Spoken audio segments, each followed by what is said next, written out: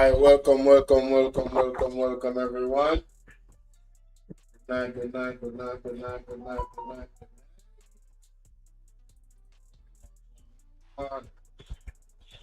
Give thanks to the Most High. Happy Father's Day. You know what I mean? Hope everybody have had an opportunity to at least reach out to their dads.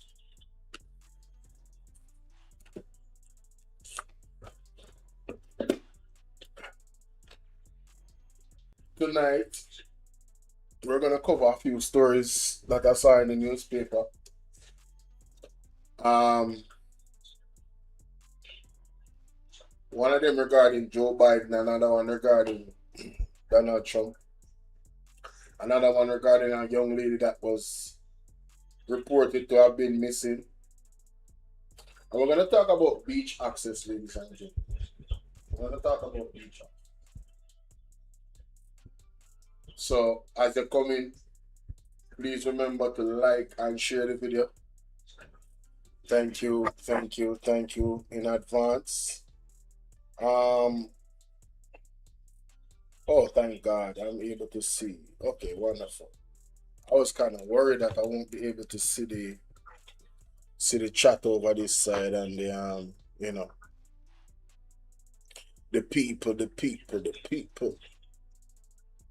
Yeah, I was kind of worried. I'm not gonna lie. I was a little bit worried there. I've been having some problems, with the computer from time to time. So, thank God it appears as if it's working, Yeah, man, come on in, guys. Come on in. Welcome. Let me know where you guys are watching from. Do remember to endorse the like button and the share button. Just copy the link and share it at least 5 people and let them know that I'm live. Social media algorithm sometimes is not the, how would I put it? It's not the most reliable. So the best thing is when, the ones that actually get a notification when you guys come in and share the live, there's a lot more legitimacy. Let me say that. Give me a second. Let me copy this.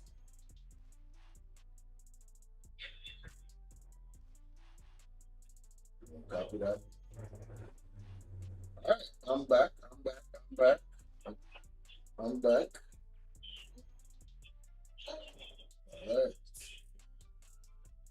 Let's put this sticker on the screen.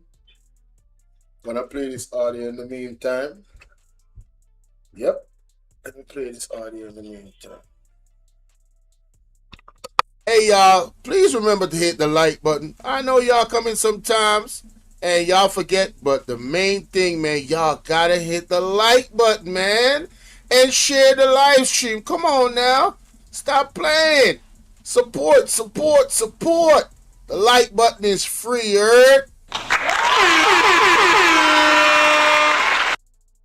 Don't ever believe that a politician is a leader. Don't ever believe that. Because the system that we have produces politicians. It doesn't produce leaders. And so you can have a politician who knows nothing about leadership and he's leading you. Politicians are concerned about the next election. That's all they're interested in. That's why they cannot be leaders. But leaders are different. Leaders are concerned about the next generation. I want you to compare those two thoughts the next time you have a politician come to your house wanting to vie for your vote. Just ask him, what is your vision for my children? I will sit and listen for 20 minutes for you to tell me what it is. He will leave your house. Because he has no interest in your children's children. His concern is to stay in power, to keep the position, to win the next election. This is why they cannot lead. When you are going to have a conversation with a politician, you should actually try this as a test. You, by the way, as a citizen of a community, you have a right to be seen by the mayor. Hope you know that. If you voted for a mayor, the mayor works for you. Therefore, you have a right to see him. You can make an appointment to see any public officer you voted for. Did you know that? That's your legal right. If he don't want to see you, you can take him to court. That's democracy. So I want you to make an appointment to go and see your mayor or go and see your governor and just sit and say, I want 30 minutes with you, sir. And ask him about that list right there. And sir, what is your purpose for being in leadership in this city? What is your purpose? The first question will make him very nervous. Second question, what is your passion for our community? He'll be wondering what you're talking about. What are you talking about? I just want to build roads and bridges and provide jobs. No. What is your passion? And this is why we need to question the leaders we have. And so I have a little thought here. I call it politics versus leadership. Let's talk about it for a second. Number one, politicians focus on programs, not vision. Number two, politicians' priority is securing the next election, not securing the next generation. Their focus is different. Number three, politicians are preoccupied with promises, not purpose. What we need is statesmen. Statesmen. We don't need more politicians. A statesman is an interesting human.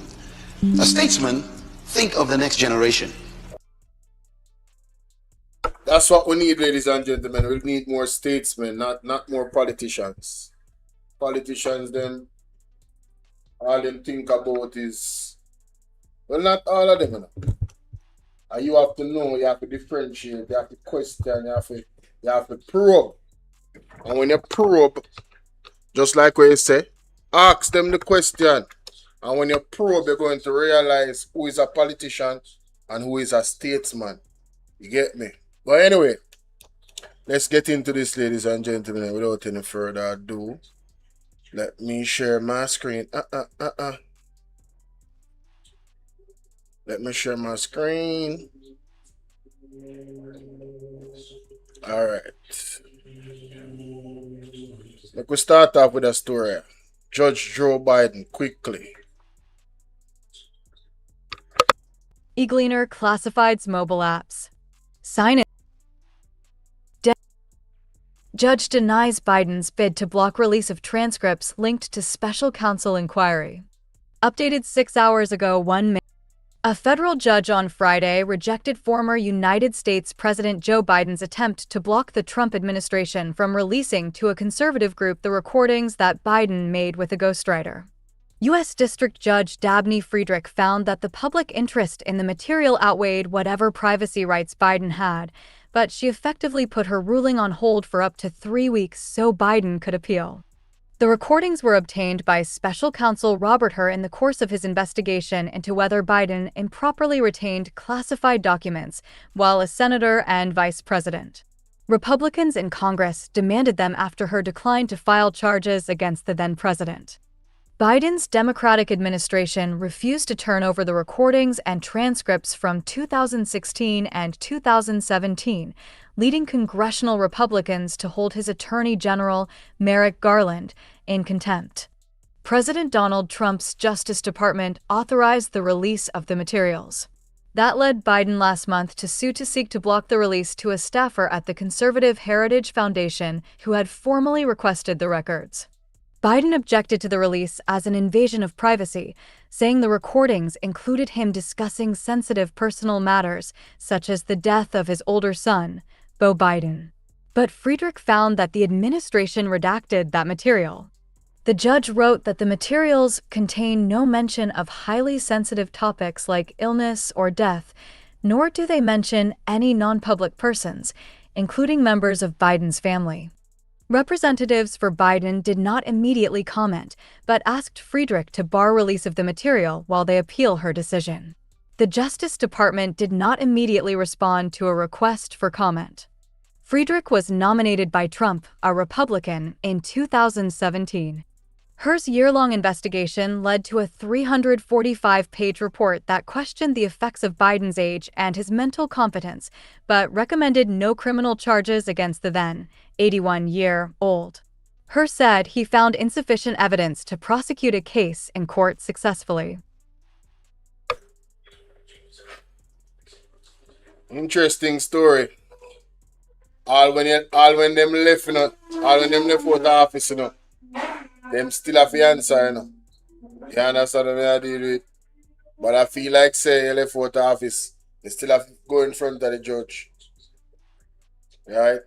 And that's why some of the people in this country in a power, you know, they might try buy time, you know, by using the courts, but eventually what is in the dark must come to the light, yeah?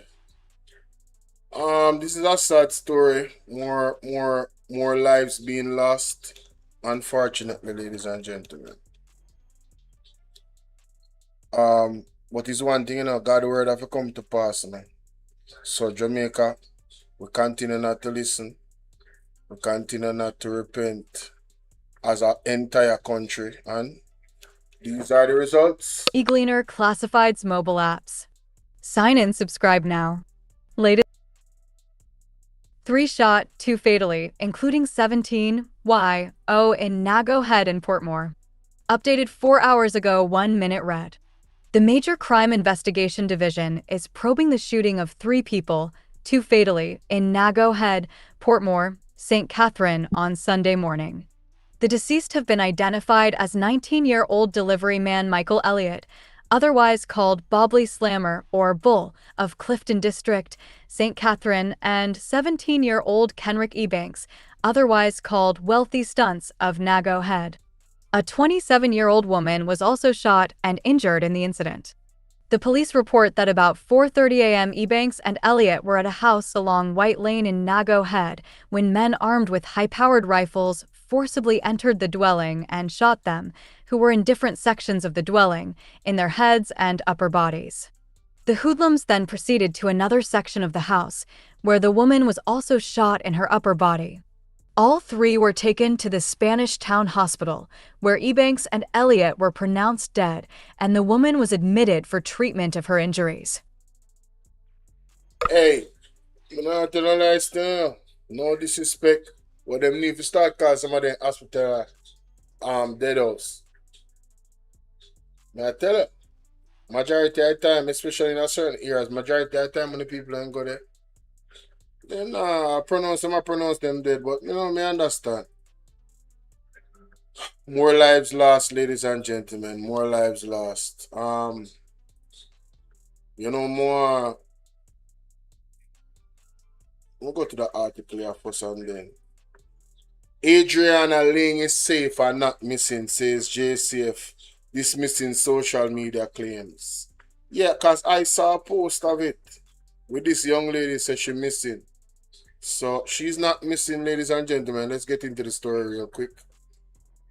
Dismissing social media claims. Updated 2 hours ago, 1 minute read. The Jamaica Constabulary Force, JCF, is refuting claims circulating on social media platforms that teenager Adriana Lang is missing. The clarification came from the JCF in a statement on Sunday. Head of the St. Elizabeth Police Division, Superintendent Coleridge Minto, stated that Lang is safe and currently under the care of an appointed guardian. It was indicated that a coordinated support and intervention effort is ongoing and involves the police, the Child Protection and Family Services Agency, CPFSA, the Office of the Children's Advocate, OCA, and the Jamaica Crisis Support Charity. The public is being asked to refrain from sharing unverified information and to direct any relevant queries to the St. Elizabeth Police. Lang, 16, is a burn survivor whose story of recovery captured national attention. The development comes after social media posts emerged alleging that men identifying themselves as police officers took the teenager from her residence, sparking concern and speculation about her whereabouts and well-being. Lang, who is scheduled to graduate from MAGNITSKY High School on Thursday, survived the 2022 house fire in Springfield, Westmoreland, that claimed the lives of her 7-year-old twin siblings, Jaden and Jordan Lang. Follow the Gleaner on X, formerly Twitter. More tragedy. More tragedy, ladies and gentlemen. More tragedy. Very, very sad, you know? Very, very sad indeed. Please remember to like and share. Welcome everybody on Bolo Tbv, Bolo VNR Clips, Bolo VNR 2.0, and Bolo VNR on TikTok. The word is love. Appreciate you guys being here. Perry in Christ. I want to share this. Cause that one, sometimes the positive, the positive. This was positive. Check this out, ladies and gentlemen. Check this out. Valiant came to my church today. But before I get into all of that, happy Father's Day to all the fathers. The good fathers, blessings, you are needed. Continue to stick around. Valiant came to my church today. Told him in person, and I will say it publicly.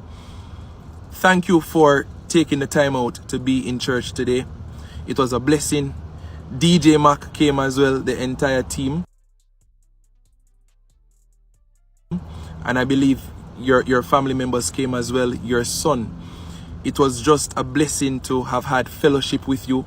You heard the word of God, and I know that good seeds were sown, and I am keeping you in prayer that one day you will be saved.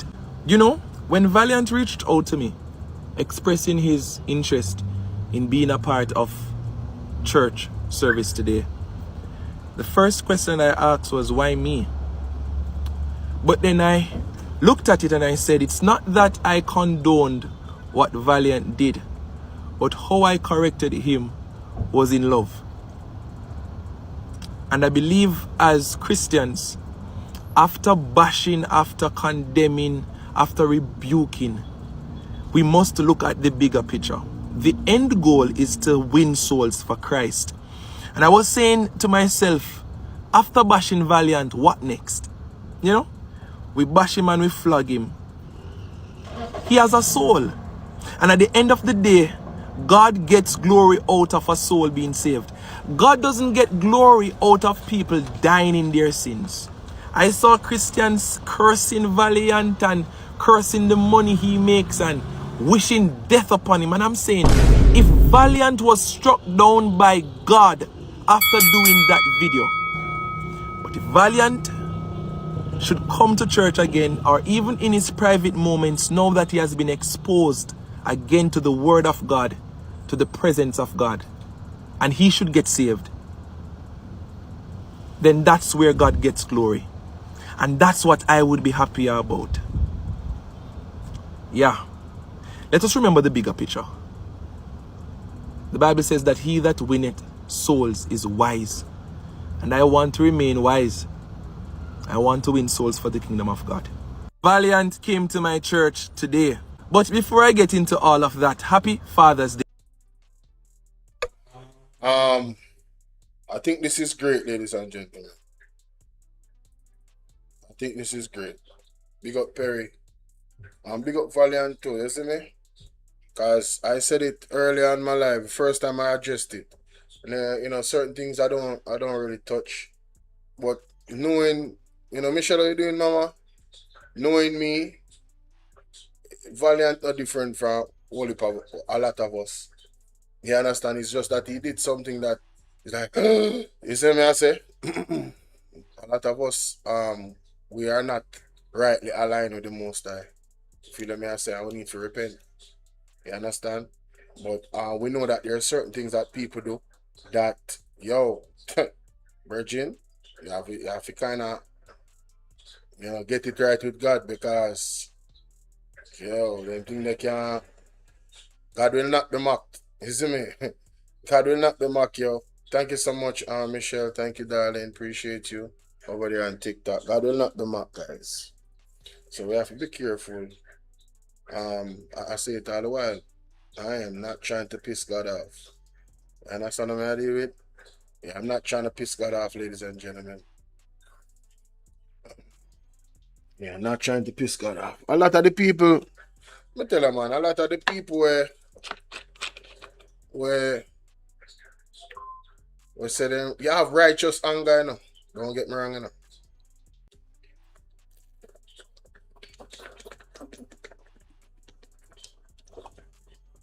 Where you see anger itself, anger itself can be seductive and deceiving, and it will cause you yourself to sin. So there's a time for burn the fire still, man, not tell a lie. You understand? Sometime God sending message in a different ways. So all is relevant. But as long as persons realize if it's God, if it's you know, if Valiant should change his life, you know, the same Christian them going to bash him, them have to go accept him. Or I mean not saying enough for bash him neither, them have to correct him, but like you say, correct him in a love. You feel me I deal with? Yeah man. But there's no let me say this, not every situation is not every situation is the same.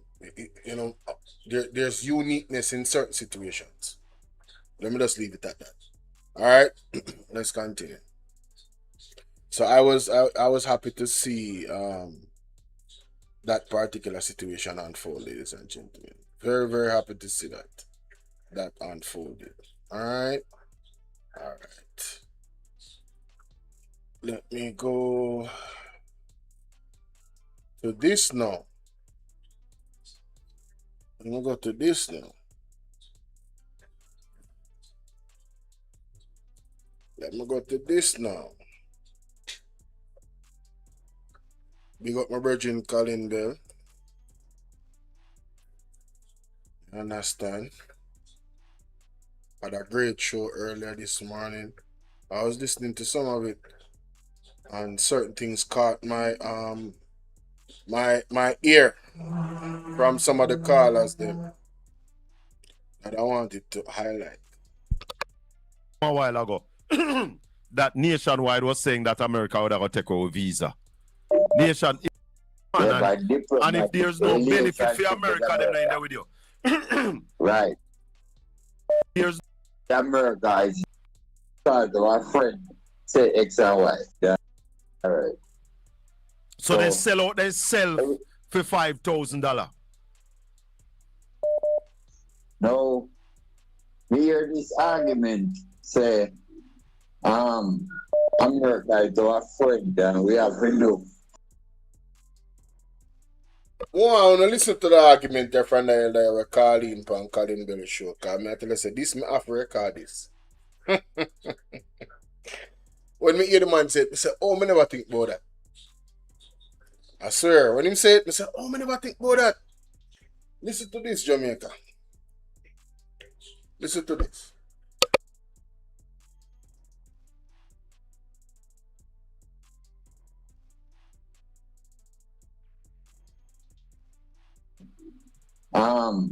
America is our friend and we have to do things because our friend say X and Y. If we remember what Henry Kissinger said, America don't have no friend. Yes. Right? Yes. What we have with America is diplomatic relationship. Yeah, man. And if there's no benefit for America, they're not in there with you. Right. Now, if anybody who is your friend, you don't need a visa to them country. Tala.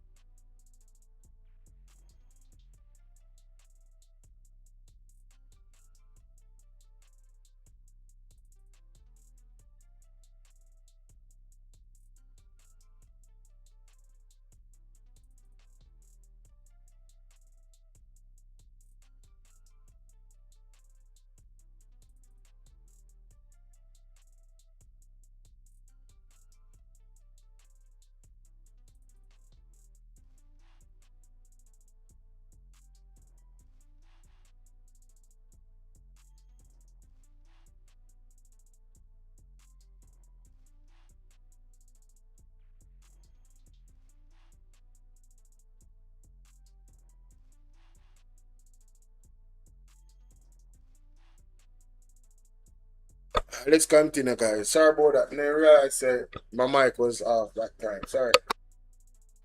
So as long as you have to get a visa, it's not your friend Diago. All right, sir. Remember? Yes. Sorry, Christopher. Christopher said, we're not hearing you, bro. Sorry, Christopher. Sorry. Was the same president who, when we were going through COVID and we couldn't get certain supplies, he said not giving us any because America needed. Same Donald Trump. Donald Trump pull out the American involvement in WHO. Oh, yeah, tell her. Yes. Are we voting? Are we doing the America want us to do? Remember, you know, there's another thing what they call US aid. Yes, then pull that out too. Right. And those are the organizations that help poor people. Yes. So America also voted in the United Nations with Argentina and Israel. Yes, voting against us. Yes. Yes. Yes. And we now get up and go take up the people in garbage. But Junior, look at it rationally. Let's look at this thing rationally. Let's say we believe Dr. Chang or Dana Morris Dixon that it was the US approached us. Why the government never come to the parliament and said we have been approached by the United States to do X? Why them have it in secret? If the Gleaner never leaked this morning, we would not talk about this, you know. So nobody listen to Chang about him that save it if you don't have the bilateral conference. Rubbish. It is because the Gleaner boss it. Why it come out, you know? You me say. Me no care what nobody wants to say. You can't get no visa. I'm a criminal. Right? And 80% of the people in Jamaica will never go to America. Them better know that. Right? Them better know. So if 80% of our population or more can never go to America, why is it that we know should take American garbage? No, but I somebody said something a while ago that Nationwide was saying that America would have to take our visa. Nation, if that... Yeah, me have the tape. I have that tape on my I have that tape that they're talking about. Remember when the whole vote, you know, people were saying that Andrew should have voted against calligraphy, big up. When Andrew must say when they got the United Nations meeting or whatever, and then they'd have the vote. And people were saying that Andrew should have voted against the whole Pakistan thing with Israel. Yeah, I want to remember that.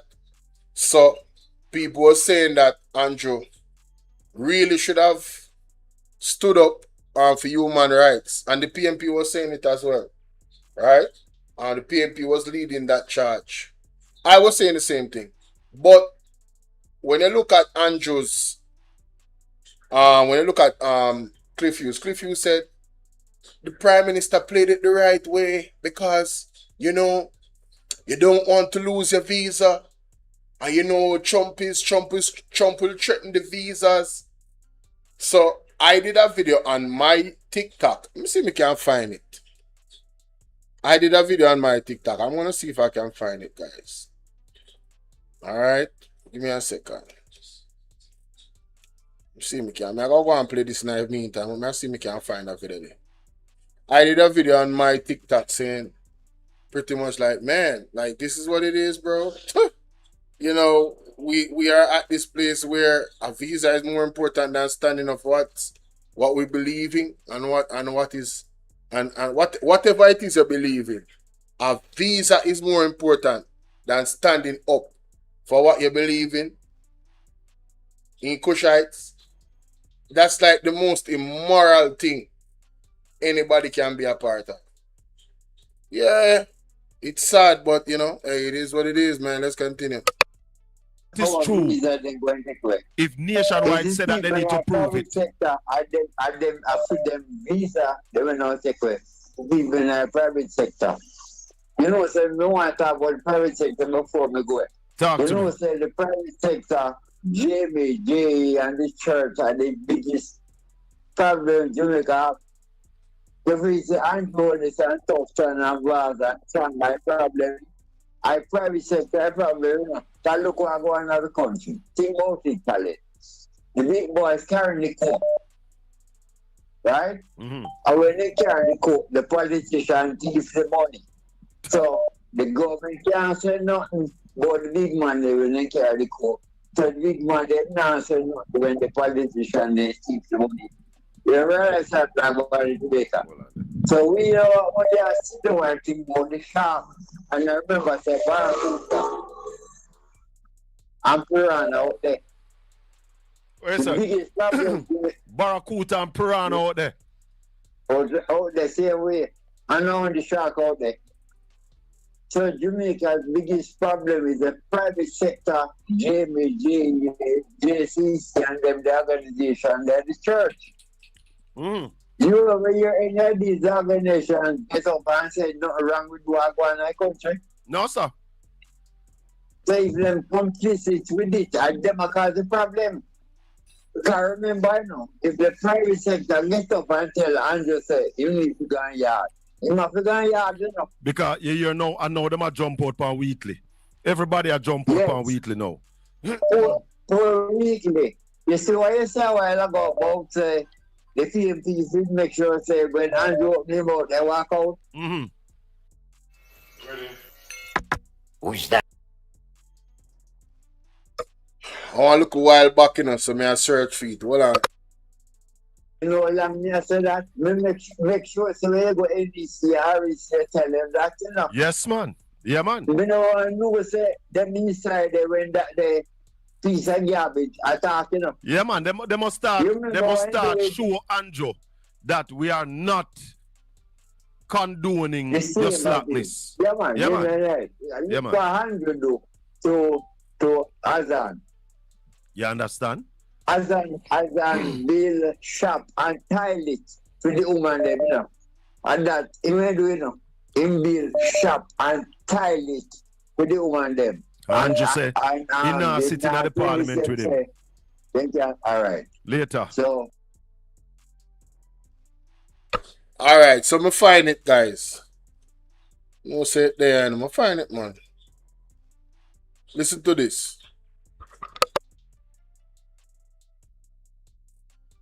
Wait him out. He's going to do a lot of damage, as he has been doing. A lot of damage. But Holness and Johnson Smith have to take care of Jamaica's best interest while extending support and solidarity, remember that word? Solidarity with the people of Gaza and Palestine. But we can't do it in a way that is confrontational and adversarial. So this man, who is not given to anything but vengeance and transaction. And let me put it bluntly. You will simply say, Jamaica, okay, we're going to take away the visas. Yeah?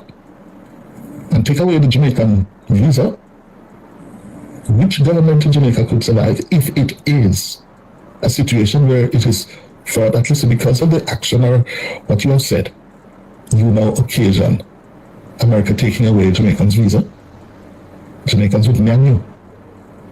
Because there's a few things that we covet more than our precious American visa. And he is quite prepared to use that. That is my take on it. I am momentarily rendered speechless. And as I gather my thoughts, let me tell you why I was momentarily rendered speechless. This man equated being cautious so as to, one, keep political power, because if they stood up and did the right thing, which is walk out when Netanyahu was speaking, which is vote for peace when the vote was happening at the UN with the 193 countries, it could jeopardize Jamaicans' visa.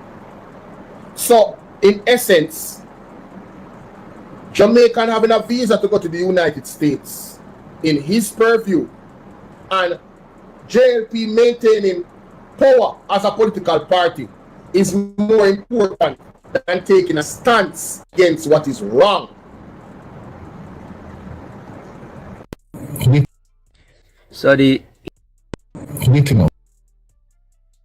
So Mama San, big up. So that's the audio that persons were talking about in Colin Bell's chat. Where they must say, yo, the people them say, yo, Cliff Hughes, he said they will take a visa. He did say it, hear it there. And that's the time, that's the context of it. So, again, America is not our friends. We are an asset to America. America does not see Jamaica as their equal. If Jamaica should get out of line, just look at what they did to Cuba. Sanctions for your actions. We're not assets. We're not friends. If we were friends, we wouldn't need visa to go there. So the elder was right again, ladies and gentlemen. Please like and share the video. Get me to 50k likes on TikTok. And everybody that's on YouTube, please just hit the like button one time, and you don't have to hit it again. One time, just right there, hit the like button. I would appreciate it if you could do that for me, guys. You really would help the channel to grow and help the video to get out more in the algorithm. So let me see. I'm gonna take a minute 60 seconds to see if we can get the likes up. Let's see if we can get the likes up, guys. All of them. It don't matter if you Diddy or whoever you is. TG Jakes, any of them. All lies will be exposed. That's all. And anyone who takes that the wrong way, know why they take it the wrong way. The truth is the light. Truth is the light. Mikana, how are you? Blessings, blessings, blessings. Yes, guys. So, can we get the likes up on YouTube, please, before we continue? It's free now. It doesn't cost you anything. All right? Please smash. Get the likes up for me. Get the likes up for me. Get the likes up for me. Thanks, Kushites. Get the likes up for me, guys. And share the live. Please. Can we do that? Is that possible? 5 people just drop off. That means then 5 people never have no intention to hit the like button. Thank you guys for coming. Thank you guys for coming anyway. I don't know how somebody can just sit down and watch somebody and not support them in any way. Not donate, not like the video, not share the video. Just sit down and watch them.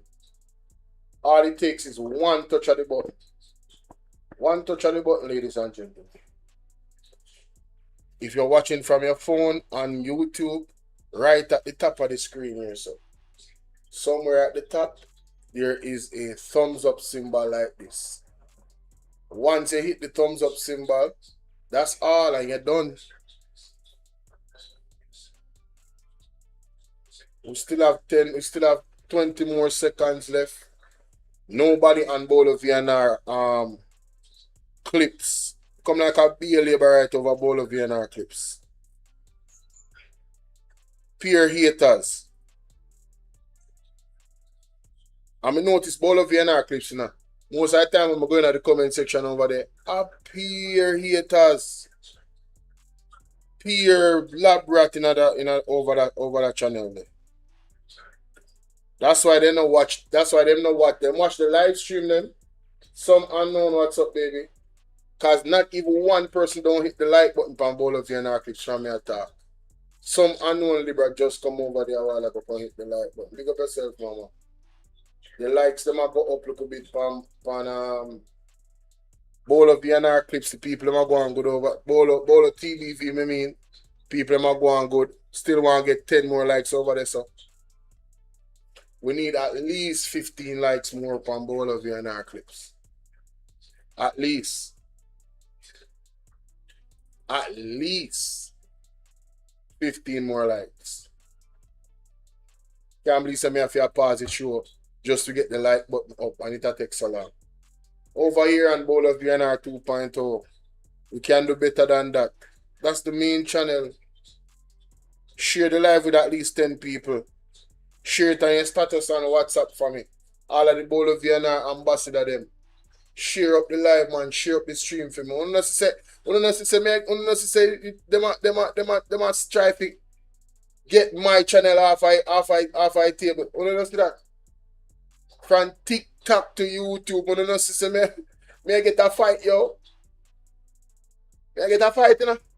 Me get a serious fight, Bridget. Me I tell you that straight. Serious fight. You understand? So if you don't really endorse the channel, you have to help me out by sharing the live and liking the live. That's if you don't really like the channel still. If you don't really rate the channel, I understand. I just want to rate the channel, so I saw it go. But if you don't rate the channel, share up the live for me, Jamaica. Share up the live. And like up the live. All you have to do is double tap the screen 2 times like this on YouTube. Same way like everybody go on TikTok. Wagwan Colleen, the same way you do it on TikTok when you go so. And I tap up the screen, and the same way you do it. Anytime, yeah man, big up yourself, something there. Some unknown. Anytime you see me use this version of YouTube, where I'm not talking to people on Bolo Tbv. Phone a like button easy to find, even if you use your phone. When I'm using vertical, ladies and gentlemen, when I'm using this vertical method to go live, and yes, on Bolo Tbv 2.0 and Bolo Tbv clips, I'm speaking to you guys specifically right now. When I use this version, all you have to do is double tap the middle of the screen twice like this, right in the middle of the phone.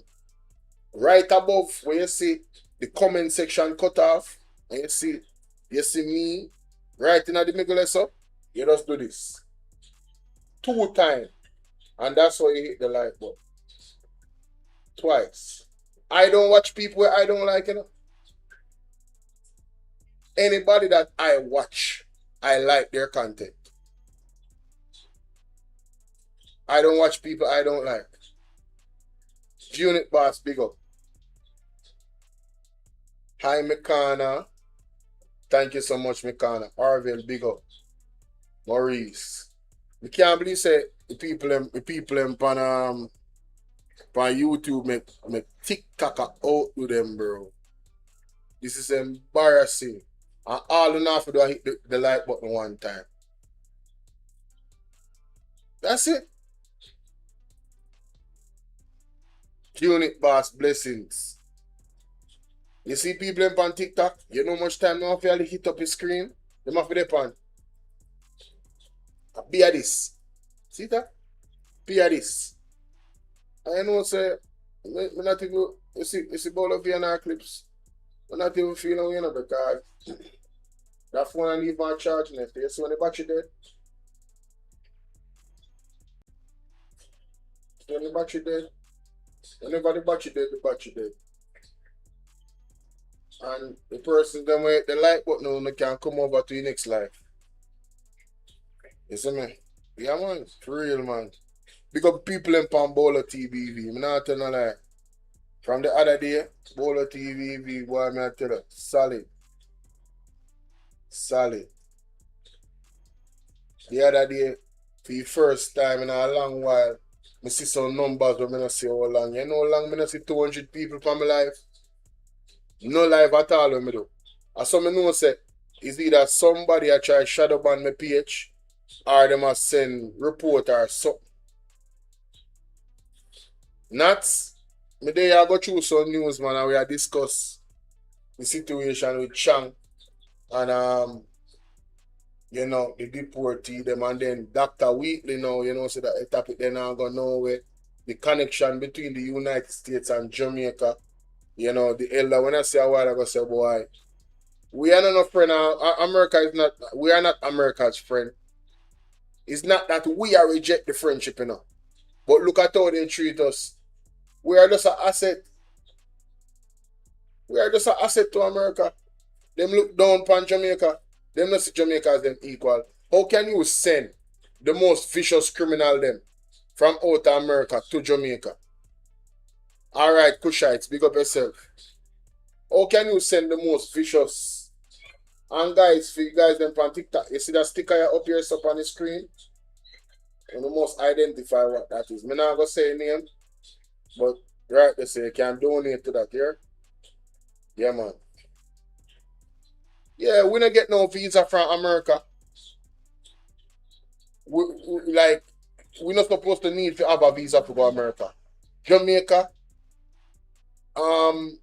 is America friend, but America is not Jamaica friend. It's not a mutual relationship of benefits. No, it's not. It's and same thing with China too. China not different. You think say you can go to China and talk about you are gonna do your thing certain way, and if we are being honest, pros and cons and everything. If you go to America, you have a better chance of expanding your wealth. Straight up. Straight up. May I tell you that and I ask you. China have good work ethic and certain aspects about their culture I like. You see me? And they have some things about America same way women I like. Right? So me have pros and cons between the two of them where I like and I like. It's a balancing act. It's like what better for you. So in our diplomatic space, would that make sense?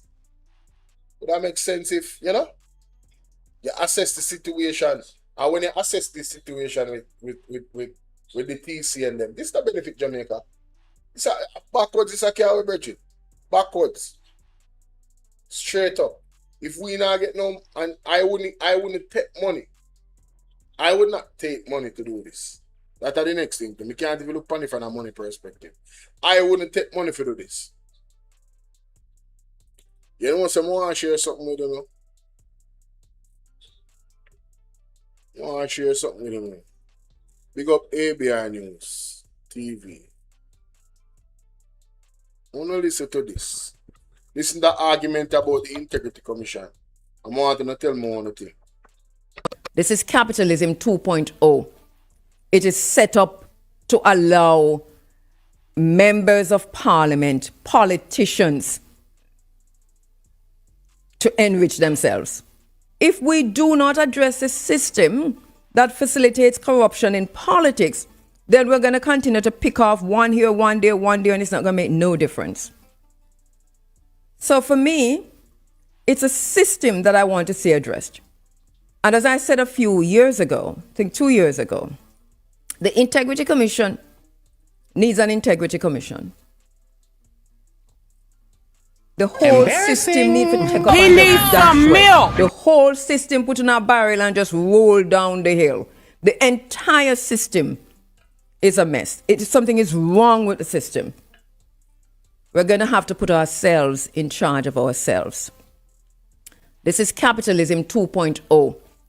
It is set up to allow members of parliament, politicians, to enrich themselves.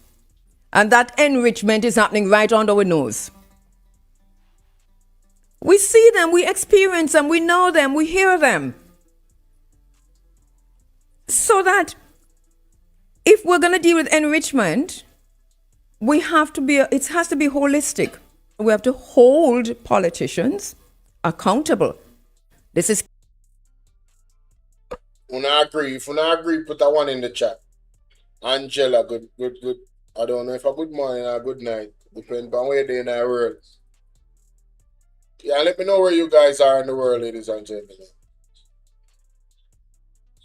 Me agree with her. Me totally agree with her. Sometimes you have to wonder. I feel like them infiltrate the Integrity Commission in some capacity. You understand? Canada in the building. Earl Thompson, big up. G-Unit boss say agree with her. Ian Daffley say agree. Good night, Angela. Yeah, I agree with her. It's gonna take some time, but there has to be a genesis. There has to be a beginning. Jamaica have a lot of cleaning up to do.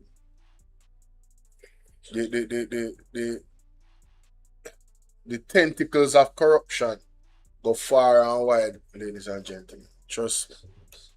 But when we go into the conversation, and then I go back to that. All right, so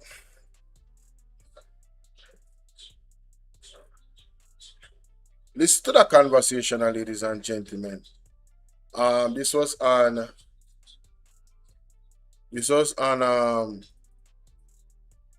Reasoning with Rattigan show about beach access. Listen carefully. And before we go there, so what is sovereignty?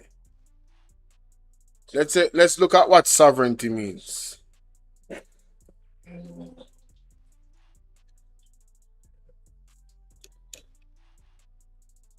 Sovereignty. What does that mean?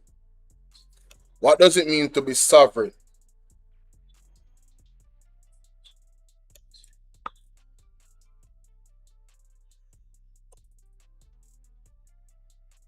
Oh my God. Whoa. Oh, I image this. That's why I get problem. Sorry. I'm like, what is going on? Sovereignty. It refers to supreme power, authority, and independence of state or governing body to rule itself without outside interference. Jamaica, you believe say this government is sovereign? Uno say America have Andrew on this and the rest of the gang like a puppet like this round their finger. Straight puppet. They're not sovereign. Sovereign what? Sovereign where?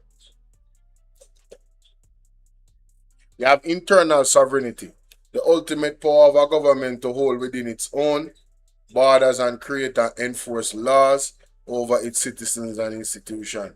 External sovereignty, a state independence from foreign control and its right to conduct its own international relations, sign treaties, and defend its border. Jamaica is not sovereign.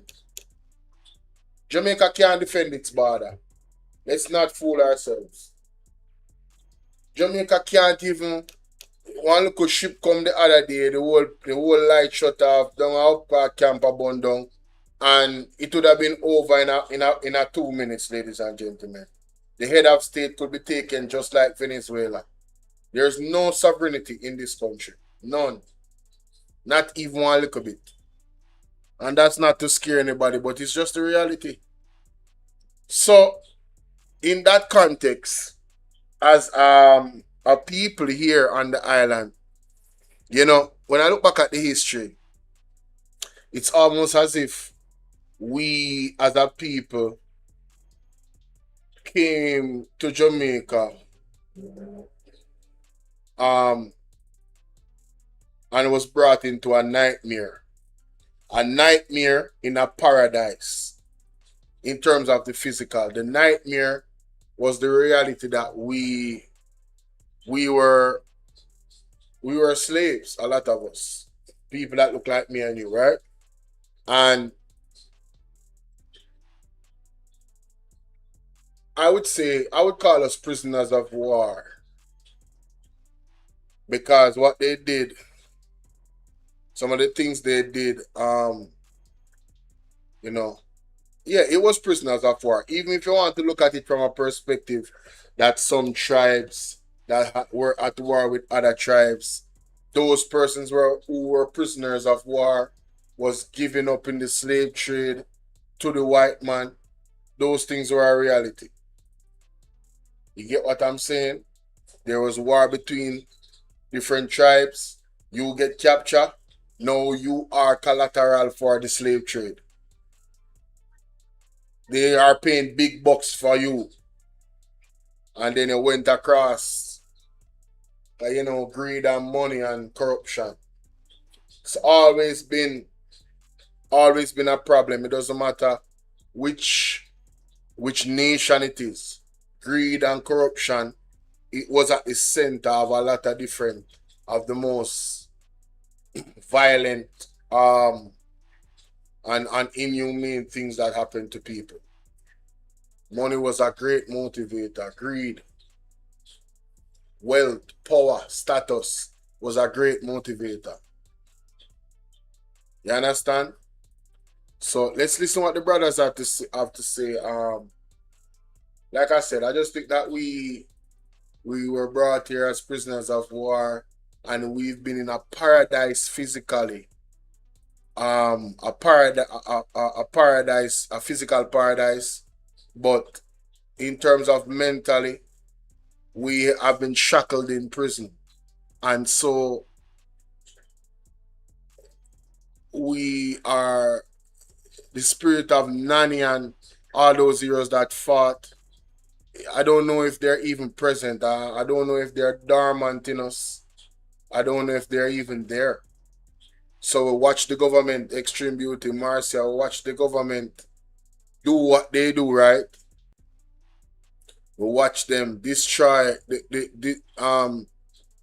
eat at the wealth and resources and not pass on any to we the people. And that's the JLP government specifically. Obviously when it comes to the beach access thing, that is a little bit different. So listen to this now. If they take this to the court of Jamaica, the court is the supreme decision maker of the land. Apart from the parliament, you keep on hearing these idiots in the parliament saying that the parliament is the final court of the land. No, go so. The Supreme Court is the final court of the land. So if they go through the court, if they go through the court and the court handed down a judgment that the Act of 1882, subsection Tira and subsection Nira. 1951. You mean the Act of 1951? Yes, the Act of 1951, yes. Amended, I need to amend 1956 Beach Control Act, and we're talking about the prescriptive right Act of 1882. Yeah. So there's two that we're, yes. Yeah. Okay, so two different pieces of legislation. Okay, so if the court handed down that certain things has to be amended, then the parliament has to abide by the court. Isn't that so? Yeah, but here's the thing. Here's the thing that we can't forget. What does a court do? Let's go back to fundamentals now. Court laws. Interpret laws. That's what court does. The legislature, they make laws. Exactly. Right? So what Dr. Taylor is saying is, listen, let them interpret the Prescription Act to say, if you've been using this piece of beach here for more than 20 years, and you can prove, go ahead, Banks. All right, thank you and good evening to all. And when we gave the historical context, it is very important, right? Because Marcus Garvey said a tree with a people without a knowledge of the past, heritage, history, and culture is like a tree without root. So the reason why we went back into the past is to show where the separation of the people and the land is coming from.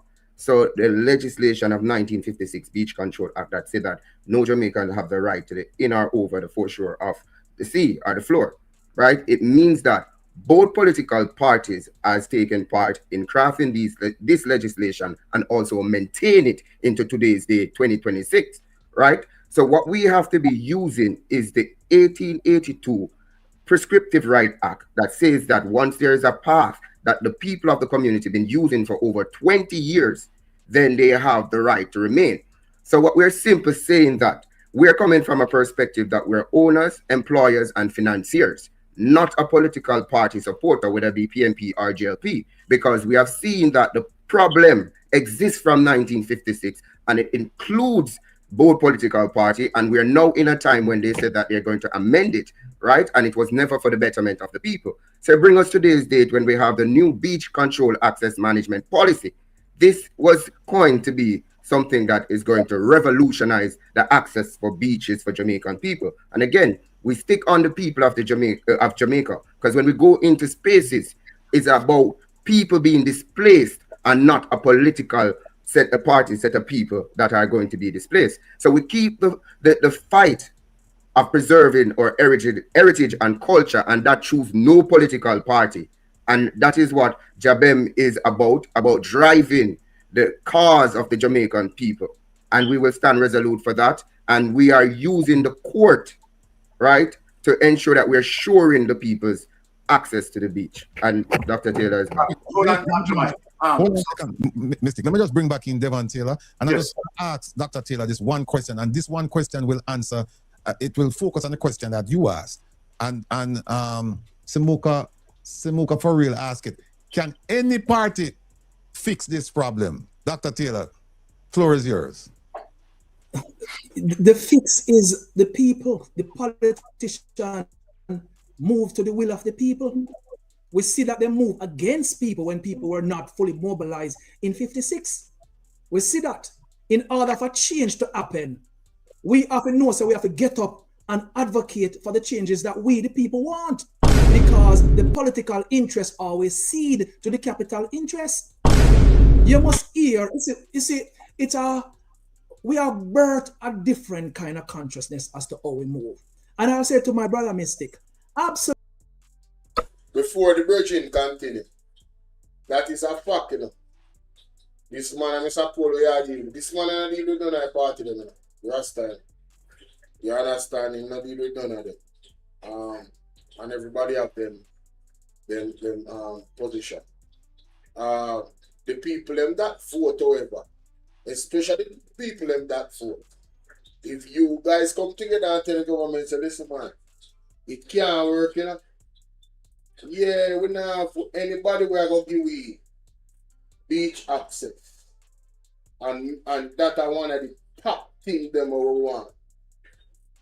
We need to access all our beaches, not some of them, all of them. And we need legislation. And we need it within the Constitution. Because it's happening in other countries. You can buy property on the beachfront in the other countries, you know. Yeah. You can't put up no fence. So what Jamaican said earlier is that both governments crafted this thing. And him not tell a lie. PNP and JLP was involved in the crafting of the the privatization of some of the beach there. We can't argue tit for tat about which government expanded the most. We can't argue that all day. You feel me I say? But the stance of the people that we are dealing with, and we can't argue that with facts. But the stance when it's a man are dealing with is that there's no beach in Jamaica that should be inaccessible to the public. And I stand with him on that. And I don't have any doubt. And I would ask that the PNP make their position clear upon this. If they're with the people them in this regard. Because if they're not with the people them in this regard, what would have to happen is that if this issue is really important to people, you could see a third party farming will want to deal with these issues and more. And real transformation. You feel what I deal with? Yeah, because I tell you, a whole heap of things have changed in Jamaica. The system set away for certain people are low benefit. And certain people are the gatekeeper now. And because them are the gatekeeper, them benefit because of that alone. Them benefit significantly. I don't know how much how much politicians in real estate, especially labor, them. You understand? You know, so much politicians expand them business and then wealth. Them have access. There's a lot of things that we need to think about moving forward. How we are going to regulate the powers. You understand? Ishmael big up. How we are going to regulate the powers of the government official. And then you have to look at, I mean, who really want to give up power? So it's going to be very, very tricky. Power them already have. That's why government don't have too much power. Because you see, the people are going to have a hard fight to take back that power. And that's why I like Mark Bowling. Because I don't get that energy there from him. I get the energy from him and based off of the manifesto and in sincerity of him dialogue when him dip on podiums is to give the people the power, not to keep it for himself. He man to empower the people as much as possible. And then there are certain ways how he can start that. And him show it in a manifesto. You understand? Yeah, so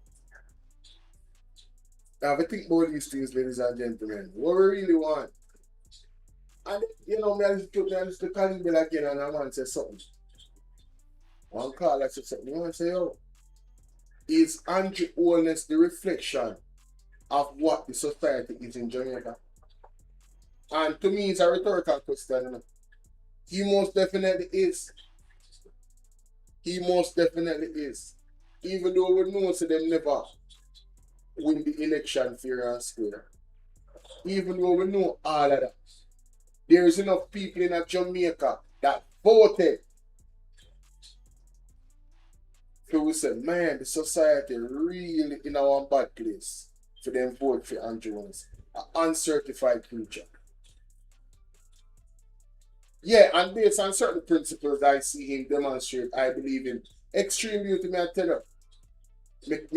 Me just hope that our market will not change. But as it is right now, may I tell you, the man, him are the man. Him are the man. You know, having power forever, ever, ever is not an ambition of Mark Bowling. May I tell you that. I listen to and I'm going to find it phone. I'm going to find it phone. But in the meantime, I'm going to find it phone because the other night we did play it. I could listen more from the bridge. Absolutely, the political class will have to sign the legislation. But the determination of what that legislation look like is determined by the people. It's not so Jamaica run. No. Politicians determine what they think is in the best interest of the people. So in order for us to truly move in a liberated, democratic, right, in a emancipated way, just as our slavery was abolished, was not the willingness of England to abolish slavery. It was the rebellions on the plantation. So we are rebel, my general. We are rebel against the ruling class for what we want. And if we not center that movement in ourselves as we rebel against the system of oppression that tell us that we're unworthy to bathe, to fish, to swim, and to walk along the foreshore, as the people, we will not get what we want. Because the alignment politically have shown us that something sits on the book for 70 years, and both political party has had some of the brightest mind, some of the minds that we think were the most liberated and rebellious, but they never changed that piece of legislation. In fact, in 1972, the then Prime Minister P.J. Patterson also said that we must do everything in our power to move in the interest of tourism, and they never changed the fundamentals of the law. We have seen Hotel Bill on a board administration displace communities. Now we are seeing that they're moving to privatize the sea. We have seen these first overwater bungalow built under one administration, more built under the other. So why I'm trying to center us in ourselves to move forward is that because history is our alibi and has taught us that is when the people are united around a fight, a cause, and see the end result in the benefit of the people, then the political class act in the interest of the people. Right now, we're not united and we're not ready. And so we are building consciousness, and it's a political consciousness. It's a decolonization movement. When in 1865, when Paul Bogler moved, and when John Sharper moved, how were they moving? Moving against an established government, not picking any sides. They had to know that if we don't center this thing in the people, then it becomes a partisan political thing, and the politician them side. So yes, they will sign the legislation, but we will determine what they signed. Because let's take, for example, when I came back, Jamaica did a talk about the new beach policy. And when you look at the new beach policy, it's not different from the old beach policy. And if that is allowed to pass, they will be allowed to sell beaches. They're not changing the thing from no rights. They're moving to what they call qualified rights, conditional rights, rights that are based on a license that tells you how many of you can go there, how you dress, and how you behave. 3 tools that were plucked off the plantation as to how they control black bodies. And that's what they say, you have to meet those conditions in order to have the privilege to use that beach. They went on further to say what? They are going to privatize the sea. They're going to codify that big swaths of the sea can be used to build hotel. They went further and they says, because Jamaica is only 150 miles of technical sand, most of the coastline is rocky, they will be able to build artificial beaches. And when they build them, they will be divested and Jamaicans will have no rights to them. They went on further and they say you will have to pay hotel to use the beaches before hotel, which is most of the North Coast. So when you're looking at the policy, you see that they are perpetuating and deepening the colonial logic of dispossession. And so, my brethren, the only way we move is if we unite and tell them what we want and move on it, and that's what we get, how we get what we want. All right, let me speak to Devon, right, as it relates to that clarification, right? And I do agree with you. So let me just say it off the bat, right, in terms of everything what you're saying, right, relating to the 1956 Beach Act, deny, right, access to the beach as it relates to where we are concerned. You're 100% right. And I do agree as it relates to the prescriptive act that you are now going to use as it relates to the court, for the court now to make. Hey, Joan, big up yourself and Joan Sinclair, big up here. Make a decision and where, right, the parliamentarians can take it from there in terms of making amendment to the 1956 Act. That thing they can't amend, my brethren. That thing they need to dump and throw at the bottom of the sea, never to be seen. Okay, well, all right. Let me use what you said. Dump it. Abolish, brethren. Abolish it. So what I am saying here, I am 100% in alignment with you. You understand where that is concerned, right? But my query in terms of the question that I was asking, you understand that, okay, it has to, in terms of, you said dump, you used the word dump. In terms of dump, you understand, the political decision as it relates to parliamentarians has to come from there. But I do agree in terms of everything what you're saying. I do agree also that we need to galvanize around the situation, right, for beach access. Because when you look on beach access in the Caribbean, right, we find that, everywhere in the Caribbean, Cayman, Nassau, and all of these places, and some of these persons that are denying us access, Devon, let me say that. You understand? I think we know the people who are denying us access. I just want to leave it there. I don't want to really call out names. But you should, my brother. Yes. Okay, all right. Since you want to go right now, and before you say what you said, yes. You see, Jamaica is a highly classist society. Okay, all right. Let me go there. There's a big man that Jamaica. I don't call the name because I don't want you to open up yourself to any liableness. So it's your opinion. So make sure it's backed up by fact. Okay, but if there's a name to be called by somebody who's guilty, then put it in context. All right, let me say this categorically clear, right? And this is one of the reasons why, right, I love your mission. Your mission is 100% precise in terms of fighting, advocating for beach access. There's no way, right, a Mystic Sensation is going to go against, you understand, that Jabem movement. You understand? So I'm on board where that is concerned.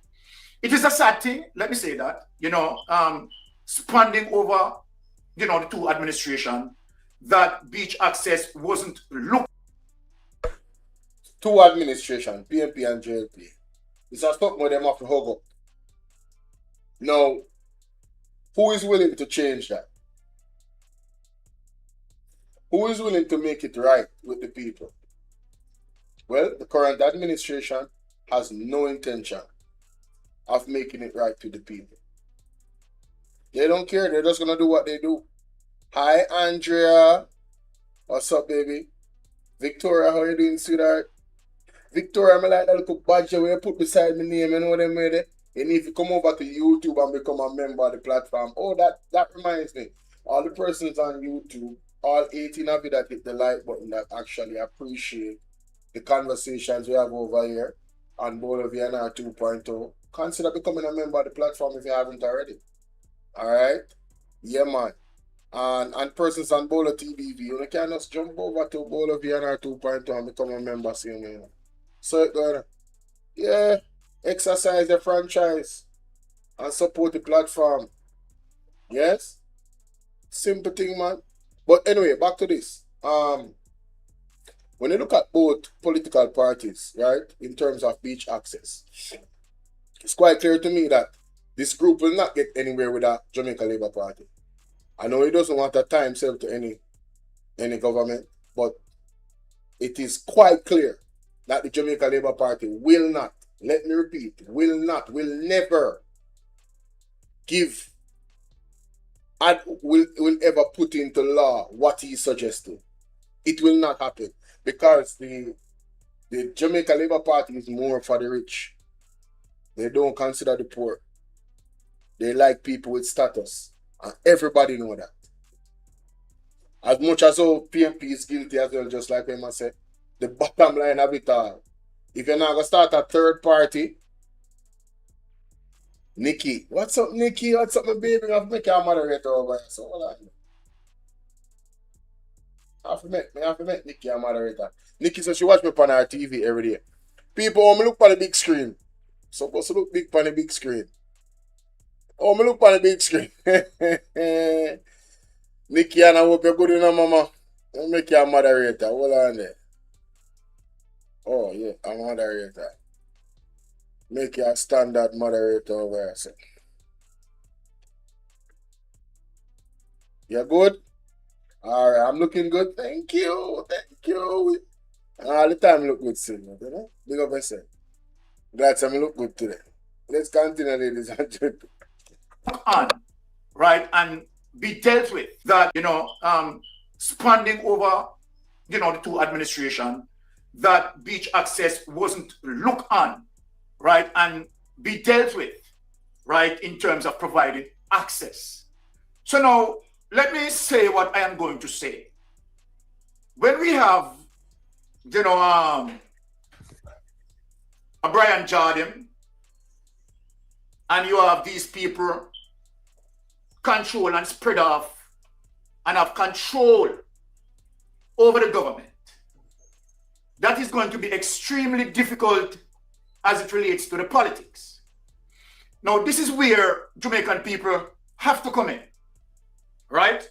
Because at the end of the day, we have seen time and time again, when it comes to near politics, right, that beach access being promised, but never delivered. And at the same time, you have seen where a certain set of people, right, where the government look forward to them to give them, you understand, luscious lands and beach spaces, and they take up all over that. When you look on the Sandals chain, the Sandals chain spread a lot over, cover, take over beach access, right? The hotel industry, right? The 9, right? But again, they are funders, they are big funders of the political process. So I couldn't as it relates to job them pushing for this, as it relates to what we're looking for the name on Jamaics, right? Pushing, advocating, right? I am going to agree with them. I am going to be on the line as it relates to beach access, because beach access, right? We should, as a matter of fact, we shouldn't in this stage and time fighting to get beach access. To be honest. Yeah, it should be that we have, you know, people, and here's the thing now, Devon. You're one of the things that I am upset with. Very much upset with. I am very much upset that when we look at a Booston hotel chain, they cannot do it in St. Lucia, Sandals St. Lucia, Sandals Duns River. They can't do it there. They have to give beach access there. So I'm asking, Job them is asking, Jamaica is asking, right? All of us are asking, why, right, beach access being denied in Jamaica? So, I mean, our politicians have to get it right. We have to call a spade a spade. They have to get it right? And, you know, I am saying that, you know, my platform is ready, you understand, to sensitize the issue as it relates to beach access, and Jamaicans need to galvanize, you understand, around, right, the mission, right? So, my brother, all I have to say that what you're saying, you're 100% correct, right? And we just need to galvanize as one movement. And of course, Mystic Sensation, you understand, will support you 100%. If I may say, Mystic, one second before you come back in. Just to point out that denied access to our beaches is discrimination. Let me say it again. Denied access to our beach is discrimination, and that discrimination has been written in law from 1956 and been still present today's date in 2026. Who are the ones that allow it for so long? That is where we have to start from. I know that we will speak about, and you said, you know, we shouldn't be talking about it in this time. Who are the ones affording us the opportunity to speak about it? And the culprits are the two employees of the Jamaican people, and we call them Jamaica Labour Party and the People's National Party. We have to start there, because we have to tell the people who are the boogeymen, who are the persons who write, well, guess what? Use the whip of our slave masters through legislation, still whipping us 2026. We have to talk that truth.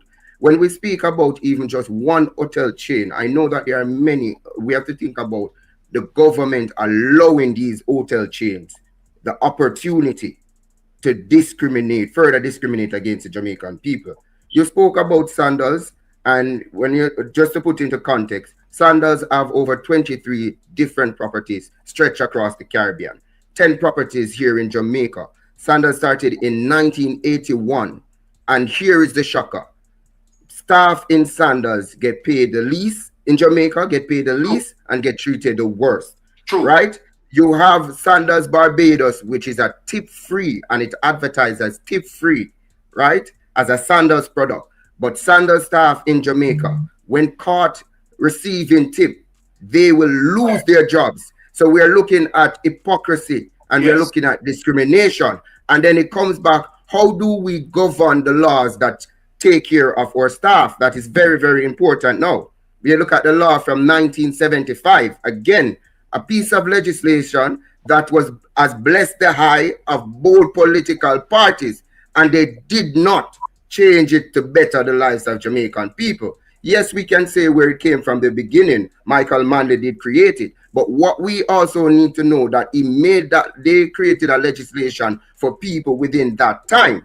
Things has changed, and we don't see our laws amended to respect and reflect the realities of today's date. So when we have the conversation, we know Jamaica have a very rounded and fair dialogue on the history of things, because context really matter, you know.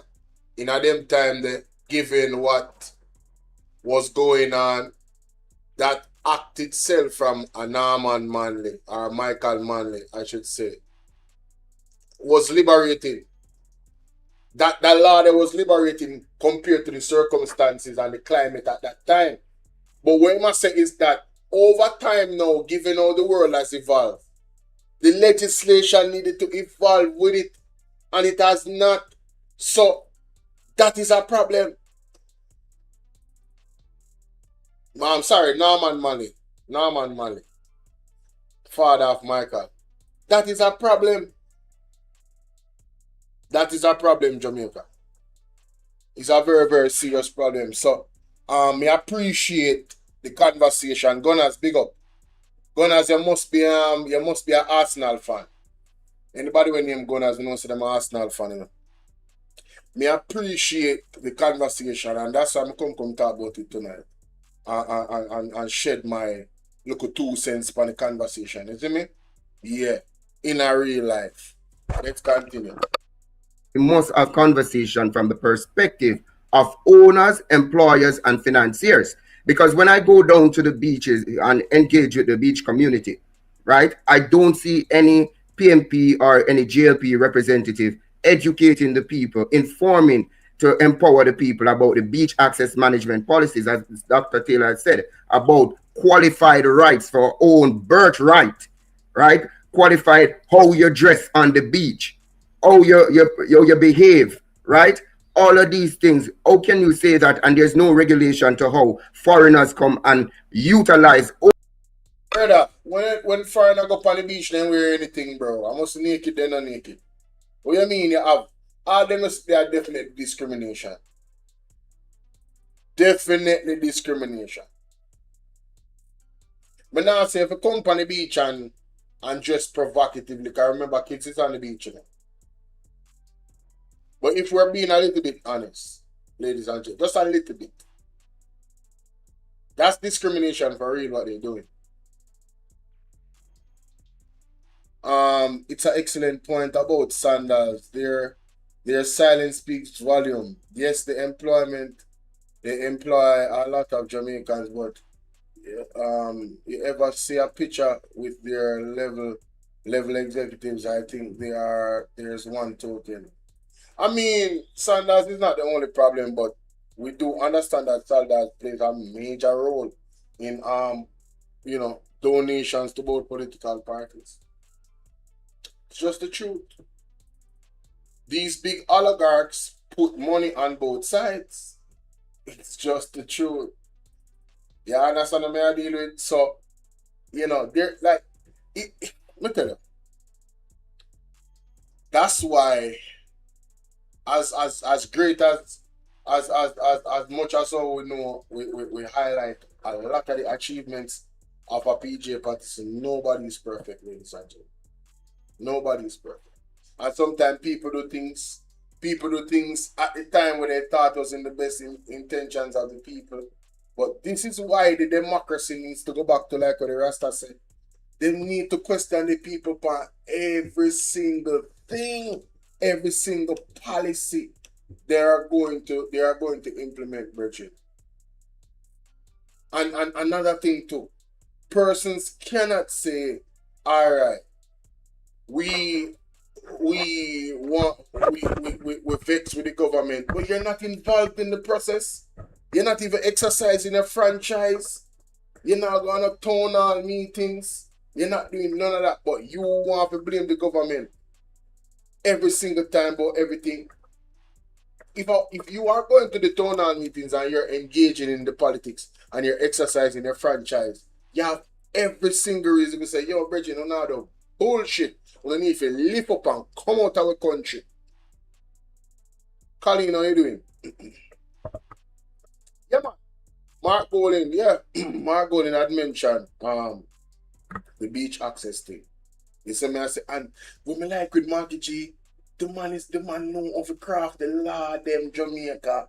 The man know how to craft the law them. And the man is very detailed and shrewd. Don't asleep, what? Sharon, me sleep good all day today, no? While my life when I go on Bolo Tbv clips, everybody when I enjoy themselves and I watch the content. I was sleeping and yes, man. I was sleeping, man, and thank God, say no light never go away, and the internet never drop, and it just when I run. Merle, what's going on? Colleen, big up your nice clean self. Thank God for all that. No, man, I don't feel sleepy, man. I'm good, man. You know what sleep? Mummy. Mummy, hearty place hot. Mummy, do this ass. Mummy, do this ass sleep right now, and everybody bunny me can't eat. Eat about that. This El Nino thing we are going in the atmosphere. Dangerous. Dangerous, guys. Or product.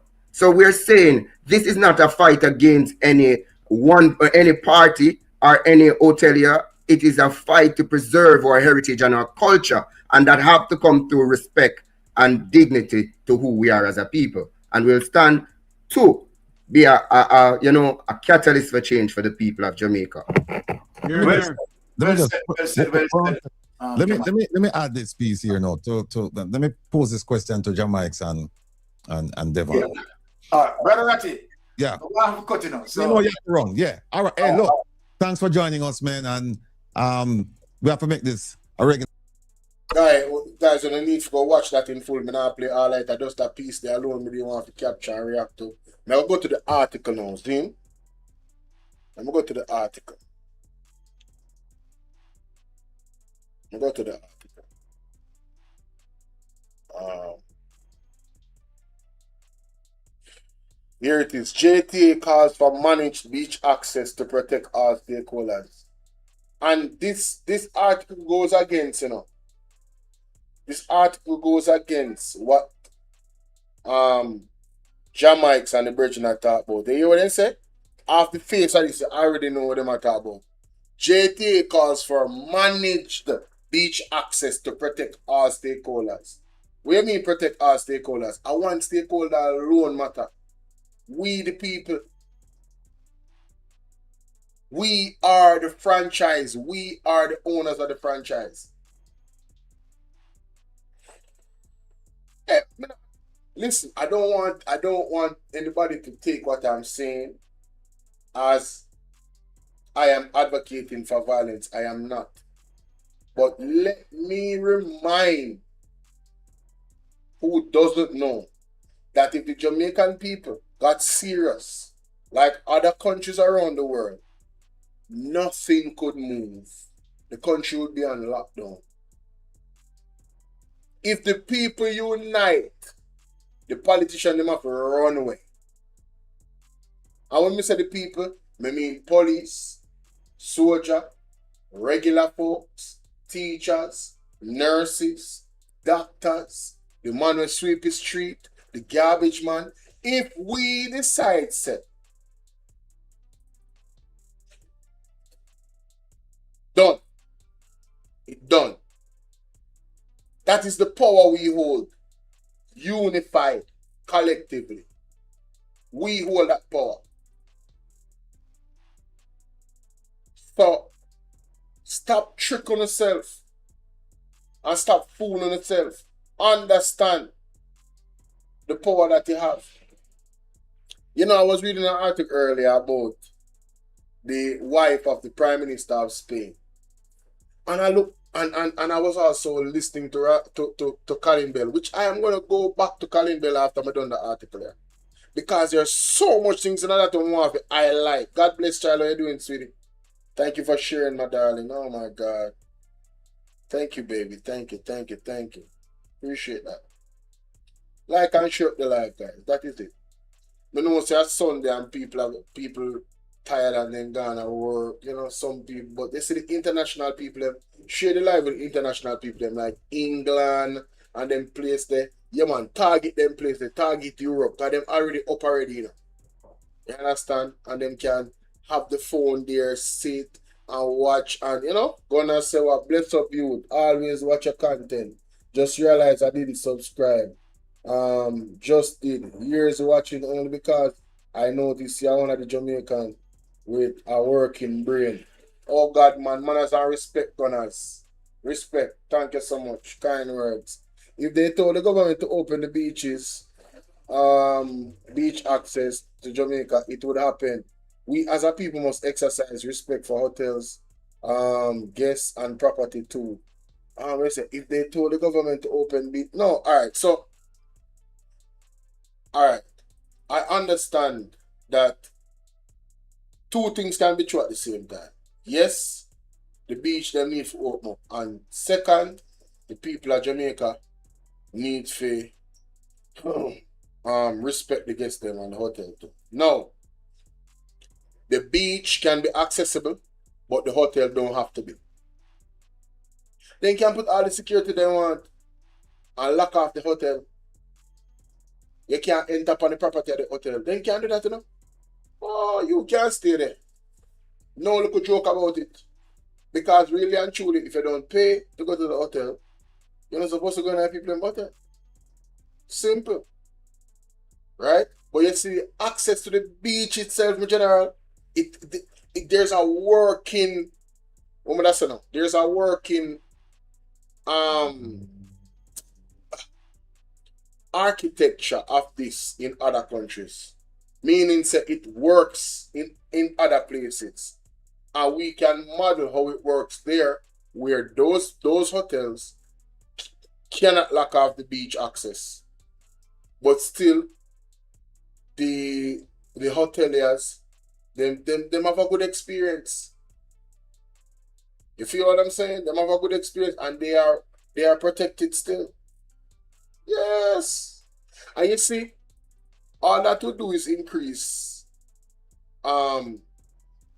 jobs, Yeah. Hotel staff, insecurity. Every beach in Bahamas they can go and it's free. That's how it's supposed to be, man. That's how it's supposed to be. Let's read into this article, ladies and gentlemen.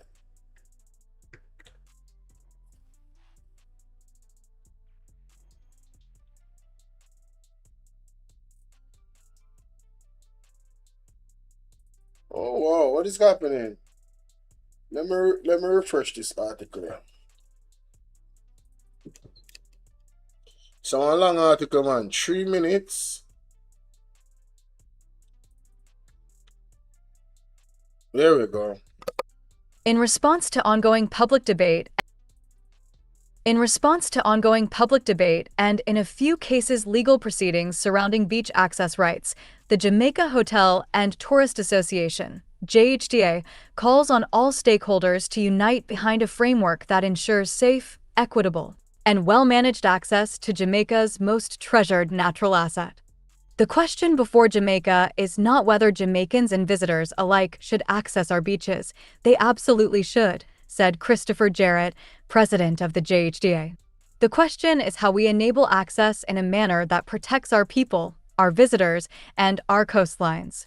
We must create a positive and safe experience for everyone, while we continue to support and build the local businesses that rely on a successful and safe tourism industry.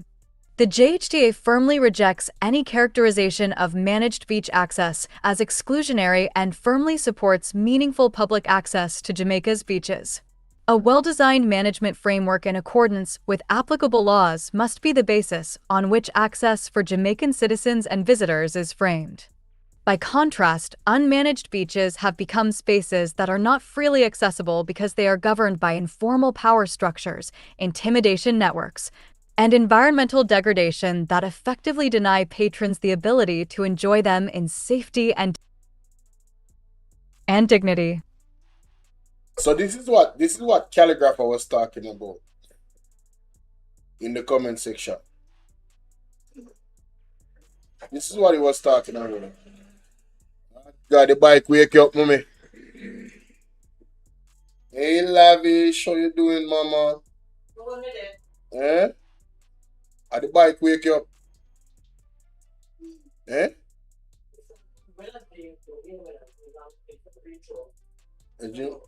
Oh. That's why I wake up and say where did they?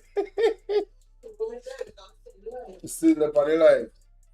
Alright, so I just 12:11, you know, late. 12:11. You did tell me say wake up and me done my live, me still up on the live, see me, so. You know, so I can go and rest your body, you know, say we don't wake up eventually. But this point of the person making of the article, ladies and gentlemen, it really goes into what Calligrapher was saying in the comment section a while ago. Calligraphy. You can turn it on, man. Turn that one upon me. Cause better than this one is so close. Yeah, thank you. It up on the top speed.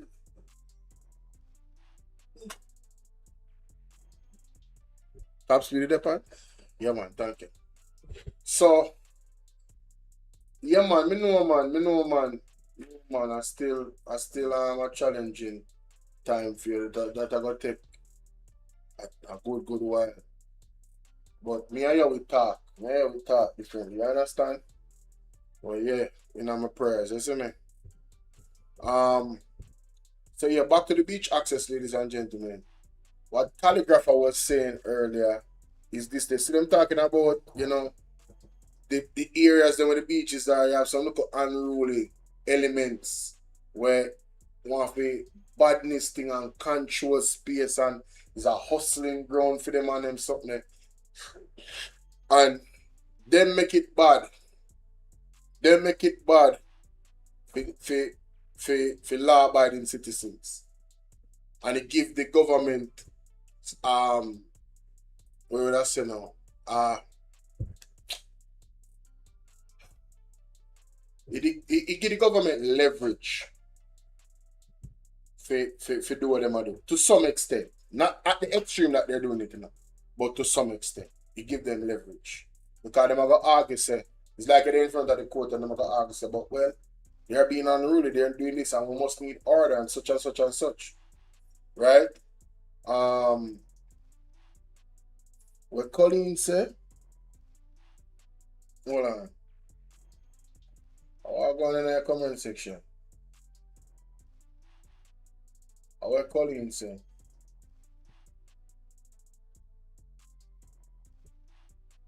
Let's see what Colleen said. The Prime Minister in England is expected to make a decision today. Oh, about what? We want to know. Prime Minister in England, let me see if I can find that. Let me see if I can find that situation there. But yeah, look, the elements them, ladies and gentlemen, where the unruly elements them will make the good and suffer for the bad. They might give the government leverage to do what they do. So, you know, Jamaica have a serious cultural problem, you know. We have a cultural problem, ladies and gentlemen. We do. And you know, when I'm on the beaches then turn a hustling ground right now. So everybody I look wife. Some people are trying to sell drugs and all type of something. And of course, that's gonna require serious, credible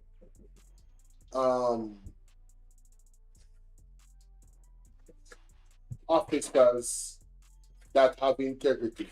Because you can put the officers them on the beach and the officer them also too. So Jamaica have a Jamaica core problem is a cultural problem. You understand? It's not gonna be an easy fix. It's not gonna be an easy fix. Colin said if he will be stepping down or not. Oh, we're gonna get to that because me and somebody talk about England from Colin Bell show now. Let's continue. Dignity. Documented incidents of harassment, illegal vending, criminal activity, and unsafe conditions at poorly managed beach areas across Jamaica represent a clear and present danger to members of the public and visitors. Historically, these are not isolated occurrences, but instead are the predictable consequence of unregulated space. The JHTA urges that the safety and well-being of every beach user be placed at the center of this national conversation. In fact, to oppose managed access is to accept that harassment and insecurity are acceptable conditions for enjoying our national coastlines. The JHTA does not accept this. I would love to see the JHTA and the Rasta brother debate about this. And the group. Yeah, I would love to see them do that. Because I told you that this is what they're going to do. Because criminal activity exists there, everybody will suffer. So the place turned this one big prison. There has to be a balance, ladies and gentlemen. There has to be a balance. If you haven't hit the like button yet, please hit the like button. Double tap the screen for me like this. Alright, just double tap the screen for me. You don't know how much time I have left on that. Oh, 60% today. Yeah, man, still have time, man.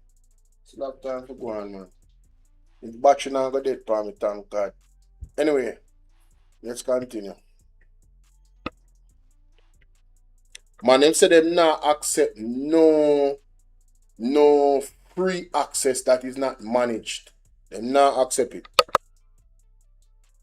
Inadequate sanitation, accumulated waste, eroded coastlines, the absence of basic amenities, and a lawless atmosphere have rendered many of these spaces unwelcoming, not because Jamaicans do not care for their environment, but because without appropriate governance, no space can be sustainably maintained. The reputation of Jamaica as a well-respected tourist destination, which was built over the better part of 7 decades, represents Jamaica's most valuable economic engine and will not survive within an environment of public disorder, insecurity, or instability at beach locations.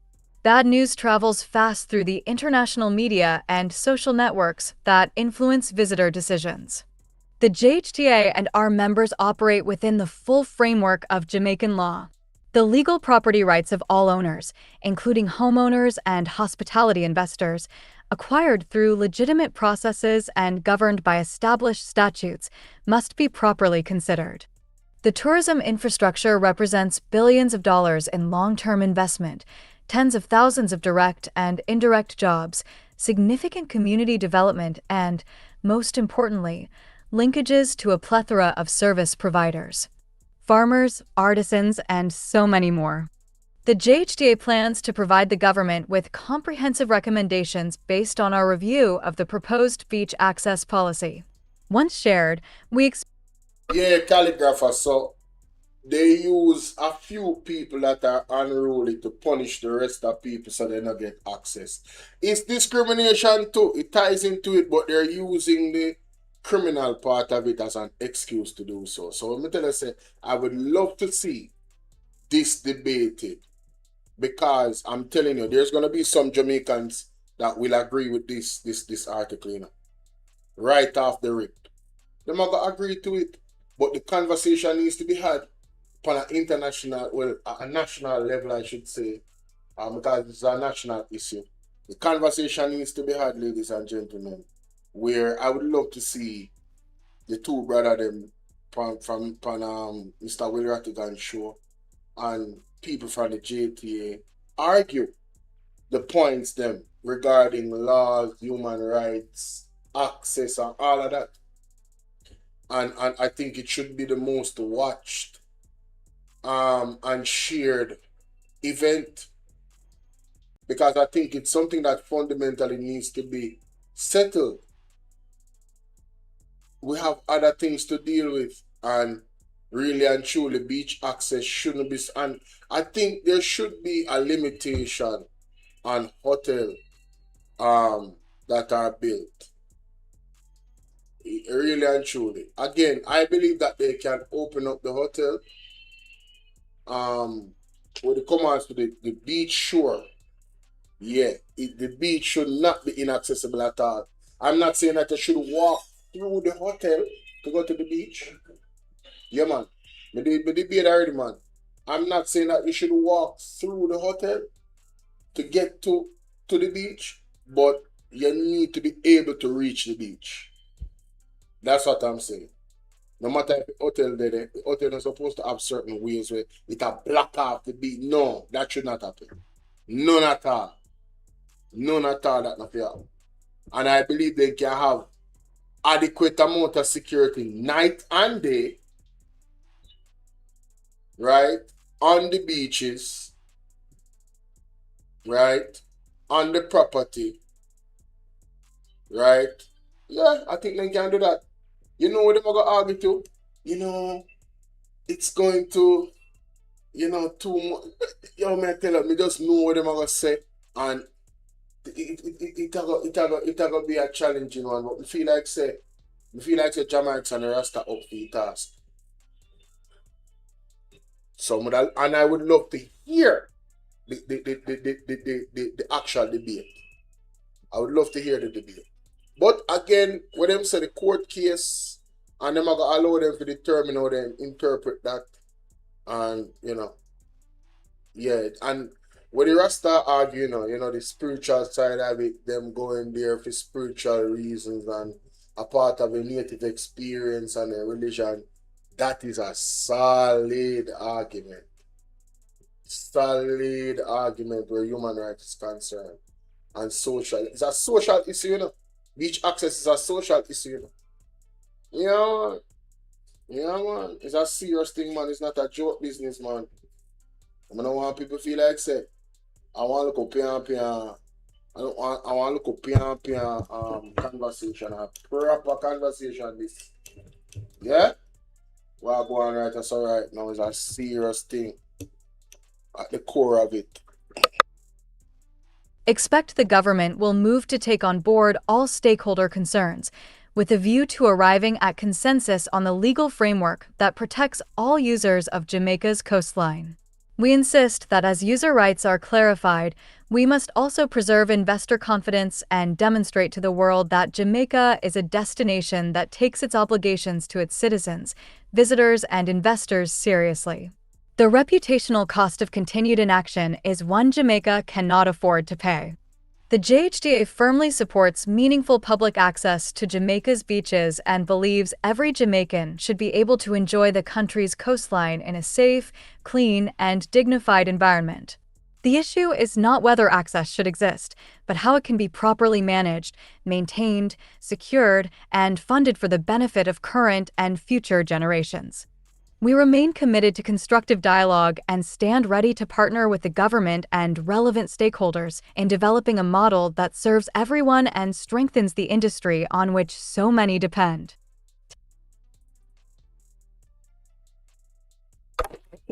I would say to the people, Verna, how are you doing, Mama?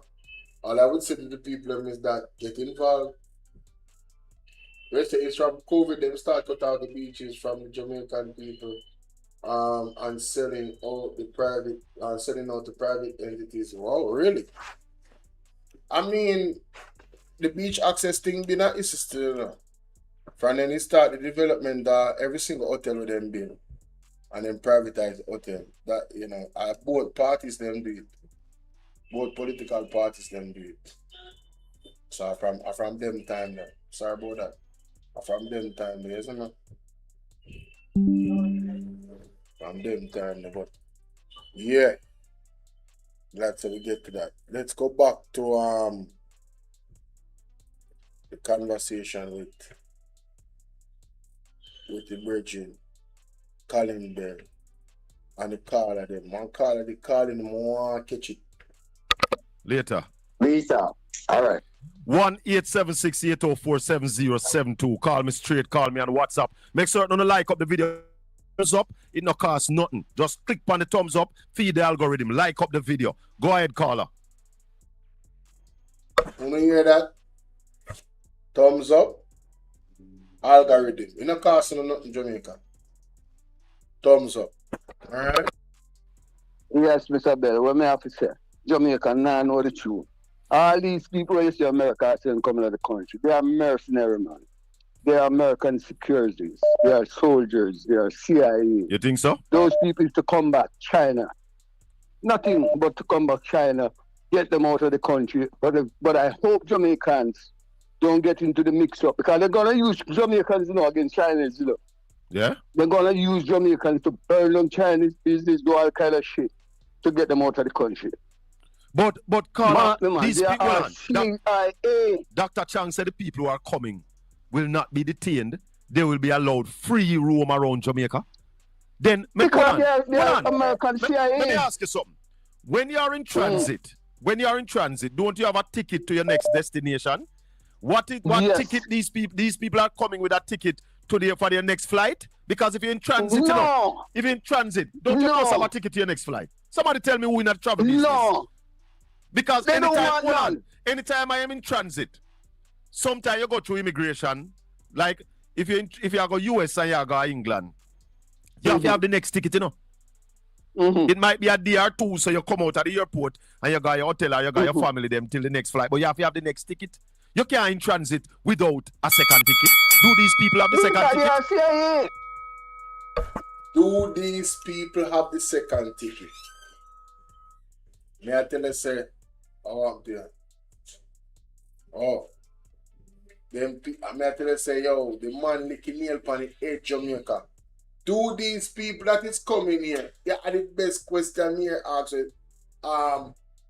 Yeah, when I think about what I was saying first, I never asked that question, but I said, if they're going somewhere, why you not send them straight? Why them have to stay? It's like them come on vacation for 30 days and then I move. What? For what? And then you have to tell me, say, if them have an option, if them can choose to stay, bullish. What kind of nonsense is this? Why we need them? Why them need to have an option to stay? Just send them directly where them are going. Yeah, man, send the most despicable people them. All I think them a Trump call them, and all I think them a Rubio call them. Send them people go straight to their destination where them are going to stay permanent. Don't send them to Jamaica. But I can't even say that to Trump and Rubio because I government them talk and the government give them the go ahead. Because, you know, America is our friends. And I say, America, we might see America as our friends. Lady J, what's up, mama? I'm not a father, ladies and gentlemen. I don't have any children. Okay? I'm not a father. But big up all of the real father then. Yes. I'm big up my father. Only can big up my father. And if you don't want to send something to the cash up or the cell or the PayPal, we can send something for Pops. Alright, just tell me say for Pops. If I send anything to the Zelle, I make sure to send me the screenshot on my WhatsApp. My WhatsApp number, that's 876-451-6535. That's 876-451-6535. Let me know, ladies and gentlemen. Let me know. Alright? But yeah, man, me I said,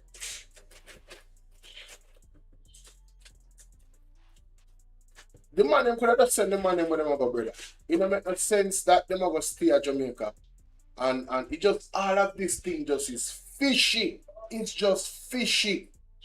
And we all strong a mumble and a fumble and a become like him have why them suspend me life. Every time I talk about donation, I notice they suspend the life. Every time I talk about donation, I go mute it. You can't be bothered. Maroon said, Bolo, I've been asking the same question, you know, why not send them to their permanent destination instead of sending them here if they are going elsewhere? But we're not going to tell you like, Colin Bell asked a better question. Yesterday, I come a transit. Where the other ticket there? Where the other ticket for them to go for the next flight? Where is it? White not buy. Then they are punch and white take 30 days for them left. Calligrapher said there are groups of local JAs that go for morning swims. It's healthy. Them swim and go home. Many Europeans do the same early morning swim in their country. There must be a balance. Yes, I'm telling you. I believe that they have already captured too much of the coast. And they're planning to do more. You say all I got lavish. The people them where Trump has sent. Andrew can go with them. Andrew can go with them in a transit. We can't bother. Well on there. Colin say Adrian. What Colin say? Horace Chang have 6. Horace Chang have an agenda. Oh, Andrea Burke said, Bolo. The more I think about it, this deportee situation, the call on Colin was right. You know, I think these people are CIA. Also, I think they are here already. That part. That part. From the blackout. Yeah, man. I feel so too. I don't have any proof of that, but I believe that. I believe that is the case. And there was a small warship. When I look at sub ship them, we come me show it on my page. You understand? Yeah, so I go on somebody profile and you see.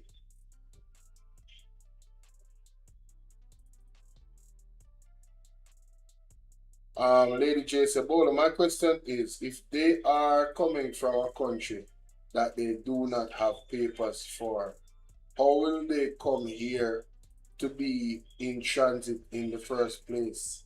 Dee. That might be an easy answer, but I don't know. That might be an easy answer. Because remember, say, when them deport people, they're not on the papers, right? It's an executive order, they must deport them. Not true. That's why they make sure so the US Marshal then come with them and stuff like that. Jamaica, do not drop your guard. They will be sending those people. That's a very important question that Colin Bev asked, and I wasn't even thinking about that until he asked about the ticket. Yes, me name I think about it neither. My only question was why they never send them go at the place where they wanna go directly. Why them they have to stop at Jamaica? It's like a 30-day vacation because I remember them say it's around 30 days them up here, right? At 25 of them and you're not supposed to pass 10. And if you pass 10, it automatically stop. No more people can come. That's what them say. I don't believe them. Because how many Jamaicans is going to monitor this situation? As I say, people have to stay vigilant. As well, big up. You don't have to stay vigilant, ladies and gentlemen. My side, on the bless up the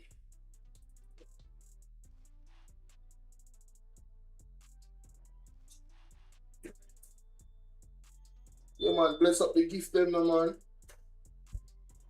Like, see, nice picture on it. No, not super chat. Everybody can do super chat too. And I set a gift code.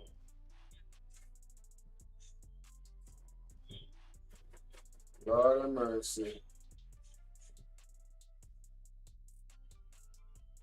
Yeah, man, Andrea, I really talk Andrea make it true, bro.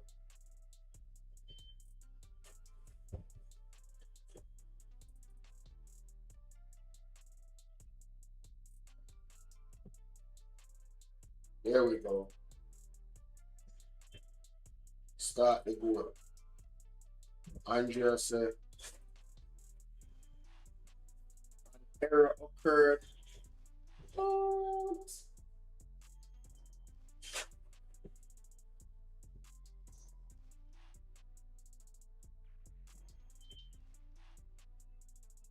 Alright, we just now working. Left that alone. Sharon said he's from COVID, they start cut out the beach. Oh, this is that.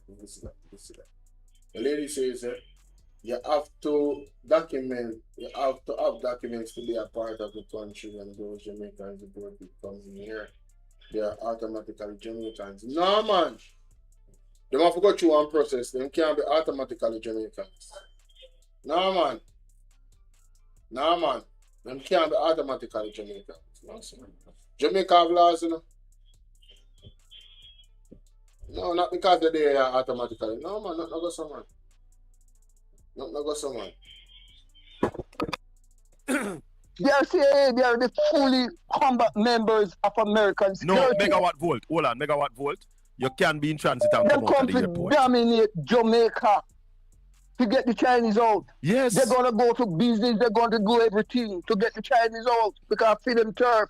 They don't need them there. Well, me and Marco Rubio say, I think there.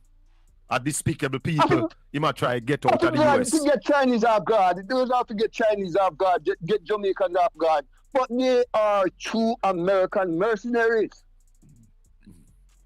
And you can just put that in your head, my brother. They are American mercies come to get China's out.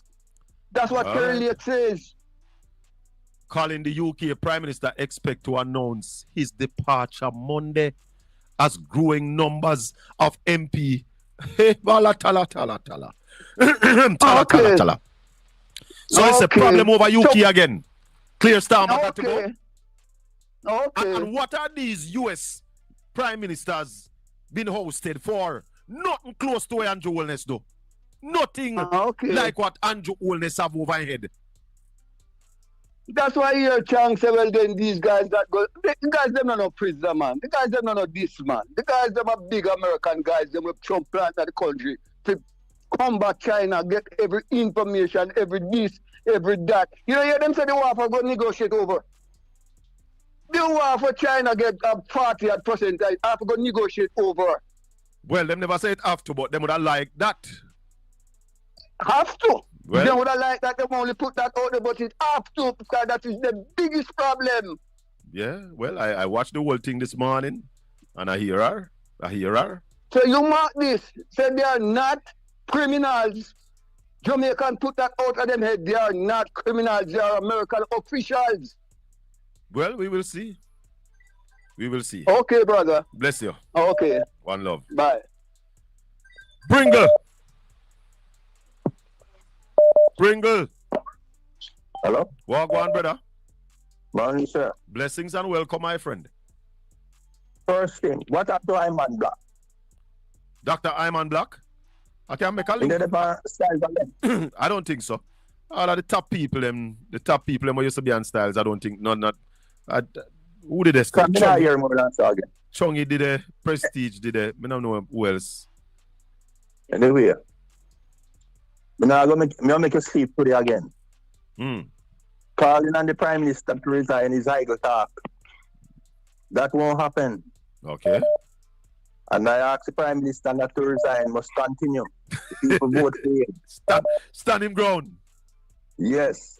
And I ask Smart Golding not to arrange no protests. Talking at the Parliament as strong as you can. Let the Prime Minister do what he's doing. And when the people back is fully against the wall, they will go out and protest. At that time, you support them. How me sound? Like you don't sleep.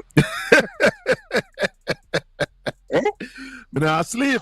You have a sound. Me can't say you don't have a sound. You have a sound. You know you can't say it, but you can't say it. No, man, you have a sound, Pringle. Because that is one way to look at it as well. But I can't look upon it that way because I still have kids living in Jamaica. I intend to retire in Jamaica. And the longer the country nosedive, big up Sefu. One of the people with that brother they say. Somebody to them agree already, right? I'm not telling you, Jamaican people are vindictive body now. Hey, vindictive body, man. Hey, what you say? I'm not telling you, like, I don't see why the Mark well, if you're going to do no protest enough, you're going to start no protest. This has to be coming from the people. And election time, of course, that's a serious thing I go on. Certain things me leave about talk on because I don't want me play with the brother say. I don't can listen and can, say for big up yourself, thanks to them to share up the life. When you can check the thing, you understand? The laws are only good when they enforce them. You're absolutely right there, Colleen. I'm like, want to participate heavily in the chat. Thank you guys so much for the interactions, man. That's why I try to make sure some read the message them and make sure some interact. Greetings, Albert. Big up. Share the live with 10 people right now, ladies and gentlemen. Share the live with 10 people, man. Don't keep this to yourself. We are all up proper reasoning right now. You see me? I'm still a battery life over here, so I work with. So much battery life me have. 54% that one, man.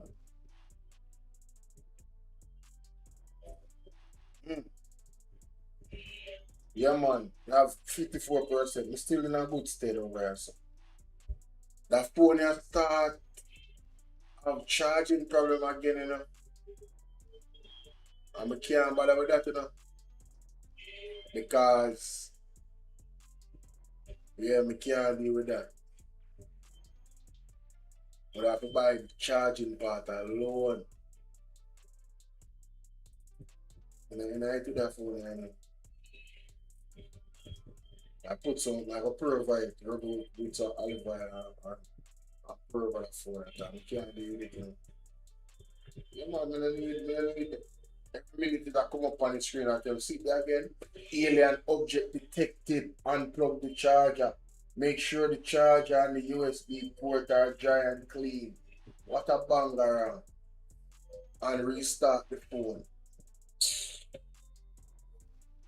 Every minute it come up. The more difficult it is going to be to bring back Jamaica. Foreign direct investment has dropped from 2016. Every year we get less because what is happening is that we have a corrupt prime minister running the country and foreigners now come put their money in a corruption because corruption will make the country unstable. So when a boy talk about unstabilize the economy, that is what the GLP is doing right now with Prime Minister Andrew Holness at the helm. And I am saying to the PNP, do not sit in the house and listen to Andrew Holness talk. Anytime you get off the talk, walk out. That's a good talk. I agree with Colin Bell 100%.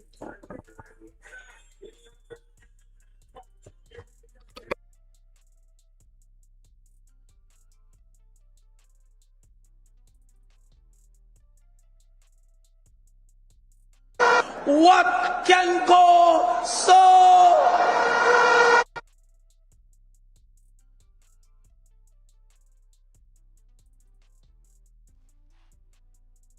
Hey, who mans is this? Who mans is this?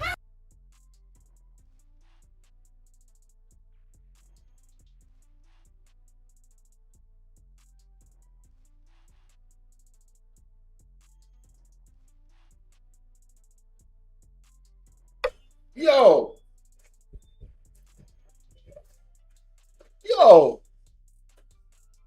You have to mute the mic. Cause that music that we have played a while ago. And it's so loud.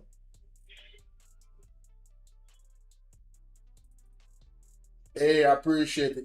It's not always peaches and creams though, you know, Colleen. It's not always peaches and creams. But there's a certain level of respect, you understand? No, man, a car passed a while ago and it's like, he can't no one pass. It's like he stop in front of my yard, you know, not in front of my yard, but on the road. And it just have a boom, boom, like a traffic there out there. And it now move. And a late night. So I said, well, I know, man. What go on there, so? So I mute my mic. Pan the tree. Because TikTok can't take music, you know, but YouTube can't take music. And more work for me. And more work for me on YouTube now. For say, boy, you know? For say, boy, yo, me go trim out that and trim out this. Brother, me now have time. Yo, you see how last night? Hey, me work last night. Hey, I want to make sure so I go watch my video them, you know? From Bolo VNR clips and Bolo VNR 2.0, you know? Hey, my work last night, you know? The amount of video me drop. Me unload the video them like me unload one world record. Video, back a video. Whole night, last night, fully active. All when me wake up, like 2 hours ago, one video did drop. When me wake up. For sure, you when I work last night. Fresh video drop. Look a bit before me wake. I want to know, man. Make sure someone watch my video them and like my video them and share my video them, man. Good night, and the people them on TikTok, especially.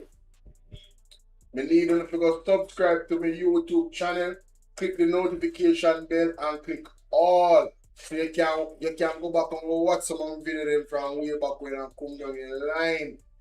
everything there, and not just politics alone, because you know what I'm saying? The word is intertwined in it. Yes. So you know me have to share up some things from Pastor Peter Chambers, some things from Apostle Jeffrey Shuttleworth, some things from Mark Stewart. Me have to share up them things there. You understand? It's true because one of the time when I check, I saw 11 videos. I want to tell you, I'm a joke. Video back a video, back a video, back a video, back a video. Me I drop last night, man. Some mistake. And I shell them down. And me I put up short video at the same time. That's why more time in TikTok, that's why I neglect on more time. YouTube take over my time. You understand? But more I want to listen to this. Before we want to only listen to that exchange with my lady. Listen to this. $1 million annually. Jamaica has struggled for years to prosecute vulnerable American victims to the tune of $300 million annually. Jamaica has struggled for years to prosecute these networks domestically. If confirmed, what practical resources or support would you pursue to encourage more effective cooperation between our law enforcement agencies to stop these scams? Thank you for asking that question, Senator. I think people think, how could you get scammed out of your life savings? But there are some bad actors in Jamaica who have really honed the skill of bilking people out of their money through these lottery scams and other financial scams. And so we will work very closely with Jamaican law enforcement officials. We already have a great relationship.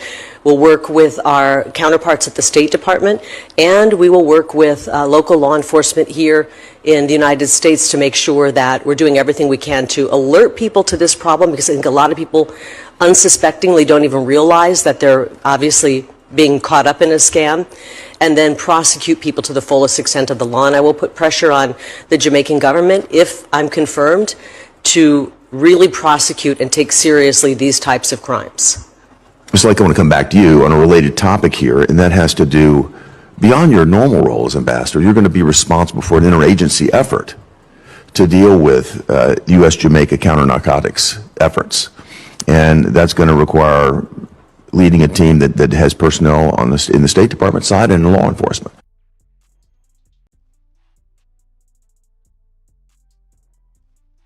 Get vulnerable American victims to the tune of $300 million annually.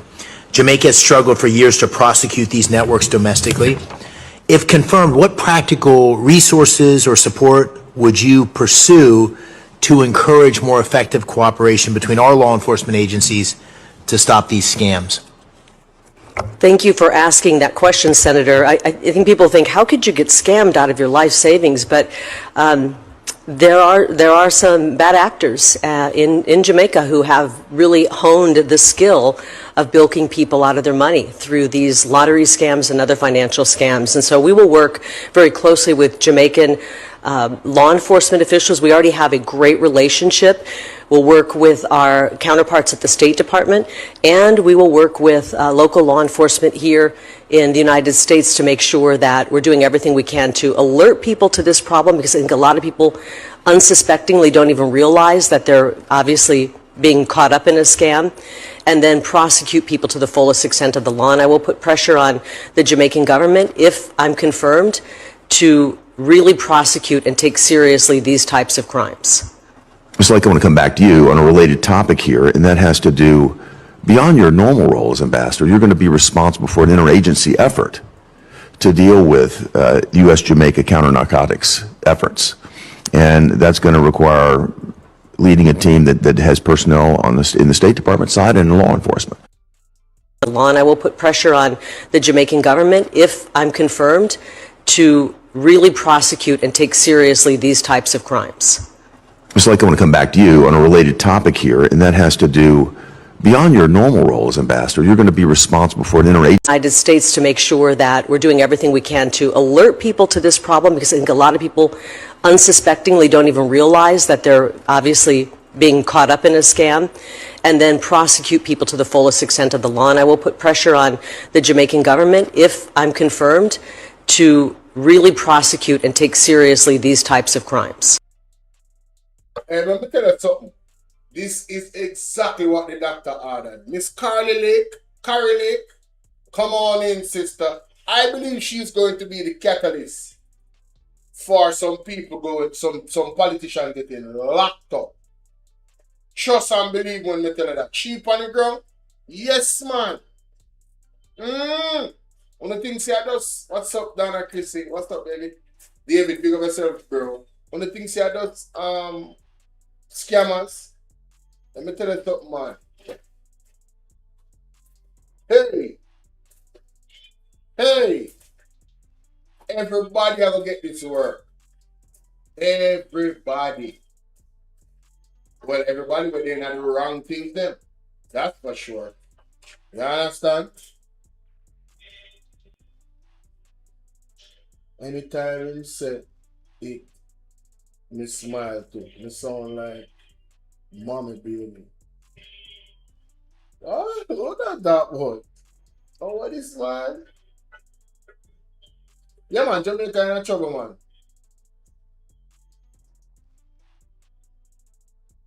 Bolo, I also hope we can send in complaints too. What you mean? See, you think them now go work with intelligence on the ground? What you easy? Michelle, big up yourself. What you say? I mean, you not chat. Oh.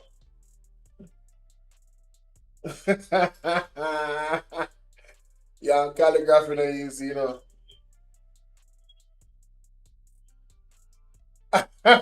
Yeah. Mommy. Mommy. Somebody on the line say every time you call her mommy, then smile. Yes, they say it's so sweet. Yes. Always moving, man. All there, man. Yes, when the head of the stream is corrupt, the entire river will be also. Prophetic words from Mark Golden. Believe. Yeah, man. Pastor Peter Chambers prophesied, man. You know what say, Pastor, if you come give me a link. Pastor, if you come give me a link, you know, more getting YouTube up and running quick, you know. You need to come give me a link. Yeah, man. Get a password, them. You're supposed to have everything on your computer. And we can just start deal with the thing. And show them what to do. Wait, say, Sharon, you have work tomorrow? Alright, baby. Let's go back to the conversation over here. But Miss Carrie Lake, man, we welcome you. We welcome you. Because guess what now, Jamaica? You see, as much as all some people are benefit from them game or what them call it, them game and them something, it make it bad for the country, and I'll tell you why. You see, the legal digital opportunities them where Jamaicans can get because of the scamming and the corruption of their Jamaica, them now go open up the market to us. They are not. Me not ask Christ, them not gonna do it. Them not gonna do it. If them not think such Jamaica, I remember when Carrie Lakes about Huawei and the whole communication thing. That's our next problem too. That's our next deterrent. They're not gonna open up those financial alleys digitally to us. Yo, do you know how long it took me to get monetized? In America, you know, when you get 1,000 subs, you know, and you get monetized, you know you can get super chat right away. Right away you can get super chat, you know. At some point around 25,000 subs, somewhere near there are 30,000 subs. That's the time when I saw the option where I could monetize. Not monetize, but I was already monetized, but there were certain parts of monetization that I could not access because I live in Jamaica. And I'm telling you, it's because of those same things that is happening with all that scamming and everything. Them don't open up Jamaica to the bed. As much as they say Jamaica the backyard of the United States. If Jamaica was the backyard of the United States, we should have been able to get all of them things there. the sell, the cash up, everything down here. But because of the scamming, you should not ask somebody from foreign to have cash up to help you or have Zelle. In Jamaica, they clean certain way and run good and no corruption and certain way. And the whole fraud. The fraud never so thinking of Jamaica. I tell you, so would that open up to other opportunities financially? It's just common sense. Somebody said them really anticipating. Yeah, man, external forces now. External forces. Enough is enough. Enough is enough. But now tell the Jamaican people what to do or not to do because nobody can say about that inciting violence. However, I tell you now the way, the best advice is not from me, it's from God. Go down on your knee, pray, repent, prepare. In the meantime, we're supposed to store water, we're supposed to store food, all of them something there. Plant on something you have in the garden. Get to no common fall, hello. Get to no common fall, hello. Get to no common fall, hello. Common fall is going to be, how can I put this? Common fall is going to be a diamond entity when certain things start to happen. Precious. Get on a common fall. Get on a common fall. Plant up on a melon. Which other? Pumpkin. Plant melon and pumpkin, ladies and gentlemen. Plant melon and pumpkin. Store water. Go down on the knee and pray and repent. So, plant pumpkin. Plant melon. Store water. Go on the knee and pray and repent. And last but not least, get on a cup. You see, all I want to love egg. In Jesus' name, get on a command fall.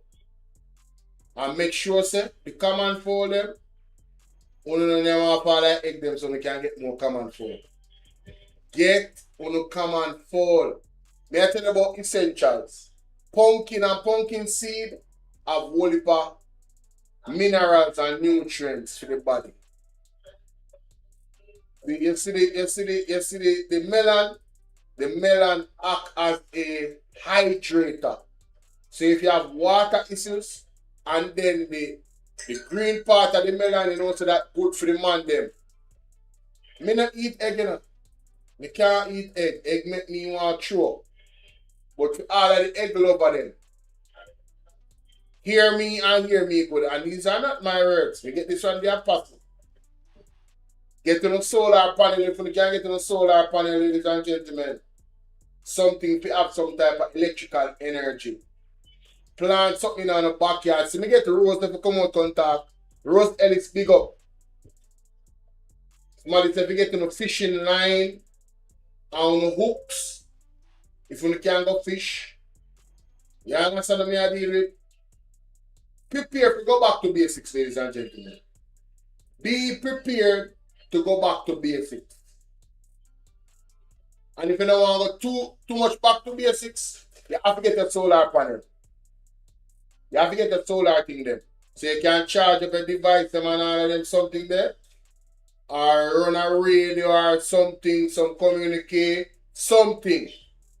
Wild callaloo is definitely good, ladies and gentlemen. Wild callaloo. Back to basics. Get your callaloo seeds. The Shango have to be a Rasta man. That's a Rasta name. See Rasta man on TikTok there, I don't know what one. Get back to basics. You are going to make sure you have a couple farmer friends. Backside. Hey, want to start friend up with a farmer friend?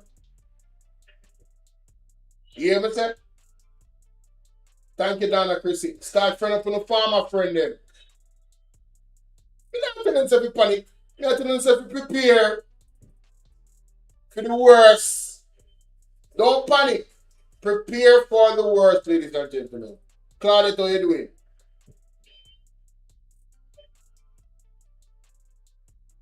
Prepare for the worst. Oh yeah, sugarcane easy to grow. Thank you, Shango. No, true, sugarcane easy to grow.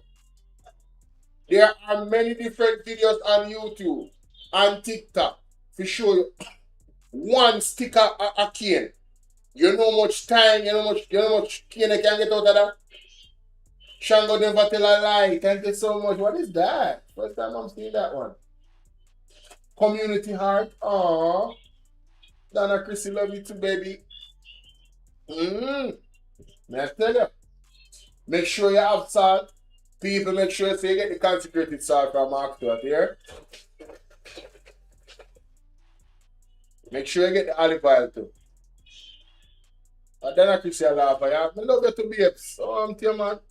I love you, show me, you know, so I love you too. You laugh more. I'm serious, I love you. You understand? Yes, people, consecrated salt. Get your anointed olive oil. Yeah. Get your prayer cloth. Make sure you have your Bible. Get, you know when they say study to show thyself approved. Yeah. I start this on Bible live stream, you know. I go in that Bible. I don't know minister or not, but just to make one, you know, I go through it. And my mother has died to my mother definitely entrenched in the word. You know. She's immersed. Immersed at the word? Or she's merged in the word. You understand? Yes, water purifiers. Why can't Shango, you make sure you put one list for your channel. Hold on, let me follow you. Shango, I follow you now. You see the list of things that we say people if you get more if you do like a poster and write them down and just message me the poster. I mean endorse the poster. You feel me I deal with? Yeah man.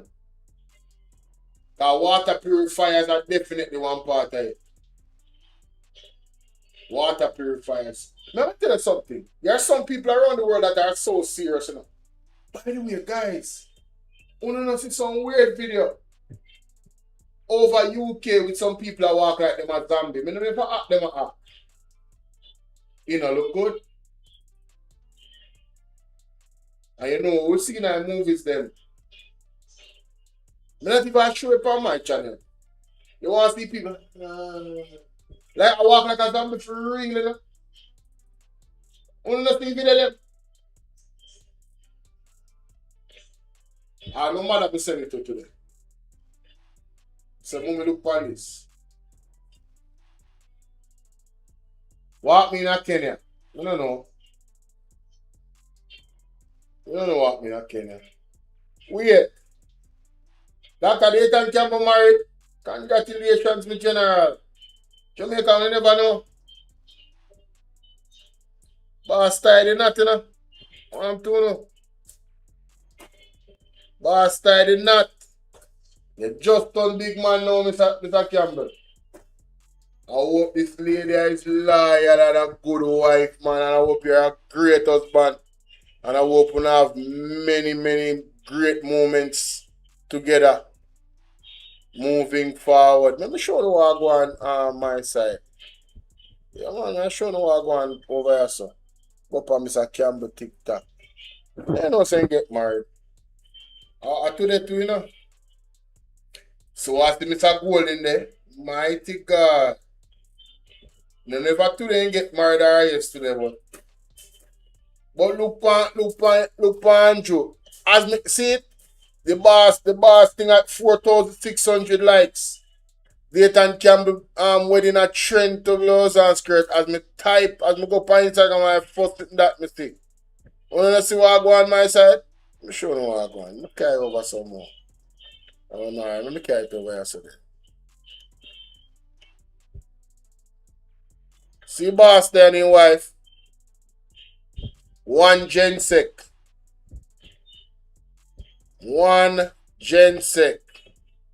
You remember good. How are this? Go back to your gensec. We're not deal with you right now. One gensec. That picture you bad. See boss there. See integrity boss there. If me find a UK video, that's simple thing, man. Me did send it to myself. I go back. I go to that. Don't worry yourself. See, ladies and gentlemen, I would have behind the boss wife in that crowd there. So Marky G, man. You know, Marky G have a supporting gensec, you know. Yeah, man. Marky G have in attendance, you know. That a code. That a code. Boss look like he in love though. That is it, my general. They just go through a storm. They deserve it. What you say? You say bride look amazing, I lie? Yeah, man, she look lovely with you, man. As me say, me just hope say the thing real and you know, and them just continue to stay blessed. But she name Shay Grace of her pages. Me like that. Her page private. Same way so. Same way so. You see when you have a lady, ladies and gentlemen, and here's a man with note, you know. I'm on the me talk to right now. Yeah, me know the video more important. But when I get to the video. You see when you have a lady, and here's a person out there in the public as a man, that right there are the best thing. You saw some pics today, okay. Big up your gensec. See that?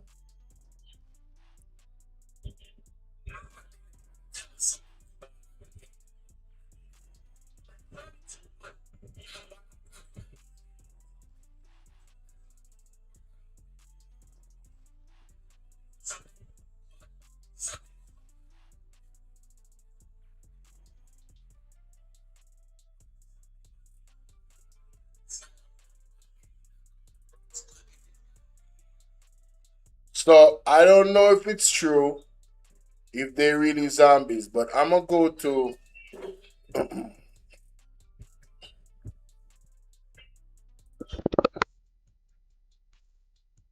What?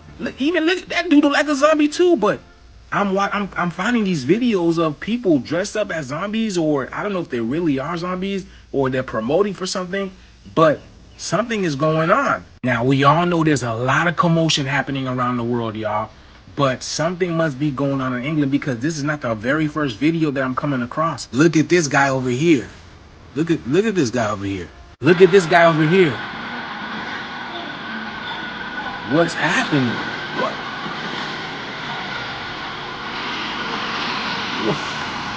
Listen, now they might take this video down because that's usually what they do, but you need to fucking listen because I'm not fucking playing. I'm about to give you a strong ass fucking warning. This zombie outbreak shit, which y'all might not even know about because they've been keeping it under wraps, so a lot of people don't know. It's a zombie outbreak that done happened in the fucking UK. It done found its way down here, and it done happened in Tennessee. In Walmart, somebody bit somebody else. Last time they passed this shit is something else. Somebody get into that, but somebody bit somebody else in Walmart, and then that person had to go to the hospital. They locked. So that's exactly what I'm saying. Something must be going on in the UK that we don't know much about because they're trying to keep it under wraps. Remember, y'all, we don't be hearing too much about these countries. Without TikTok, we don't be getting nothing at all. But if y'all know anything about this, let me know down in the comments below because I hear a lot of it happening in America too, man. Stay tuned for part 2. Let's continue to get this shit. Peace in. Y'all. Somebody in the comment section say, I live in the UK and I haven't seen any of this shit. So again, ladies and gentlemen, I don't know. I'm not confirming nothing. Maybe they high out something, man. I don't know. Maybe they acting. I don't know. I don't know. I don't know. I don't know. I don't know.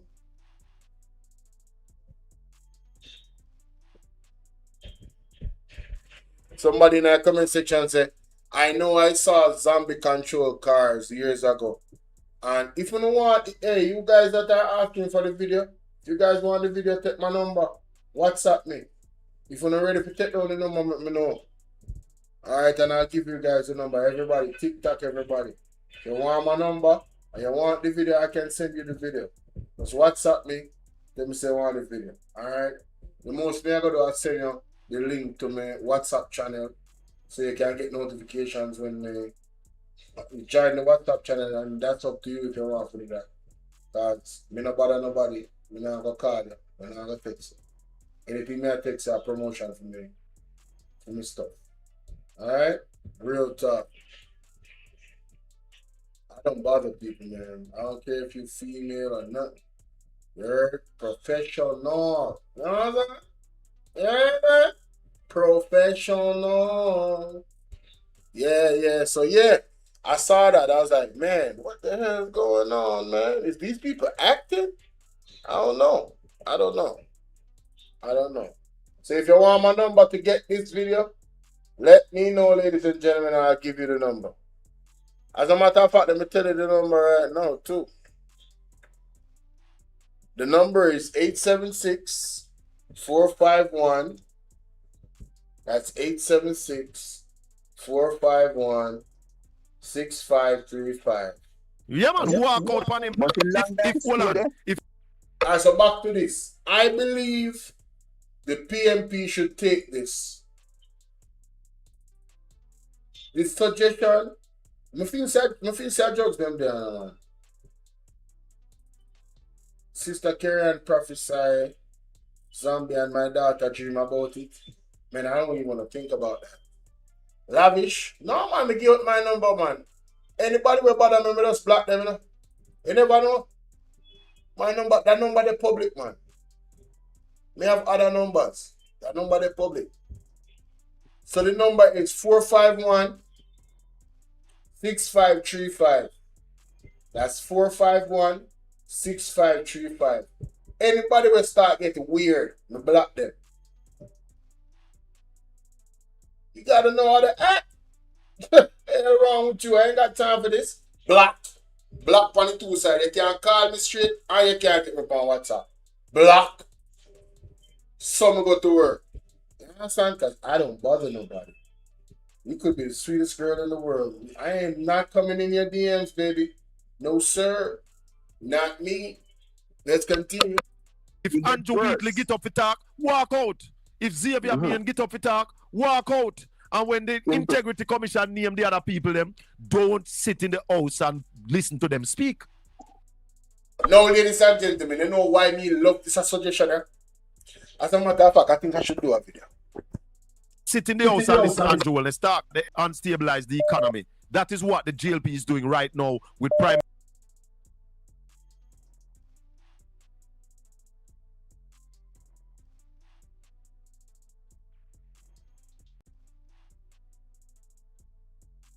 A total agreement with Colin Bell. I have to do a video on this. I have to do a video. Zane, come up.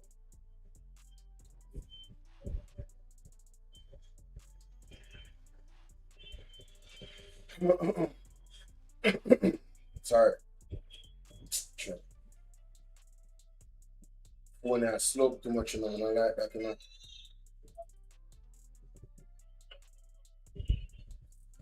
All right, TikTok. One of this argument from Colin Bell. Minister Andrew Wellness at the helm. And I am saying to the PNP, do not sit in the house and listen to Andrew Wellness talk. Anytime you get up to talk, walk out. That's a good talk. Yeah, man, walk out on him.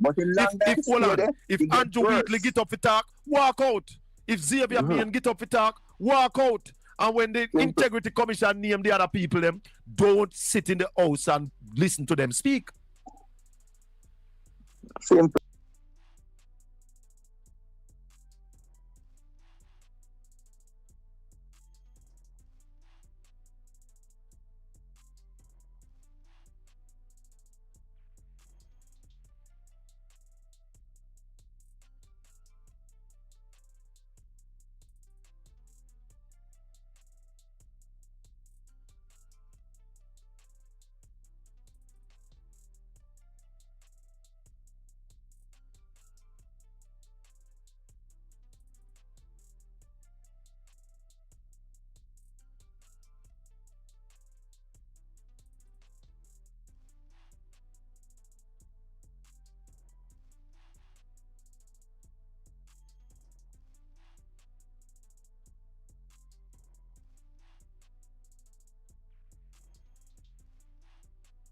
Remember, say Andrew was saying now stay in a parliament in Richard or something.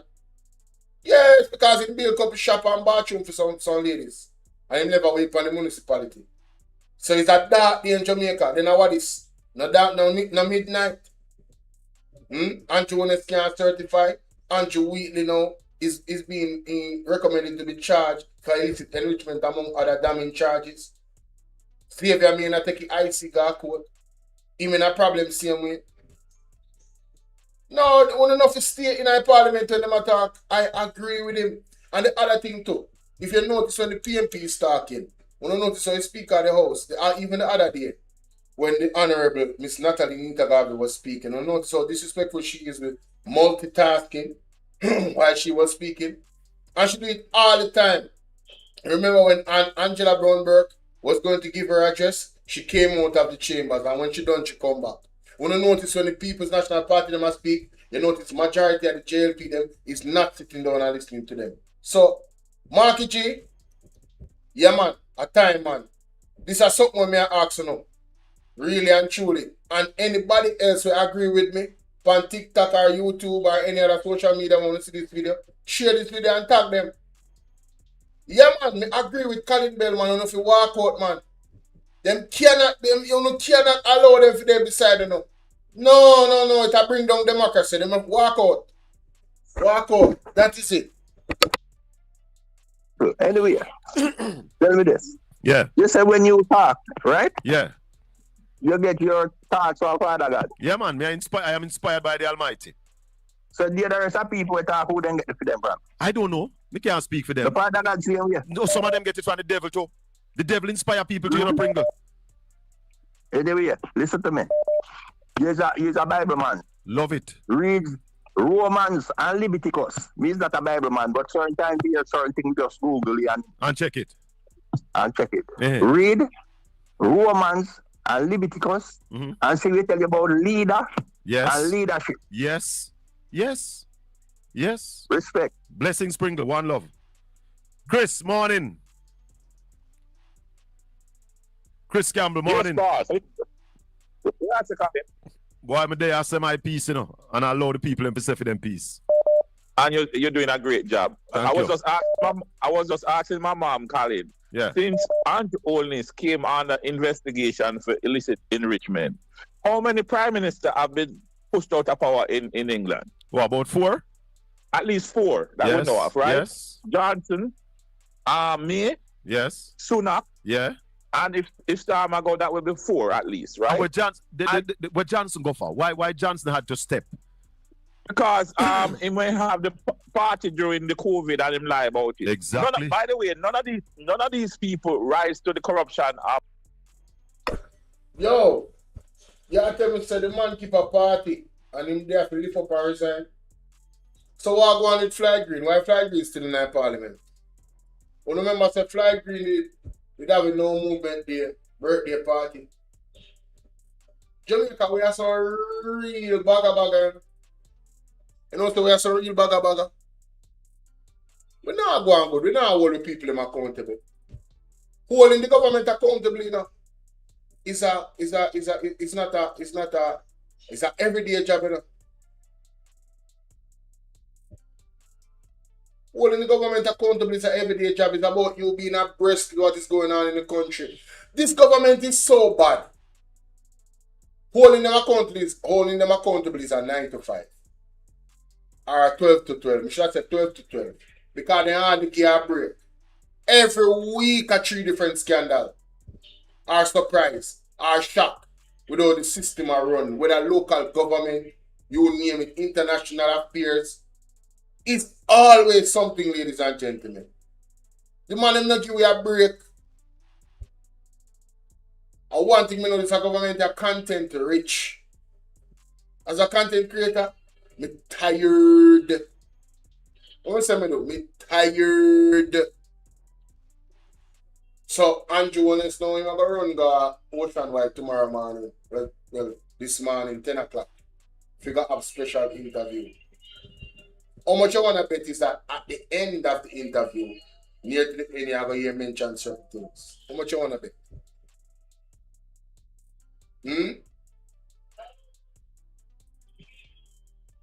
Yeah, me I tell you 2:20 a.m. What is gonna happen at 6 a.m.? Calligrapher say what? Good for the genset. Yeah, man, definitely. Of what Andrew Holness is None of them were in under Jamaica. investigation for illicit enrichment. None of them. No, none of anything like that. This was more failings. Andrew is the criminal acts while he's the prime minister, and yet still after at least four English prime ministers have to step down. Andrew Holness is still entrenched in the prime ministership. What does that say about us as a society?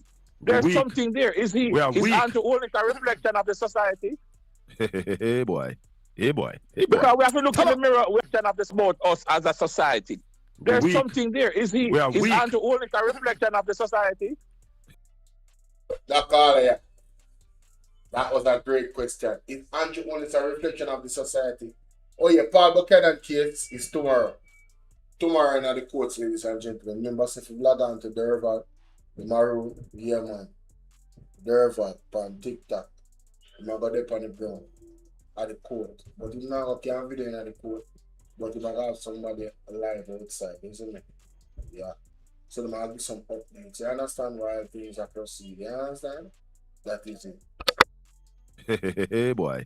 Because we have to look in the mirror. We have to look in the mirror. You have to look in the mirror as Jamaica and say, what is it about us that tolerate this man still being prime minister after four English prime ministers had to step down for things not reaching the level of what Andrew Holness is doing? I want to show you that the JLP is a cult organization. They are set a cult. Because the man them know say Andrew Holness nothing did there. Hear these two labor rights. Listen to two labor rights. Absolutely. Any attempt, and I know my prime minister, that's smart. Yeah. You have to realize the climate, the environment in which you exist today. And if it is that we're going to ask Dr. Wheatley to step aside, then it means that we have to ask the prime minister to step aside too. Oh, I never want to say that. Hold on. I never want to say that. Listen, I'm happy that. Are you saying to me that these people are not a set of probates? They know what the prime minister is doing is wrong, and they are condoning it. You're the two man. If you ask Wheatley to resign, you're going to have to ask the prime minister to resign. Colin, I completely agree with you. It makes no sense that you could ask Wheatley to resign. Unknown. Yeah, your brother is Dixion Mayers. I did that yesterday. I did that when you asked yesterday. Why we must do it again now?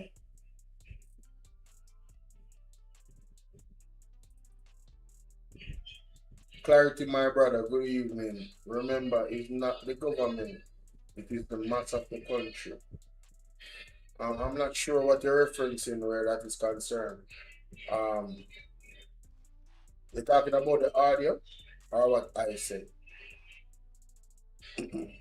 Oh, you mean in England? Oh yes, the people them put pressure. Civil society groups. People them put pressure on the prime minister them over there and them have to lift up in them. Yes, and this is the thing. With the Jamaican people, they want Mark Bowling to take up Andrew and kick him out. And them are we have the power. How we have the power? There's way we put pressure upon PSOJ. But tell them say, not serious. Not serious, man. Alright with Andrew. Uno feel like we need to tolerate him and his wife and them more. So not serious. If we be serious, they have to lift up. I mean, I talk about lift up in a real life too. I mean, I talk about legally have to lift up. Them not have no shame. We know that already. But you know, me here Colin Bell say, I think the man say, oh, there's people in the JLP that is of the opinion that Andrew will lift up and resign. And then tell him, and the man still not resign. They don't want me to Jamaica. There's a rift in the Jamaica Labour Party, you know. We don't want Marky G for do. If people within the JLP are telling the man say need to resign, because they want to make the party look bad. They now come out and say it publicly, you know. And that's how I don't like. I don't like that. If I was in the Jamaica Labour Party, me I tell him straight, I make him know straight, a hombre. I'm not talking about behind him back. Me I make him know publicly, say, brother, watch out now. If me believe in this party and this party stand for something, you no bigger than the program. You have to lift up. You have to lift up. You're no bigger than the program. Uno still PMP operate under Mark Bowling. I'm not talking about under Mark Bowling. I don't want to hear about nobody else or no other leader. I talk about under Market G. Uno the standard we are set. Hi June. Blessings from Kingston. Big up. Neeks, what's up, my darling? What go on? Good to see you. How your Monday morning going? How is the weather?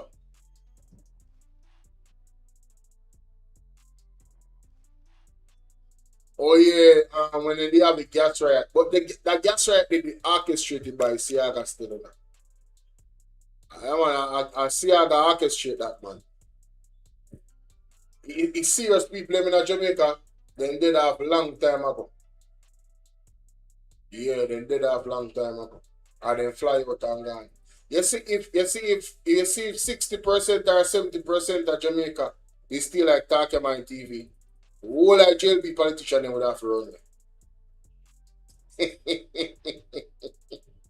What me say? What of them would have to run? Hey, every pickaxe, every fork, every button in a store them would have buy off.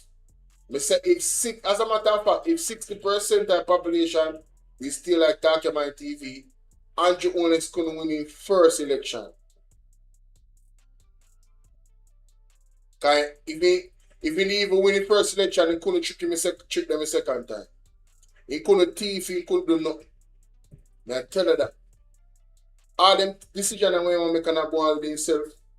Hey, oh wait, me see one labor right lady. Pan Conrad and Conrad, any name Conrad and this or something like that. You remember? One YouTuber. And the lady said,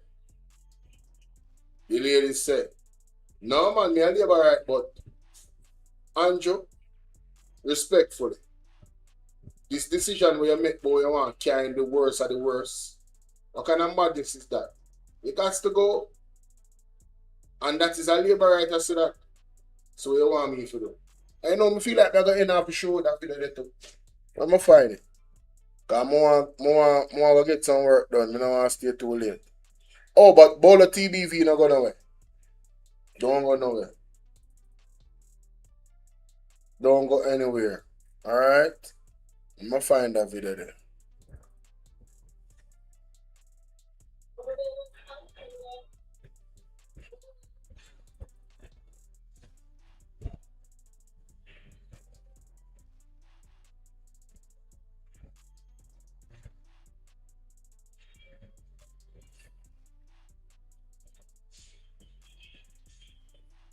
See that?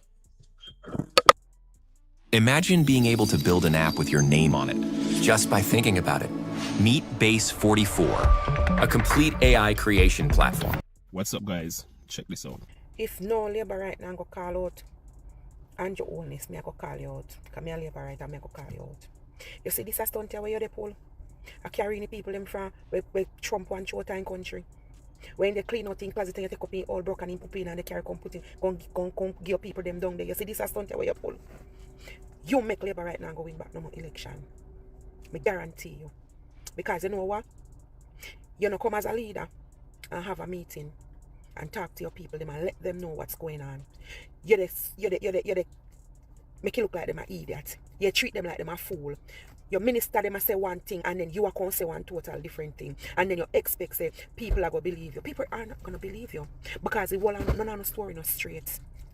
None of your guys' story are straight. And as a leader, you should come to the forefront and say to your people that listen, this is what's going on. But you give people X and then a really Y.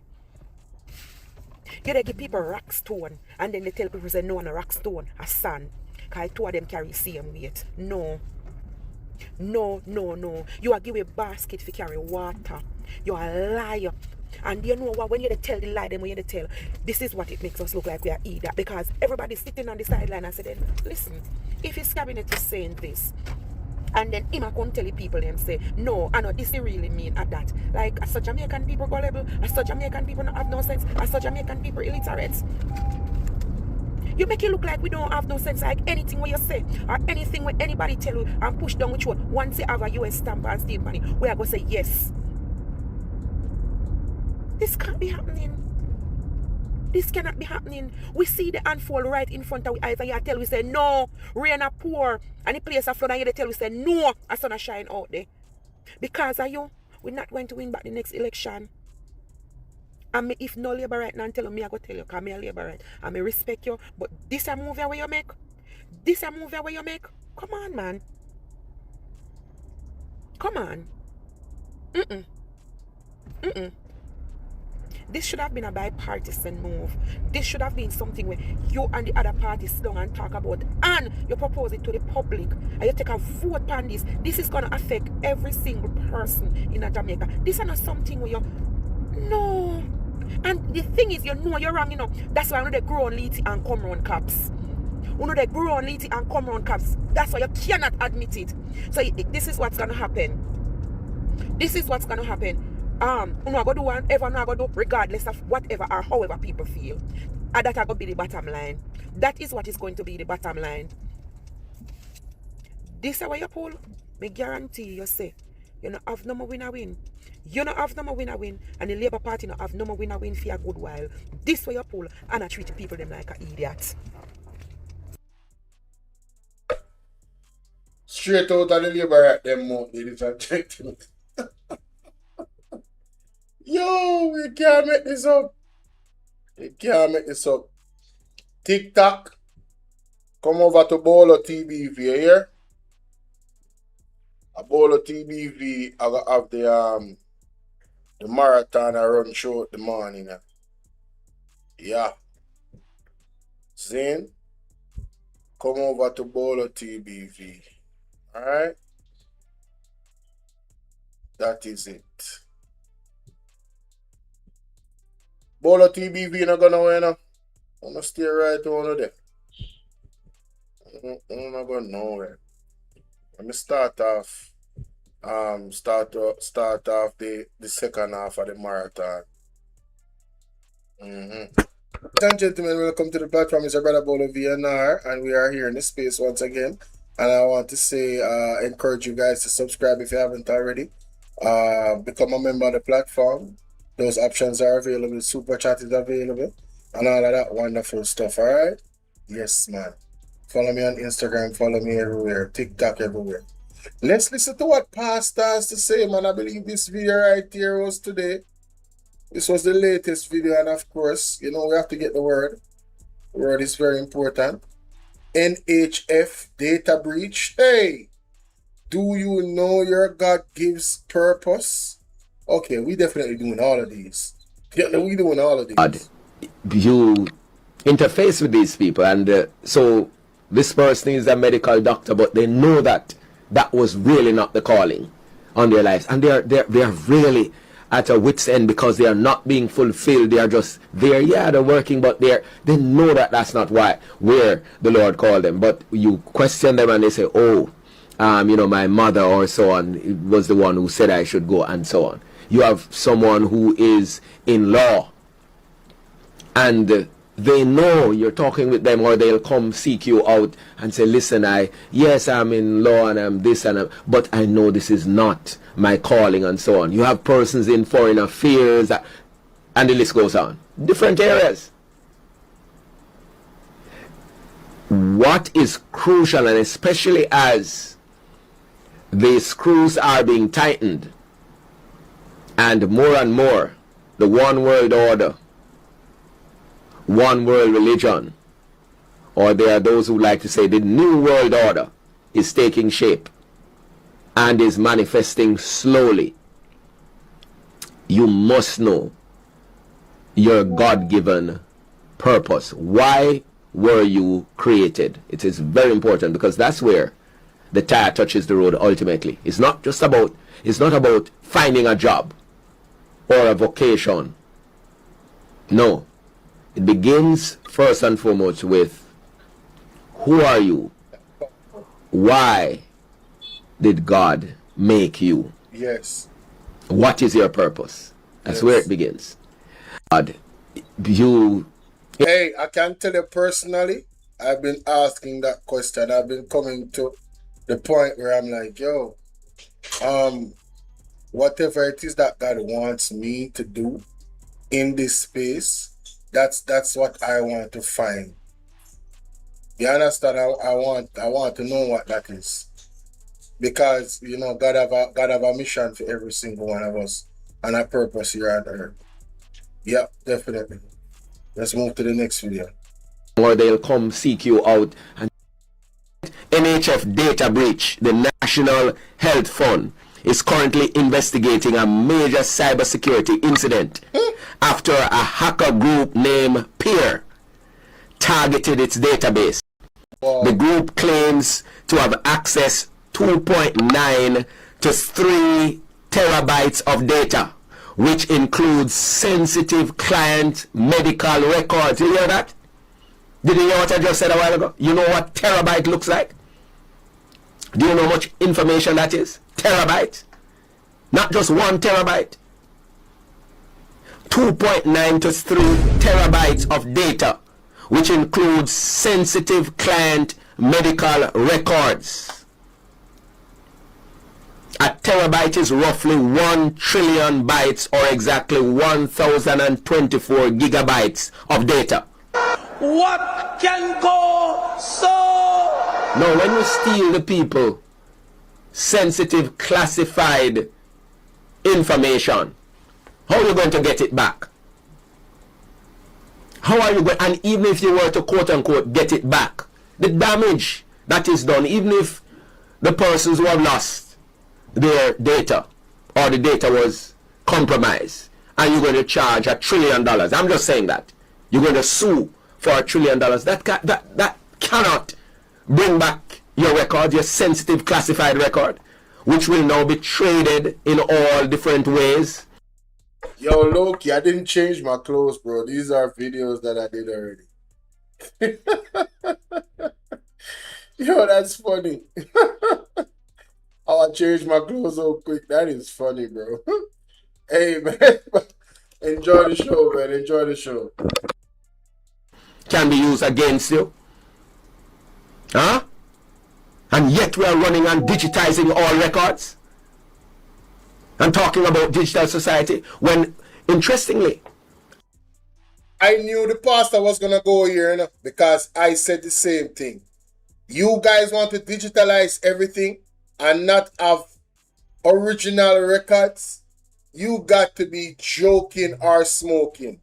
And you got people breaching the data with almost 3 trillion, like 3 terabytes of people's information, their health.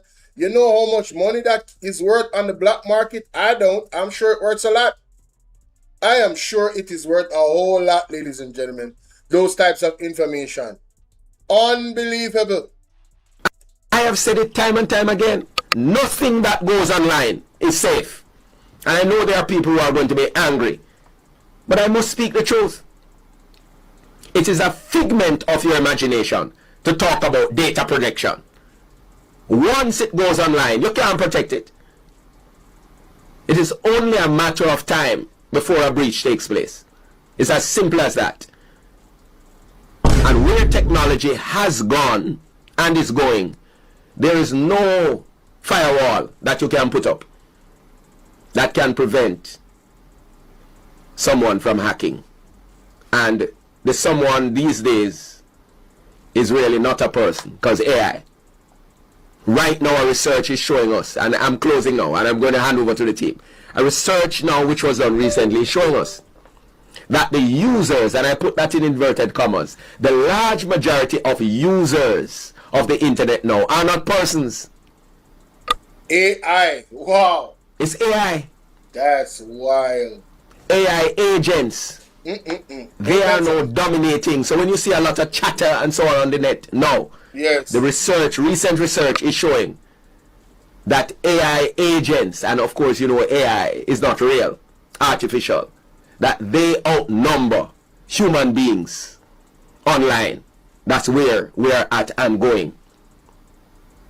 And so you will see things happening online and you think that is a person. It's not. And through AI, easily these firewalls, no matter how encrypted and complicated stuff are, they can be unraveled. Think about it. Think about it. Food for thought. There's more I could.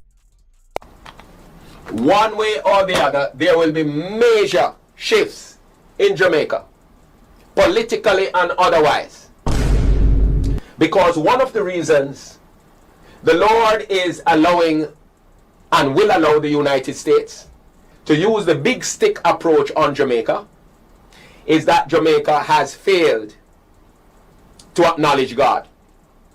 And then so corrupt Jamaica has become that the leaders are now overruling and overriding the very systems that were put in place to maintain law and order.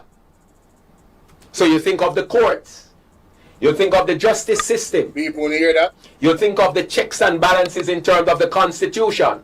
So since we have leaders who are not paying attention or respecting the very same systems that they are forcing the people to obey and to observe when they themselves are not. So corrupt means God is going to use a big stick from the outside. Jamaica! And whip us. Jamaica, I want to hear the reason why there's going to be external forces intervening. I want to go and see some politicians and some big people. I walk with handcuffs.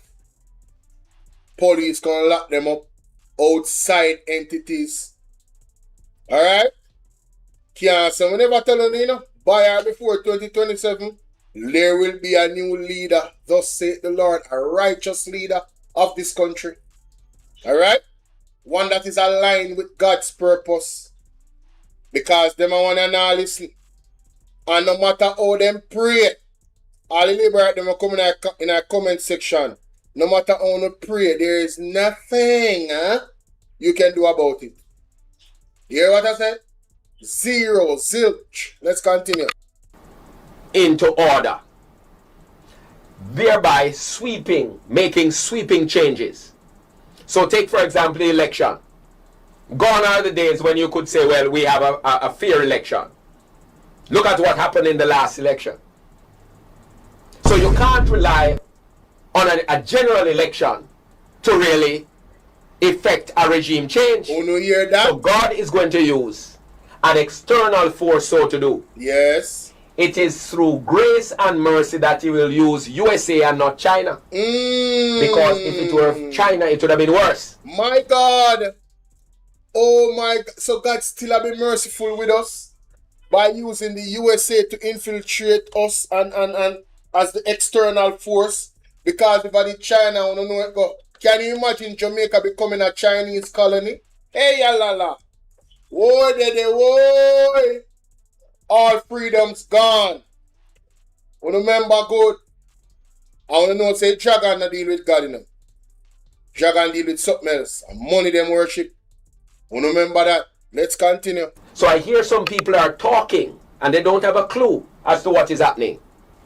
It would be better that the big stick be USA than China. If it were China being the big stick, yes, it would be much worse for this nation of Jamaica. Wow. We will see a number of the actions that are going to be taken through the big stick. Visa revocation, for example. Right? Leaders being pressured to step down. And it's not to say they will have any option. They will just literally shut them down. We will. Why Jamaica me not tell a lie? I just knew about this young lady. It's so sad. What a pretty girl. What a pretty girl. Mighty God. Let's continue. Also see the scarcity of commodity, since much of the help that we would have got from the US will no longer be getting it until we fall in line. We will also see a deterioration of relationships between Jamaica and our Caribbean neighbors, primarily because of the stance that we are going to take relative to the USA. We also have to watch the move against Cuba after the World Cup. Watch that. So we have to pray, because there are plans to take Cuba. And when we say take Cuba, meaning effect a regime change there as well. And that will also have other ripple effects across the Caribbean. We have to brace ourselves, read the climate situation in terms of drought, in terms of sudden storms, in terms of earthquake, because that is still in the offing, and also mysterious diseases. That will also have impact on the socio-economic stability of the island in terms of civil unrest, labor unrest, and such the like. So in a nutshell, that is what is up ahead. Now, remember, now we know in part and we prophesy in part. So what I have shared with you certainly could not represent the total picture, but it is just to help us to understand that now that we have hit the month of June and we are going further into the year, things are going to get bumpy. Bumpy. Right? Up and down. Turbulence. Tumult. And we must brace ourselves for it. Wow. The only thing that can change things for the better in Jamaica is if we repent. If we repent. If we don't repent, things will get worse, are going to get worse. And there eventually will be a regime change. So that by or before 2027, a new Jamaica will emerge, where the island of Jamaica will be led by a righteous prime minister. So in a nutshell, I have spent the time just to paint the picture for you. You understand how chaotic things are going to become if Jamaica does not bow before the Lord. And it is not just going to be an internal situation, but also externally as well. A word to the wise is sufficient. What's going on? Last day, the restructuring. Dan, you've been here 11 years. 11 years didn't matter. You know what mattered? That kid Alex does everything twice as fast. You should figure out what he's doing, Tom, before they come for yours. Dad, you're leaving already? Early meeting, buddy. You said we'd have breakfast together. Tomorrow, I promise. You said that yesterday. Let's talk about this week's deliverables. Alex, client report, submitted this morning. Clean, complete, exactly what we needed. Tom, where's yours? I'm still working on... The deadline was 9 o'clock. I just need a few more hours. A few more hours? Everyone delivered. On time, some early. 8 years, Tom. I'm still waiting on your work like you started last week. This is not acceptable. My office. Now. I'm not firing you today, but I want to be very clear. What happened out there, that's the last time. You have a month. 1 month to show me something different. Come back with results or we have a very different conversation. I understand. Do you? Because I've been watching you for months. The meeting ran over. I tried... He scored today. First goal of the season. He looked for you. 3 times I counted. Sarah... I don't want to fight, Tom. I'm just tired. There's food in the fridge. What? Hey, wait. You finished? The full report? Yeah. We got the same brief this morning, the same one. That's impossible. Tom, I know how to actually use AI. What takes you 5 hours, I do in 30 minutes. I use AI too. I have ChatGPT Plus and I'm still not anywhere close. But I'm talking about using AI for real, the right tool for each task, not just ChatGPT for everything. I have a month to prove myself. After Friday, I can't can't afford another week like this. I missed my son's first goal Saturday. I was in the office. Come find me tomorrow morning. I'll show you everything. And Tom, go home tonight, right now. Tom, you need to learn how to actually use AI, not just type into ChatGPT and hope for the best. The people who master AI won't lose their jobs. Coursive, AI certificate program, 28 days, 15 minutes a day. 8 months ago, I was exactly where you are. Behind on everything, boss on my chase, missing things at home. Must be expensive. Less than you think. They're running a promo right now. Won't be this price for long. Send me the link.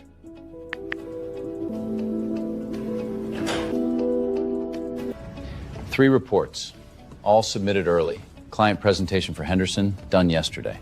You built all of this? Yes. What happened? I stopped doing it the hard way. And I have a certificate to prove it. I owe you an apology. That morning in the meeting... You were right. I needed to hear it. Come back Thursday. I'll have numbers for you.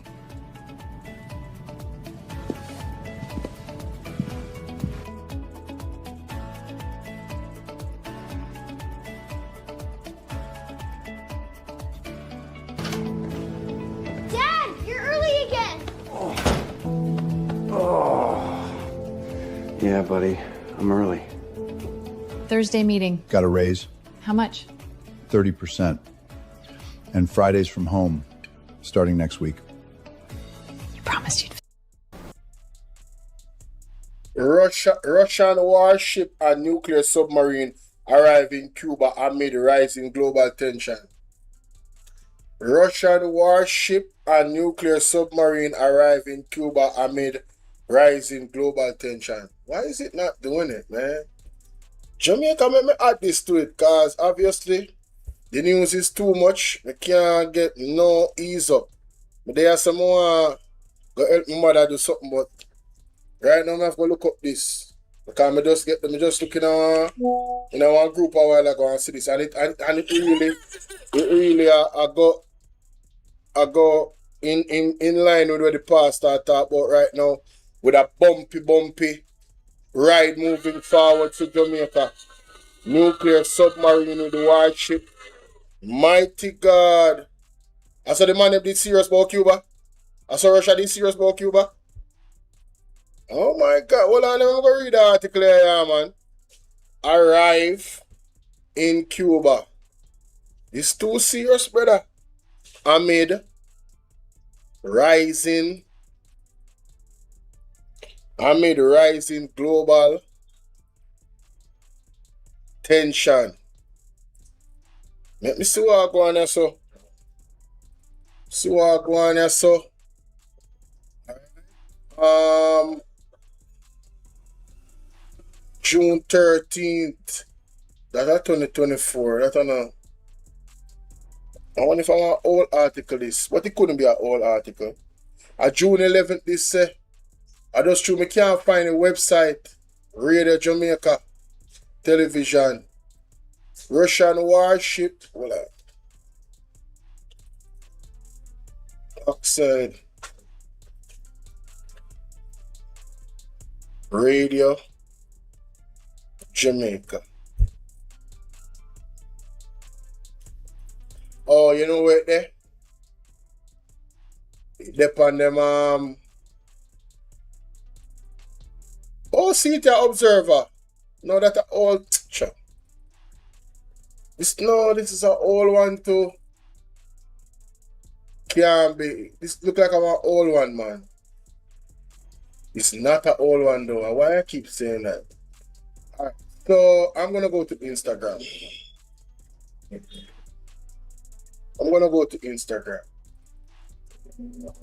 We'll just pause this.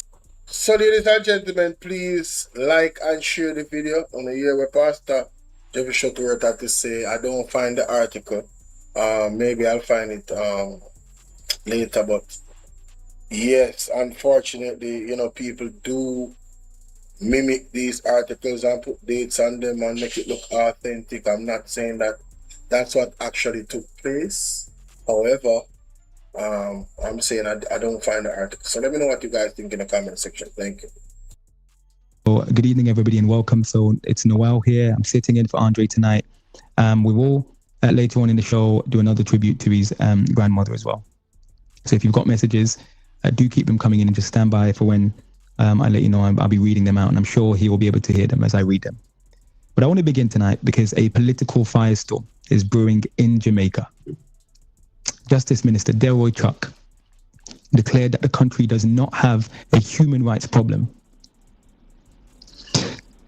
Now, the remarks were made by Mr. Chuck in Parliament on Wednesday, and it sparked outrage to the point where the opposition have released a statement demanding that the Justice Minister withdraw the comments.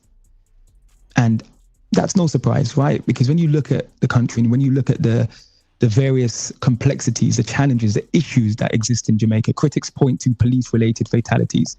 I think we're ending the week with record numbers of police deaths, civilians dying at the hands of the police.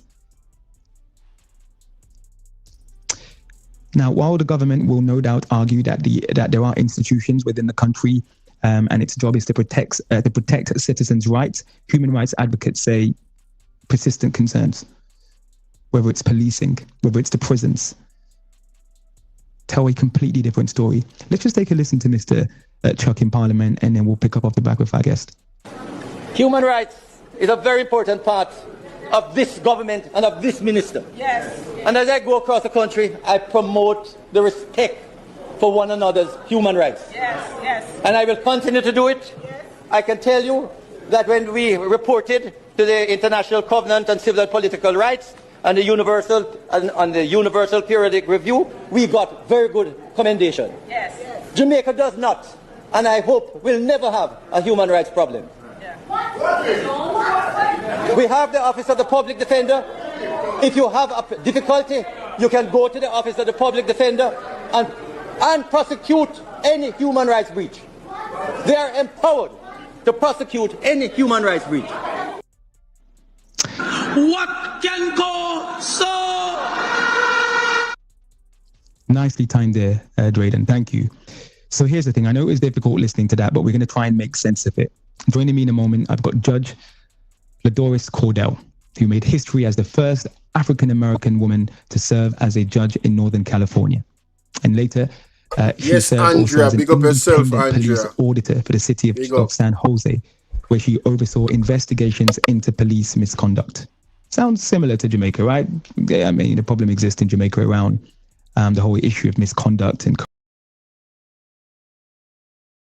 course of Judge Cordell's career, she's been a leading advocate for transparency, accountability, bringing decades of experience from the courtroom to the front lines of police oversight at a time when many countries like Jamaica are grappling with difficult questions about how to ensure transparency, among law enforcement, politicians, and the use of force is maintained. She'll be offering a unique perspective on what effective oversight looks like and whether accountability can strengthen rather than weaken policing. Accountability is a good thing. I want to make that clear. You can see Judge Cordell's book there, Her Honor. Brilliant book. If you've not had the chance to read it, by the time you listen to me speaking to her, I'm sure you're going to grab a copy and just read, her amazing story, a trailblazer. So I believe, Judge Cordell, you are here. Welcome to the program if you can hear me. I can hear you. Can you hear me? I can hear you loud and clear. Wonderful. Wonderful. Excellent. Excellent. So listen, it's your first time here on PDTV. It's good to have you. Appreciate you doing this. And I'm going to get straight into it. What was your reaction? Not sure if you got to hear the Justice Minister there, making it clear that he believes that Jamaica does not have an issue with human rights. Either he is ignorant, he doesn't understand what's going on in Jamaica, or he's deliberately misleading people, or he's high on something. Is it possible for any country to credibly claim it has no human rights problem? I know of no country that can do that. And I guess it depends on your definition of human rights. If you mean by human rights, there's just a certain group of people, an elite group of people, or a certain race of people that have everything they want. If that's your definition of human rights, then yeah, sure, everything's fine. However, any reasonable person, any reasonable leaders, any reasonable people know that human rights applies to all human beings. Everyone who is living within your jurisdiction, in your country, in the world. So for any country to say, we don't have a human rights issue, more power to them. I know of no country that can brag about that. And probably one of the greatest issues impacting human rights is law enforcement. How those with badges and guns behave themselves among people. And that's where the human rights issues really tend to surface, because people who speak out, who get oppressed, who get thrown in jail because of things they believe or what they say, that's all what human rights, a part of what human rights is about. In addition to not having universal health care, excellent public education, these are just basic rights, housing. So any country that can say, look, all our people have these basic things, the housing and health care and education, show me, I ask you, Noel, show me the country, tell me, because I'd love to go there. You know, Judge, I reckon listen, one of the things that we do on this show is that we're straight talkers. We like to keep it factual. We like to say it as it is. And I'm going to agree with you tonight that perhaps the minister was high on something when he stood and said that, because it was so remarkable.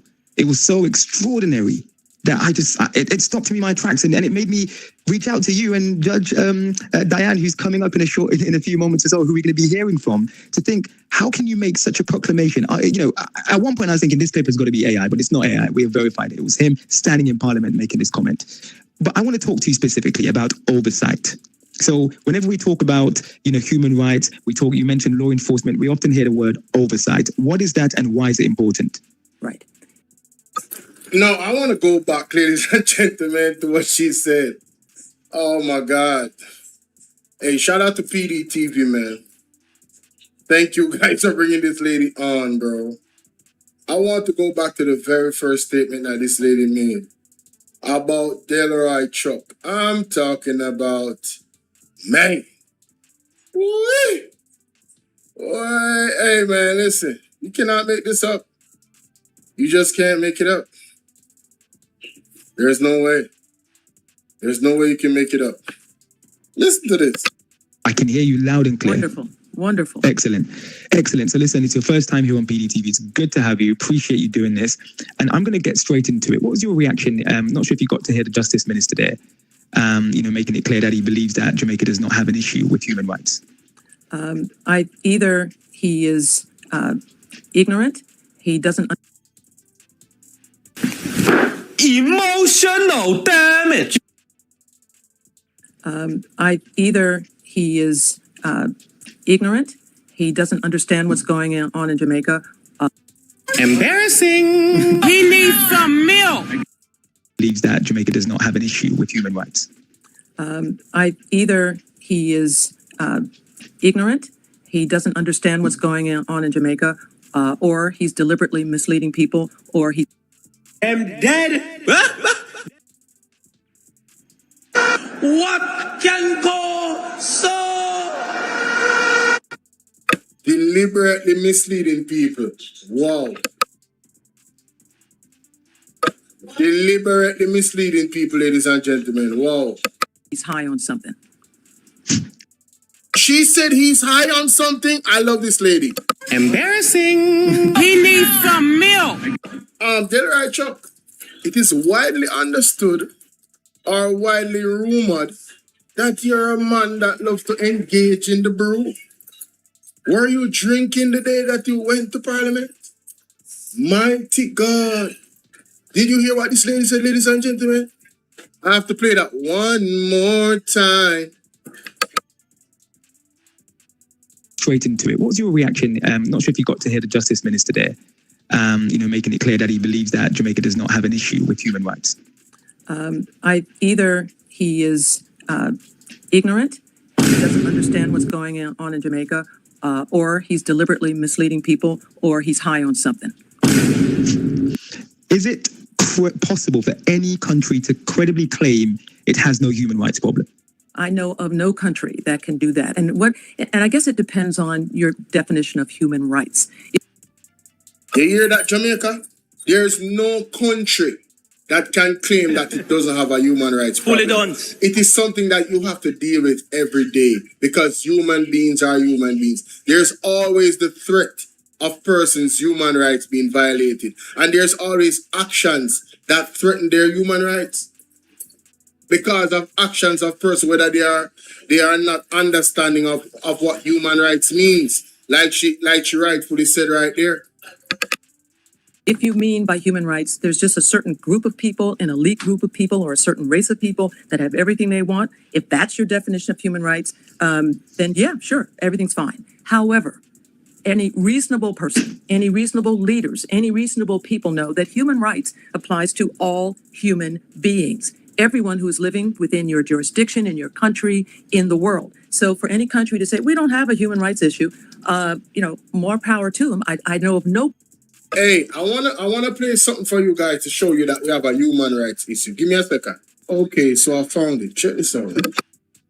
Then yeah, sure, everything's fine. However, any reasonable person, any reasonable leaders, any reasonable people know that human rights applies to all human beings, everyone who is living within your jurisdiction, in your country, in the world. So for any country to say, we don't have a human rights issue, more power to them.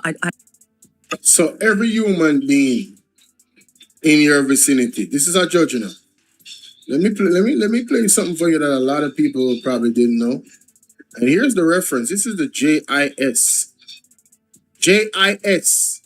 When was this? A year ago. February 6, 2025. PM keynote address at National Security Council seminar. Timestamp 54 minutes. I'm going to play from 54 minutes, ladies and gentlemen. And I want you to listen to the Prime Minister carefully. That will treat with them in the same way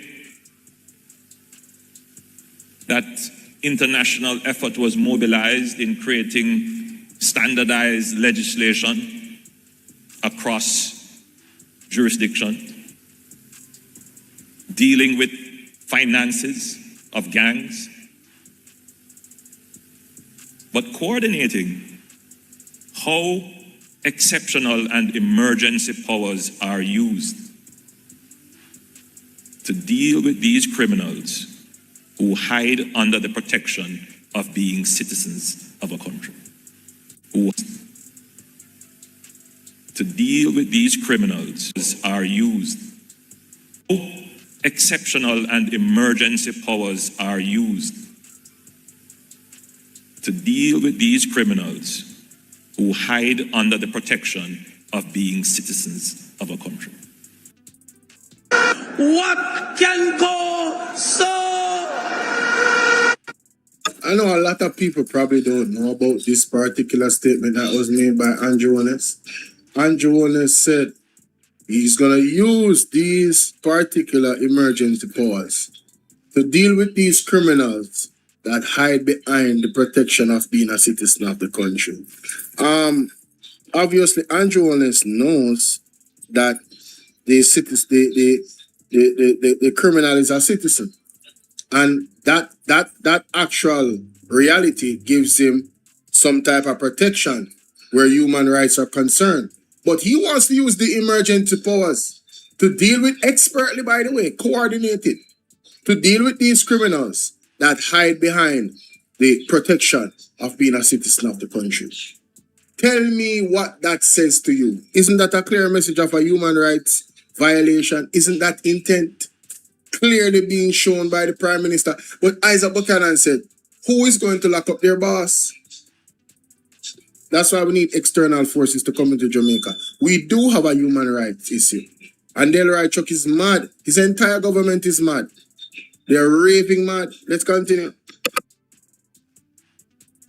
Any reasonable leaders, any reasonable people know that human rights applies to all human beings, everyone who is living within your jurisdiction, in your country, in the world. So for any country to say, we don't have a human rights issue, more power to them. I know of no country that can brag about that. And probably one of the greatest issues impacting human rights is law enforcement. How those with badges and guns behave themselves among, and that's where the human rights issues really tend to surface, because people who speak out, who get oppressed, who get thrown in jail because of things they believe or what they say, that's all what human rights, a part of what human rights is about, in addition to not having universal health care, excellent public education. These are just basic rights, housing.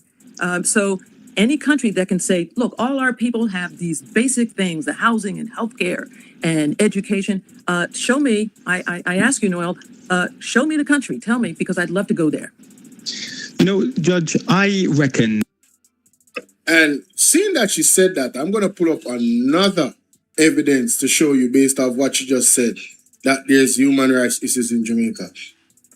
All right, so let me just play what she said again in the last 15 seconds.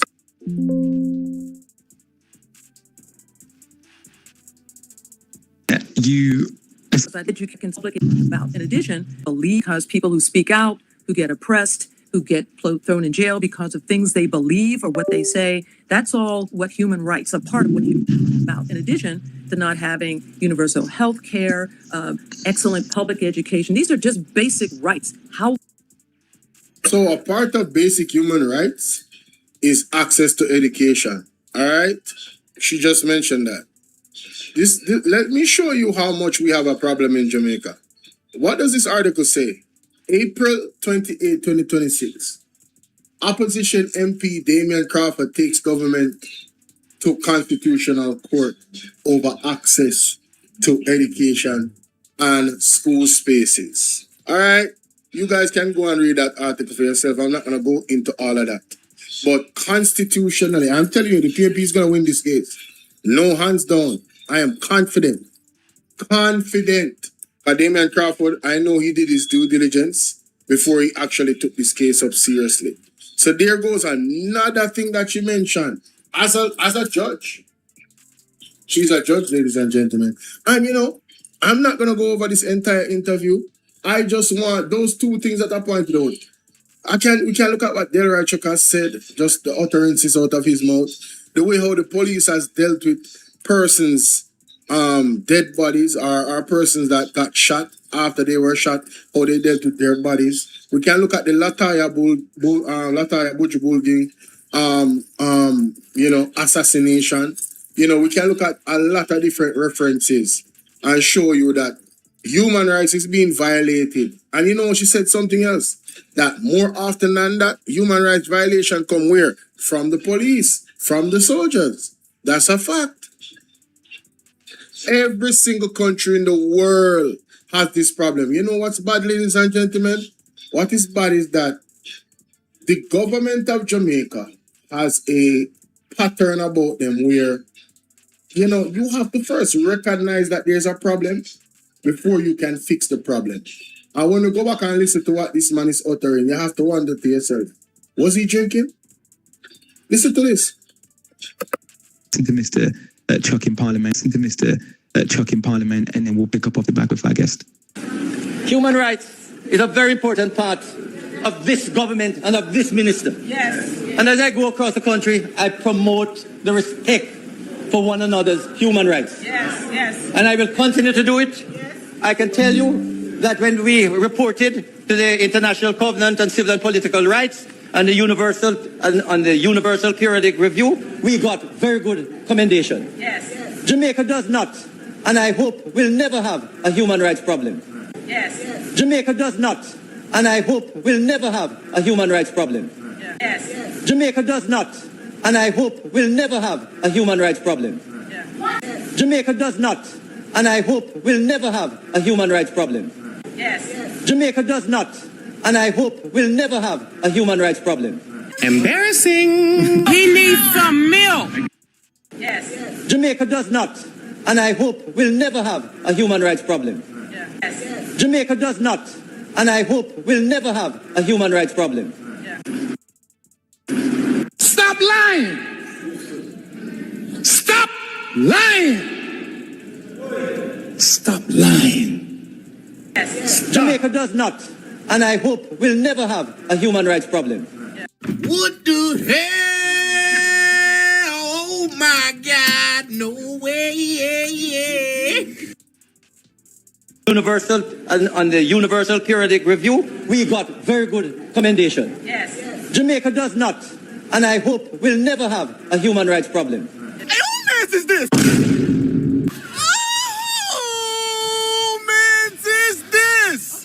Yes. Jamaica does not, and I hope will never have a human rights problem. Yes. Jamaica does not, and I hope will never have a human rights problem. Oh my God, bro. Oh, hell no, man. What the fuck, man? Get your ass on, boy. You get your goddamn ugly ass on. Jamaica does not, and I hope will never have a human rights problem. Yes. Jamaica does not, and I hope will never have a human rights problem. Jamaica does not, and I hope will never have a human rights problem. Jamaica does not, and I hope will never have a human rights problem. Fully done. Yes. Jamaica does not, and I hope will never have a human rights problem. Jamaica does not, and I hope will never have a human rights problem.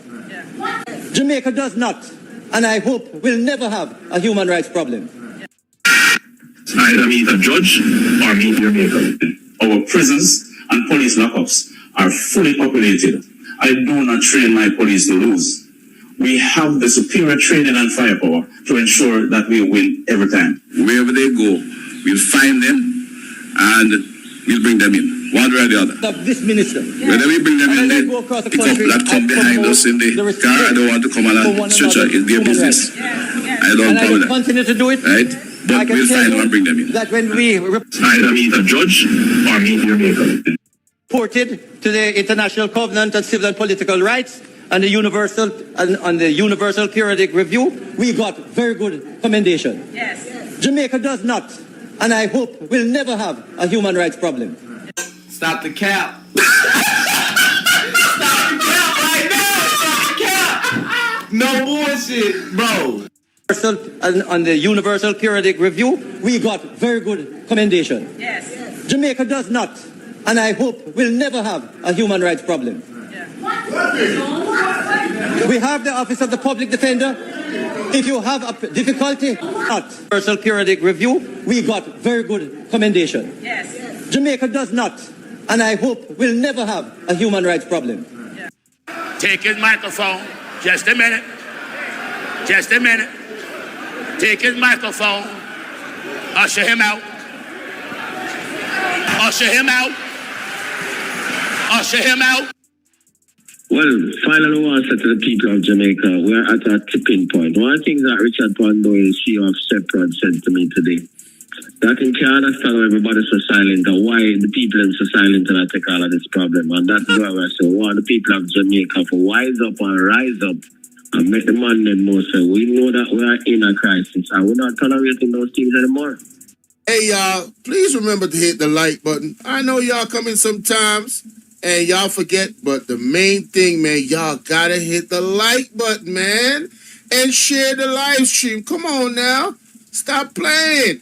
Support, support, support. The like button is free, heard? All of them. It don't matter if you Diddy or whoever you is. TG Jakes, any of them. All lies will be exposed. That's all. And anyone who takes that the wrong way, know why they take it the wrong way. The truth is the light. The Toyota RAV4 has been the SUV Jamaica loves and trusts. Hey, ladies and gentlemen, how y'all doing? Welcome to the platform. It's your boy Bolo Tbv.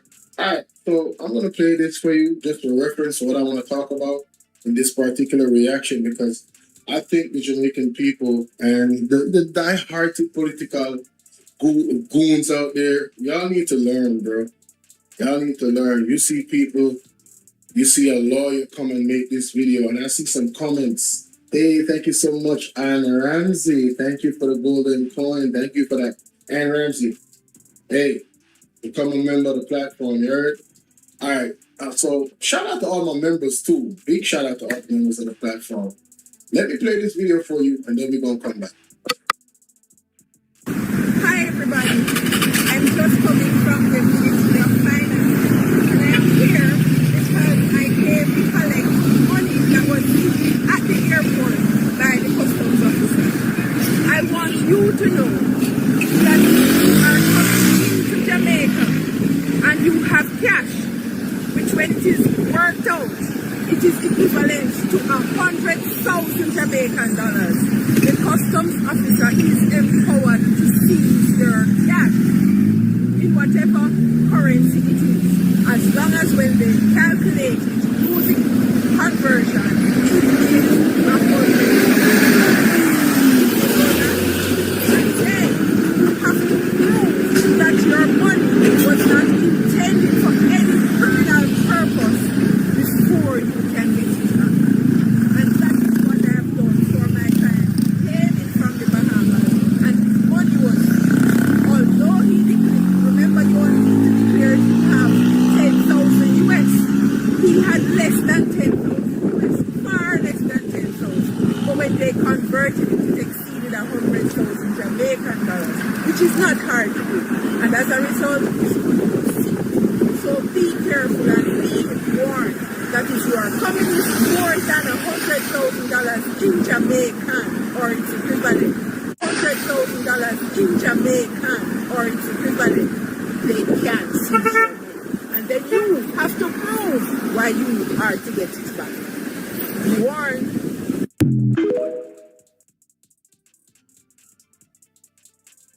All right, my people. So the lawyer came out. Hey, shout out to Anne Ramsey with the trophy, man, the gift.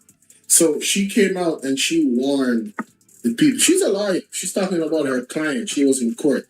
And I want y'all to observe some of these comments. I want you to observe some of these comments. And some of them specifically, right?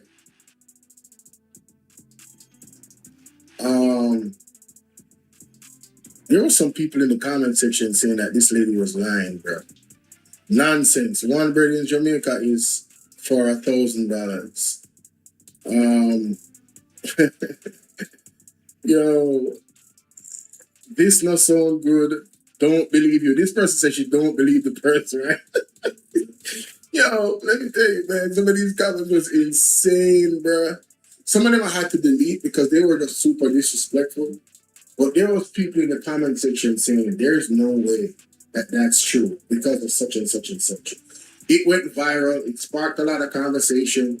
And I'm going to show you that this thing is not just real. She's a lawyer. But this whole conversation has went all the way to America. Listen to Shula King, man. Listen to Shula King, man. Listen to this. Shout out to Shula King, by the way. I watch him all the time. Make sure y'all go subscribe.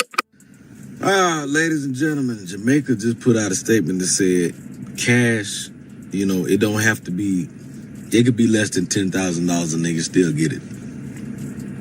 Now, I'm going to tell you now. TSA, customs, them people are already bad enough. Let's not play with the Jamaicans, all right?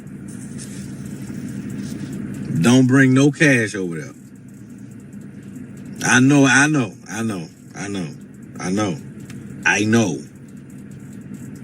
But I'm saying, if they already telling you, they basically telling you they fitting to steal from you. If they got to put out this statement, I know. But I'm saying, if they already telling you, they basically telling you they fitting to steal from you. If they got to put out this statement that, nah, it ain't got to be $10,000, man. We can take anything we want. You come through here, we take anything we want. What can go so?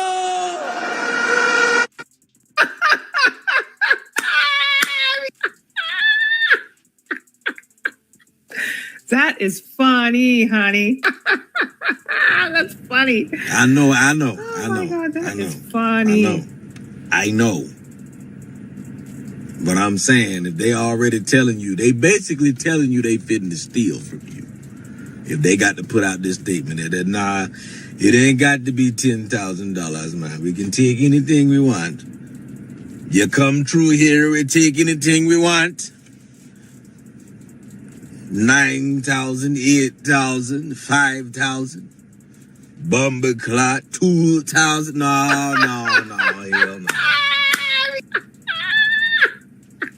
And what you going over there with $10,000 in cash? Honey. But what you fitting to buy?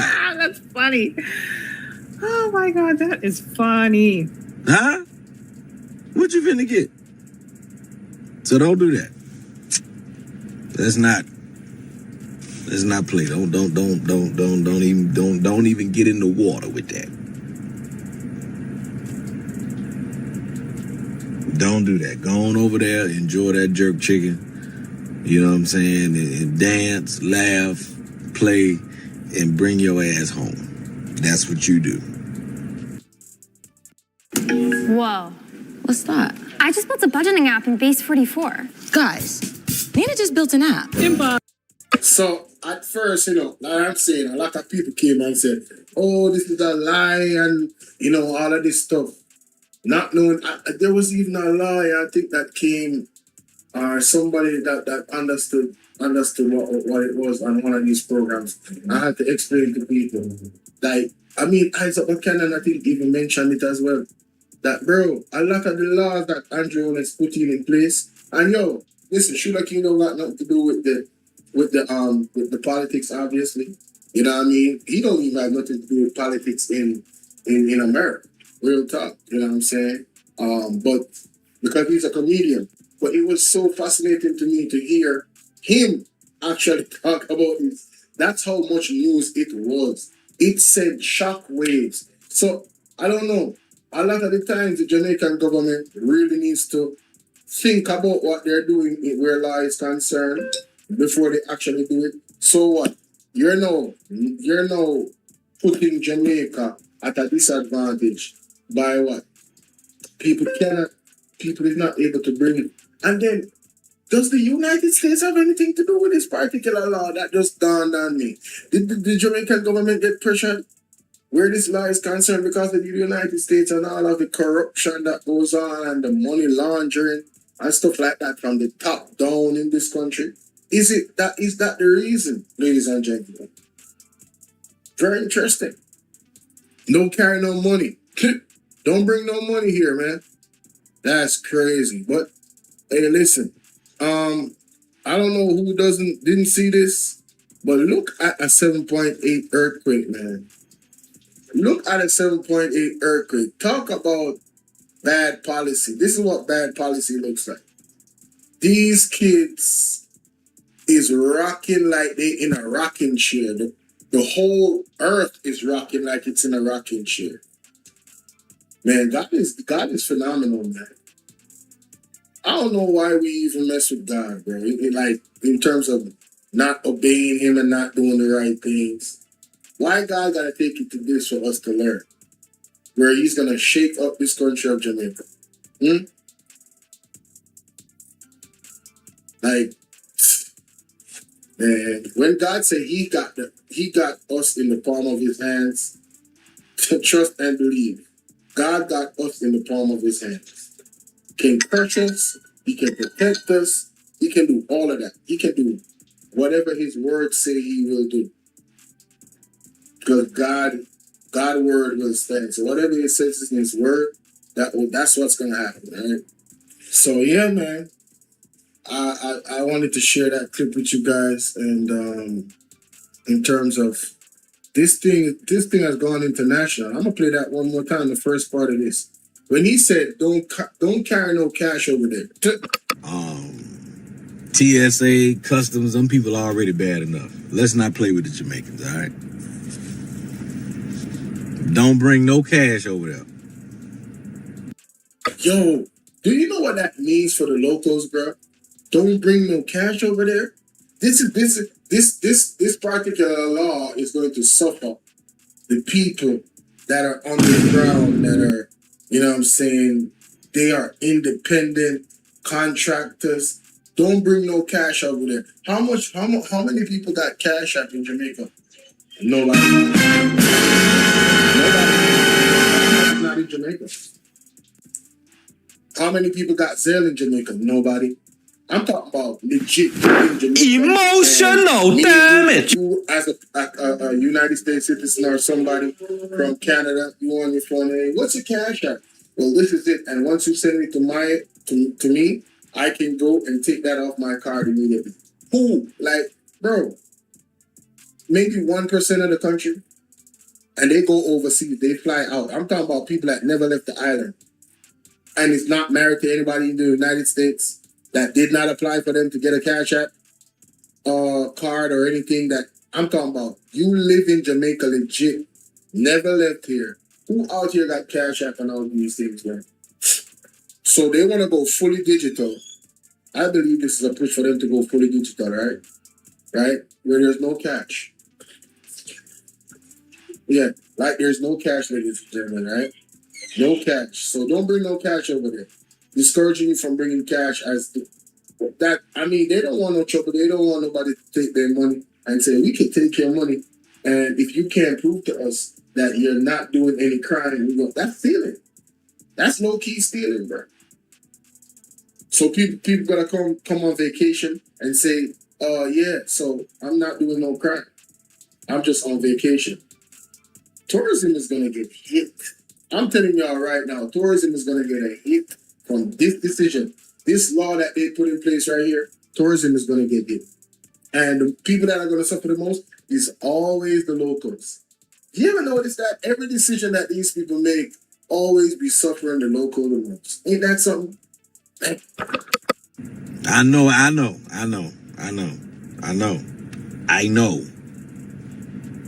But I'm saying, if they already telling you, they basically telling you they fitting to steal from you. If they Embarrassing. He needs some milk. Emotional damage. They basically telling you they finna steal from you. Man, that's embarrassing, bro. And that's how the people feel. That's how people gonna feel in America, in these places. Great job, Andrew Onis. Great job. Great job, sir. I want to say shout out to Pastor Jeffrey Shuttleworth, man. Thank you for being brave, and thank you for being a man of God and speaking truth to power without fear or favor. You gotta believe in something greater than yourself to really stand up out here and tell the truth to the government, especially about stuff that they are actually pushing onto the people. John, how you doing, my darling? Salute. Especially stuff that they're actually pushing onto the people. Like I just did a reaction just now in regards to the good brother Shula King that was talking about the situation with the $100,000 limit that you can bring to Jamaica when you come in, and you gotta prove that you're not doing anything illegal with it. They could seize your money and you ain't get it back, right? And that's basically some way for them to steal your money. Gone with the wind. Ain't that something? And he telling people, yo, listen, you got a lot of following too.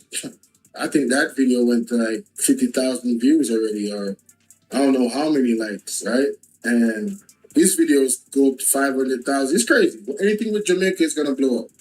Now I come here and I pounce upon this video with Apostle Jeffrey Shuttleworth. Man, listen to this, bro. Listen to this. Is a patent. Yes, it is convenient. But the point I'm making is, do not say to the people that it is in your best interest if we cut out cash, because that's a lie. It is a patent lie. It does not benefit the people on the ground. Only a few benefit if cash were to be removed totally from the system. Only a few would benefit. The large majority of us would suffer because you will now own nothing eventually. That's it. And you will not be able to control your future. You will not be able to save. Whatever you are saving is not yours. You can't hold on to it. Because anything that is digital is not real. I'm going to say it one more time. Anything that is digital is not real. You can't hold on to it. And therefore, you cannot own it. You think you own it, but you don't.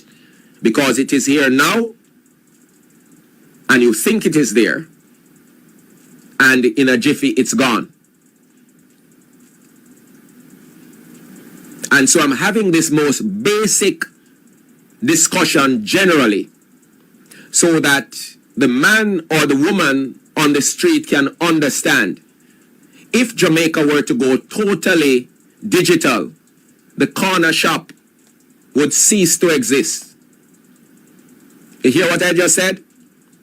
The jerk chicken vendors that you see there, they would cease to exist. No matter Yo, I just said that a while ago, you know, bro. The people them that's most vulnerable just off the restriction of having less than $100,000 coming to Jamaica tells you that they want to push the digital more. And it tells you that the regular man will suffer immensely because of that law. That man, great job, Andrew, in selling out the poor people, the same ones that voted for you. Great job, amazing job. How they tell you that, oh, they will give you mobile, this and so on. No, it would not be viable for you when you think of what it will be required of you to maintain that little business, that little cart that you push, that little jerk pan that you have on the street. You have to register, you have to pay all kind of stuff, and every transaction, you have to pay for it. It would not be worth it. And so the small man eventually would be out of business, and only the big players would be left to do business. And so they will introduce what is called social credit, where they give you money. We don't want money from government.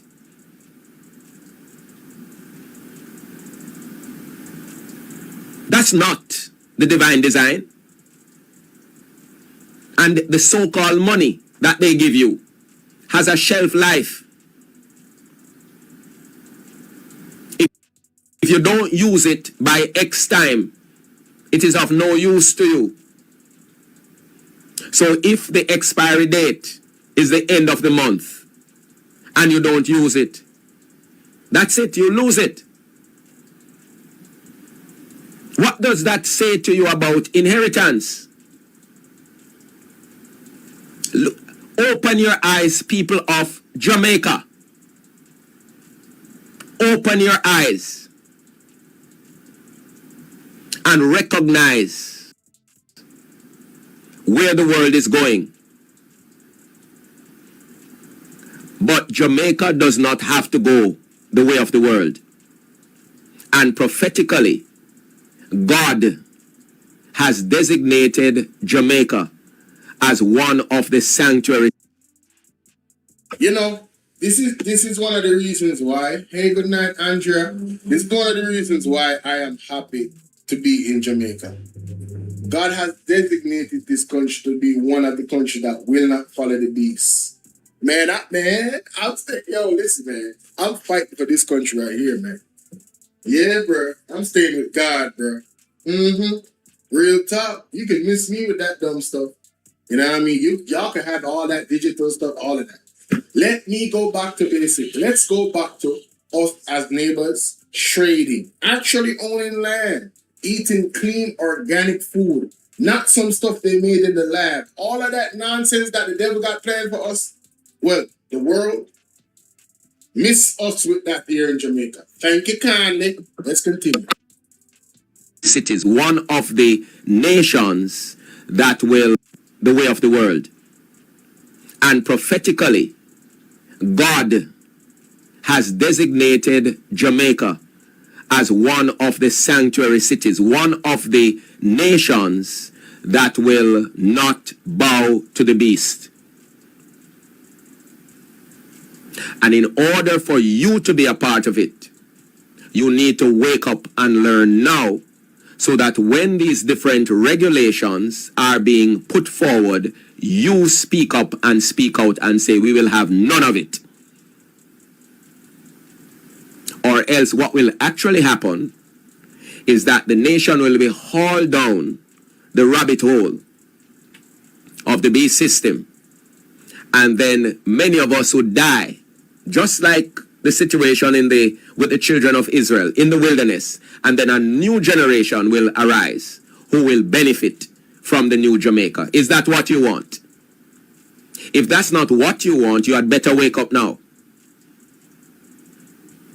So don't allow these briefcase, blue-collared and white-collared, and these people walking around and telling you nice things. That is funny, honey. That's funny. Oh my God, that is funny. About convenience and who is going to benefit. You are not going to benefit of the base system. And then many of us would die, just like the situation with the children of Israel in the wilderness. And then a new generation will arise who will benefit from the new Jamaica. Is that what you want? If that's not what you want, you had better wake up now.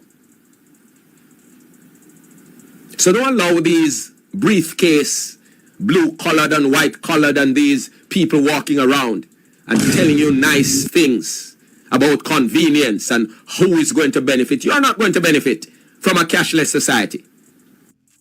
All of them. It don't matter if you Diddy or whoever you is. TG Jakes, any of them. All lies will be exposed. That's all. And anyone who takes that the wrong way, know why they take it the wrong way. Ladies and gentlemen, the truth is the light. The truth is the light, ladies and gentlemen. Man, let me tell you something, man. Man, I gotta find this man, Apostle Jeffrey Shuttleworth. Real talk.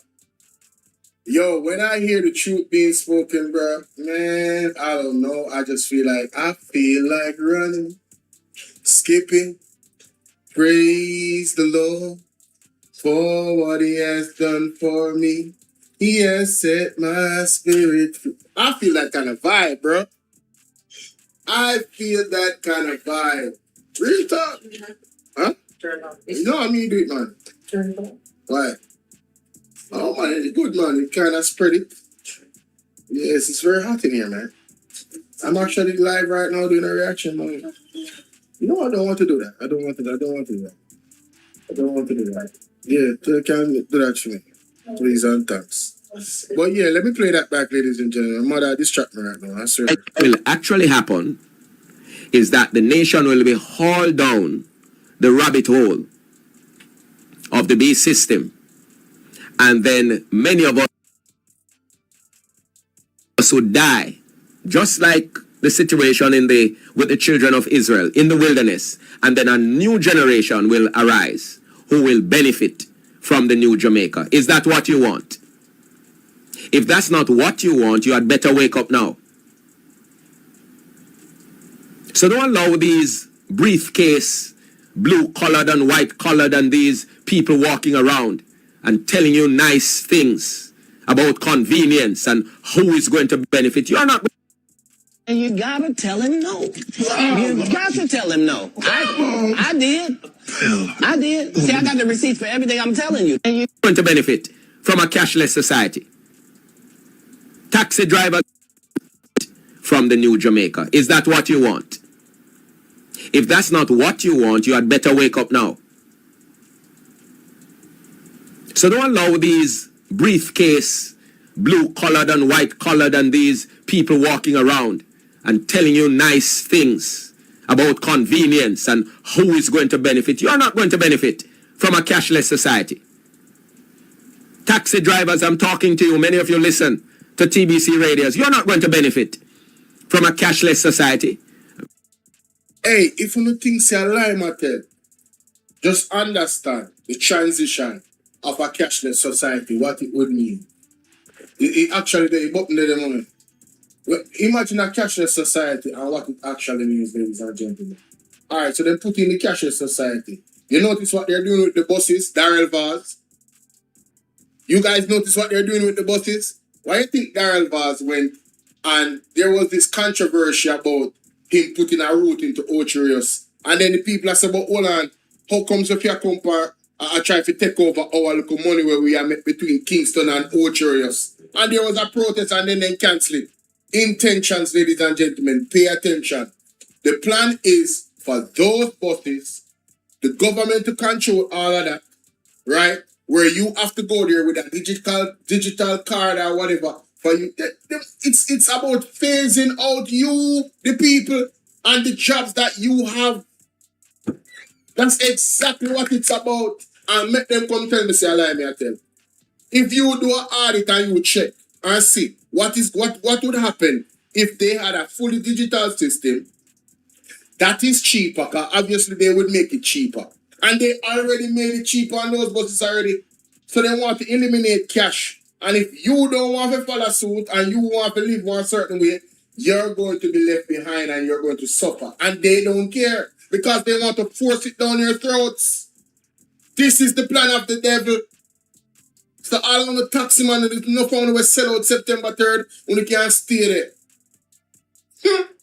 Man, hey, me say, if you don't wake up, man, trust me. Nah, go pretty, ladies and gentlemen. Not going pretty. You can't stay there, man. Let's continue. One pastor shut the word. In the wilderness, and then a new generation will arise who will benefit from the new Jamaica. Is that what you want? If that's not what you want, you had better wake up now. So don't allow these briefcase, blue-collared and white-collared and these people walking around and telling you nice things about convenience and who is going to benefit. You're not going to benefit from a cashless society. Taxi drivers, I'm talking to you. Many of you listen to TBC radios. You're not going to benefit from a cashless society. Many of you are going to be put out of business because in a cashless society, it's easy to decide who will be a part of the economy formally and who will be not. Right? In other words, who will be disallowed. Let me put it that way. So those who will be and those who will be disallowed. It's easy to lock you out. Yes, it is convenient. But the point I'm making is do not say to the people that it is in your best interest if we cut out cash, because that's a lie. It is a patent lie. It does not benefit the people on the ground. Only a few benefit if cash were to be removed totally from the system. Only a... All right. So, why, Pastor? You're right, you know, but more you hear what the labor at them as a pastor. Listen to the labor at No sense. PNP don't make no sense. When time Andrew to be a fuckery, Andrew we stand with. When Andrew do ends a fuckery, we stand with Andrew. When Andrew want to sell the country, we stand with Andrew all Fully done. Show up.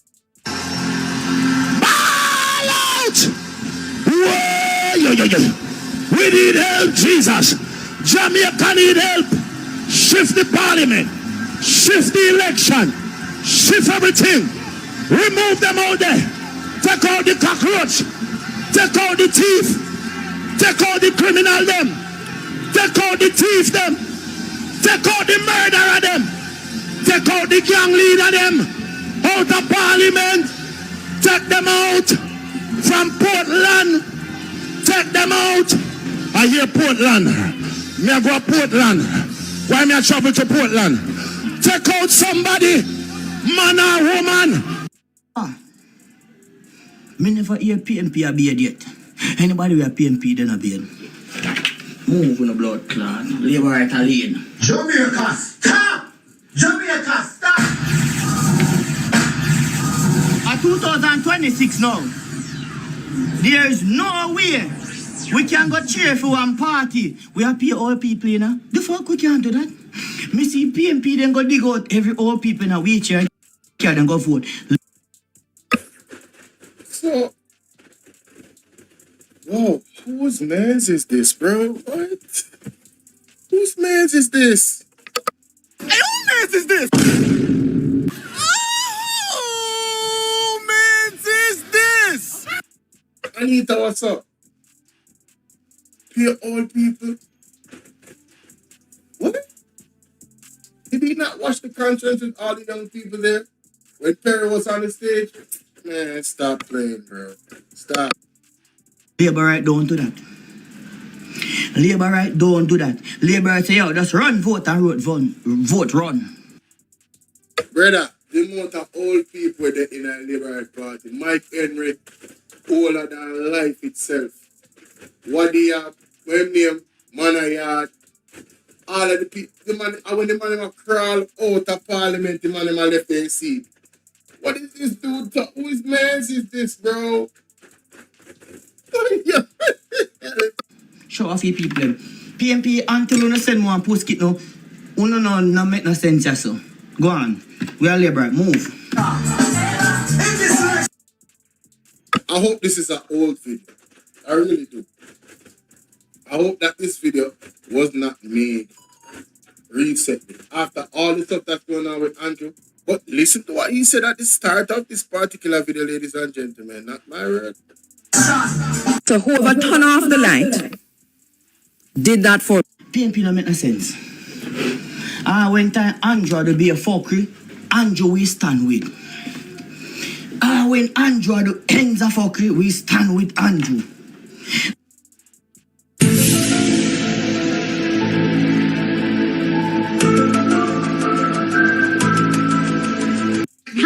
Help. We hear the letter. We need your divine intervention.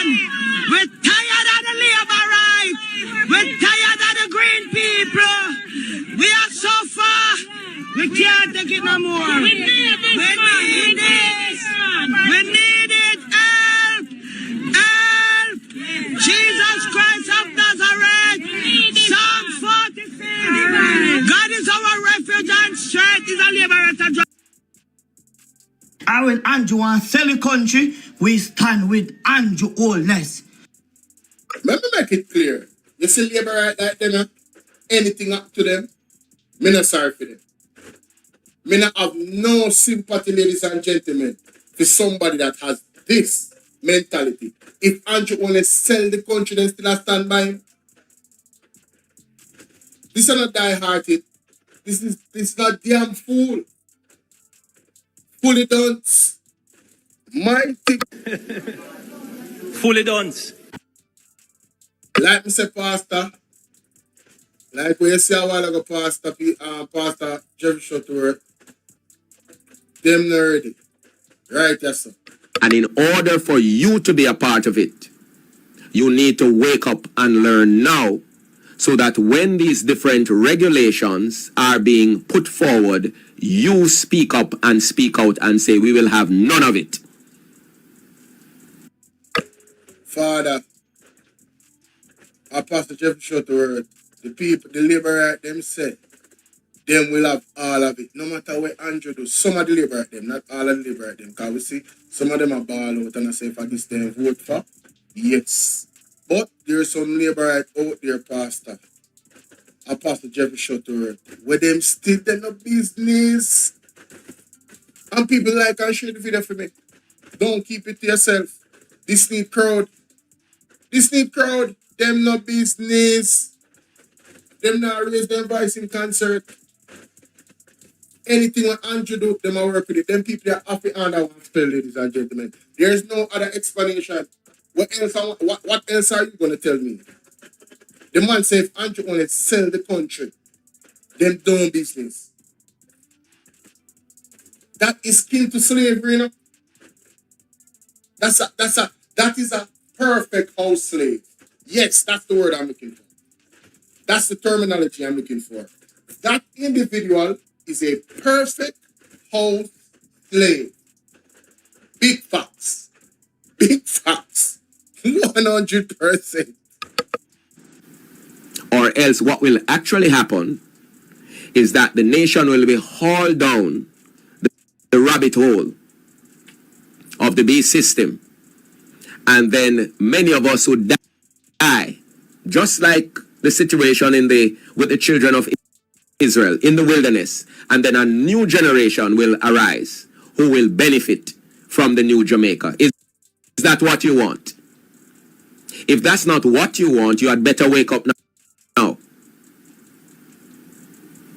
So don't allow these briefcase, blue-collared and white-collared and these people walking around and telling you nice things about convenience and who is going to benefit. You're not going to benefit from a cashless society.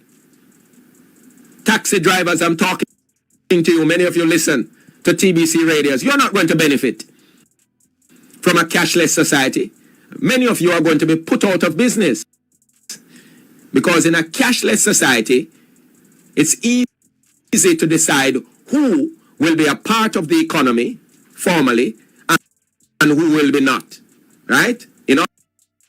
Yeah, it gives the government greater control over people's lives when they have a digital economy. So a dictator can thrive easily under a digital economy. You know what I mean? Think about that, ladies and gentlemen. Think about that. Boy, listen. Let me know what y'all think, man.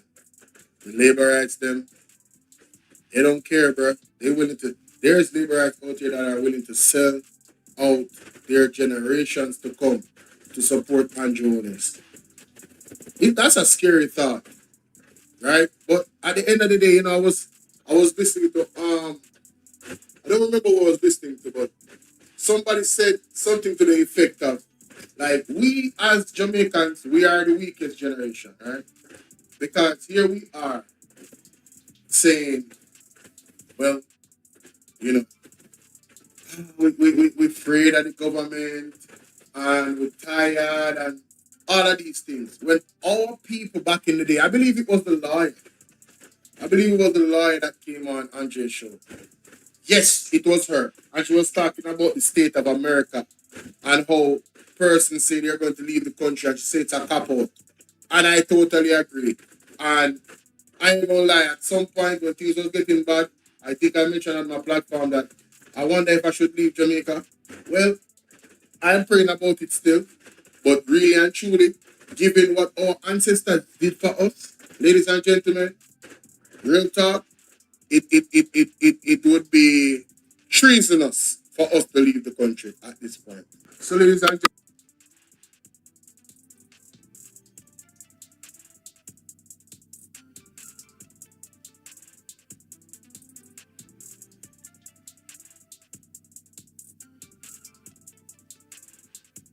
I can't turn on the sound because I play music up on the video.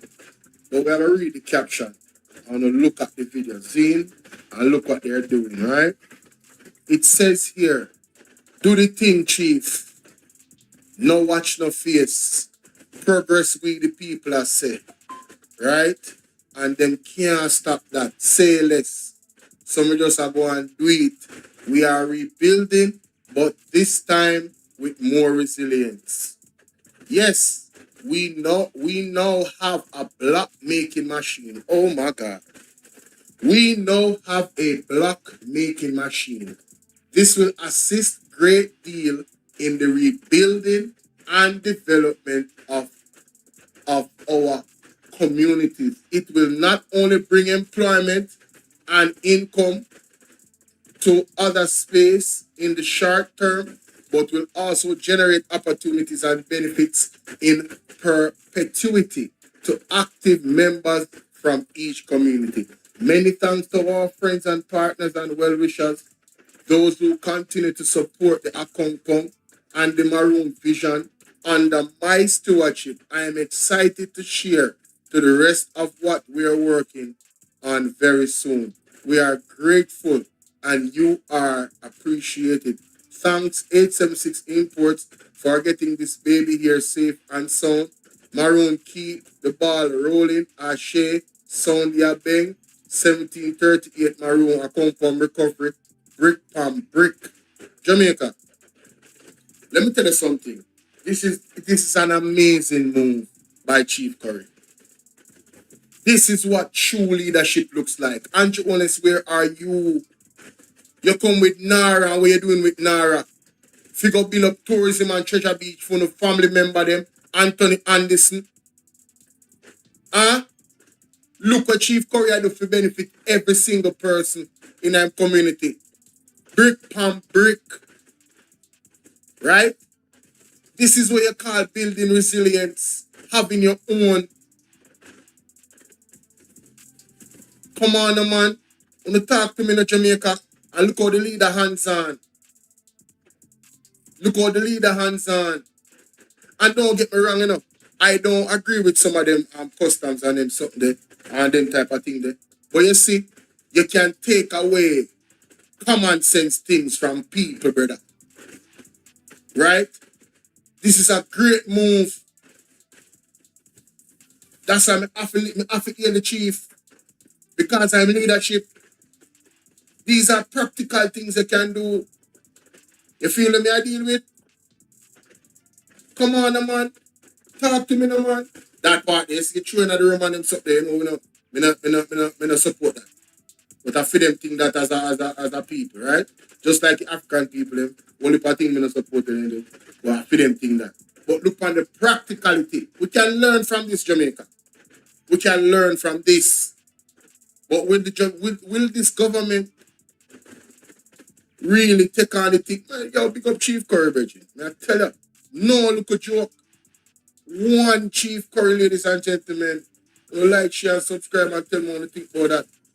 Me, because you talk about Andrew, you talk about digital and all of this thing. Go practical. Don't we have cement shortage and all type of stuff? The more we can be independent and have our own, and the man employ people at the same time. Not you, just Misha. Just Mish. Come on, man. Tell me what you think in the comment section. Like and share this video if you appreciate the conversation. Talking about serious things happening in Jamaica. Ladies and gentlemen, let me share something with you. Please like and share the video. Make me share something with you, because this is what I'm more than serious. This is a calamity. Listen, this is not my word. Listen to the folks overseas, ladies and gentlemen. The dark truths about Jamaica. I want to listen to this. Not guaranteed work beyond 6 months. Jamaica is a beautiful country. It's known for its amazing beaches, friendly people, flavorful food, incredible music, and the overall strength of people. It's a small country, but it has a huge impact. But there is a dark side to Jamaica that they don't tell you about. The tourism of Jamaica makes around 35% of its GDP. It generates just over $4 billion in tourism alone. And only 10% of the local residents are actually seeing that money. 80% of that leaves the country, and the workers of these resorts are earning $2 to $4 an hour. That makes their base pay around $100 a week, barely enough to sustain themselves.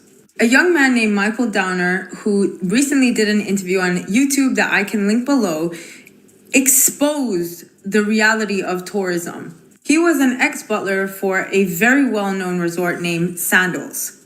In 8 years, he had one minor write-up, and that write-up was because he gave a fellow colleague a burger to eat because he had worked through his entire lunch shift.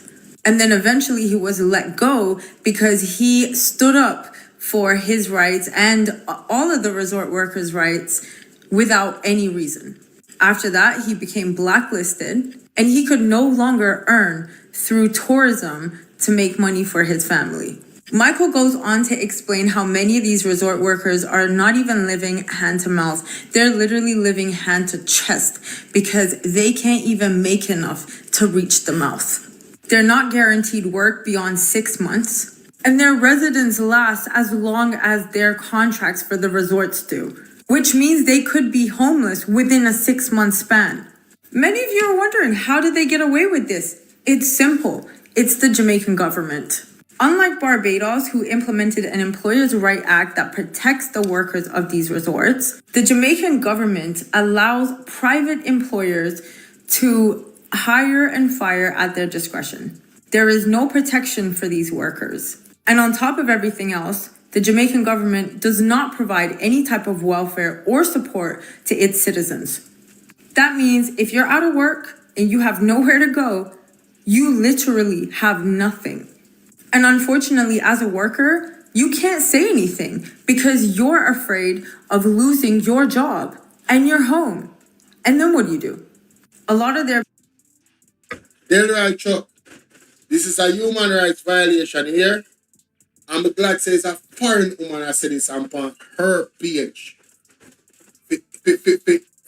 Expose the wicked, evil Delroy Chuck, Edmund Bartlett, Andrew Hollis, every last one of them. Every one of them. When me and Colonel Charles Jr., we are Labour Minister, every single one of them. Workers come out and protest, nothing come out of it. Everything where lady has their facts, you know?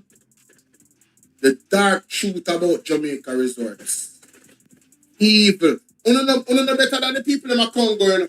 The government of Congo, you know? They have little pitney, you know? Them have little pitney down their car, they in a mine, you know? I work for patents, you know? And the same thing is the same slave plantation regime.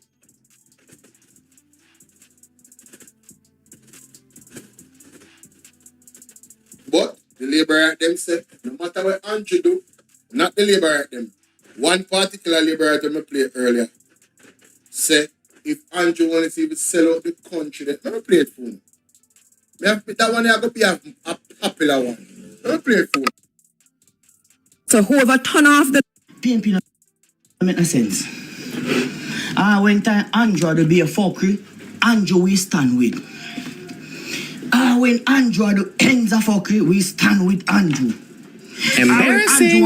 He needs some milk. With Andrew oldness. Shower.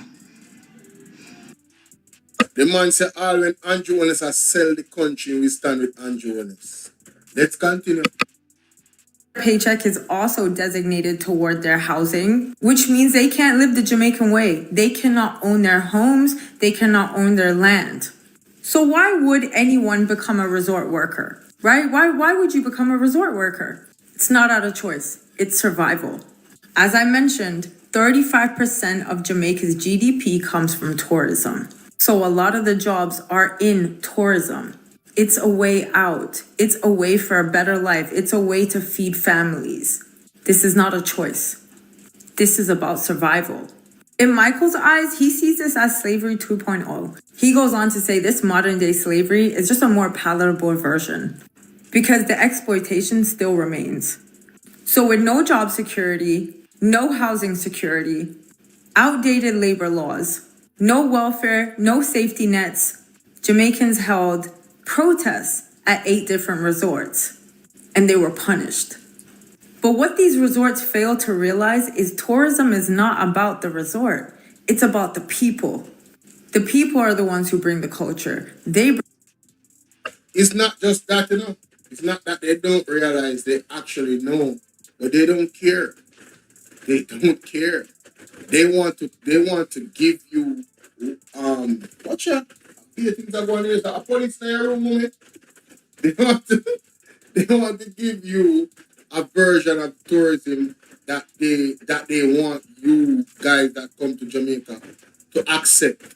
And the more they feed it to you, like they tell the person, don't leave the resort. Stay. That is by design. Right? Because one, they don't want to share the profits with the people on the land. Most of the money, actually said, that comes in these resorts, don't stay in Jamaica. As a matter of fact, I'm going to play something for you after this. Let's continue. Bring the food, they bring the language, they bring the vibes. But these resorts are watering them down. They're diluting the food, diluting the language. They are trying to dilute and gentrify. These workers are trapped in a never-ending cycle where they feel like they have no place to go and nowhere to turn to. As a matter of fact, many of them are suffering in silence and just feel like they should be grateful to have a job. They don't think that they're deserving of basic human rights. They don't think that they're deserving of workers' rights. But they are absolutely deserving of the most minimum rights as people. This isn't about, this is just how tourism works. This is about policy. This is about power dynamics. This is about a country that was promised its independence, yet somehow is still being exploited by colonization. A lot of these workers depend on tips. But unfortunately, these resorts have now turned around and pushed this no-tip policy, no-tip culture, no-tip environment. So workers can't ask for tips. They may still be able to receive them, but they're at the mercy of the guests.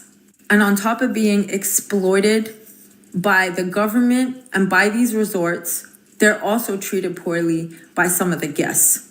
What some of you saw during Hurricane Melissa is very real, and it happens every single day. But unfortunately, these people feel like they can't say anything. They feel like they can't stand up for themselves because they are victims to the resort. So as a whole, what can we do? What can the diaspora do? What can foreigners do? What can tourists do? What can people who appreciate and love Jamaica do? We cannot abandon the resorts. We can't.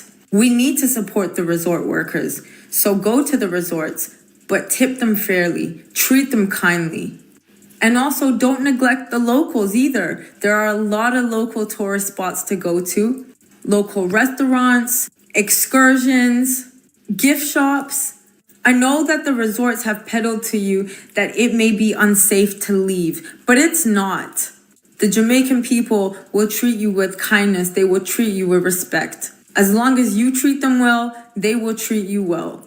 And they will take care of you. They will show you around. They will be excited to do so.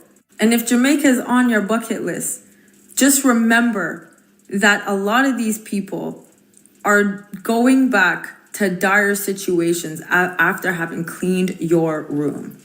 And as Michael said, a lot of them have bitter situations. But they don't say anything to you. They keep respectful towards you. They remain kind to you. They share their culture with you. So the least you could do is be respectful, be kind, spread awareness, and stand up for them. Go and visit the local vendors. Go and visit the local restaurateurs. They love to see you. There are a lot of people that are still suffering from Hurricane Melissa. Over 2,000 jobs were lost. There are a lot of people still suffering from Hurricane Melissa. Over 2,000 jobs were lost. Many Jamaicans have a GoFundMe. Feel free to donate. But most importantly, I'd like to share Michael's organization, the National Hospitality Workers Union, NHWU. He offers tourist guides, but more importantly, he helps people of Jamaica to become better workers in hospitality. He wants to support their rights. He wants them to have rights. And let me tell you, the government don't like what he's saying. So we need to stand up for him, speak up for him, and speak for all of the workers that are suffering every single day because of the resorts and because of places like the UK and the US and other corporations who are taking advantage and exploiting the local residents of Jamaica. The culture shall not be diluted. We must hold on to its integrity, its legacy, its history. And that can only be done through the people. So next time you go to Jamaica, make sure that you tip well, you treat people with respect, you visit the locals, and you have a great time. But don't ever forget how the resorts treat their workers, and do your best to spread awareness and let people know the truth about the tourism of Jamaica. Jamaica is a beautiful country.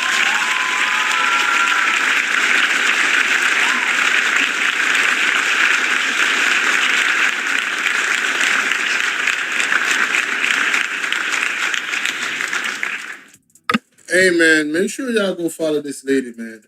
Be the Diva. I want to personally thank you if you should come across this video, man.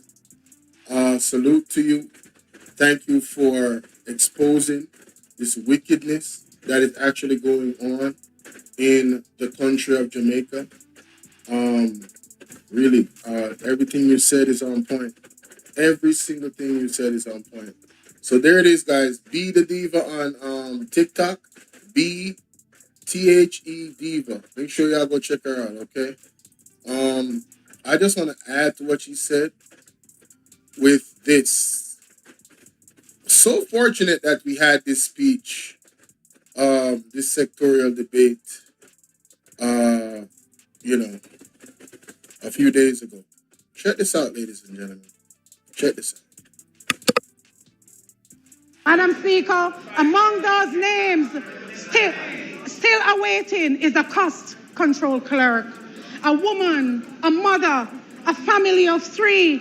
She did her job. She kept the records, balanced the books, held the hotel's accounts together. And when the storm passed, she had no home. I have to shout if noise has been made on the other side. Today, Madam Speaker, the woman is sleeping in her car. in cops. Check me after this presentation. Her family of 3 living under a tent, waiting for a program that carries the name of the very industry she gave her time. Waiting for government. What can go so? Government that promised to see her for a program that carries the name of the very industry she gave her time. Waiting for government that promised to see her, waiting for help that has not come. Madam Speaker, I asked the minister directly, what is the status of the THAR program? How many applications have been processed nationally? How many workers have received assistance? What is the total disbursement to date? And what is the timeline for honoring the commitments made to hundreds of tourism workers still waiting? These are men and women on Embarrassing. He needs some milk. And what is the timeline for honoring the commitments made to hundreds of tourism workers still waiting? These are men and women on whom this entire industry depends. They welcome visitors to our country paradise. They smile through the exhaustion. They serve with warmth and professionalism. And then they go home to a living nightmare. Damaged walls, leaking roofs, mold spreading where the floodwaters came in. And the pattern is deliberate. Long-serving employees, 18 years of service, are summoned to human resources departments and told to go home or face redundancy. While they sit at home, though, contract workers are deployed to those same properties. We need an intervention. This is not a coincidence, Madam Speaker. This is a strategy. Hurricane Melissa has been used as a pretext to casualize Jamaica's hospitality workers. 3-month contract, no security, no redundancy protections, no dignity. Michael Manley gave dignity to Jamaica's workers. When you hear much time hypocrite Andrew Honest talk about to restore the dignity of the people, then where's the dignity for the people who are working at tourism? Where's the protection? Where's the guardrails from the government, the policies, the laws? You guys have the power to do it. Why haven't you done it? Tell about the big old hypocrite them, man. A strategy. Hurricane Melissa has been used as a pretext to casualize Jamaica's hospitality workers. 3-month contract, no security, no redundancy protections, no dignity. Michael Manley gave dignity to Jamaica's workers. What this government silence is enabling is the dismantling of everything he fought to establish. Tourism workers deserve transparency on hotel opening timelines, mortgage moratoriums extended to match actual reopening dates, and ministerial oversight of every redundancy process in this sector. Madam Speaker, Grand Jamaica is nothing without her music. It is history, resistance, joy, and the healing wrapped in rhythm. Reggae is Jamaica's greatest cultural export. Yet, Madam Speaker, there is a painful irony. When visitors check into most all-inclusive hotels expecting the soul of Jamaica, they find imported overseas performers, while our talented, gifted entertainers are idle at home, displaced in their own country, watching foreigners profit off a sound their ancestors created. Madam Speaker, this is cultural exploitation. Madam Speaker, absolutely correct. Cultural exploitation. 100%, ladies and gentlemen.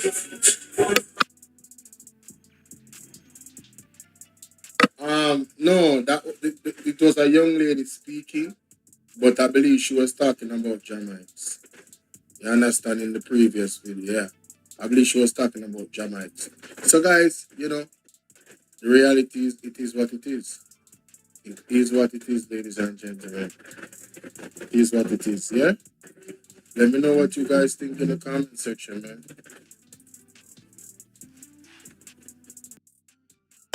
Fuel the game promotion with Ritz, Oreo, Tang, Club Social, and win. 30 social programs? Not even 30 social programs? How that day now Andrew want to come out and try to tell him lie? Create one little flyers and write up some political things for it. Everybody knows I joke that. I'm going to halfway tree. They issue out flyers. Everybody just knows. People say, watch this scammer. Look on the scammer. Look on the scammer. Anyway, let us go into the digital footprint of the People's National Party as it relates to social programs. Want to come with me? Let me show you. That's why I tell them, say, don't mix up PNP when I talk about PNP and JLP are the same thing. Do you understand the electoral map at the time? Do you understand? You understand the different breakdown before you can speak on these matters? You understand? So Mystic Sensation, I teach them. Now look at this now. Let me dig it now for them. And I'll show them. That's why we beat and teach them around here. We don't play around here. You understand? Don't play with democratic socialism. Democratic socialism, right? Don't play with democratic socialism. Let me get this. So it is here. Hold on. Let me just bring that. Yes, you have you're on Mystic Sensation Live. Please go ahead. Blessings. Blessings. This is my time, man. I feel it ever in this country. All right. I don't know 2 times, I'm not say. The president, people don't go and listen by TV. Yes. All right. Call on. Hold on. More you say no. More you go back into the class because I have the digital footprint put up. So everything we're going to tell me about is upon the digital footprint. So go back into the class now and just take it in. All right? That's it. All right.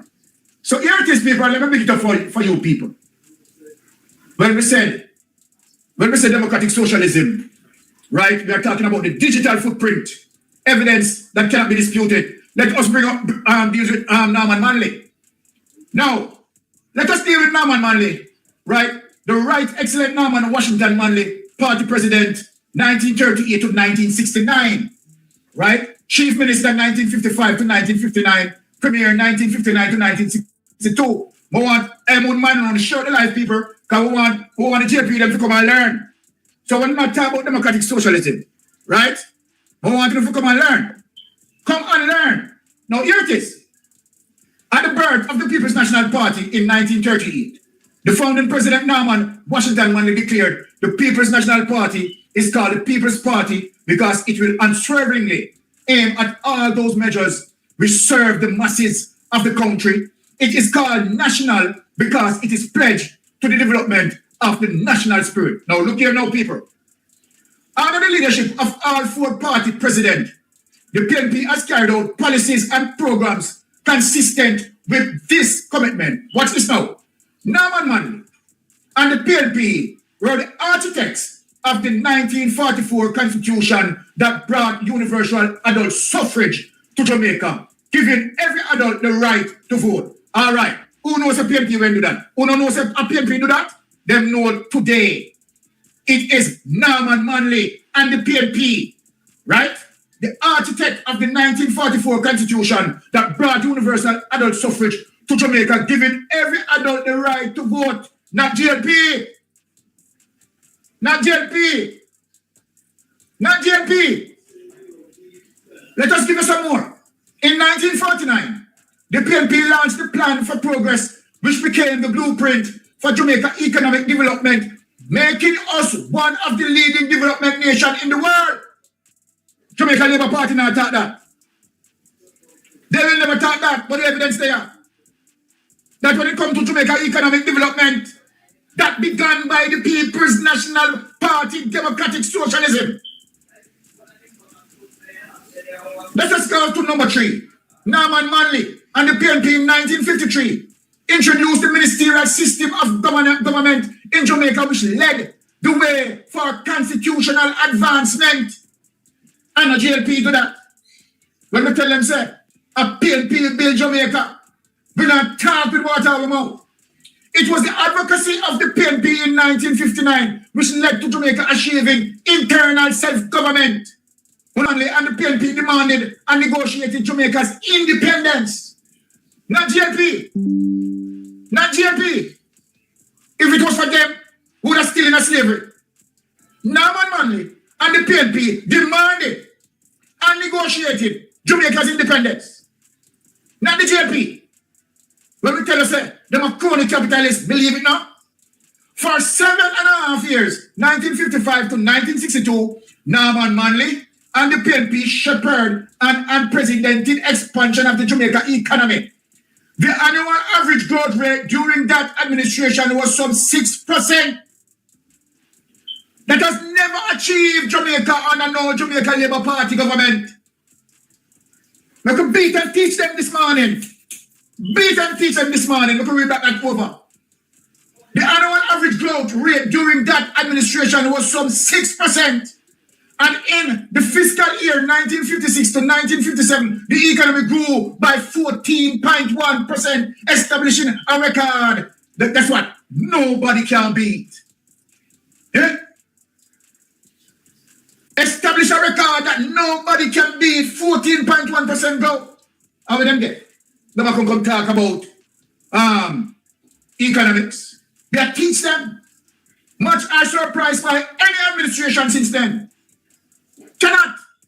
In 1955, the establishment of the Central Planning Unit, Low Planning Institute of Jamaica marked the beginning of planned economic and social development in Jamaica, not the GLP. In 1957, the 1957 PNP administration introduced Jamaica's first 10-year development plan. Now, the Beach Control Law of 1955 gave all Jamaican right of access to our beaches. The Norman Manley administration introduced the Watershed Protection Act to preserve the environment and protect our water sources. Right? So now look at it, you know. The Norman Manley administration introduced the Water Protection Act to preserve the environment and protect our water resources. The Scientific Research Council was established. The 1956 Industrial Incentive Law facilitated growth of the manufacturing sector. So after Norman Manley, who we have? Let me show you who we have. Come here, go through the history we don't know. Come up the general. Make the colonel come up. Make the colonel come up.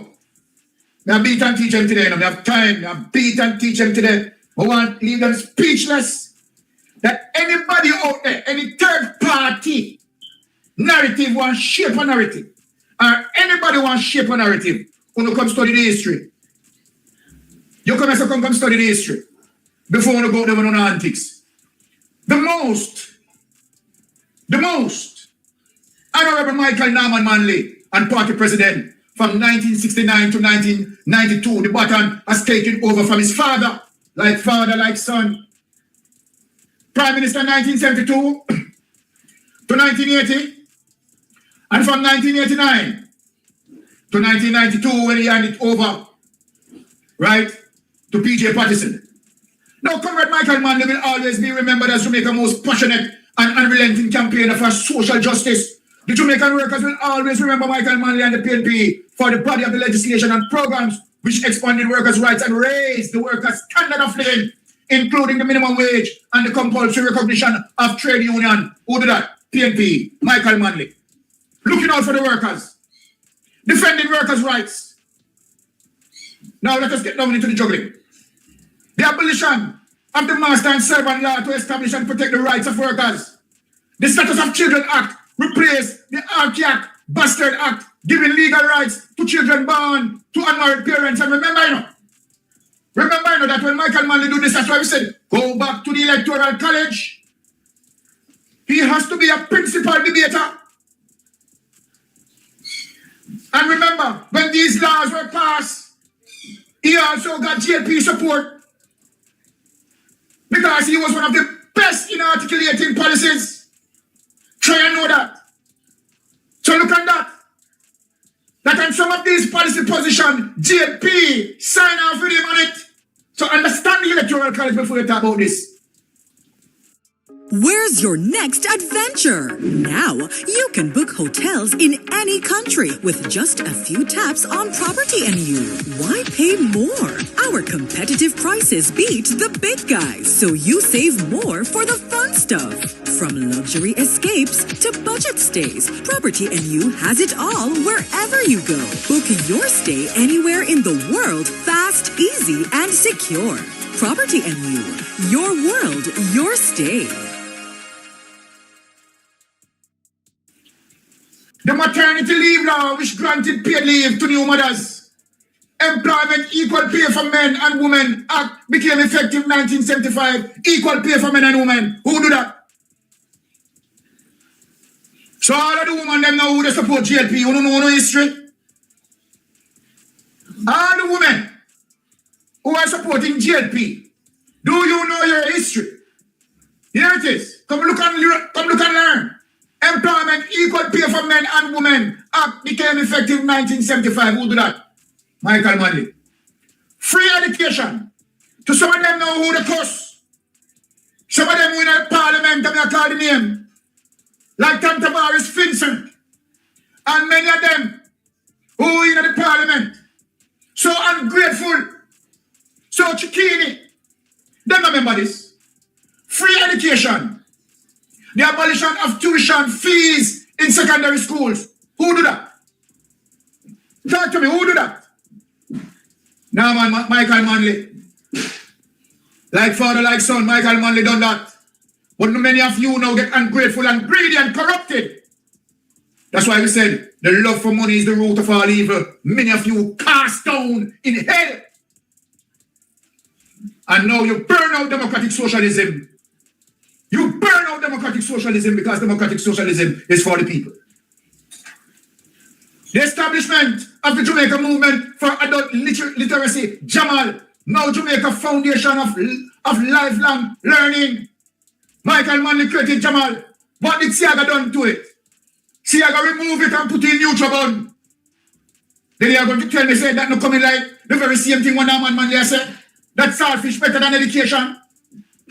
No wonder why.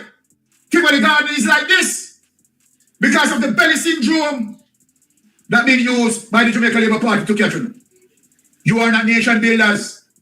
You are killing the nation. The J.C. Foxtrot College of Physical Education was built to train sports professionals. Talk to me, Jamaica. Eh? Talk to me. The amount of college, institution, educational institution that the People's National Party built. The only thing Andrew Holness can do is to promise STEM and STEAM. When it is not STEM, it is STEAM. And when it is not STEAM, it is boiled. And when it is not boiled, it is fried. And when it is not fried, it is roast. Pure acronyms and empty here. We not just speak. Embarrassing. I don't speak it. We need some milk. Do you see STEM? Or do you see STEAM? Or do you see boy? How many schools since 10 years? Andrew Holness and bit. Now look at this. GC Foster College of Physical Education was built to train sports professionals. Creation of the Cultural Training Center. Right, Edna Manley College of the Visual and Performing Arts. Look at beat them with Jamal and beat them with education. LM Agricultural School started, now renamed the Sydney Pagan Agricultural School.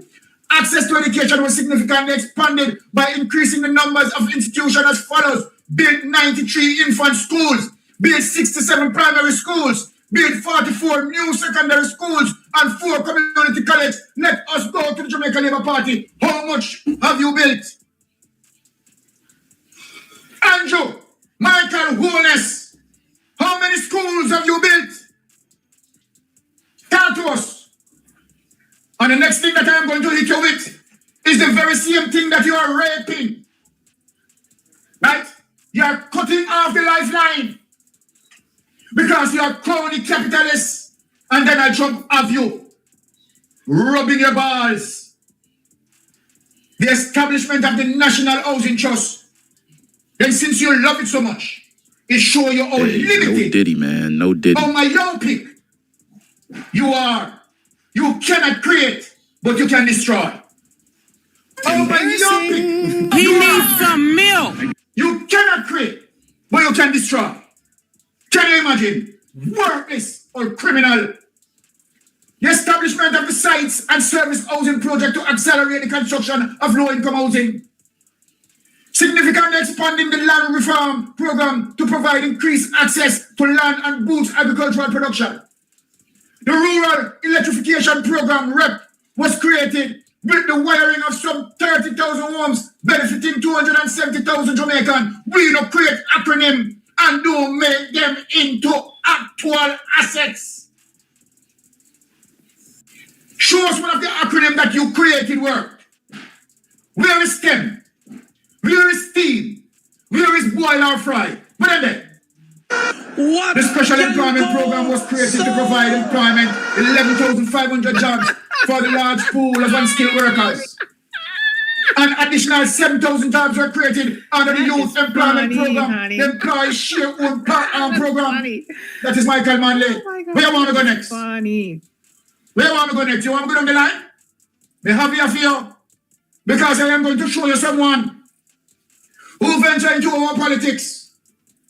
And the amount of social programs he created. No other political leader in the history of our politics had created the amount of social programs that PJ Patterson created. Let me bring him up. So now who built Jamaica?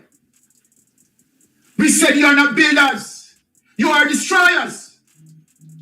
And anyone who supports you, supporting the destruction of Jamaica and its people. Look and learn. Here is the fundamental of social programs creation. The architect, the pioneer. No other created the amount of social program like PJ Patterson. And yet, Andrew Holness want to say 18 years. What did you do for 18 years? Well, stand up and learn since you are deaf and dumb. PJ Patterson, the architect of the modernization of Jamaica's physical and economic infrastructure, is the only Jamaica Prime Minister to have led his party to victory in 3 consecutive general elections. You want to talk why PNP, PJ Patterson, get to do that? Because Siaga failed. Between 1983 to 1989, Edward Siaga called a snap election. And of all the members and of all the senators, and failed to provide one social program. From 1983 to 1989, Jamaica witnessed such a cruelty that they put him 3 years in the wilderness. He needs some milk. Let me talk and tell them why he was in the wilderness. Worthless. He has no opposition. He has all members of parliament, all senators. Something all right and now, could not pass one right. social program. They know they love Jamaica. They are not builders. What we said they are, destroyers. Under PJ Patterson leadership, more Jamaican own land had access to decent shelters, access to water, electricity, telephone service than ever before. His non-confrontational style was a major contribution factor to the decline in partisan political violence. By the time he retired in 2006 and gave it to his Bruce Golden, who put us back to IMF. PJ Patterson had paid off the IMF. PJ Patterson earned the distinction of being the longest serving Prime Minister of Jamaica. You know, I promised him not to shout. But Father God said, I need to shout this. Because people need to hear the power of your voice. Stretching across the mountains of Jamaica. And lift up to a high altitude of 7,402 feet above sea level. And you shout the utterances from the top of the mountain to the base of the valley.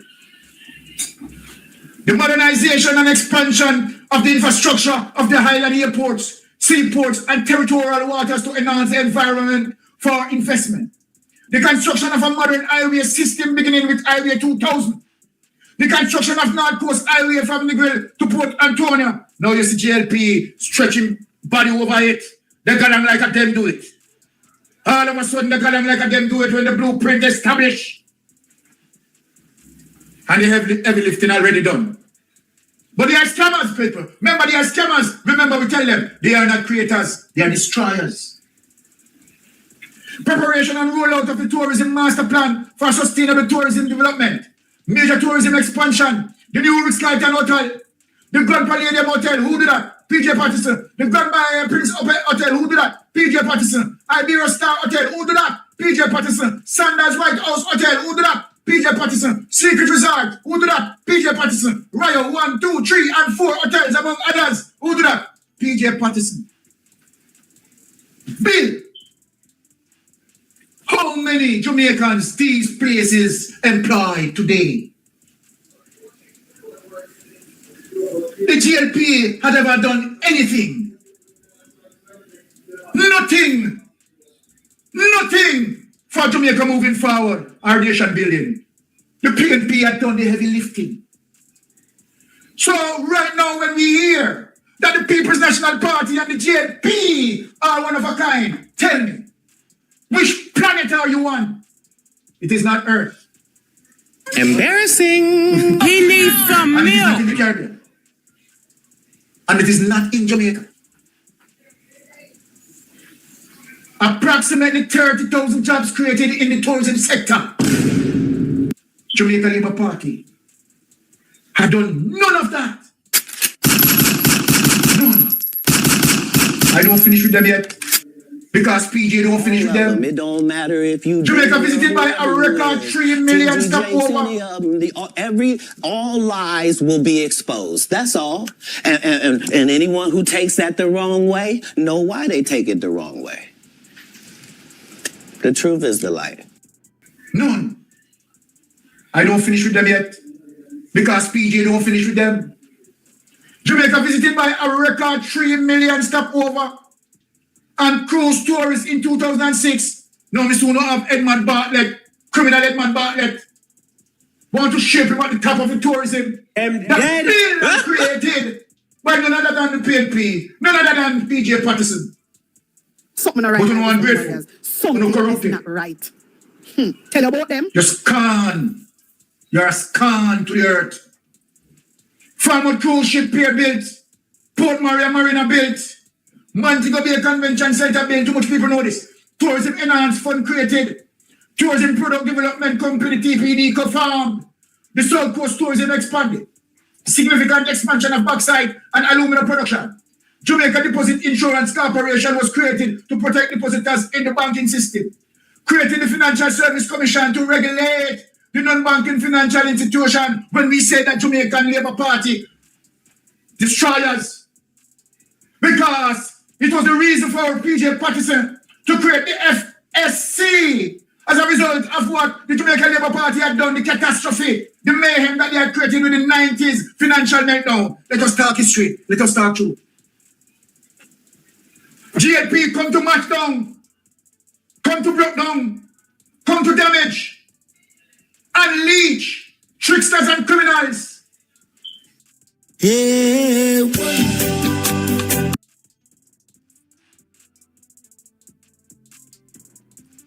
Hey, y'all, please remember to hit the like button. I know y'all come in sometimes and y'all forget, but the main thing, man, y'all gotta hit the like button. GLP, come to match down. And share the live stream. Come on now. Stop come playing. To damage. Support. Unleash. Support. Tricksters like and criminals. Button is free, heard? And we are tricksters and criminals of giving $31 million US. And Siaga said, I don't remember getting it. Talk to me, Dominic. They are not builders. They are destroyers. PJ Patterson. Amar Davis. Now when we talk about certain things, we show history. We show facts that cannot be disputed. Cannot be disputed. But your propaganda of lies. Your PR. Your PR without facts. And only hot here that makes no sense, going nowhere, permeating the air with your poison. But it is who you are. And you continue to fool them and those who wanted to be fooled because they don't want to learn. And so here it is that you build a propaganda, right, of FinSac to make FinSac the enemy. While FinSac was trying to save the damage of the Jamaica Labour Party. Then we asked them, release the report. If it is so damaging against the PNP, release the report. You spend millions in getting it, then why don't you release it? But this is how you lie and your PR is scheme and you're scamming from one Ponzi scheme to the next Ponzi scheme. And that is who you are. Now you want to scam the St. Elizabeth people from out of them lands. This is who you are. You want to scam the very people who are affected by Hurricane Melissa. Of all what you have gotten, $1.4 billion. Less than 2%. Less than 2%. You are not builders. You are destroyers. You are evil. But I sat today in my studio and I tell you to me, be strong with us. It is good over evil. Foreign exchange and market liberalized. Fair trading commission created.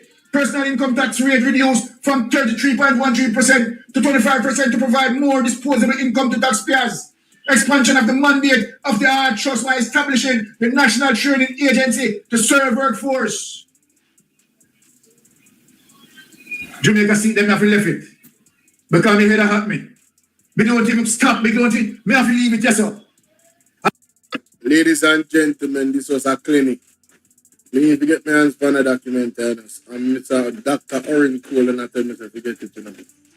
There are so much things PJ Patterson do, brother. And if PJ Patterson do, if you start cut everybody, you won't tap. If you cut everybody for everything we do, you won't tap. My God, let me know what you guys think in the comment section, man.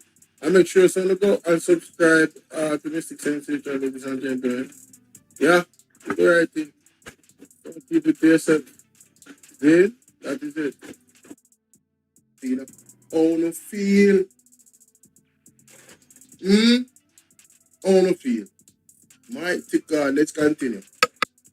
But I go on now when you build up some local shop there, you know. Boy, Mr. Owens, one thing I can say, sir, is a master manipulator. You're good on the manipulating, man, Mr. Owens. You could have opened your own school. People from all over the world would willing to go.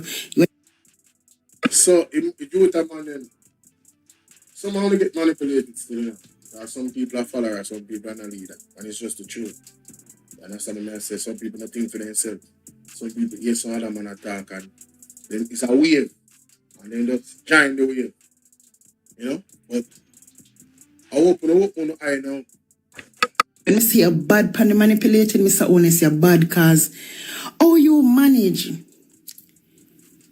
forget $1.44 billion to help victims who suffer category 5 hurricane and you manage to manipulate them and play mind game with them for 8 months. That give you enough time to pass the NARA bill.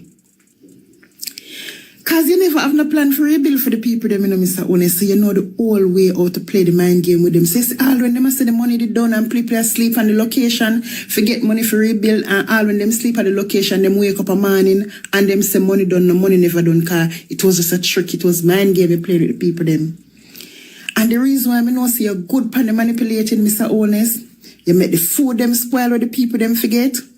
You know, give the people them the sleeping bag them, you know, give the people them the tent them, you know, give the people them water purifier them, you don't give the people them none of the aid them will come to Jamaica to help the people them. All the shipload of material them, I see some warehouse big like half of Jamaica. With material, Mr. Honest, you manipulate the people. All the public, when I pay attention, you manipulate. For make it look like you help the people then when there was no plans. Your only plan was to kill time. You give it enough time. You manipulate the people then with time so you could pass the NARA bill. Because the only rebuild you have in your intention to rebuild is to move the people them from half of them land and put them back a God. So you and your investor friend them can get the people them land. Man. He's a great manipulator. 8 months? 8 months? The Jamaican people, opposition don't like speed because of NARA to speed up the country, but there was no speed. In process, for the people them who suffer the category 5 hurricane and still live out a door, still live around a bag of debris, people live under cellar until today. Yo, people still have to build water out of them house. But God not sleeping on. Be careful of that smart city they want to go build, you know. Because I'm not against the smart city, you know. What I'm against is the... Hey, London 45, if you should come across this reaction, remember me tell you, God is against the smart city. Just listen to Pastor Apostle Jeff Shutter.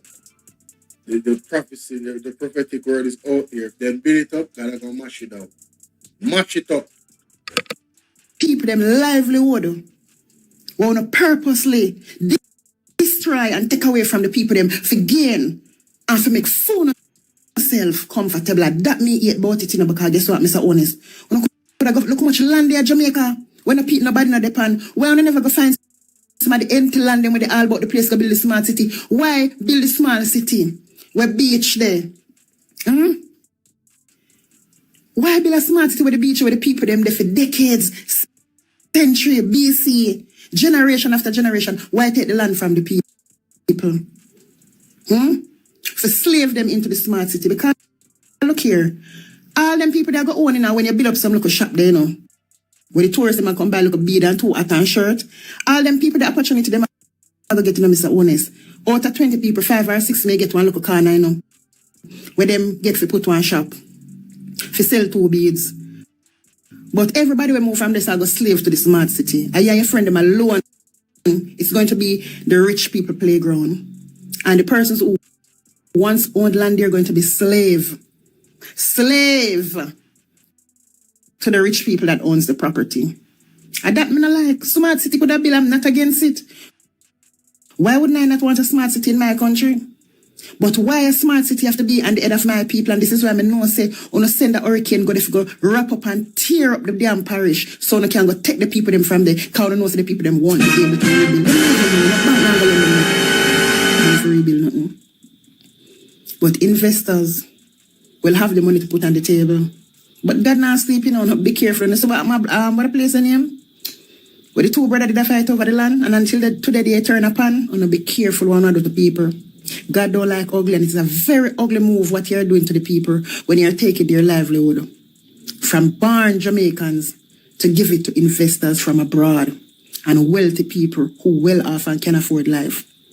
But like I said, Jamaica, more bitter days are ahead to come because Jamaicans will have no beaches to go to.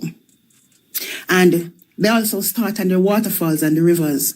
So if someone that do to look at Ochi, him can the people them in our campaign and tell the people them what I'm going to do for them over look at Ochi, look at Duns River Falls. And they make the man when him go put up sign over there, no enter, and tell lies say we're going over there and run the people them from over there.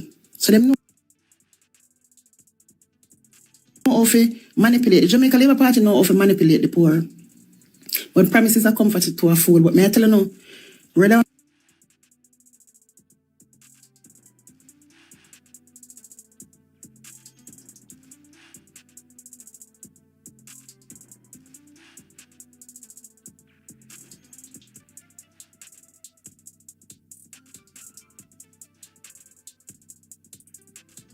no enter and tell lies say we're going over there and run the people them.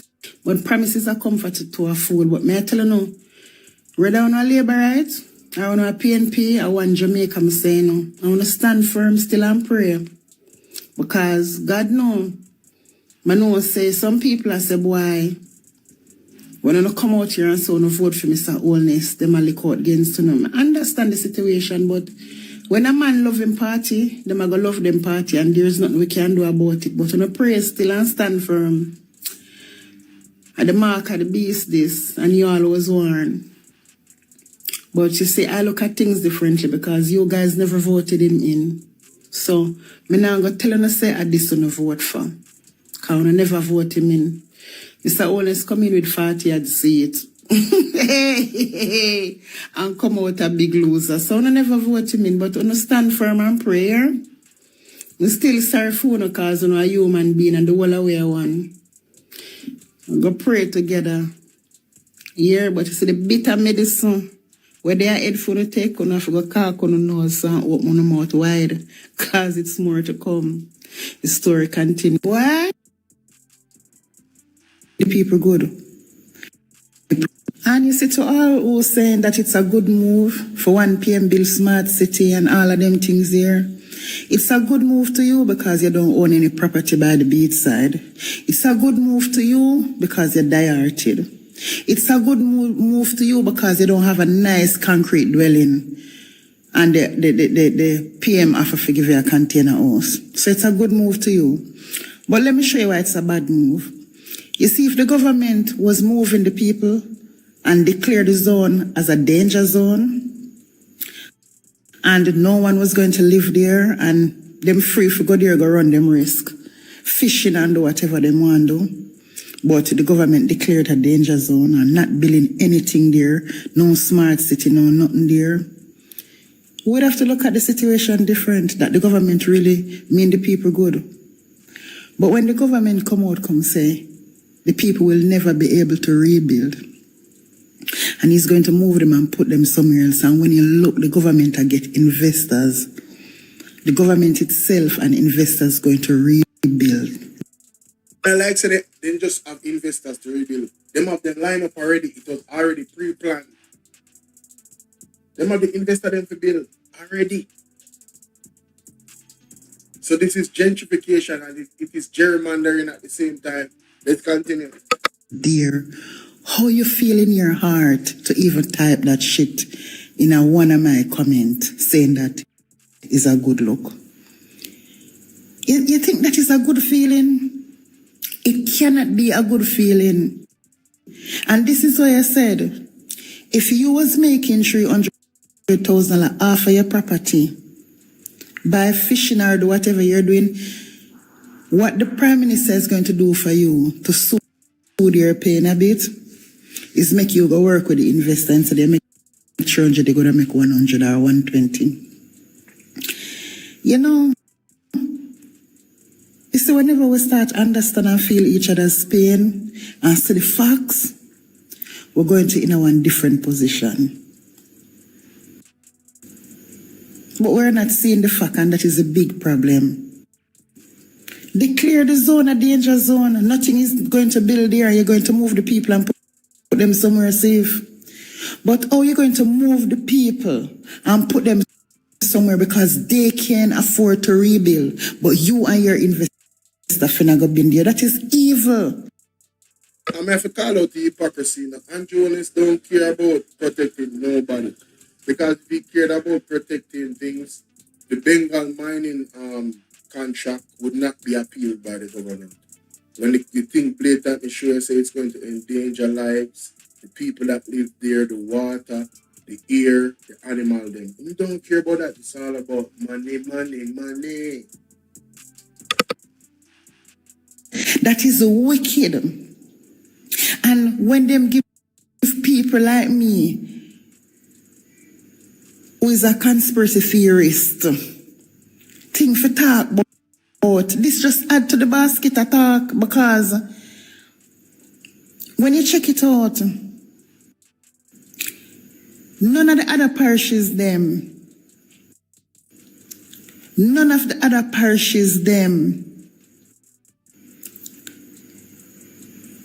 will get the beating of success like Black River is going to get. So you see this whole time, Mr. Owen said only plan for help the people, them when I go move from the beach side, put up a Melbourne or Melbourne or whatever the place name. So the container houses that he calculated, if you go and check the people who live at parity, are the resident who plan for moving, plan for get the house them. No plans to the people in Westmoreland. You see only plan for the people them down at Westmoreland. You see anywhere the Bluefields Beach there down at White House, where any beach area there, them Mr. Honest, I got developed and take away the poor people from them. And I don't know, but my people don't take up for each other. My people don't feel each other's pain. One just look like on a bad mind in each other. So it's true, someone don't have no beach land and not have no legacy from the beach land and understand the life where the people them come from. On no mind 1 PM going and take away the land from the people them, because on self not have nothing. And on have no generational wealth. Nobody no generation have nothing. Wanna go get or wanna get so. On a bad man like 1 PM. Because how can you not stand up for your people? How can you not feel sorry for your people that live in these places for decades, generation after generation? Why can you not see that the people livelihood just zip away from them? Okay, we want to see that. Speechless. And you see to all. Speechless. They don't care. They don't care, London 45. And really have to say thank you so much for your advocacy. And, you know, you can see. There's no question that London 45 actually cares about the people. And I told her, I said, she's living okay, she's good. She don't have to come on the internet and kill up herself over people who are not living as good as her. She could be selfish, she could do all of that. But she doesn't. She doesn't. So I have to applaud her. You understand? And she brought that down well, ladies and gentlemen. And to show that, you know, this government is a truly an uncaring government. But let me know what you guys think in the comment section, alright? Like, share, and subscribe. Virgin, I appreciate you talking. Trust me. And more people need to talk. I'm too quiet. Acting as if there's nothing wrong. It's crazy. It's absolutely insane. That is insanity. Seeing human rights violations happen right in front of your eyes and acting as if nothing is wrong. That's crazy. Talk up, my general, and I encourage other people to do so. No matter how small your platform is, on TikTok especially, and then place that, do a short video on your YouTube. I'm telling you. Somebody said this is genocide. I've been saying that. It's what I call subtle genocide. What is going on in Jamaica? Real talk. I've said it. So Jamaica, I say Marvin make a video down at Williamsfield. I talk about the Chinese them, where I take picture within proximity where some Jamaican youth used to be on the side of the road to sell melon and some little things, and the government run them from there. And Marvin just asking the question, why are you moving the people from there? Because the Chinese people them we are going to build up over there, so Jamaican them over here, so I go do something to them business, make people don't go patronize them business or something. Let me tell you something, Jamaica, that are going everywhere, Jamaica. You see, anyways, the Chinese I take picture. The other day, I go down and I see one place and I see one van park up, and when you look, a pair Chinese I take picture of the land them. And you see by the day when I'm ready to come up, you have crossed the road one man have him look a stall.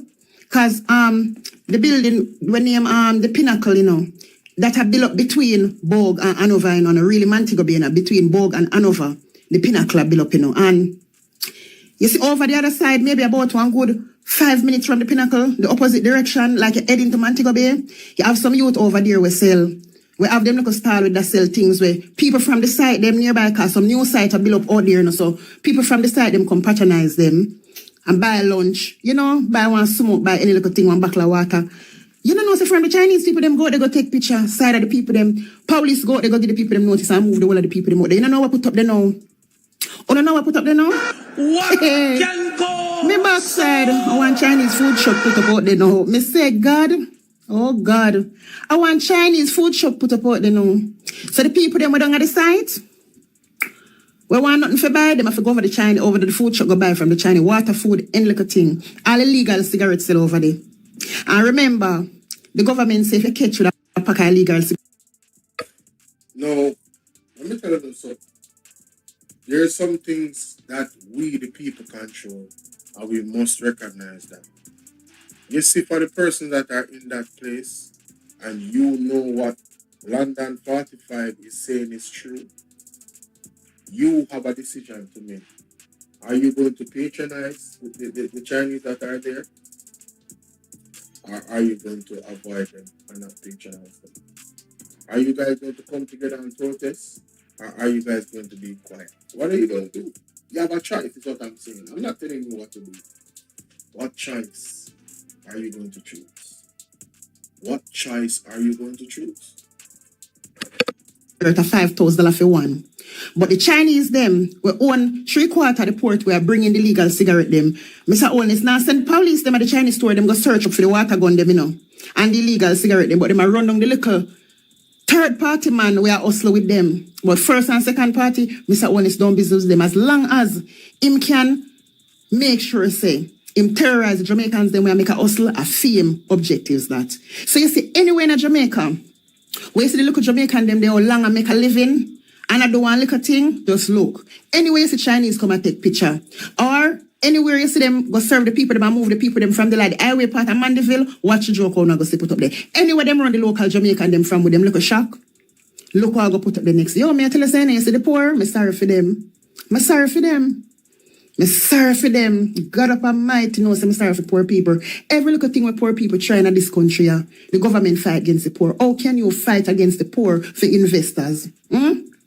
And this is one of the main reasons why Mr. Owens can declare his status, you know, because declaring his status, the IC are going to see all of the forbidden money them where investors from other country I send come give him, which is illegal. Because I'm telling you something, you know, emotional damage. It's a normal thing to give concession land, you know, because like when the Chinese them they propose for the STEM school you know, where science, maths and He needs some milk. Science, maths, STEM, science, technology, engineer, and maths. Yeah. The STEM school, it's a good thing from the Chinese proposed to build the STEM school, you know. It's okay for the government to give them concession land, you know. But you say right now, no for the land when Mr. Owens give us a concession land and a concession and I sell them. I sell them for gain for himself. What? It's over for the poor people in Jamaica. I'm telling you something, you know, no, I'm going to feel the pinch, you know. Hey, Mr. Owens run with the poor people from every town. Hey, look at this, poor people don't understand. You see, when you can go in one local place, go look a job, and you get the job, and the job will pay you $15,000 or $16,000 a week. But if you take bus and buy lunch and do certain things, number one, not for them job you have to buy a uniform. But if you do certain things, you pay no coming like nothing, you not get no pay, come like you work for nothing. So you see, sometimes a man say, guess what? Him can get 10 grand and go buy some little thing and make one little stall and go and sell if you make dollar fame. If him hungry, him can eat something off him stall. And a lot of persons, they're not educated enough to go get work. Remember saying, the literacy level, what them say to read, 75 or 76? I'm telling you something, you know. 3/4 of Jamaica people don't see, you know, with dons. So, you see, at the end of the day, you know, everyone we can get job. Right now, the other day, I go to a certain government building, and about 3, somebody may have to full out farm for. And honestly, that is a part of the government as well. They may talk about the government report about education and access to education where, you know, at the primary school level and stuff like that, and the responsibilities of the government because of the constitution. So, hey man, hey Patrick, I agree with the people them have to stand up, but you can't force them, you can't carry the. What I do every day is bring the water to the donkey. I can't force the donkey to drink. The information that I share should spark any well-thinking person in Jamaica to say, no man, we have to stand up against this. This is unjust. Yeah, the blatancy of it all. But if people have not, I mean, them good, you know, you're standing and say, oh, but now come out of that, man. The people, them, everything all right, man. I'm telling you, everything good. Yeah, man. Them just go and take it, huh? I'm going to take all of the pressure cooker heat where the government have put on them, and just go and take it. That's how it goes. Not just that, me and my mother go a elite diagnostic, a sentence last month. I'm in there, so one good looking youth, you know. Sit down in there, my mother go in there, go see the youth sit down. And the youth has stare upon me, but me not pay the youth no man. You know, say, not even 10 minutes after we did it, the youth politely. I tell the people, them say, never full up a farm yet. I always in mother and father, somebody do it. And him not embarrass himself by asking anybody, but still he was asking because he couldn't do it. And some look at you, dress good and everything. And I said, boy, oh boy, how the youth nice. Look how the youth nice. Can't blame him. Our country not have nothing in place, the people were illiterate. And that's why you see enough of the foreign women them come to Jamaica and take the local youth them and marry them and carry go foreign, go ship on them because guess what? When most of them foreign meet the youth them can't even follow to one foreign, them can't do nothing, them have to do everything for them. Emotional damage. We don't have nothing in place to support the youth them, we're slow. We don't have nothing in place to support the youth them. We're uneducated, we can't even follow out a farm. Jesus Christ. So when them see the only option them have is go put up a stall and sell something. Kind of think about it more time, no matter what person does, them can check, you know. But Jesus Christ, man, it bad Jamaica, God know. It bad Jamaican. I see some people with some paper the other day, you know. That ministry van there, I see out them, you know, see papers them people they get served and move. Hey. See barbecue there, Robert barbecue, kind of barbecue for me, you know, that wicked man there, you know, of land. I'm a minister of title and land, you know, hear the man saying? Them a go for the squatters them. So, you know, say 3/4 Jamaican people are got homeless right, you know, because 3/4 Jamaican people them are squatters. And it is to show you, this government, you know, willing for poor people own nothing. Them not own nothing, but at the end of the day, Mr. Owners and Bigfoot have hundreds of apartments. And the people them of this country can't even get qualified to buy a freaking house through housing trust because them can't afford 25, 30 and 40 million. What is here for the poor? What the opportunities are? What the opportunities them there? What are the opportunities the poor people have at Jamaica? Them can't go put up one stall and sell nothing. Them, yo, God know it's rough. It's rough. Bombardos. What do you know if you tell him say wrong? Officer, you're wrong. Go give him. That's very wrong. Your colleagues them can't tell you say you're wrong. Right, no, I'm not moving. Me not pack up and me not move. You better call your sergeant, your supervisor. You better call the whole team. We are video it. Video it, because you're wrong. Your colleague can't tell you you're wrong. We have put up on TikTok. TikTok, we have put it back. The man to sell officer. The man work like a young officer. Squad, you know if you tell him say wrong. I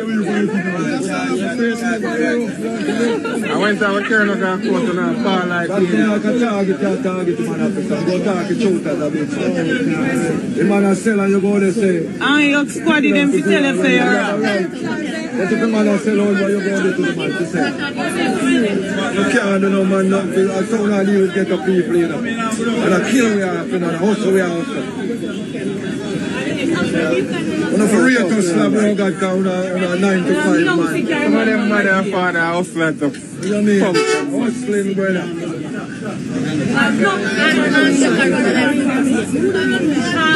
The man have a free speech, you know, that's why I'm killing her. Free speech. I can never get up people for the free speech about that. Video on that. I'm going to shoot, I shoot now. If a man come in myself with a business with him, but I'm on a hustle. You can't kill us, brother. Target or not target the man, brother. Hey, baby.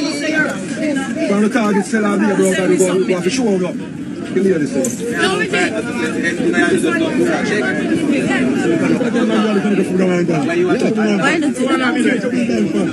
Where's the one? Where the video want to put you up? The blood fly attack, boy. We attack, boy. No, you have the video. Video it, I think I'm joking. I tell you, I tell. On our run the fitness school, on our somebody man when they tell.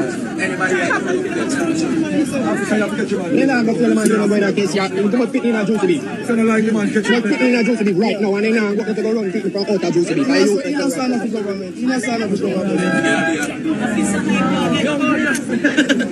Then I be there, you know, they do with it. I beat my beat you all the time. You see the camera phone on the stop, I go like, you know, do that. I'm not doing no la. Don't go on that.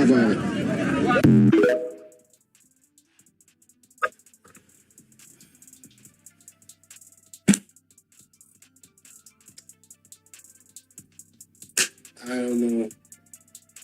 It's just It's just too clear. It's just too obvious. You know. So Jamaica, I say It's too clear. It's too obvious. The people just New sneakers turned in. people just need to. most honorable Mark Golding in Parliament. So when I hear Mark Golding is concerned about it, because it's not just people's lives being taken, you know. It's also the brutality, physical brutality. I mean, I don't know still Jamaica. I don't know, man. I don't know what to tell you guys, man. If you guys y'all don't wake up, you're not gonna have anything. Not even some of you are not gonna have your lives. You get me? Some of you are not gonna have your lives. Like that's how bad it is. Personally, I used to be a person that loved to like go out. Ain't no going out now. Ain't no going out nowhere for many reasons, but not even a little bit anymore. Nah, bro. Pastor Peter Chamberlain had said something to me, you know, like a year plus ago, and yeah, it's definitely going in that direction. Yeah, definitely going in that direction. So you know, hey, let me know what you guys think, man. Crazy, crazy, crazy what's going on. Big up to London 45. Make sure that you guys go and follow her on TikTok, London45_. You know what I mean? Long time I haven't really featured her videos. So I said, let me just go on a marathon in terms of organizing, because it's, you know, several different topics. And this particular one is really, the people just need to wake up to police brutality, you know what I mean? The obvious thing is the vendors, the hustlers. Y'all are being targeted, man. Y'all are being targeted, you know, by the police. Like, and the police are given orders by the government. That's one thing I want people to appreciate, you know. The police are given orders by the police. Please, ladies and gentlemen, appreciate this. All right. So when it's the police come over, it's the government. They are the ones that give them certain directives. How do they give them directives? By policies and laws that they put in place. So if the policies and laws that they put in place is disenfranchising and putting the people at a disadvantage, all they have to do is change the policies and laws, and that will change. But the police go by order. So now the Jamaican government is setting up the people of Jamaica against the police. Because when you take away a man, way for him to actually earn a bread, what do you leave him with? It's madness, ladies and gentlemen. It's madness. But let me know what you think in the comment section, man. Alright, so my people, blessing, good day, wherever you are in the world, good morning, good afternoon. You might be in Asia, I don't know. Shout out to each and every one of y'all, man. Listen, our healthcare system here in Jamaica has been going through it, but there's a particular health facility that has been going through it even more. And I'm talking about loads of scandals. That is the UHWI. The PAC has been active, that is the Public Accounts Committee in Parliament has been fully active. Calligrapher, big up. The Public Accounts Committee has been active. I guess the only head in that particular facility is Mr. Fitzroy Mitchell, that has not come in front of the board, the committee. Several I don't know if it's invitations or whatever you want to call it. Several invitations have been given for him to come and answer some questions. He went on vacation after the scandal had come out with the Auditor General's report. We have not seen him at the PAC meeting. There was other times when I heard he was supposed to come, but he did not. Today, it was expected for him to come, and we didn't see him, ladies and gentlemen. And all of this is happening when, you know, I'm sure many of you have seen it, KPH with the the surgery, the AC not working, a 250-year-old building, you know, you would think that after 220 years, somebody would say, you know, hey, I guess we should actually start thinking about building a new building here, like tear this one down. But anyway, that's a whole nother conversation. Let's get into this, ladies and gentlemen. I want to show you two things. What was said in the PAC meeting and a visibly upset woman that had a terrible experience at the hospitals, right? Listen to this. Invited 3. To understand why tensions boiled over earlier today, we have to go back to April. That's when Parliament's Public Accounts Committee, PAC, invited 3 senior figures from the University Hospital of the West Indies to appear before the committee as it reviewed the Auditor General's report, which flagged a series of procurement and managerial breaches at the institution. Those called were CEO Fitzgerald Mitchell, his immediate predecessor Kevin Allen, and former board chairman Wayne Chai-Chong. Allen and Chai-Chong have since appeared before the committee. Mitchell, however, has been a no-show. After failing to attend when first invited a few months ago, the PAC escalated the matter, issuing a formal summons for the CEO to appear today. And again, no CEO. The PAC members are especially taking issue with what they say is the CEO's failure to provide, whether in writing or through his attorney, an explanation for his absence. This behavior of the CEO is outrageous and unacceptable. It is contemptuous of Parliament's role in giving oversight to the executive, and it cannot be allowed to stand. Or we're just wasting our time coming here to attend PAC and other standing committee meetings. This is absolutely vulgar. This person feels they can operate with impunity, clearly protected by the administration if they do nothing. Because of his failure to appear before the PAC, Mr. Mitchell has been found to have committed an offense under the Senate and House of Representatives and Privilege Act and is now in contempt of Parliament. Notably, Sections 18A and 18B of the Act state that, quote, any person who disobeys any order made by either the House or a committee or a joint committee for attendance or for production of papers, books, documents, or records, unless such attendance or production be excused as herein after provided, or refuses to be examined before or to answer any lawful and relevant question put by either the House or a committee or a joint committee, unless such refusal be excused as herein before provided, shall be guilty of an offense and be liable to a fine of $200 Jamaican. The PAC members advanced that this penalty is not enough and the legislation, which they say is outdated, needs to be reviewed. Invitation issue didn't come. He needs some milk. Don't.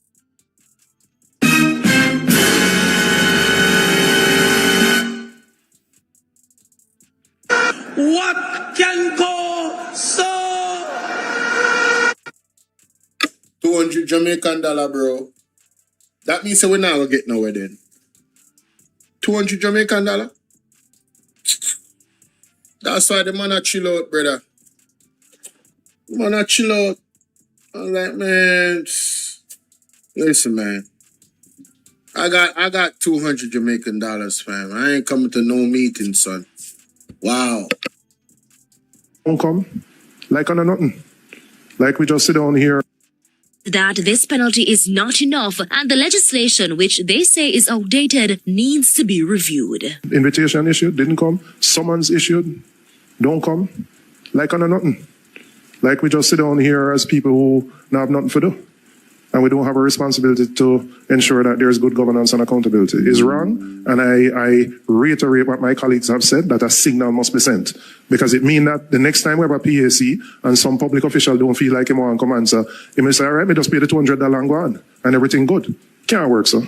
So that is something that we have to push for an urgent update of that particular provision, because it can't be that a committee designed to ensure accountability, transparency, and good governance will have its work subverted simply because a public officer refuses to appear before it. Meanwhile, one committee member is calling for the CEO to step down or be removed from office.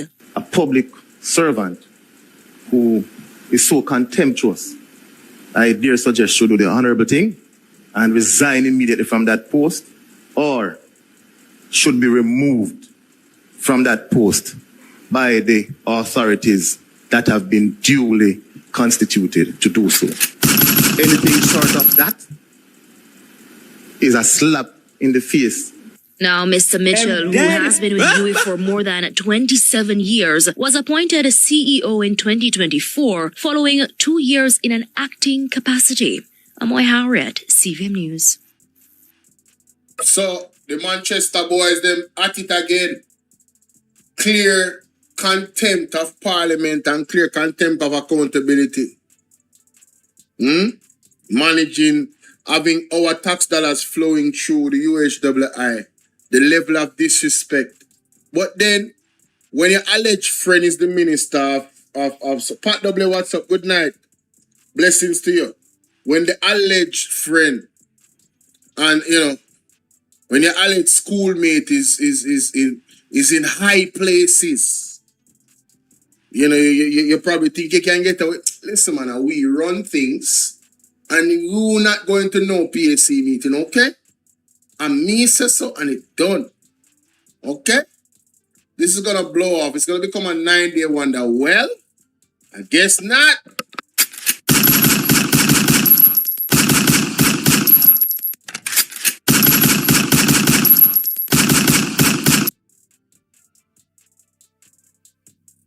Literally, I see as a government worker with a very important job. Literally, I see as a government worker with a very important job. Literally, have your life in my hand, right? You see the day when me fall out of love with my profession, the day when I no longer desire to be a public servant, the day when me wake up and don't want to do the duties where the government pay me for do, irrespective of how me feel, say they pay for more. You see the day when me feel about the work and the day when me a lefty. Because me rather lefty than for staying at this and oppress people. Me can't do that to my people them. Let me tell you, say me behavior a while ago, me cry shame on myself. And Message. I'm angry because I can't believe me allow somebody to get me to that point where I would have laid out like that. And I apologize to the decent people in Panny Ward who just come to look for their family member. I apologize to the nurses that were helpful. We try to give me little information. But I tell you see, if you don't like no bumbuckler job, you feel leave. You feel leave because you can't deal with people, family members certain way, brother, and feel say everything's sweet. You can't do that. You can't do it. You have to be careful, brother. And this is not about threatening people when we say you have to be careful. And it can't be that too because you need to know who is You see, when you say patient pan ward, brother, you don't know who them family member, you don't know who them family member know, you just don't know. So me feel like if you don't have an ounce of compassion in you don't have no love for the job what you're supposed to do. You feel like people coming here to inquire about your sick fucking family member is a burden or annoyance to you. Leave the job. A whole heap of nurse and doctor graduate and can't get a work. Let me make them get it. Because you not play some dangerous game with people, you not play some dangerous game with the patient, there, brother. Me tell you, say, not. So long story short, my uncle the Panny Ward, he have kidney disease. Anybody know about kidney disease when they come to a certain stage? Dialysis. It's at the 6th or 5th catheter that the man put in. Right? Every time they put it in, it broke out her neck. Carry got one next facility, then said the reason why it broke out her neck because of the wrong size. And all these educated people down there and never see the wrong sitting out jamming in my neck all the time. 6 bumbo class surgery if we put in one catheter. And we have to pay for that catheter $30,000 every trip. We don't do the maths. Right? But not even that my quarrel. It is what it is. We have to do what we have to do. So I go down there this evening. My granny called me and asked me if I go down there. Because I not even know that the man they're back in the hospital. Went there. The man I gas for ear. I gas. So you see me? So I say, what do you? When me look at food, so it look like somebody did that feed him.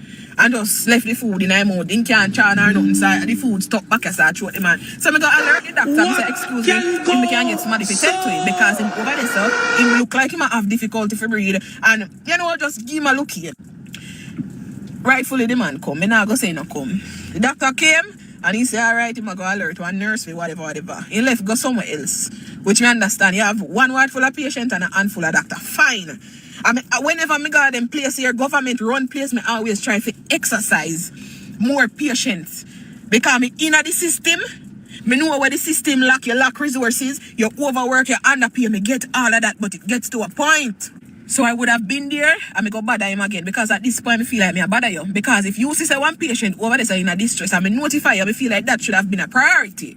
But it was not. Anyway, somebody come, help him get rid of the food or time out, whatever. Indeed, still have difficulty to breathe. One night time, see the man just start shake, so whatever. Mind you, the man swell up, puff up. Can clearly feel say a fluid, back up. He's hard to touch. No sheet not up on the bed, me don't know what they do with my granny sheet. No sheet not up on the bed, him basically naked, one piece of shirt throw over him. I tell you, see, when you're poor, poverty. Anyway, me see the light them do bed by bed or whatever. The nurse, when we went to her, she would have said the information that me want are the consultant basically have to tell me. So I did see the consultant with about 2 other doctor and 2 nurse around her. So my sister them I go bed to bed, so I say, alright, I'm just Billy and wait. By the time I see she come near my uncle bed, she turn around and gone up there. So same time the nurse come to me and say, you talk to her already? I say, no, I did I wait for. She said, no, you have to go talk to her. So I walk go towards her, now the nurse has stop her. Like she said, she not leaving, so when she come back, I say, alright, me turn up there, wait. She start dealing with one inmate with chain up on one bed. Not doing basically. Well, something doing kind of hospital, but he up talking responsive, everything. But uncle down there in a distress. Me say, me still away till she done deal with him. So when I say she move off no more than indicate to her, excuse me, nurse, whatever. You're the blood clot woman. Everybody wants you to stop to talk to them. I can't stop to talk to anybody now. Me say, yes, everybody want to stop to talk to you because you're the person with the information. Me say, what you mean by everybody want to talk to you? So Francis says, so now it come like me head plug out because everything went dark after that. Everything went dark and me tell her say, me turn up. I fucking lost it. Because that one statement that what she said, after I would have been patient, I watch her go bed to bed. Because as me say, me understand the system. Me inner the system. Me know how the system work. Me know say, the powers that be expect us to work optimally with little to no resources. Expect us to work shift to shift, back to back. And then 1 month and come, you still can get your pay in time and full. Me know all of them something you can me in the system. Me tell you, so when me hear the woman say, everybody want you stop to talk to. The woman say, me can't talk to you. Me say, well, direct me to somebody who me can't talk to. Because the man over there so in the distress can't breathe. Me go to the nurse send me to you. Me say, who am I supposed to talk to? Since you don't want to talk to me, because clearly a pussy me I look for suck from you. Dr. Girl. Embarrassing. He needs some milk. I'm dead.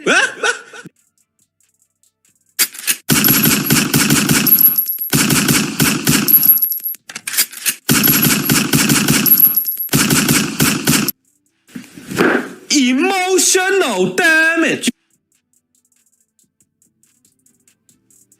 Hey, no Diddy, man. No Diddy.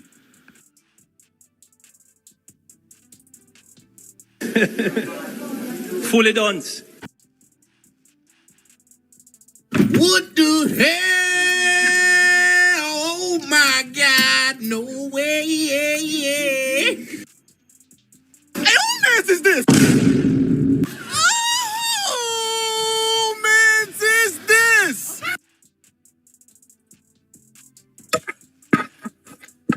This is a nurse? She's a nurse. Hey, man.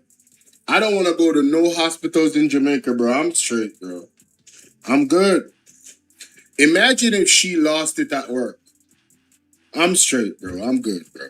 I'm all right, bro. I'm good. I'm sorry. Hell no. No, sir. No, sir. No, sir. No, sir. Take his microphone.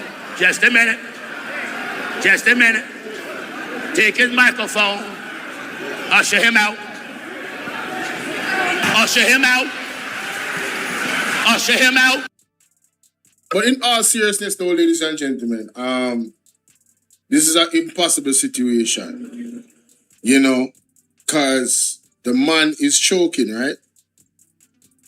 It's an impossible situation. They should attend to the man. That's an emergency. He's choking, for crying out loud. I think that should take priority. Yes?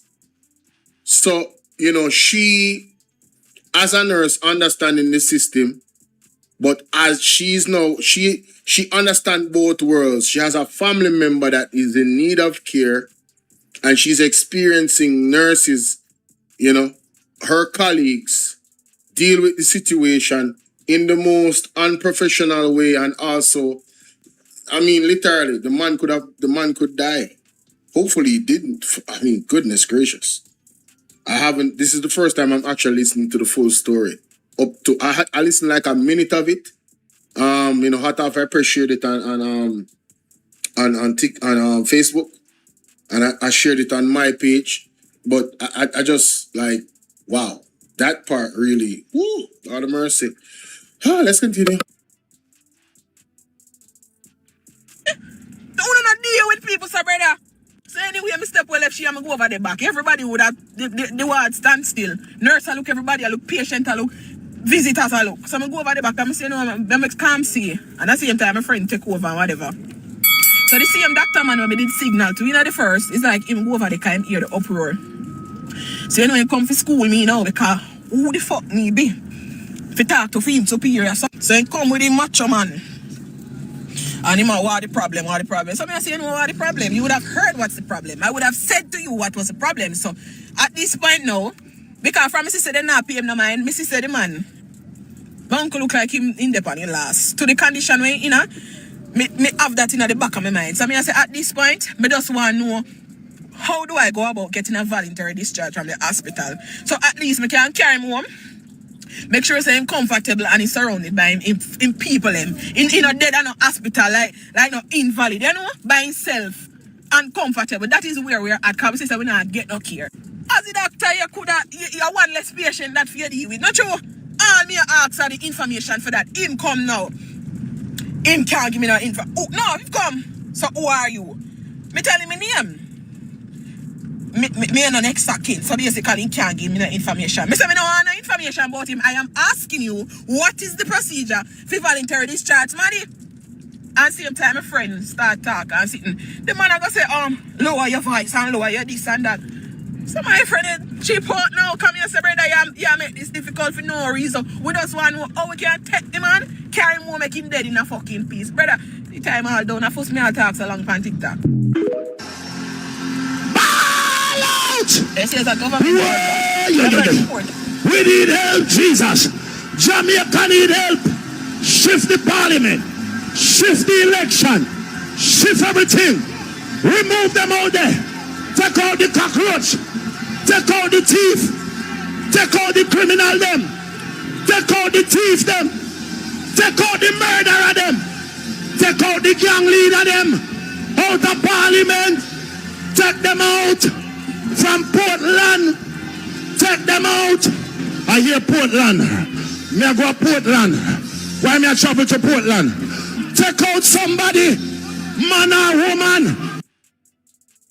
Ladies and gentlemen, things have gone to a rotten stage in this country.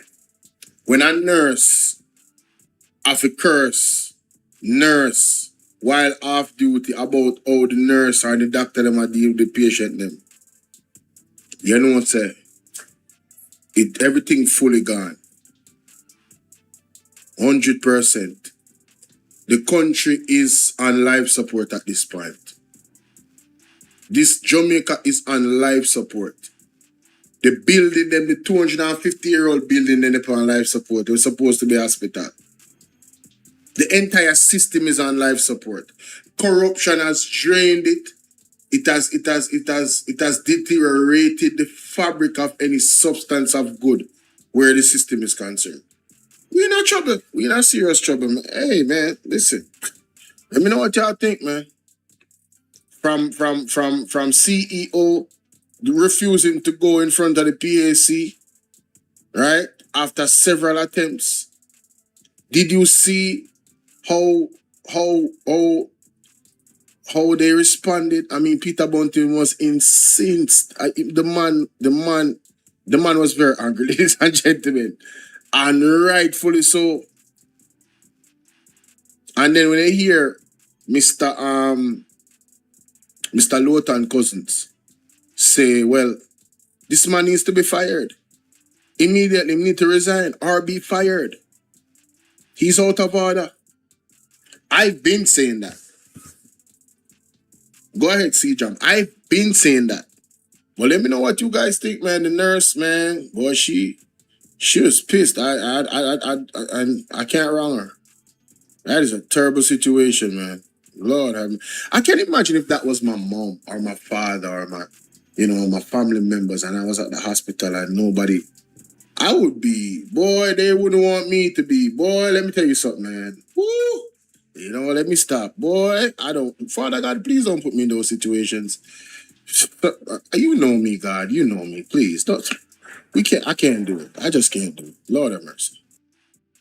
So, ladies and gentlemen, let's get into it. Horace Chang at the podium answering some questions regarding the alleged 10,000 deportees that is supposed to enter into the country. So around those particulars in terms of information that's out there, I guess Horace Chang and the government is here to give us some clarity, ladies and gentlemen. So let's see if things have gotten any clearer since they have done this press conference, or if we are in more confusion. Let's get into it, right? Let's go.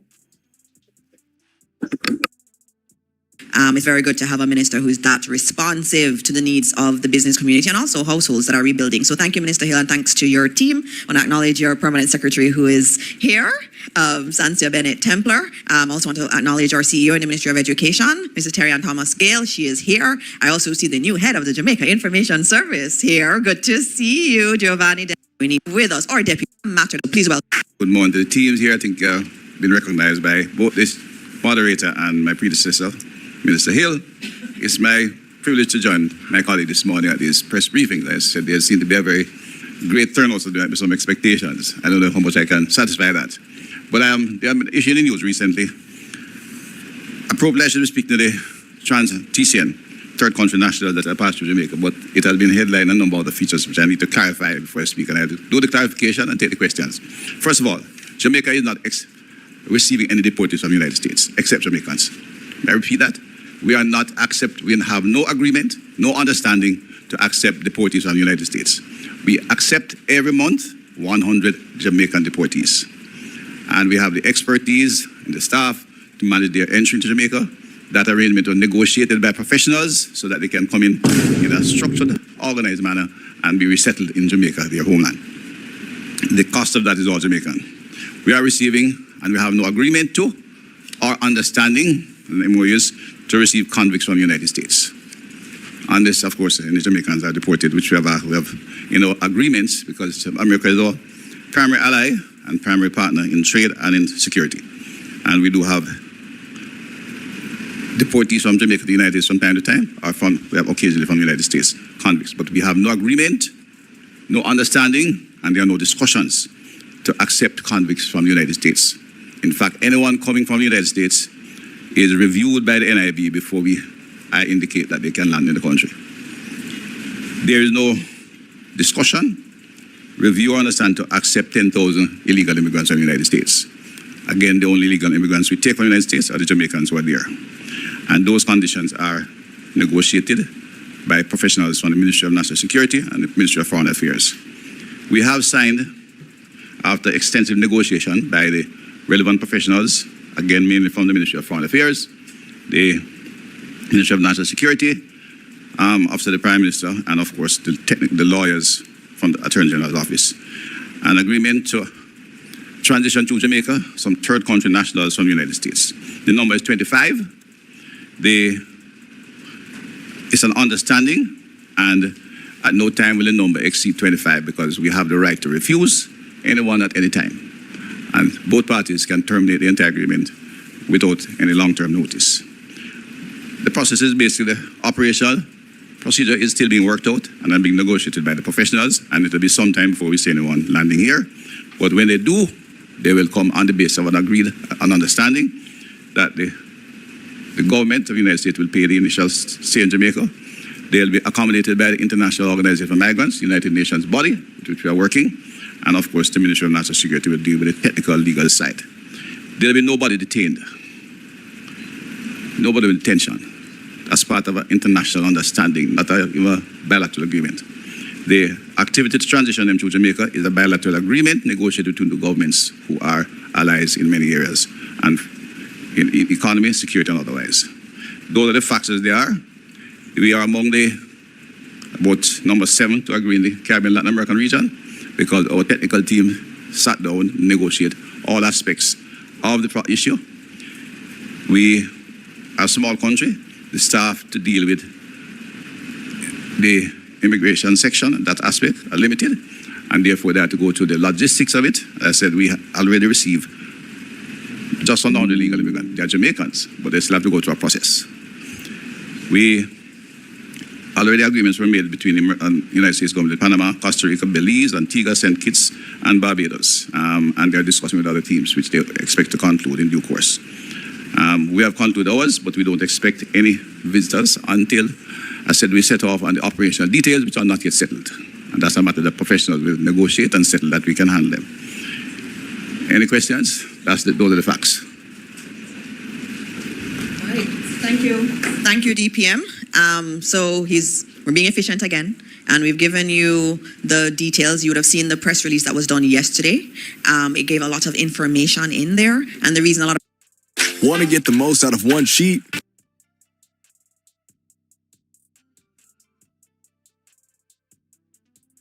Dora the Explorer is so condescending in her tone. Never notice? efficient again, and we've given you the details. You would have seen the press release that was done yesterday. It gave a lot of information in there. That's her telling you, don't ask him too much questions, ladies and gentlemen. Trying to protect Oris Chan. Look at her face. Let me screenshot that. Mighty God, condescending. There's a lot of information in there. Let's continue. And the reason a lot of information was given was because we wanted to say to the public, look, this is it. We've laid everything out. This is what is there. It's not finalized. There's some operational details to be finalized, but we gave a lot of details. And so we're here this morning ready to take your questions. Remember, Minister Hill is also here on the issue of cement, which has been in the public domain a lot. He can take questions there also. So let's go. Nobody know why you Miss Harbin here. And then it's Oris Chang will come out. She want to divert from Oris Chang, you know. He has spoken, don't ask him too much questions. Just listen to her tone. Straight to the questions this morning. Morning, everyone. Mahiri Stewart, Nationwide News here. Question for Dr. Chang. One, who initiated the MOU and when was it signed?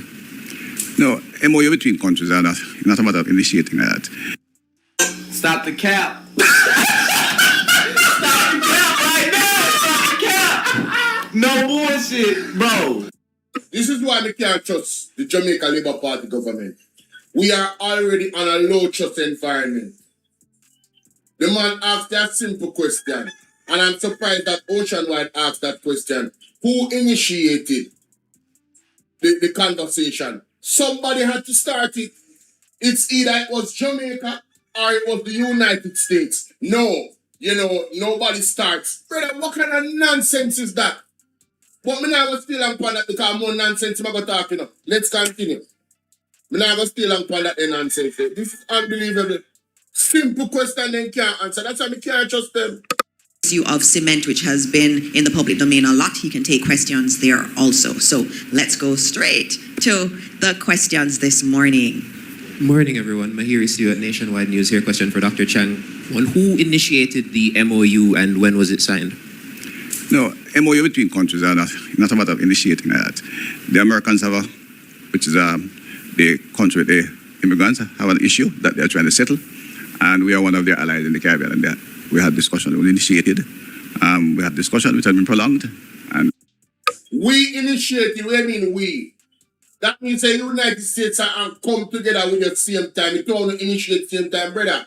Somebody had to start the initiation. Somebody had to say, yo, either them say, yo, you know, Jamaica said, listen, I realize that you have this situation where you need some help. We can help, you know. Zine or the United States said, listen, I have an issue and can you help? Somebody had to initiate it. So you're going to say nobody initiated it. We can't trust them people, brother. A country, the immigrants have an issue that they're trying to settle, and we are one of their allies in the Caribbean, and we had discussion, we initiated. We had discussion which had been prolonged, and we came to an agreement. The agreement was when? A few days back, I signed it. You know, what them call it, the fourth estate? The fourth estate in Jamaica is some weak jellyback. I mean, I really expect much from Ocean Wide, but somebody else in the media that was there should have said, Mr. Chan, there was a question about who initiated this particular situation. Are you telling us that you guys just came together in a room and you just started to talk about this particular? Nobody said, yo, nobody called the other. Somebody clearly had to initiate it. Where is the journalism? Where is the journalism? And it's not just Ocean Wide. I'm going to show no more. I think today is Tuesday, Wednesday, or Thursday of last week. So remember, Mahiri, that the U.S. government has these agreements with several other countries. So this is something initiated, an initiative. Besides Sectoral, the Minister, the Americans are our primary trading partner, primary security partner. We have bilateral relations with the United States and what we call the ABC countries are very established. And discussions continue between the governments. We are, of course, the smaller partners, a fact of life. We're small, you know. But discussions, bilateral discussions take place between governments that close on an ongoing basis. This is one in which they would have to take the lead because it's their problem, and one in which we can have some assistance.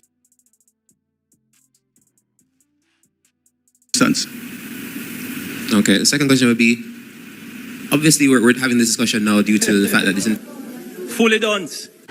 So now you answer the question. This would be one that they would have taken the lead. And also I feel like it's around with Ursha. May I question the mindset, may I question the intelligence of the Prime Minister and the Deputy Prime Minister. Because too many times I have seen them. I wonder if is the Lord exposing them to look like some buffoon in front of it.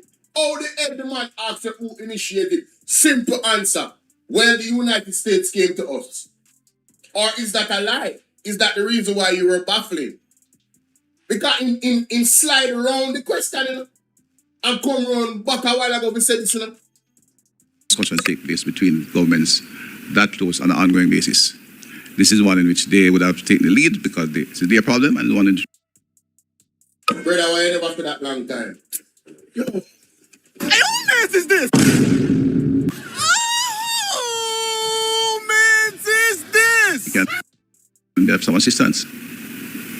Okay, the second question would be, obviously we're having this discussion now due to the fact that this information was leaked, but had it not been, when would No, the information leaked is different from what I'm talking about. And that's not the problem. You're conflating two things.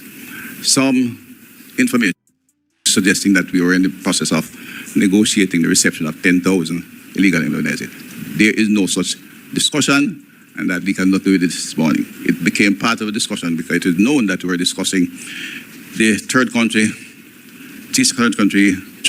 nationals through Jamaica, because there are several other countries in the Caribbean. We signed on Wednesday and we decided we'd make a statement on it, and I reserved that statement for the Diaspora event in Montego Bay yesterday, and would have sent the press release out as normal. Okay, well, for Jamaicans who are deported, are they or have Jamaicans ever been part of a TCN program from other countries? What Jamaicans? For Jamaicans who would have probably been deported from for Jamaicans who are deported from other countries, has there been an issue where Jamaicans have been a part of TCN? No, if Jamaicans have been deported to Jamaica, there's no issue. We receive them. The Americans, the United States of America, have vast... Yo, this man totally missed the question that Ocean Wide is asking a minute. When I tell you he told, and you're going to realize if you're paying attention, because he's going to answer the question later on down the line. He's asking him, has there any Jamaican been a part of the TCN program where they are sent to another country for whatever reason because they don't want to come back to Jamaica. And the man, no. He doesn't listen. He don't. How is this man getting paid to be our national security? No one them chat so much foolishness. And I talk about body worn cameras. I go put the police them in a danger because them have one light on it. You know what? I got a lot of things to talk about today, man. Y'all share this live stream, bro. Y'all share this live stream. This is gonna be another marathon because there's a whole lot of nonsense going on in Jamaica. I'll tell you that right now. A whole lot of nonsense. Majority of illegal migrants from Jamaica, of our illegal migrants, and we have an understanding between those. So they send us about 100 every month. I think they are looking at maybe sending back to Jamaica with over 3,000 Jamaicans. If we didn't have an understanding on how to handle it, negotiated by the professionals who have to do the work, all they do is set the policy. And there's no policy on that. Once a Jamaican is deported to Jamaica, we must receive them. What has happened, because we are friends, we work out a structural arrangement which allows us to manage it in an effective and efficient manner. And therefore we take 100 a month, roughly. 2 shipments, 2 aircraft. Sometimes 100, sometimes less than 100. Stop the cap. Could you elaborate more on the accommodation? Stop the cap. No bullshit, bro. But man, America have no friend here. America have interests. Please believe me. America has no friends. You are no friend of America.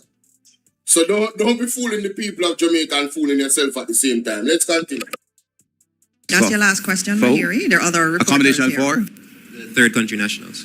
No, well, that's one of the issues that has been worked out. We'll have to work with the International Organization for Migration to find the appropriate accommodation for them. Until that is done, we can't receive any. Morning, Kimon Francis from the Gleaner. Just to clarify, the Gleaner at no point reported that 10,000 TCN illegal immigrants were coming to Jamaica. Not TCN, at no point. deportees. At no point. Question. No, don't confuse the thing. 10,000 deportees is different from 10,000 TCNs. They are not deportees, they are not even detained, they are doing transition to Jamaica, and they have to put in a comfortable place to stay. So, first question from this person. I need to look at the definition of deportee because it look like, say, we are all getting it wrong, ladies and gentlemen. Yeah, it appears as if, you know, I was live on 2 different things at the same time. I didn't realize it. Man, that must have been confusing. I don't know how y'all work that out. But anyway, let me just open up. Hey, yo, this is wild, man. This is some wild stuff, ladies and gentlemen. Let me go. All right, so let me share my screen for you guys. So you can see what I see. You can see what I... So a deportee is an individual who has been officially ordered by the government authority to leave a country and is being or has been sent back to their home country or another jurisdiction. Now, ladies and gentlemen, I don't know if something wrong with me or something wrong with Oris Champ, but that is the direct definition of the people that is being sent here by the United States. They are being sent to their own country. So how are they not deportees? Oh, no, they're not deportees. Because deportees sound bad. Deportees have a negative connotation. So you don't want to put deportees beside their name. Man, what the hell is going on, man? What can go so? Hey, who is this? Oh, man, is this? No, don't confuse the thing. 10,000 deportees is different from 10,000 TCNs. They are not deportees, they are not even detained, they are doing transition to Jamaica, and they have to put in a comfortable place to stay.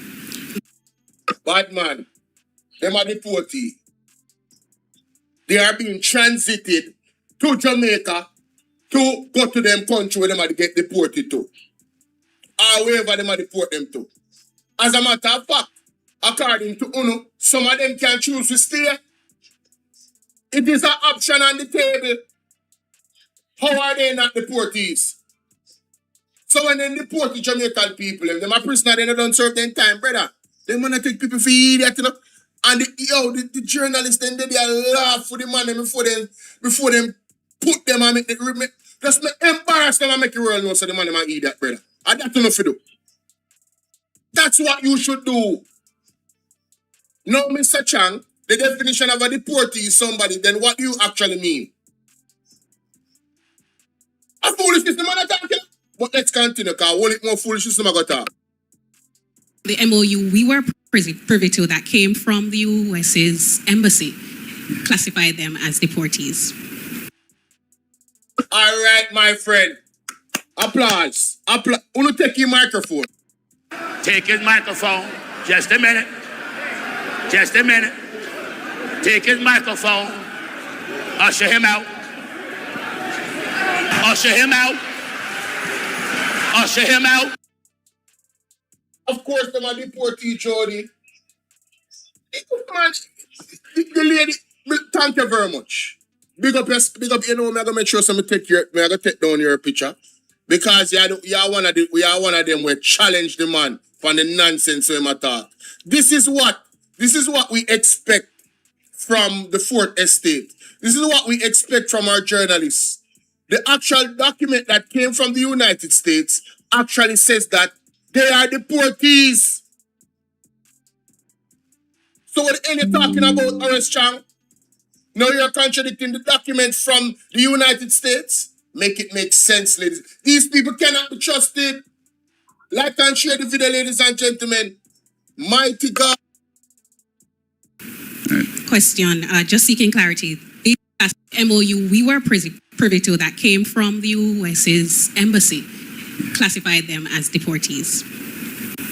Question, just seeking clarity. Did the US initiate contact with Jamaica regarding the TCN arrangement, or did a senior government official first communicate that Jamaica is amenable to such an agreement? No, TCN is an American request. They have done so with several allies across the region and throughout the world. So it's their challenge that they're trying to resolve in a human way. So we never suggested it? That no, we couldn't suggest that. We don't have a problem. That's what we suggest. Okay. I mean, we don't have a problem. On this occasion, they are friends and they're seeking our assistance to resolve the problem. Did the U.S. at any time communicate that the arrangement could see Jamaica receiving up to 10,000 third country nationals? No, there's no such discussion between the governments of Jamaica. Through no communication at all? No. Okay. Well, if somebody talked to them on the street, I don't know about that. I am responsible, and the minister, all communication that goes to the government of the United States, I've personally indicated to the diplomats, it goes to the Ministry of Foreign Affairs. They come from my office. Any communication with the United States government on immigration goes through the Ministry of Foreign Affairs and Foreign Trade. Okay. And no such communication or information has gone through. Okay. DPM, can I just add one thing? Cabinet decisions, there's no such cabinet decision on record. No such cabinet decision. I've gone through all the cabinet decisions. Cabinet decisions they come through me to Foreign Affairs, but again, I didn't get that far. It's just that we have had no such communication. Again, it wasn't a decision. I asked about communication. Right. Why transit through Jamaica and not directly back to their... I like her. I like her. As a journalist, I'm talking. I like her. Please, let him understand, because they're conflating things. You're asking one question and they're answering another. And they're going to do it several times in this thing, you know, to the parts that I watched, you know. Let's continue. Their country or their destination country? No, that's a directly into decision. I asked about communication. Right. Why transit through Jamaica and not directly back to their country or their destination country? No, that's a technical issue which I've been discussing. It is, as I said, several countries. Not why Jamaica is one of the American ally in the Caribbean, and we work that through. It's the way it goes. I think the philosophy behind it, and I can say that is why is that if they stay in the United States, they have an opportunity to apply to stay. So the people are coming in, they're coming literally from being apprehended at the border and sent to Jamaica after some routine checks are done. They don't intend to stay in Jamaica, so the United States pay their airfare and they go back home. Their return rate so far has been about 94%. A few have opted to stay. There are a couple of Jamaicans in another country who are not coming back to Jamaica. Yes, the same answer the question from before that the brother from Nationwide asked. The man asks, is there anybody that has been Jamaican that has been, you know, a part of the TCN, meaning say them go to other countries and they don't come back to Jamaica. And him said, him cut him off and I answer one total different question because him frustrated, you know. Him frustrated, him flustered, he doesn't really want to be there. And it appears to me as a man who don't like to answer question neither. Like him very impatient. Like, who are you to ask me a question? I get that type of vibe from him. Like, why are you asking me nonsense? Like, everything is nonsense to him. When him talk nonsense.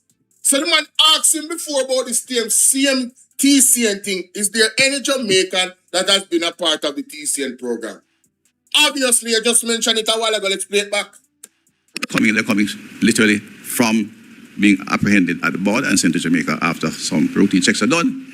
They don't intend to stay in Jamaica, so the United States pay their airfare and they go back home. Key, they don't intend to stay in Jamaica. That suggests that they have an option to stay. I want you guys to really let that sink in, you know. They don't intend to stay in Jamaica. That means there's an option for them to stay, ladies and gentlemen. So they don't want them in America because they'll be able to apply to be a citizen. So Jamaica turned this big old transit garbage bin for the United States, you know. Take them. We don't want them. Because we don't want them to come to apply to become an American. But, hey, they might stay there for 30 days and apply to become a Jamaican, innit? Oh, and by the way, there's an option for them to stay. What? Jamaican people, y'all gonna accept this? They're telling you without telling you. You just have to listen, you know. Oh, let's continue. Their return rate so far has been about 94%. A few. Return rate 94%, so 6% stay. Hello? 6% stay. Let's continue. Have opted to stay. There are a couple of Jamaicans in another country who are not coming back to Jamaica. Them couple of Jamaicans in another country will not come back to Jamaica. The United States. When that happens, the numbers in the next shipment drop by that number. So if all 25 decide to stay, so there'll be no crowding on program Jamaica. If all 25 decide to stay, we stop the program immediately. If 25 persons come out Jamaica and decide to stay out of the 25, you hear that again, Jamaica? They have an option to stay. Can you imagine? Me, I go to America. And them divert me, them capture me because me I try cross the border and them send me to Jamaica. As a secondary option. Is obviously I never wanted to stay in my country. I want you to think about that. Obviously I didn't want to stay in my country. And then they send me to Jamaica. The vacation spot. Well then when we look at if I'm informed and I look at what police them is going on with, I probably would be scared and not want to stay in Jamaica because of the human rights violations that constantly happen. But that's a whole other story. On the face of it, why would those persons want to leave? Let's continue. And that's in the document. I don't know if you saw that part of it, but that's in it. And then report, you said you have a document, and I'm saying, I don't know if you saw that. All right, let's go to the next question. Zara Burton, 18 Degrees North. Good morning. For how long will the MOU last? It doesn't have an end point. No, it does still have the starting point either. It's an understanding which, while there's a need, we will work with. If we find it impossible to pursue it, we discontinue it. How much will be paid per TCN to house them here as a government? How much will I don't have that off the top of my head because it is being worked out with the IOM, and that will depend on where they are staying and how long they stay, which will be a short time. But that cost is being worked out, and the United States has a bulk sum that they will pay the fees from. It will vary from individual to individual for different reasons. And is it a situation where whatever we get to house each one of the TCNs is, let's just say, additionally, there will be some cushion in terms of revenue that we will be getting as a society, and also what... Y'all need to pay attention to this question. Shout out to Zara Bird. Hey, listen to this. How does Jamaica benefit? Listen to this. Want to listen to this, Jamaica? One of the TCNs is let us say, additionally, there will be some cushion in terms of revenue that we will be getting as a society, and also what will we be getting in addition to this money in return for doing this to help out our ally? First of all, the initial bill will be paid by IOM, so there's no revenue to come to Jamaica. The idea of what we get out of it is not a relevant question. America. What can go so? In addition to this money in return for doing this to help out our ally? First of all, the initial bill will be paid by IOM, so there's no revenue to come to Jamaica. The idea of what we get out of it is not a relevant question. America is one of our strongest bilateral partners. We have multiplicity of agreements, understandings, exchanges in all areas. It's not something you discuss. We do this today, we do that for you tomorrow. That's Take his microphone. Just a minute. Just a minute. Take his microphone. Usher him out. Usher him out. Usher him out. Fully done. What the hell? Oh my God, no way.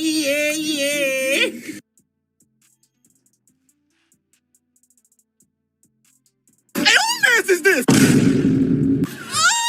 Oh, man, is this? In addition to this money in return for doing this to help out our ally? First of all, the initial bill will be paid by IOM, so there's no revenue to come to Jamaica. The idea of what we get out of it is not a relevant question. America. Embarrassing. He needs some milk. Jamaica, according to Horace Champ, Jamaica now get nothing out of this now. We now benefit from this monetarily. That's his word. Whether you want to believe it or not, and that he must say. So let me explore that for a minute. So you're telling me that you guys are taking criminals into the country, deportees. They are criminal in some capacity because they are trying to go in a people's country illegally, right? And you're going to take them in with no financial benefit to we. The money where the USA has sent to house them is going to be sent directly, not coming into the coffers of our funding. I want to make that sink in, and that Horace chance, and me say, let's continue. I said first of all, the initial bill will be paid by IOM, so there's no revenue to come to Jamaica. The idea of what we get out of it is not a relevant question. America is one of our strongest bilateral partners. We have multiplicity of agreements, understandings, exchanges in all areas. It's not something you discuss. We do this today, we do that for you tomorrow. That's not a practice of any healthy bilateral relationship. Is there any, or was there any pressure to Jamaica to engage? I know you said it was an American request, but was there any pressure in addition to the request for any other reason on us? Did they threaten to cut visas, or did they allow us to maybe have a revamp or reconsideration of processing of immigrant visas or something? You're a long-standing journalist and an intelligent one. And on a notice, so Horace Chan got visibly flustered. That is a very uncomfortable question. Because there's questions as to why him can't go to America. And them know, so the United States use the visa card for enough country. And them know, so the Jamaican government official them don't want to lose them visa. As a matter of fact, there was a clip from Big Mama. There was a clip from Big Mama from Oceanwide. See where him said, you remember the situation with Netanyahu and Israel and them position when they go to the EU and people, the other countries were voting against, Israel and making statements about Israel.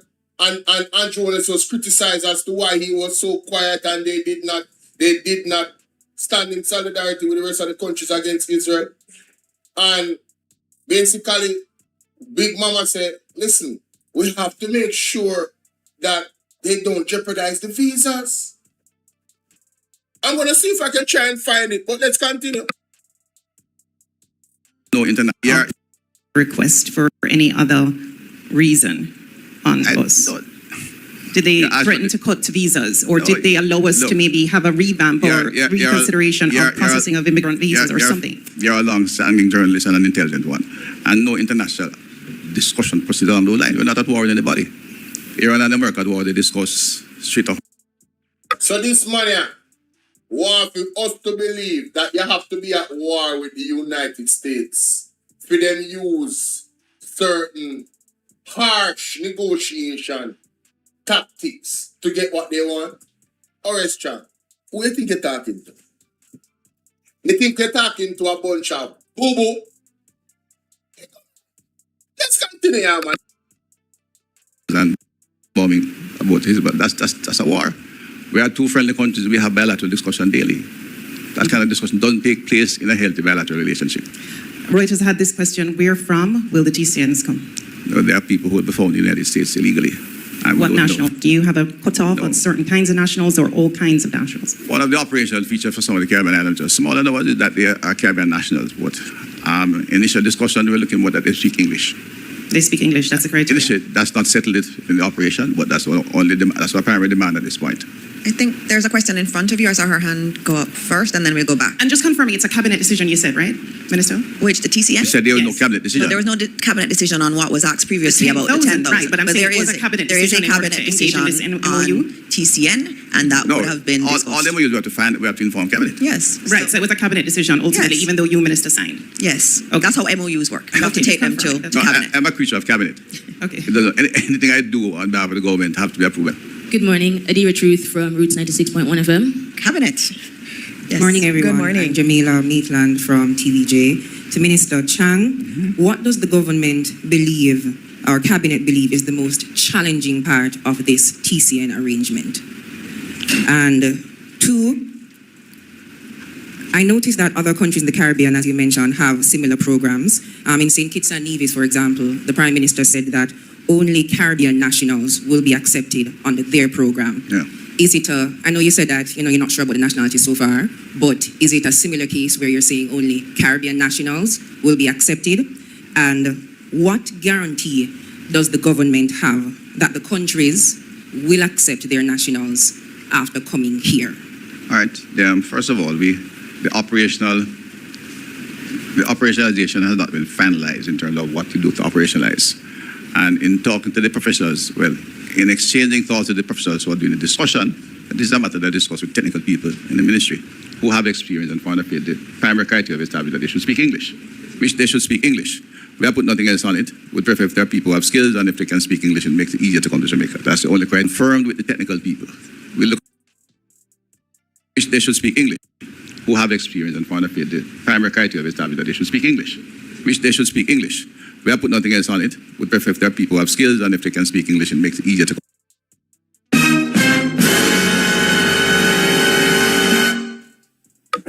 Jamaica, when you hear a man say a while ago, he prefer if they speak English and they have skills. Emotional damage.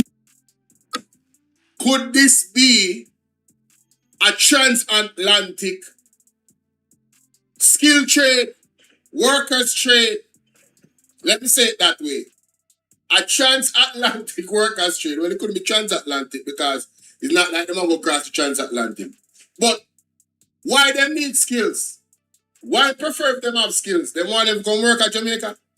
Da-da-dee. Hey, me tell you what I'm saying. Me, I want to look brother, we have look sense. You remember the question that we want to ask Jamaica? Do you guys remember the questions I was asking from yesterday?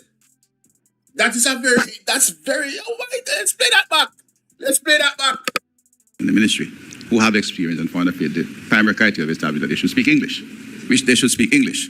We have put nothing else on it. We'd prefer if there are people who have skills and if they can speak English, it makes it easier to come to Jamaica. That's the only criteria I have personally. So, the new workforce is coming from America through the TSN, it appears. The people to replace you, Jamaica. The people to replace you. Mighty God. So now the police, them can go and eliminate some youth in the street. And then, them can cast some other people who have skills to come replace, or replace we. Yeah. I not put myself in that. Yeah. We just labor rights. Yeah. Let's continue. So they confirmed with the technical people. We look at other things. Jamaica is bigger than St. Kitts, and therefore we are like a more metropolitan country. We have Spanish tourists, we have German tourists, we have Japanese tourists. So the likelihood that we'll get third country personnel from across the globe, we are seen as a possible assistant, not just to take a few for ease the pressure, but we have excellent air transport out of here to Europe and elsewhere, and that's why we have been asked to assist, and that we'll therefore work with our Jamaican professionals, work their counterparts to see how to operationalize when we settle the other issues like accommodation and timing and screening as is required, because we screen them coming in anyway. But we will have some indications that the NIB will look at that to ensure when we have the names, we're not getting the criminals or somebody else of ill repute. There's no guarantee what you're in this kind of agreement. There's no guarantee either way. When they get here, there are people who are moving illegally through very difficult challenges to get to the United States. As I said, they have been to other countries, and their immediate response in the first fortnight to get out is over 94% leave back to home country. They are not criminals. There are more people looking at different opportunity. Jamaica, we have a big name, which is justified and a good brand, but the raw reality, which we sometimes tend to overlook, our per capita income is $7,000 per capita. It doesn't offer opportunities to people who are seeking to achieve a certain level of quality of life away from Jamaica and to live their dreams. They're allowed to a country with a per capita income of $8,000 per capita. And that's where they're heading for. The majority are going to look to head back home and find their way back in the United States. Like some Jamaicans do, we take them in. So, the country that...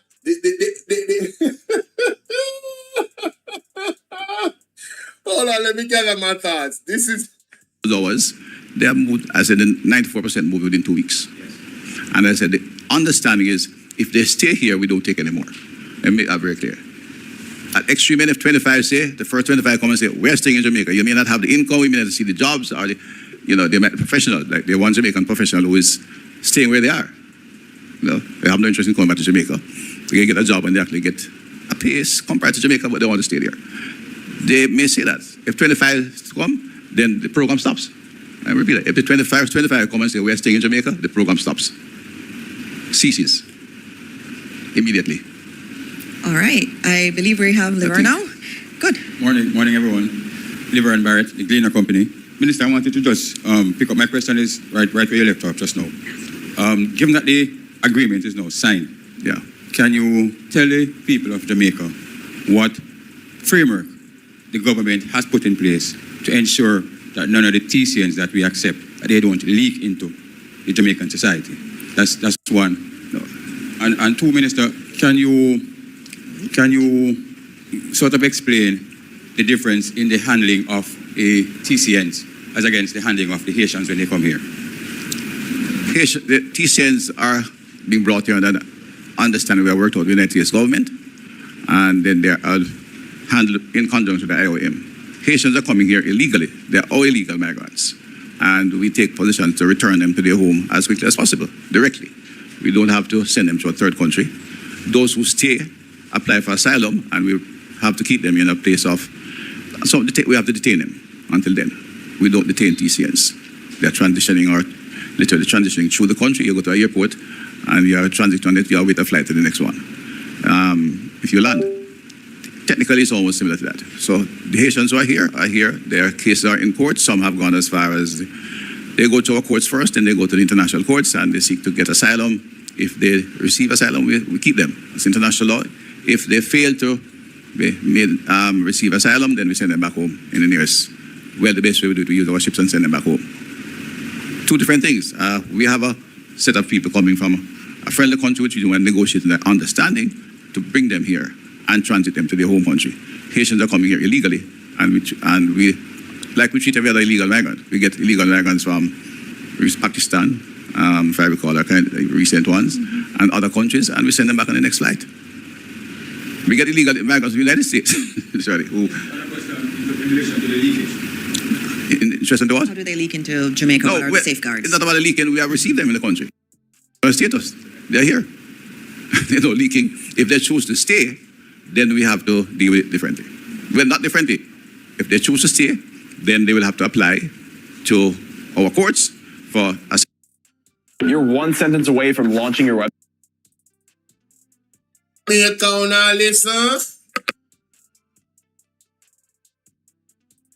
Asylum status, and if they get asylum, to apply to our courts for asylum status, and if they get asylum status, we retain them.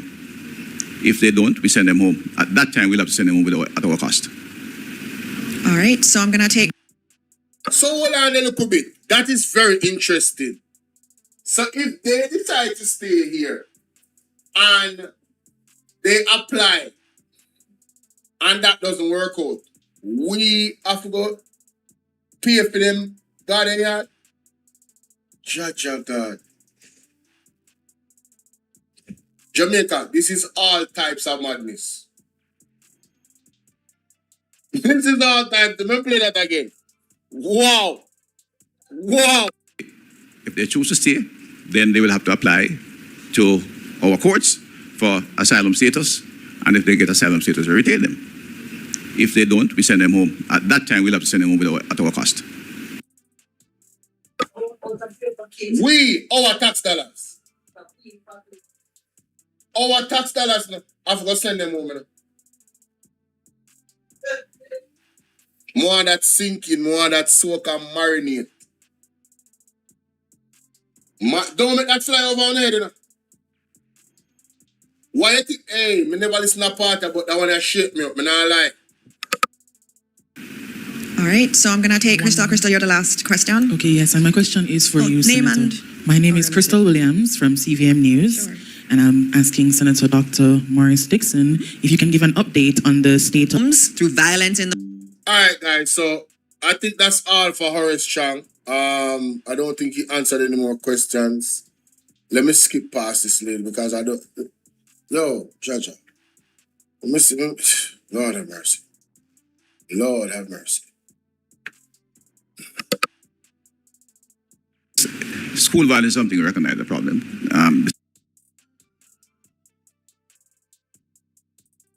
Guys, please hit the like button, share the video, and let me know what you think about my reaction to Horace Chang press conference and questions and answers. Thank you. All right, so ladies and gentlemen, I got a message from one of my subscribers, one of my supporters, in regards to the Diaspora conference and Andrew on his speech versus Mark Golding. So here we go. I want you to listen to what she said, then I'm going to play Andrew's speech and then play Mark Golding's speech and then give my reaction based off what she said, right? I'll give my own opinions on it. I know persons are going to say, Bolo, good morning, that Andrew Holness did not shake Mark Golding's hand at the Diaspora conference, but they don't understand the God that we serve. And before she go further, I am happy he didn't shake his hand. Smart man, Mr. Mark Golding, smart. Do not shake them hand. All right? Yeah, man, stay clean, my general.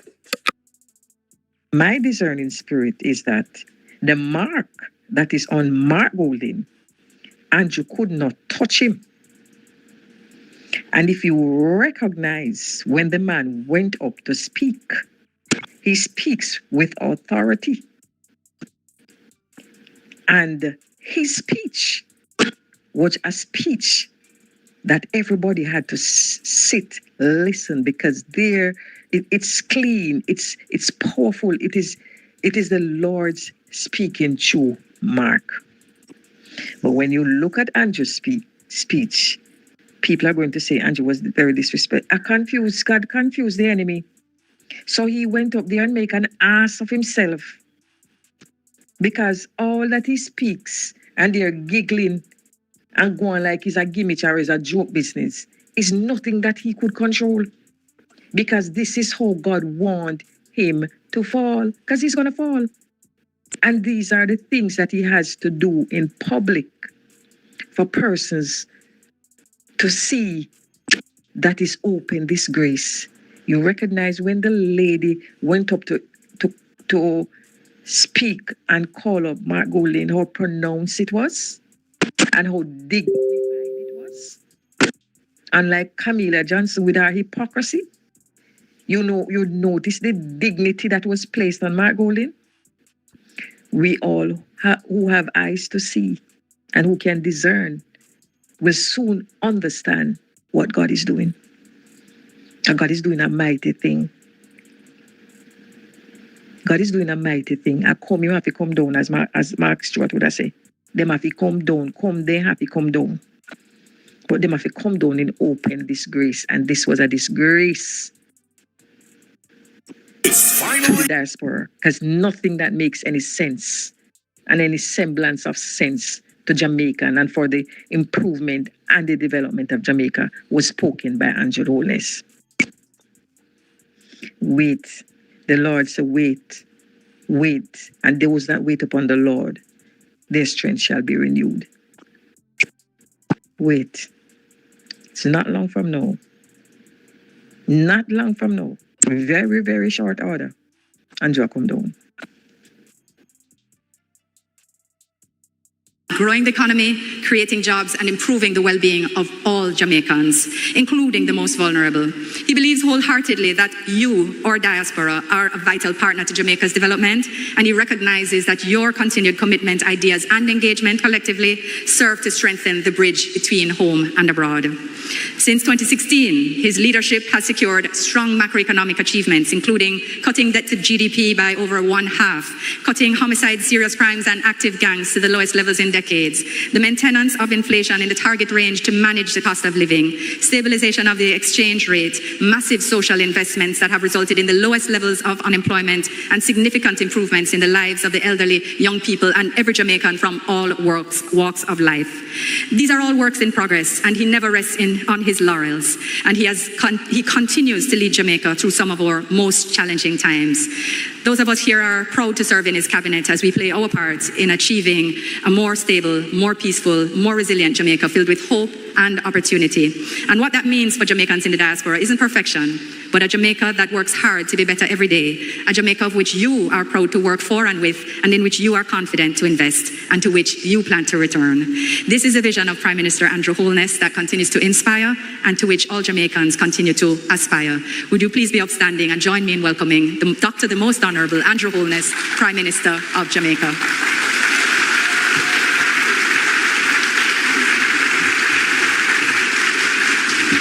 Stop the cap.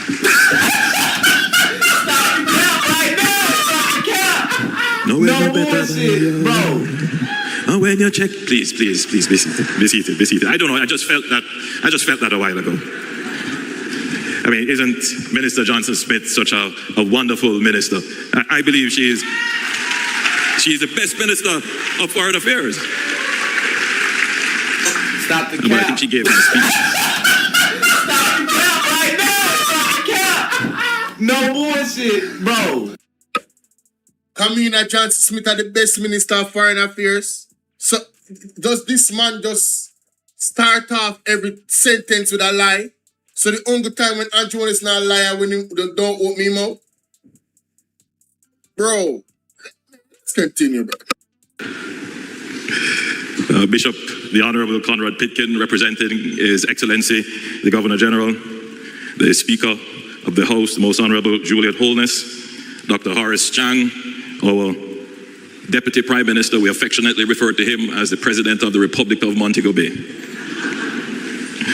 And of course, my dear friend, Mr. Mark Golding. Stop the cap. Stop the cap right now. Stop the cap. No bullshit, bro. What I'm to leader of the opposition? My dear friend, that's so disrespectful. My dear friend, you're not friends. Mr. Uncertified. We are not the same. You're out of order. You're a lapdog for the United States. We are not the same. Don't mix up yourself with the leader. We're not easy. Mark, how could I forget you? You see, he came with subtle disrespect from the jump. The lady was right. He came as a clown, a comedian, an ass. You know, ass like the ass, the donkey them. Yeah, that's what. He, you know, yeah, that's him. The ass in the circus.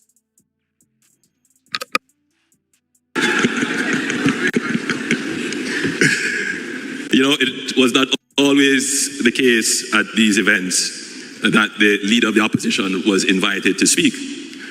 But as this event evolved into more of a national event rather than a government-sponsored event, it became the protocol that the leader of the opposition, which is a constitutional position, quite a unique thing in constitutional innovations, to have the office of the leader of the opposition written into the Constitution.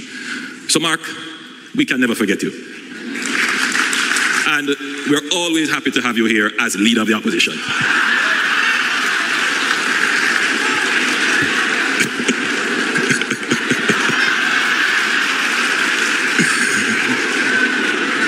That's how we do it in Jamaica. That is the strength of Jamaican democracy. Don't let anybody fool you. Don't let anybody fool you about Jamaica's democracy. There is no other country whose democracy is as strong as Jamaica's. Believe me when I tell you that. Stop the cap. You know, I've always said that Jamaica is the first black democracy. Bullshit, bro.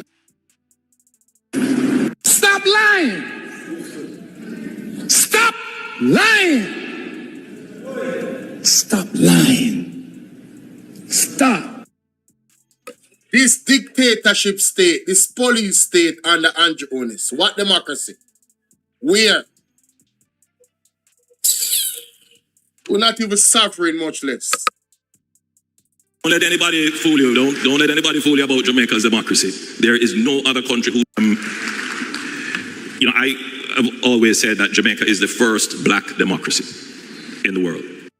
This almost feels illegal to know if you're a Why advertisement coming right time? Because we can't endure so much nonsense, you know. And I have not been contradicted successfully so far. But it is the truth. It is something that we can be proud of. And listen, democracy is not a sanitized exercise. It can be brutal. But many of you are from countries where the brutality of the democracy is probably worse. So you will understand that what you read in the papers and on social media, it's just part of the democracy. So let me welcome you all back home, back to Jamaica. I am very happy to see you, and I'm very pleased to see a super packed room. I mean, you look good. There is an energy among Jamaicans, and you can feel it even before anyone says a word. It's warmth, it's spirit, it's the memory of collective struggle, it's the swag,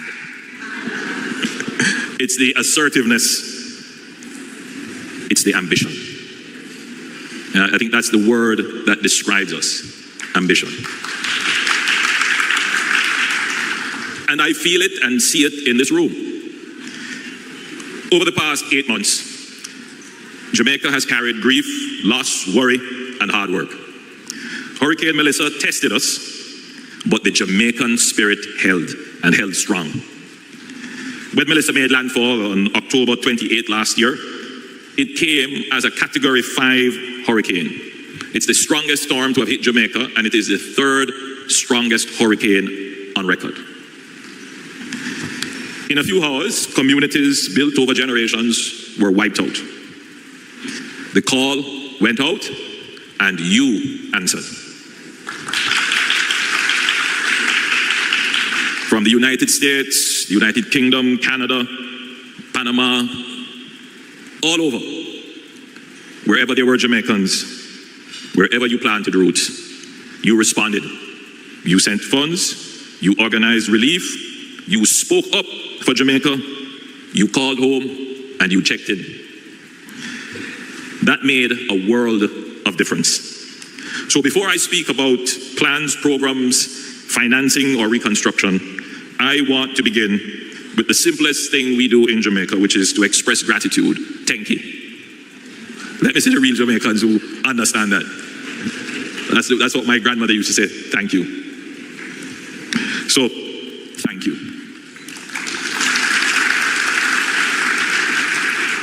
Thank you for proving again that distance has never weakened the bond between Jamaica and Jamaicans abroad.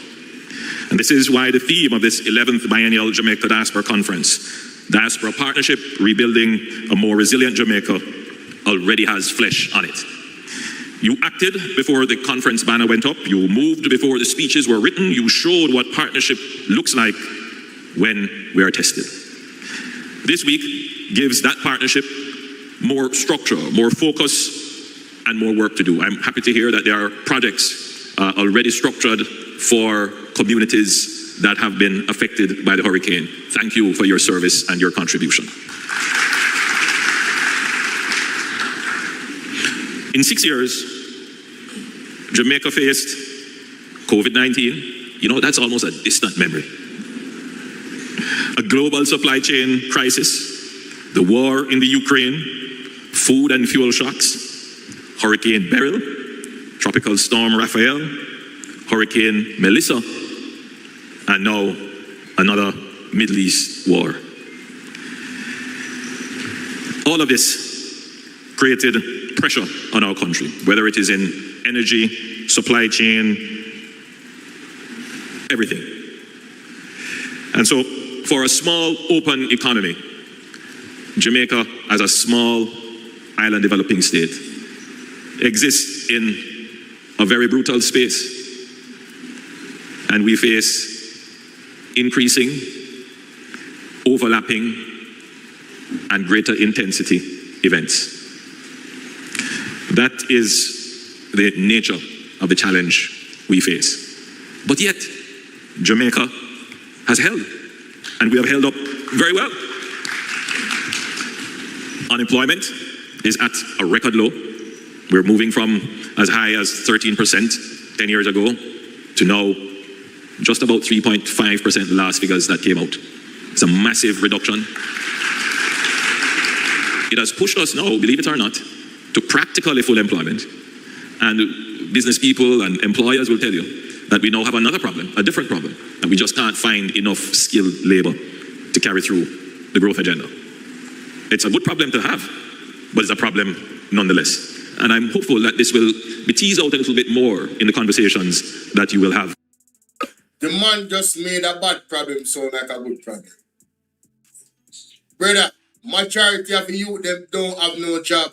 And them not seeking none because the jobs are not payable. It's not livable wages.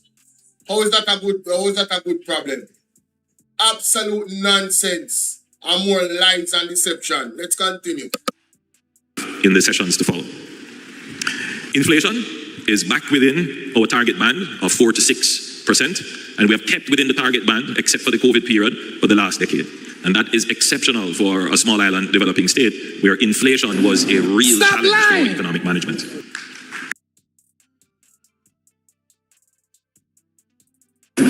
Stop lying! Stop lying! And developing state, where inflation was a real challenge for economic management. Stop!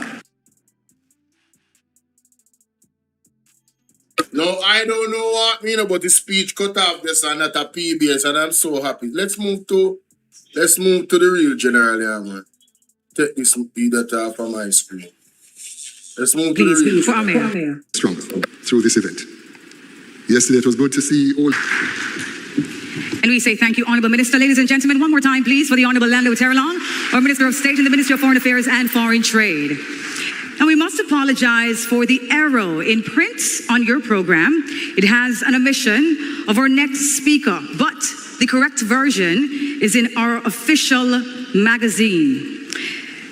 Democracy thrives when there is collective commitment to national development and a shared vision for progress. And today we are grateful to have Jamaica's opposition leader and Member of Parliament, Mr. Mark Golding, who will now bring his remarks. Please make him welcome.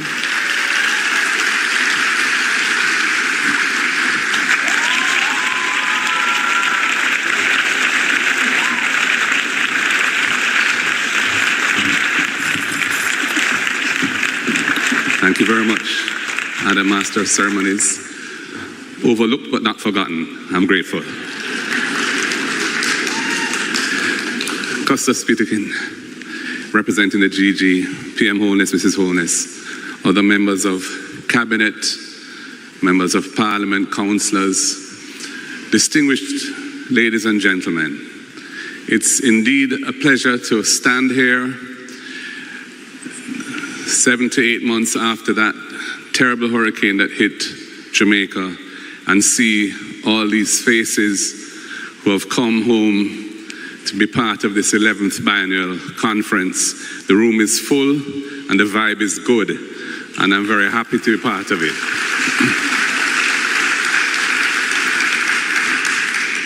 This, as has been said, this trend, this tradition now of biennial conferences to bring us as Jamaicans from all over the globe here to share ideas, share experiences, and contribute to our nation's development began with the first of these conferences back in 2004.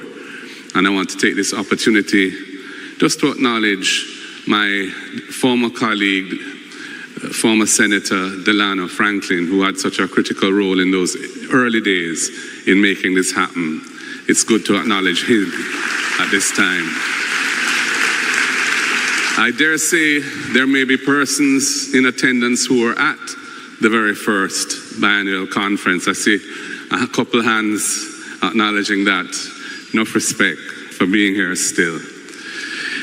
It has been said many times and in many different ways, but the reality is that Jamaica and the Jamaican family, we are a global people, and our country is blessed with this large reservoir of talent, of resources, of persons with a strong emotional connection to Yard that we call the Diaspora. Yes, you are the most important source of Jamaica's foreign exchange supply, with higher net foreign exchange earnings than any other source. And not only are you a source of foreign exchange, but you are de facto the most important social safety net that keeps Jamaica and Jamaican society on an even keel. So we must never take your efforts for granted. And the fact that you are here today indicates that you wish to be part of the national development of Jamaica. And it is for us as leaders to find and create opportunities for you to play your part to the fullest in national development. I know, for example, that public boards would benefit by your participation, and I would encourage mechanisms to be established to facilitate your presence and participation on public boards in the country. There are over 100 of them, and they cover a wide array of very important activities. This is where you can contribute to the governance of the nation without the need for any new legislative arrangements and so on. I just built a budgeting app. What? How? Base 44. Look, it pulls out. What a big difference so far between Mark Golding's speech and Andrew Warner's speech. What substance coming from the leader of the opposition? You would think that this is what you would get from the actual so-called leader of the country. So far. And I know I understand what the lady is saying in the voice note about Mark Golding have this commanding, the integrity boss has this commanding, presence in his speech and in his tonnage. I can clearly hear it. You understand? This is where you can contribute to the governance of the nation without the need for any new legislative arrangements and so on. We're meeting at a time when, as was said in the opening prayer, we are still feeling the residue of Hurricane Melissa. And I think it's very important, even in these pristine and magnificent surroundings here, that we do not forget or overlook that for many, many Jamaicans, they are still finding life incredibly difficult since October 28th, 2025. We have reports of schools where children are not attending in high numbers, small businesses and other business people struggling to get back on their feet, and many people still living under tarpaulins in parts of Westmoreland, St. Elizabeth, Hanover, even southern St. James, and so on, Trelawney, parts of St. Anne. So what I would say is, even as we draw inspiration from that disaster and seek to reset our efforts to drive the economy forward and achieve the elusive levels of sustained economic growth that we need to generate wealth for our people and achieve our hopes and dreams. Our priorities must be to restore the lives and livelihoods of those who are still suffering from that hurricane. And I urge the government, whether it be through NARA or whatever mechanisms are being put in place, prioritize the restoration of broken lives. Let those people get back on their feet so they can make their contribution to national development. Ladies and gentlemen, I'm not here to speak for long. I just wanted to pay my part in acknowledging your presence, thanking you for coming, and saying, God bless Jamaica, land we love, the greatest little country in the world. One love. They've impacted people forms, but most recently by Beryl and Melissa. They've impacted. Wow. What a major difference in substance compared to the nonsense and gimmickry that Andrew Holness came with in his speech and his disrespect. Mark Golding was to the point, you understand? He spoke to the moment and he didn't forget the people that are suffering the most while Andrew Holness was making jokes. This is a leader I am proud to stand behind. Mark Jefferson Golding, Sir the Right Honorable, Sir the Most Honorable, Mark Jefferson Golding. Stay humble. Stay humble, Marky G. You understand? And stay patient and be ready. It is soon time for you to be subbed in, to answer the call, to rescue, be a part of the rescue team for this country after the damage that Andrew Holness and his government has done and continue to do. The Integrity Boss, Marky G. Please like, share, and subscribe, ladies and gentlemen. The lady that sent me the voice note, she was absolutely right. It is now confirmed. Let me play it again before I leave. This particular reaction. Before I end this particular, let's listen to the lady again. I know persons are going to say, Bolo, good morning, that Andrew Holness did not shake Mark Golding's hand at the Diaspora conference. But they don't understand the God that we serve. Wow. And my discerning spirit is that the mark that is on Mark Golding, Andrew could not touch him. And if you recognize when the man went up to speak, he speaks with authority. And his speech was a speech that everybody had to sit, listen, because there it's clean, it's powerful, it is the Lord's speaking through Mark. But when you look at Andrew's speech, people are going to say Andrew was very disrespectful. God confused the enemy. So he went up there and make an ass of himself. Because all that he speaks, and they're giggling and going like it's a gimmick or it's a joke business, is nothing that he could control. Because this is how God wants him to fall. Because he's going to fall. And these are the things that he has to do in public for persons to see that is open, this grace. You recognize when the lady went up to speak and call up Mark Golding, how pronounced it was and how dignified it was. Unlike Camilla Johnson with her hypocrisy, you notice the dignity that was placed on Mark Golding. We all who have eyes to see and who can discern will soon understand what God is doing. And God is doing a mighty thing. God is doing a mighty thing. You have to come down, as Mark Stewart would have said. Them have to come down. They have to come down. But them have to come down and open this grace. And this was a disgrace to the diaspora. Because nothing that makes any sense and any semblance of sense to Jamaica and for the improvement and the development of Jamaica was spoken by Andrew Holness. Wait. The Lord said, wait, and those that wait upon the Lord, their strength shall be renewed. Wait. It's not long from now. Not long from now. Very, very short order. Andrew come down.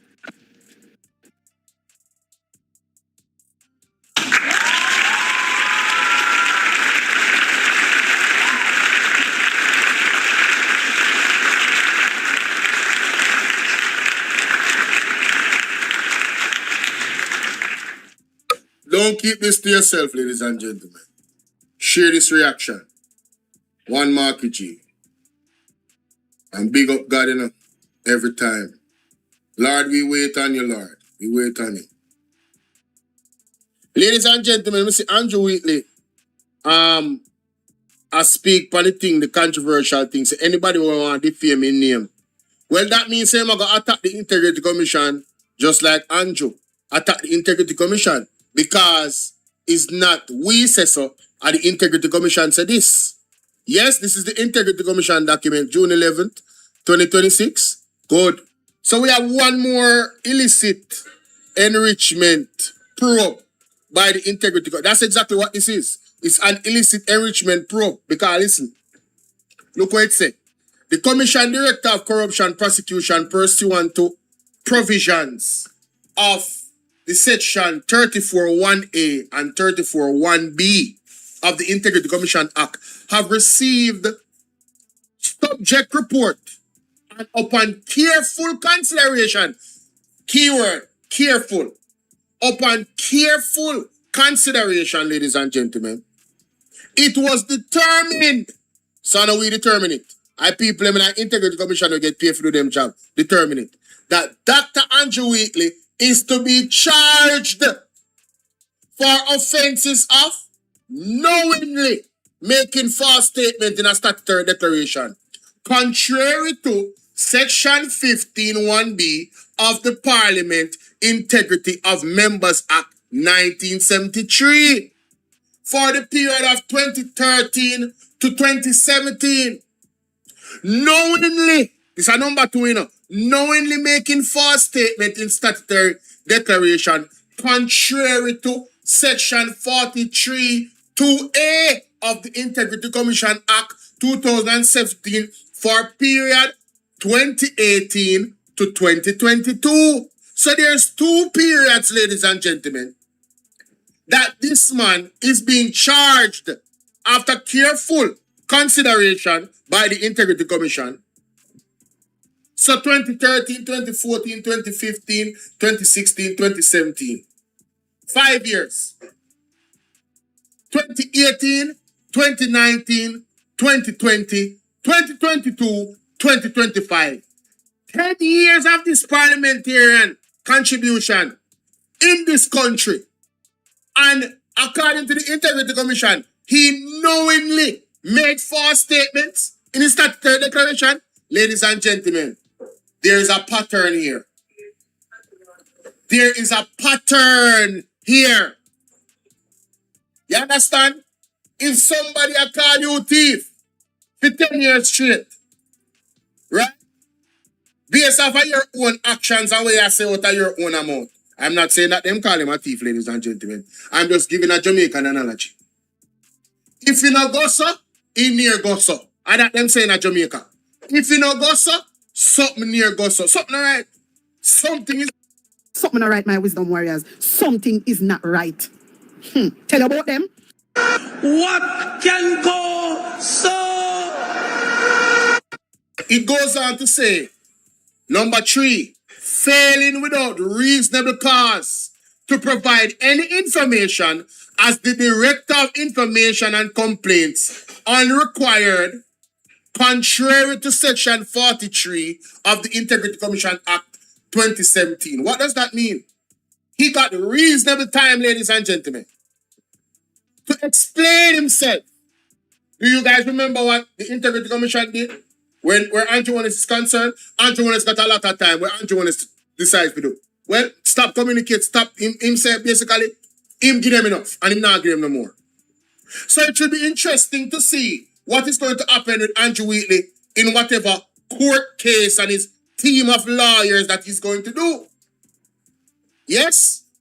Number 4, illicit enrichment, contrary to Section 14.5 of the Corruption Prevention Act 2001. So, this man is being charged for illicit enrichment. Ladies and gentlemen, after careful consideration, Andrew Wheatley is being charged for illicit enrichment. He should resign immediately, remove himself from office, and go and deal with him court case.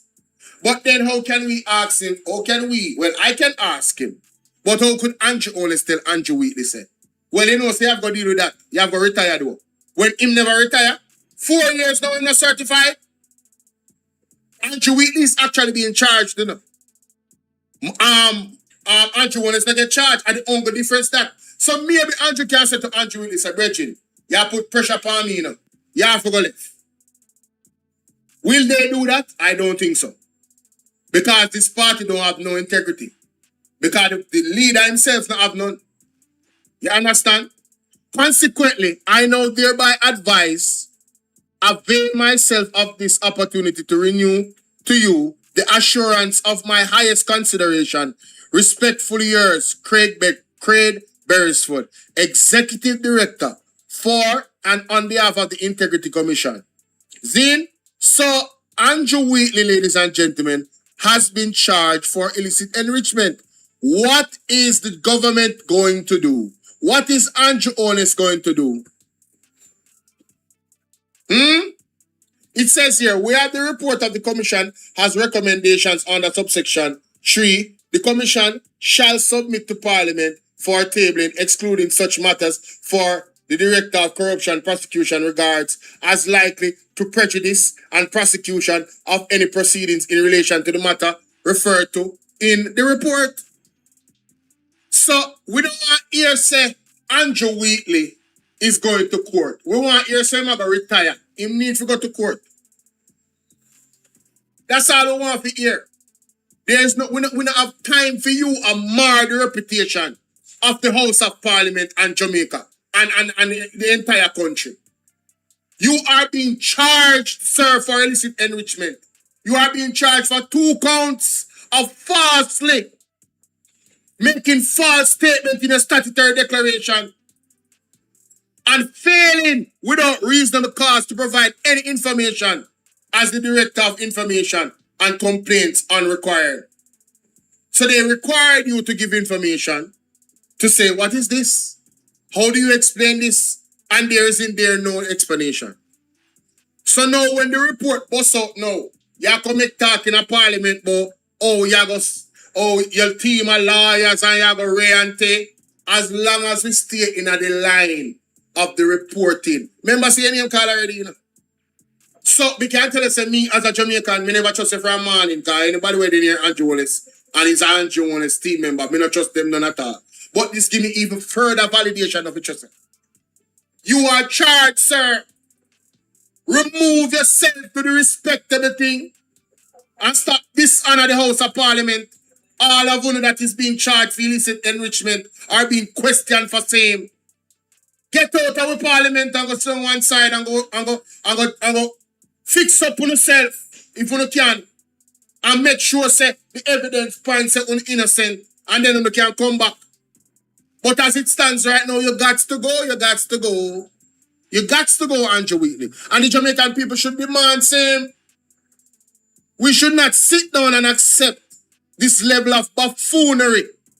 You understand what I deal with? And disrespect to the house. And disrespect to the country of Jamaica. Andrew Honest needs to go as well. We've been saying that. But here comes another Andrew. Which Andrew is next? Is there anymore? Or maybe them the name Andrew. But me telling you, God have a plan. Open this grace. All I wanna get exposed. Uno could have got court look more. Uno can't defeat God. That me I tell you, that's my message to you, Bolo Tbv. Uno cannot defeat God. You remember God. So uno can't stay about and go court. If you know within yourself say guilty, nobody waste a time, friend. And that me I tell you. Let me know what you guys think in the comment section. As a matter of fact, let me do some research on Andrew Wheatley. Let me do some research in terms of previous, issues regards to, news on Andrew Wheatley. Andrew Wheatley,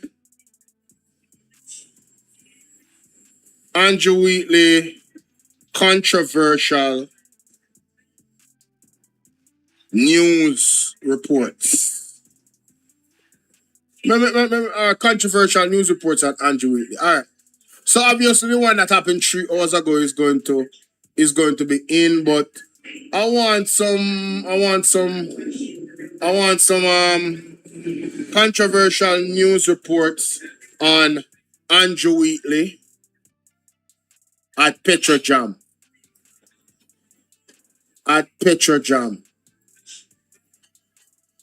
Let me look for that. 2019 Petrojam Limited Integrity Commission. Found one. Petrojam Board Andrew Wheatley. Okay. Let me go here. Let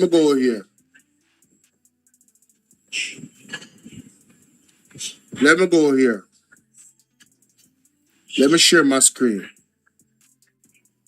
Let's dive into, I don't really know nothing about Andrew Wheatley, Let's dive into this. Zane. Let's dive into this, ladies and gentlemen. Me don't know much about Andrew Wheatley. So this is an Integrity Commission report.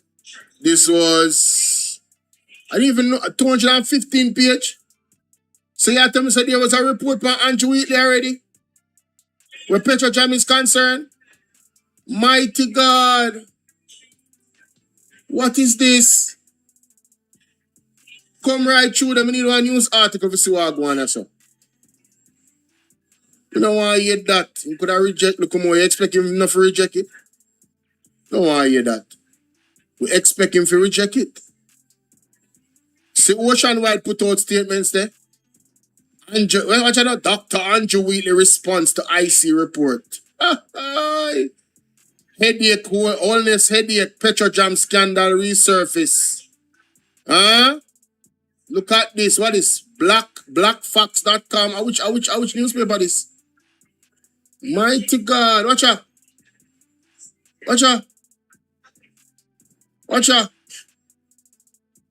Look at this. What a bangarang. What a disgrace. What a absolute disgrace. What is this? Baseless. With cause growing louder for his resignation, Member of Parliament of St. Catherine's son, embattled former Energy Minister, has gone on the offensive, describing as damaging, spurious.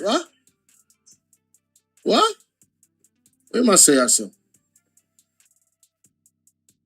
Describing damaging, spurious. Really? right, see Gleaner. I'm going to get one Gleaner article, ladies and gentlemen. Thank God. Thank God. Label dishonest in report. Then it's same problem. But if someone have the same problem, brother, it's same thing man must about the man. Right. Then everybody had to like Andrew Wheatley. What a bangarang. Jamaica are placing most of the blame for corruption and mismanagement at Petrojam on the state-owned refined board and former energy minister Dr. Andrew Wheatley, according to the findings of the latest RGR Gleaner Group Commission poll. 1,000 people island-wide participated in a survey conducted on February 15 to March 3rd. Petrojam has been the center of a massive scandal since the middle of last year. It has led to several resignations, including Dr. Wheatley, the former board general manager Floyd Greenley, and human resource manager Yolan Ramharak. Mighty God. However, the Gleaner, RGR Gleaner poll sought to find out who or what the Jamaicans felt was ultimately responsible for the problems outlined in the damning Auditor General report. So let me find that report. Google. Auditor General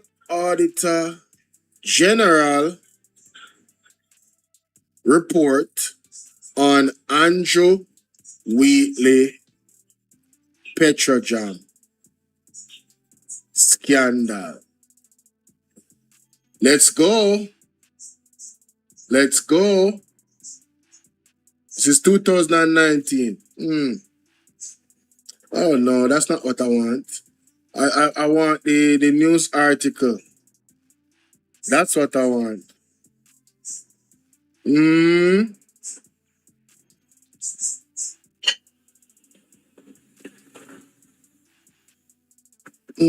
Auditor General.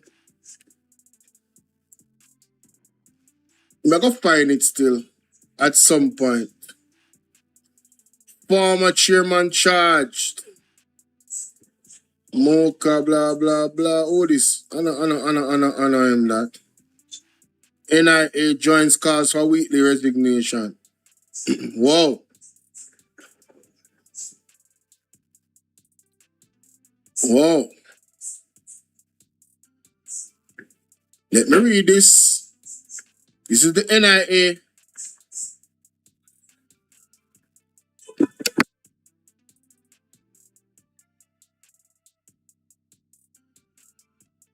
Kingston, Jamaica. The National Integrity Action, NA, has added its voice to calls for Energy Minister Dr. Andrew Wheatley to resign over the scandal at the state-owned oil refinery Petro-Jam. The scandal, involving allegations of corruption and victimization at the entity and questions surrounding the use of public funds, has snowballed in recent weeks, during which there has been outcry for Prime Minister Andrew Holness to act. NA, in a statement a short while ago expressing appreciation for Holness' commitment to act, said it believes that it is fitting that either Minister Wheatley tenders his resignation forthwith or the Prime Minister asks him for his resignation. See NIA's full statement below. NA appreciates the commitments made by Prime Minister Holness in the statement to Parliament on June 26th, but at the same time urges the Prime Minister and Minister Wheatley to act in accordance with good practice relating to the fundamental constitutional principle of individual ministerial responsibility. We note the Prime Minister's commitment to take certain policy actions to ensure that Petro-Jam functions with probity, transparency, and accountability, and further look forward to the actions. To ensuring transparency and forthrightness in addressing the challenges at Petro-Jam. These commitments and the proposed policy reforms require further action, in the context of, to use the Prime Minister's own words, the impact that allegations of corruption have on public confidence. Against this background, NIA recalls the appropriate conduct of previous members of Jamaica's executive when faced with similar allegations. On November 29th, 2011, during PM Holness' first administration, then Minister of Transport and Works, the Honorable Mike Henry, tendered his resignation in a letter which stated, inter alia, in light of ongoing attacks on the Jamaica Development Infrastructure Program, I take full responsibility for the issues which have arisen and today tendered my resignation as Minister of Transport and Works with immediate effect. In a similar vein, on July 13, 2009, Minister of State in the Ministry of Transport and Works, the Hon. Joseph Hibbert, following a meeting with Prime Minister Bruce Golding, tendered his resignation to give himself, as stated in his letter of resignation, time and freedom to clear my name and my integrity. Prior to these two instances of a minister and Minister of State doing the right thing, in October of 2006, then Minister of Information, Colin Campbell resigned from the cabinet arising out of allegations relating to the Trafigura affair. In 2002, then Minister of Housing, Carl Blythe, also tendered his resignation in the context of allegations relating to Operation Pride. It is relevant to note that Section 70 of the Constitution of Jamaica does not require the cabinet either to approve the appointment or the ending of the appointment of a minister of government. The Governor General is required to act in accordance with the advice of the Prime Minister. Further, that the Code of Conduct of Ministers, Ministry Paper Number 19/2002, requires ministers of government to behave according to the highest standards of constitutional and personal conduct in the performance of their duties and to be accountable for the policies and operations of their ministries, departments, and agencies. In light of the above precedents of good practice and the need for urgent, appropriate action to arrest the decline of public confidence in governance, NA believes that it is fitting that either Minister Wheatley tenders his resignation forthwith or the Prime Minister asks him for his resignation. Neither step would in any way presume guilt of the minister nor need to await any further investigation by the Auditor General, MOCA, the Integrity Commission, or the Public Accountability Inspectorate. So Jamaica, when you realize that history repeat itself, don't you know see what I got? History repeat itself. History is indeed repeating itself, ladies and gentlemen. Right? Let me just get this out of the way. Let's get this out of the way. Wanna remember this? I believe on that speech.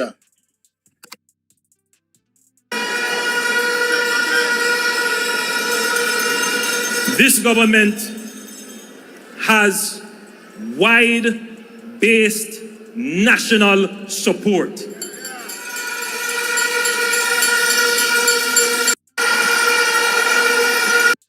Has not been without its challenges. I say to you today, this government has not been without its challenges. I couldn't leave this stage without saying to you that corruption is not an issue that occupies the front of my mind. I couldn't leave here today and say to you that we still need to tighten up on the new anti-corruption systems and framework that is in place. In a sense, if you were to compare Jamaica to all the other countries in the Caribbean, our framework for anti-corruption would be the most advanced. It is not for want of putting in the legislative and institutional processes. They are there.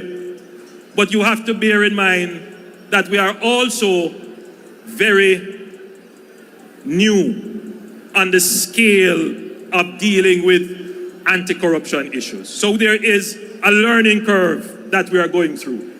What is important is that the government supports the development of the institution so it can accelerate very quickly on that learning curve and provide the resources so that they can move very quickly on the learning curve, and that the government does not intervene or interfere. And that message goes to the opposition as well. Leave the anti-corruption and policing agencies to do their jobs. Embarrassing. He needs some milk. Emotional damage.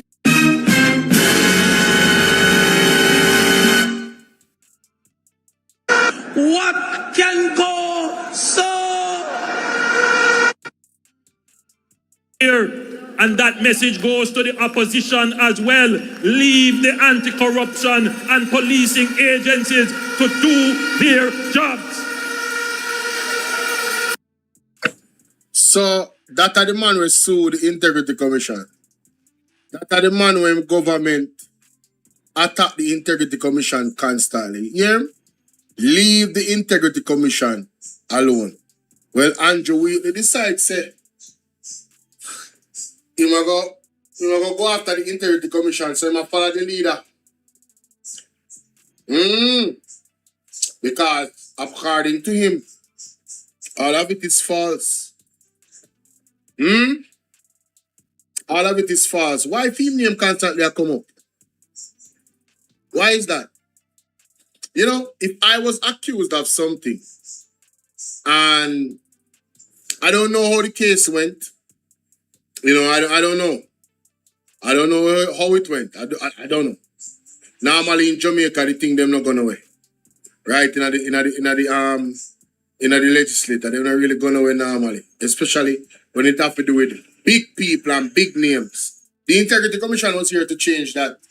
You understand, and hold them accountable in regards to their statutory declaration. And to make sure that we have those big boys being held. But here's Andrew Honest, carry the Integrity Commission to court, want to remove the illicit enrichment portion of it. And now we see why. See Andrew Wheatley there? Now him get charged. Right? He's charged. He did a raid in Jamaica. First me ever see one Integrity Commission report in a raid. First, me ever see one letter in a raid. So you know it's very, very significant. Well, let me know what you guys think in the comment section, ladies and gentlemen. Andrew Wheatley, Andrew Honest, Andrew everything. The Andrew them in a trouble. Alright? Like, share, and subscribe. And Southeast for his maiden sectoral presentation.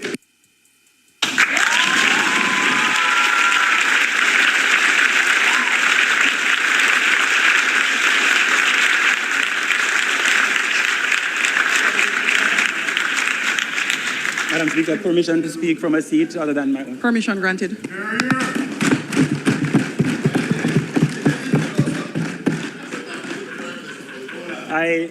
I rise, Madam Speaker, for my first contribution to a sectoral debate. I'm deeply conscious that no one arrives at this moment by himself. So I want to thank everyone, but especially the Almighty God above for his boundless blessings.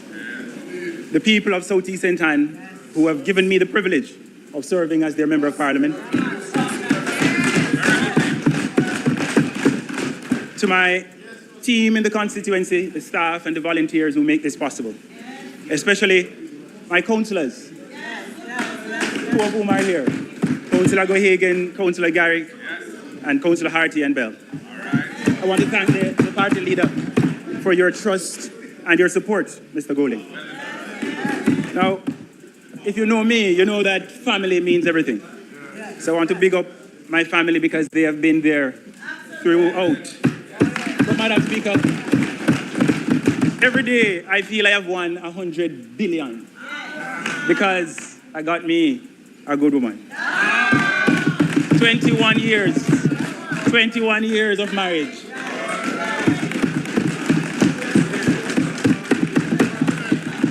Now, 40 years ago, the government said I failed the common entrance exam.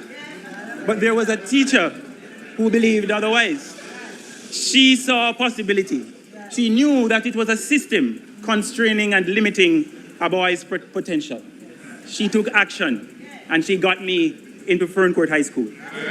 Today, I want to acknowledge my grade 6 teacher from Benton All-Age School who is sitting here with us, Miss Janet A.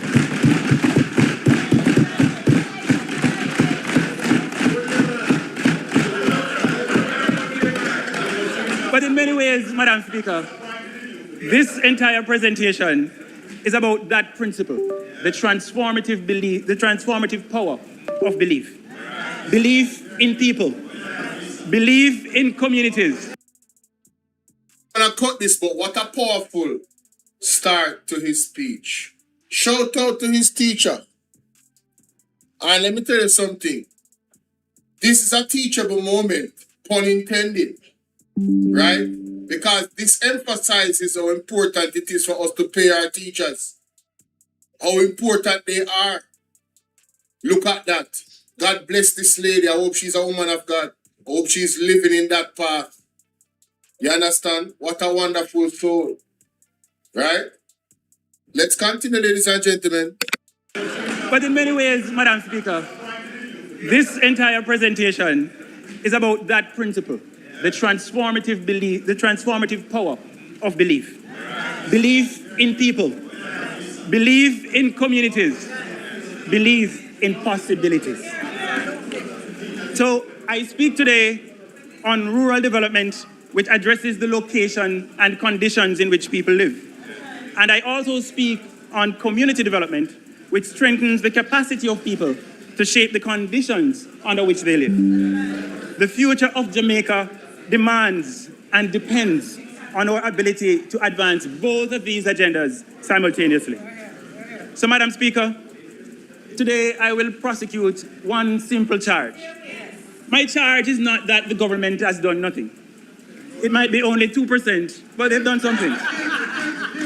Some roads have been rehabilitated, water projects undertaken, and some programs, even in 9 Mile, implemented. But my charge, Madam Speaker, is much more serious. My charge is that rural and community development have been abandoned as a priority by this government. The evidence begins with the responsible minister's presentation. 23 pages, 1 hour. You want to tell me how many times the minister said rural? I was expecting 10. I was expecting 5. I was expecting 4. I was expecting 3. I was expecting 2. And then I said I would settle for 1. I couldn't find it. 0. The responsible minister said it 0 times. But the larger issue is whether rural development exists as a philosophy of the government and whether it is part of the vision for national development. Madam Speaker, rural and urban people live in different Jamaicas. For too many Jamaicans, where they live shapes access, opportunity, and outcomes. That reality is not accidental. It is not inevitable. And for us on this side, Prime Minister, it is not acceptable. Let's look at the numbers. We know that just about 1 of every 2 Jamaicans live in rural areas. But with the decline in poverty, you would expect to see a similar change among rural areas. But 11.5% of rural Jamaicans live in poverty compared to 3% in the Kingston metropolitan area. So if you live in a rural area, you're 4 times more likely to be poor.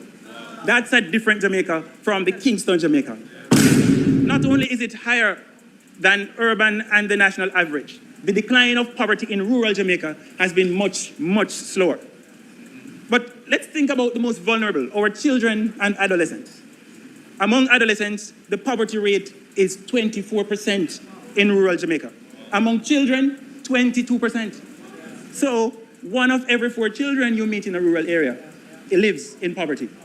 This, in 2026, is unacceptable to me, and that's unacceptable to those of us on this side. But what else is unacceptable is the fact that when we talk about safely managed drinking water, that means the water is available to you on the premises where you live, not improved water services where you have to travel 20 minutes to get the water. When you think about safely managed drinking water, only about half, 54.7% of rural Jamaica has that access in their households, compared to almost 80% in urban areas. And when you think of internet access at home, 59% in rural areas, but 71% in urban communities. The pattern is unmistakable. Things are worse off for you if you live in rural Jamaica. This is a shame and is unacceptable. But It's critical that we think not only of these as numbers. We know, for example, that a child who grows up in poverty child poverty is a predictor of future educational outcomes, future health outcomes, future earnings, and future contribution to national productivity. So, Madam Speaker, one of the greatest weaknesses in our approach to development is that we think about the problems individually. We separate them and we deal with them one at a time. But people don't live one issue at a time. They experience them all together. So take a young lady living in Long Look in Clarendon. She earns the minimum wage. She has a child with a disability. The child becomes ill. She wants to know whether the clinic is open. She wants to call ahead to check. But the signal is poor. The internet access is not available.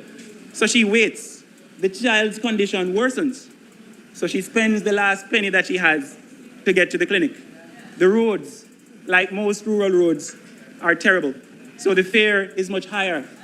The journey has shaken her and taken the last energy that she has. She shows up at the clinic is closed. The doctor is not there. This nightmare is not related to one disadvantage. What she faced was what we call multiple overlapping disadvantages. Madam Speaker, this government used to boast that it doesn't have any new taxes. But I tell you, my rural people pay them taxes multiple times over. They pay a distance tax. They pay a poor roads tax. They pay no water tax. They pay a weak connectivity tax, limited transportation tax, and delayed access to services tax. We put that together, that creates what we call a quality of life tax. A debt paid in opportunities deferred, treatment delayed, earnings lost, and human potential diminished. A people constrained in this way, Madam Speaker, cannot truly optimize their potential. So, Madam Speaker, the challenges continue to multiply in rural areas simply because there is no comprehensive plan for the development of rural Jamaica. There are many agencies doing many things. RADA, rural water, rural electrification. Yet they do not really work together. There is no framework for them to work together. A rural development plan would help to align investment. It would help to decide, would help us decide infrastructure and land use. But you know what's most shocking, Madam Speaker?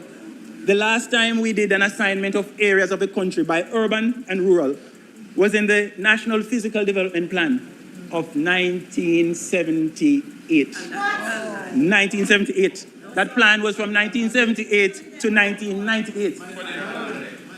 28 years later, it has not been revised.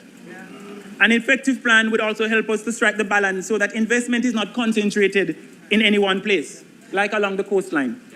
Case in point, Madam Speaker, along the north coast from Portmore, and you continue all the way down to Rio Bueno, a concentration of investment. That is a reflection of the failure to plan and the failure to ensure that our people access the resources in an equitable way. As a first step in correcting this problem, Madam Speaker, the government should ensure that all parishes complete their parish development orders. And this should be done within the shortest possible time. But I want to give a little credit because there is no comprehensive plan. But I had an experience with a member of this House, the minister responsible for water and climate change. He called me and my team. We sat down for hours. We reviewed my constituency from community to community, and we spoke about the possibilities for providing water. He never give me what I want, but at least we have a plan. At least I know what's not going to happen. At least we know the possibilities. So this, however, is the exception, but it should not be. It should be the norm. We should expect it of ministers because in the absence of a comprehensive plan, it's the next best thing.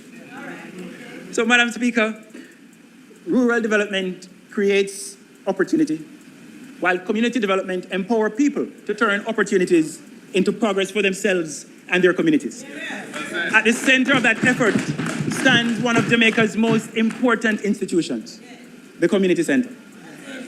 When the minister spoke, he didn't give us much of a vision as to where we're going with community centers. So let me offer some ideas. We must reimagine these spaces. We must see them as multi-purpose and self-sustaining entities. Imagine your community center maintaining a schedule of events for which you can sign up to participate or to support. It runs a program of activities that generate revenues and keep and maintain the center.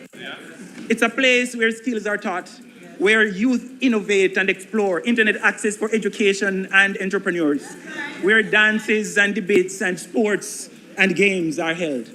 Simply put, it's the place to be. But too many community centers sit underutilized, and many cannot be used. Many damaged by the hurricane.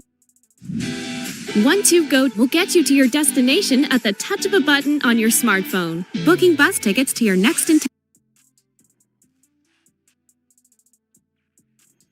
a new hurricane season later. No time frame, no plan.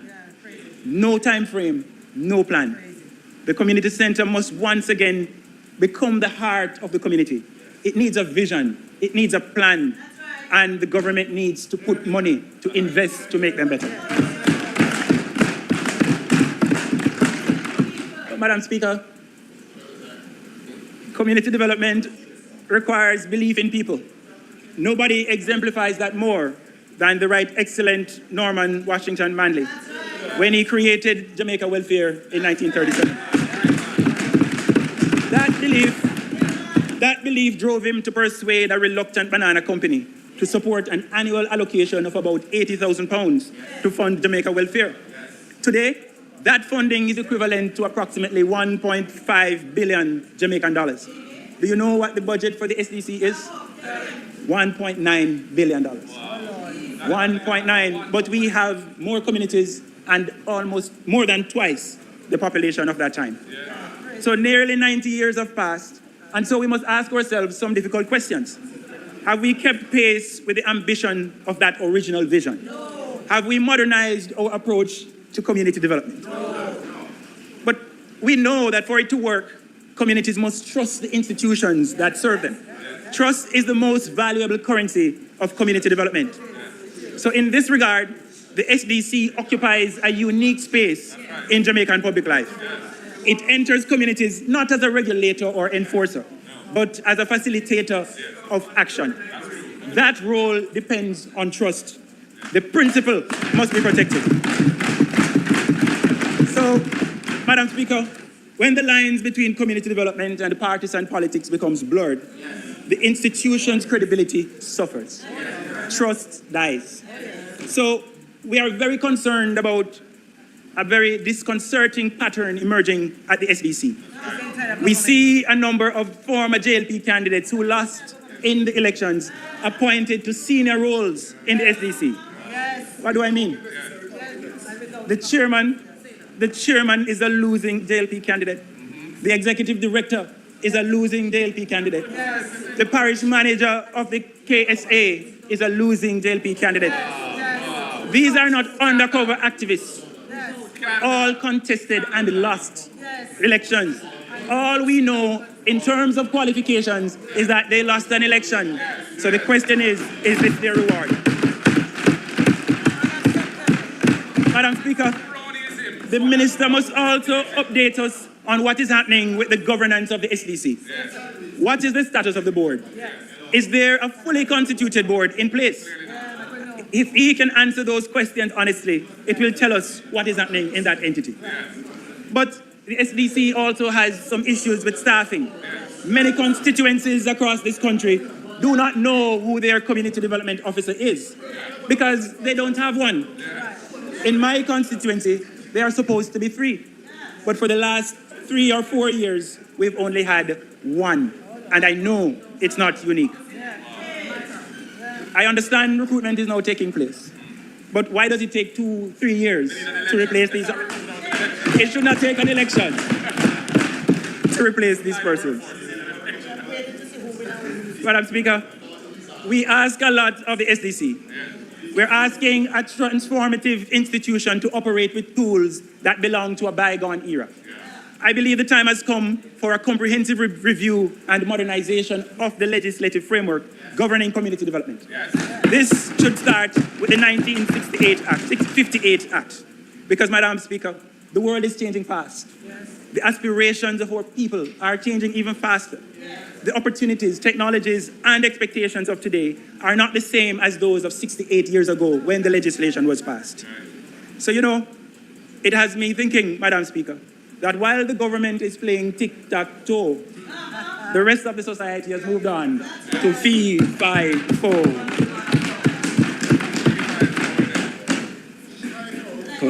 Madam Speaker, I know what community development can achieve. I'm from the hills of St. Anne, Pedro River. We had a spring up in the mountains where we would catch water. For years, generations would go with their buckets and their bottles. And then the revolution, a community organization, a proposal, work with the SDC, and now that community has a community water system that supplies the entire community at a flat rate. They don't know what water lockout is like. The power of the people. But a similar story exists in Hampstead, Central St. Mary. Different parish, different community, but same experience. They developed and managed a community water system that serves the needs of the community. The lesson from Pedro River and Hampstead is not really so much about the water. The lesson is about what becomes possible when communities are organized, supported, and trusted. But you know, across rural Jamaica, our communities remain resilient. The people have not given up on themselves. They continue to organize, to volunteer, to worship, and support one another. What is disappearing are the institutions that give communities their voice, their identity.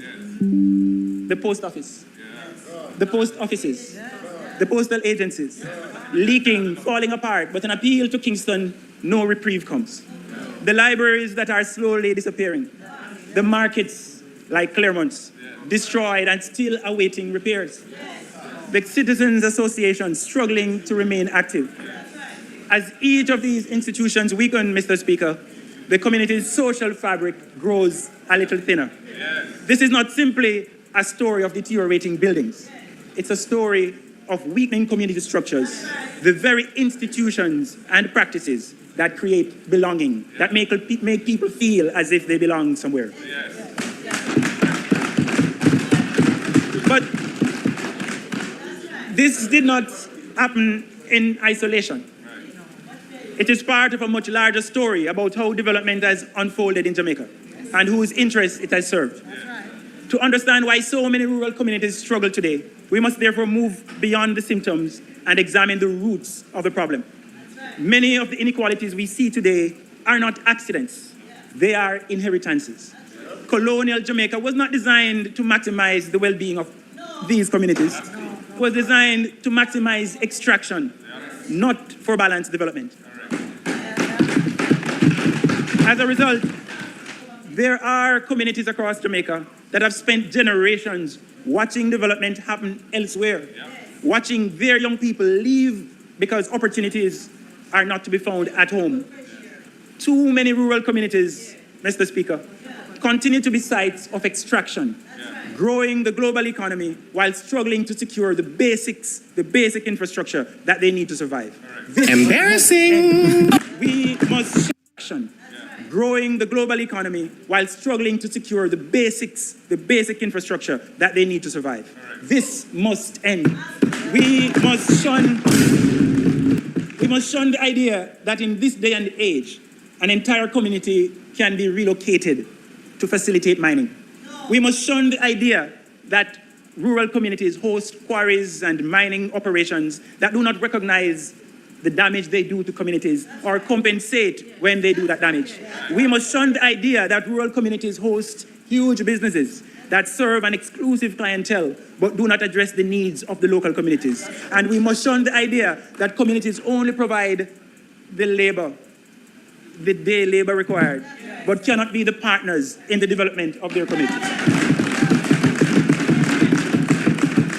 So, Mr. Speaker, inequality created intentionally cannot be corrected by accident.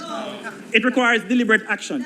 So let me quote the Right Excellent Marcus, a saint and man, on this. He said, chance has never satisfied the hopes of a suffering people. Action, self-reliance, vision of self and the future have been the only means by which the oppressed have seen and realized the light of their own freedom. Daddy Marcos. That is why today I want to introduce a new term, reparatory development. This is the conscious decision to organize development in a way that repairs inherited inequalities.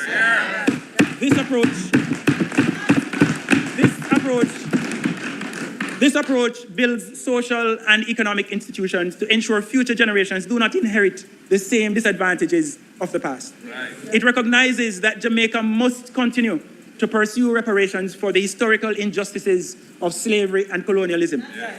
And this government, Mr. Speaker, must summon the moral fortitude to show leadership at the global discussions on reparations. Our history demands that our government speak and act boldly on this issue.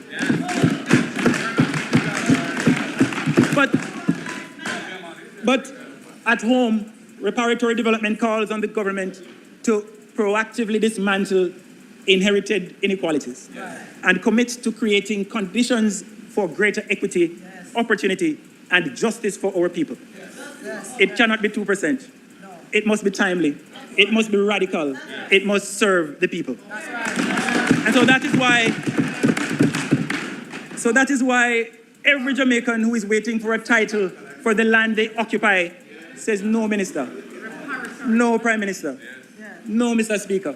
We will not wait 20 years to get a title. Reparatory development calls on us to act now and to act with urgency.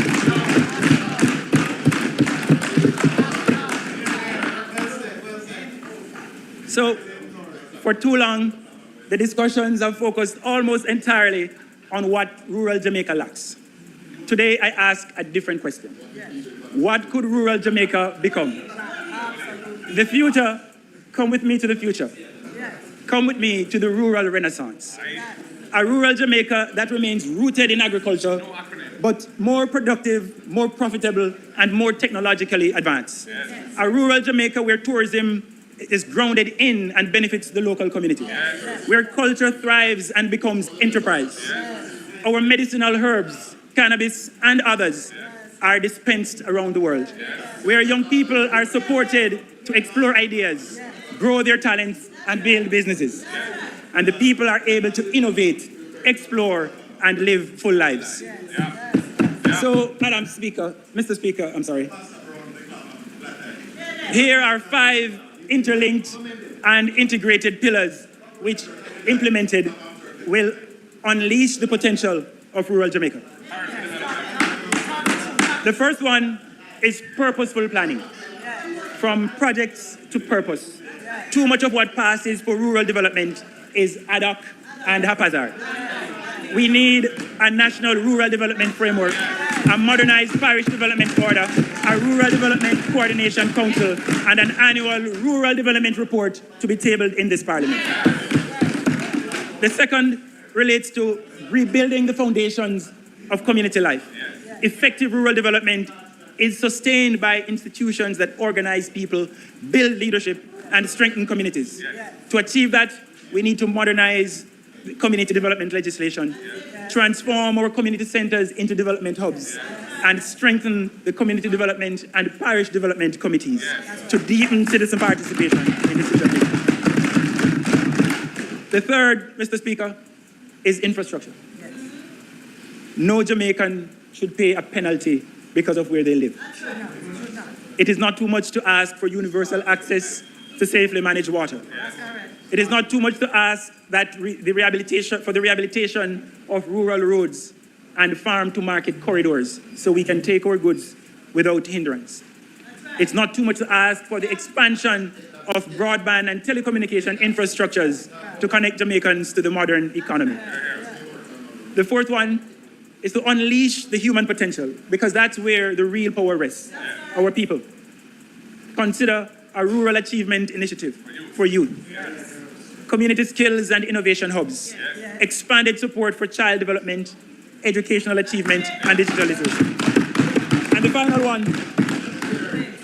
one, Mr. Speaker, local wealth creation to build a new rural economy. The purpose of development is not merely to reduce hardship. It is to create a diverse economy that expands opportunities, build community capacity, and enables people to prosper where they live. So, in this regard, we propose enterprise zones, value-added agriculture and agro-processing, local wealth creation partnerships, and a rural community development partnership fund that will support communities, community-led solutions, and local innovation.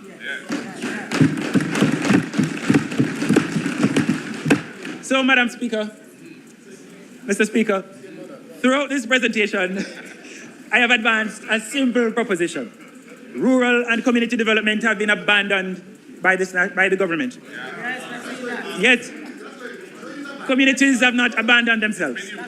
They continue to organize, they continue to volunteer, they continue to sacrifice and believe.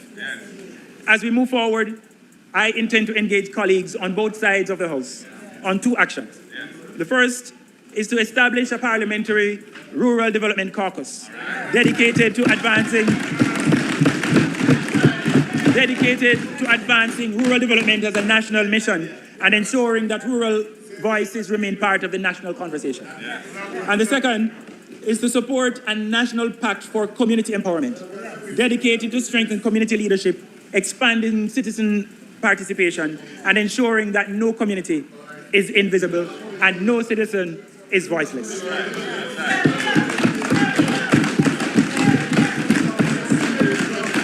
Mr. Speaker, I know it's difficult for the other side to get, but community development is ultimately about ensuring that every person has a voice, every community has agency, and every citizen has the opportunity to participate in shaping their future. Madam Speaker, 40 years ago, a teacher looked beyond a test score and saw possibility. She saw potential where the state saw limitation. And because she believed, I stand here before you.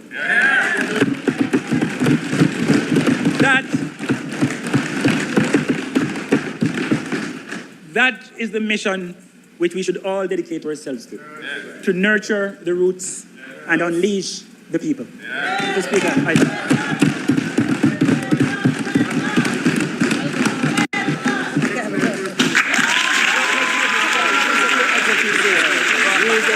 thank you for bringing back the standard. Yes, man. Yes, man. House Leader. Hey, say that. Sentan, man. You see what a good Sentan, man, do? Yes.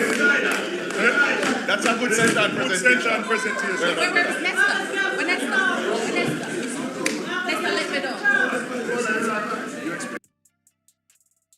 Oh my God, they said Nesta let them down. Yeah, big up yourself, Selvanev. Mighty God, thanks for the support as always, my brother. She said Nesta let them down. As a Nesta speech was trash, I'm glad someone ain't listening. Let's go.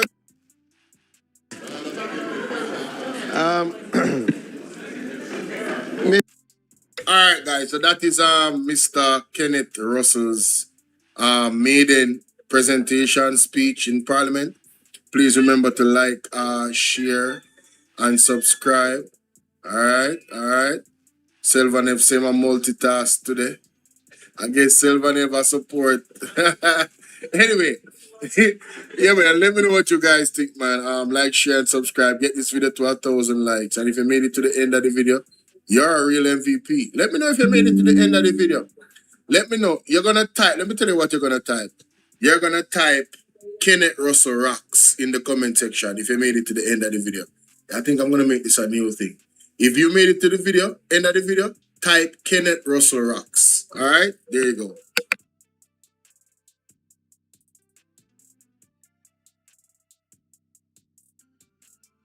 That's serious.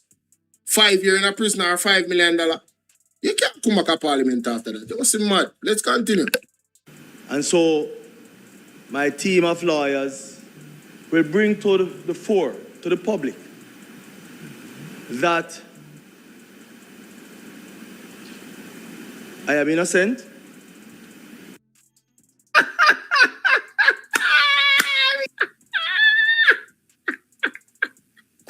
That is funny, honey. That's funny. Oh my God, that is funny. To the fore, to the public, that I am innocent. Hey, who man's is this? Who man's is this? Will bring to the fore, to the public, that I am innocent.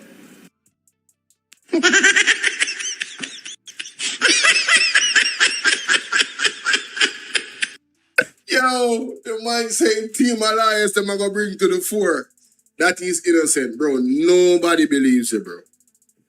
$164 million between 2010 and 2022, bro. Innocent. Oh, look how long them the years they did. How comes you couldn't explain it all at the time? So, wait, how much time you need to explain it now in a court? With your team of lawyers then. Whose mess is this, bro? Carla, what's going on? Hey, Mikana, this man is a straight up comedian. I don't know about him being anything else, but I'm sure he's a comedian. This is hilarious. This man is hilarious. Will bring to the fore, to the public, that I am innocent, that the conclusions are inaccurate, and that we have a responsibility to encourage anyone from any humble beginning or otherwise who will. So this man I really come, brother, Andrew Wallace is better at this than you, hear? Remember just tell her that straight. Andrew Wallace do a better job than you coming in front of us with the sub story of, oh, I came from this place. Nobody cares, bro. We don't want to hear nothing but no sub story. Just explain to us how you made your money legally. That's all we care about. We don't want to, all the way a struggle. As far as me concerned, you have 164 million problems where enough of we don't even have. So we're not sorry for you. So if I'm sorry for you, look, no come to we with that. We don't want you in our parliament. Go explain your wealth and then you can come back, sir. Argument done. It is a new blur not day in Jamaica. You might not realize it yet, but the change is coming and the change is already here. And somebody please explain it to you. Whose man's is this, bro? Talking about humble beginnings. Brother, no. Yes, man. Responsibility to encourage anyone from any humble beginning or otherwise who wish to serve his or her country, not to be afraid because of persons who want to defame them. So what you try to say? The Integrity Commissioner defame you. Here comes the subtle shots at the Integrity Commission, ladies and gentlemen. Mr. Andrew Wheatley, are you trying to suggest, sir? I may ask you one question. Are you trying to suggest that somebody is trying to defame you? You mean the Integrity Commission will do their work so meticulously to the point that sometimes I believe that they give you guys way too much leeway. You were given an opportunity, according to what they said, to explain your wealth, but you could not. How does this fall? How does this fall into the lap of somebody trying to defame you? Wasn't there an issue with you and Petrojan before? As far as I'm concerned, there's a track record. What are you doing, Simple Pebbles? Claudette? Shoshi? The Andrew them shaky but I lie? As far as I'm concerned, there is a track record that is behind your name and your reputation. And you're talking about defending your reputation, sir. Your reputation is already marred. I don't know if it, listen, I don't know if you realize this. The entire reputation, look at the person where they're behind him, Donovan Williams. I mean, come on, man. Are we serious right now? Look at the company you keep. And they are surrounded by. I would be ashamed to be a member of the Jamaica Labour Party as an MP. Absolutely ashamed. I couldn't stand proud and say, I am a proud member of the Jamaica Labour Party. My leader has been uncertified for 4.5 years. What? What?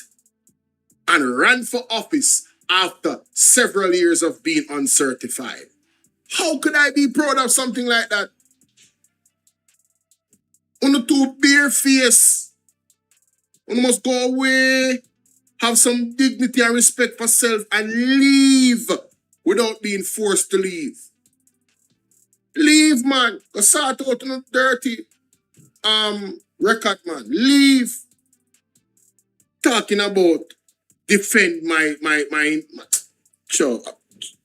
But people want to defame you.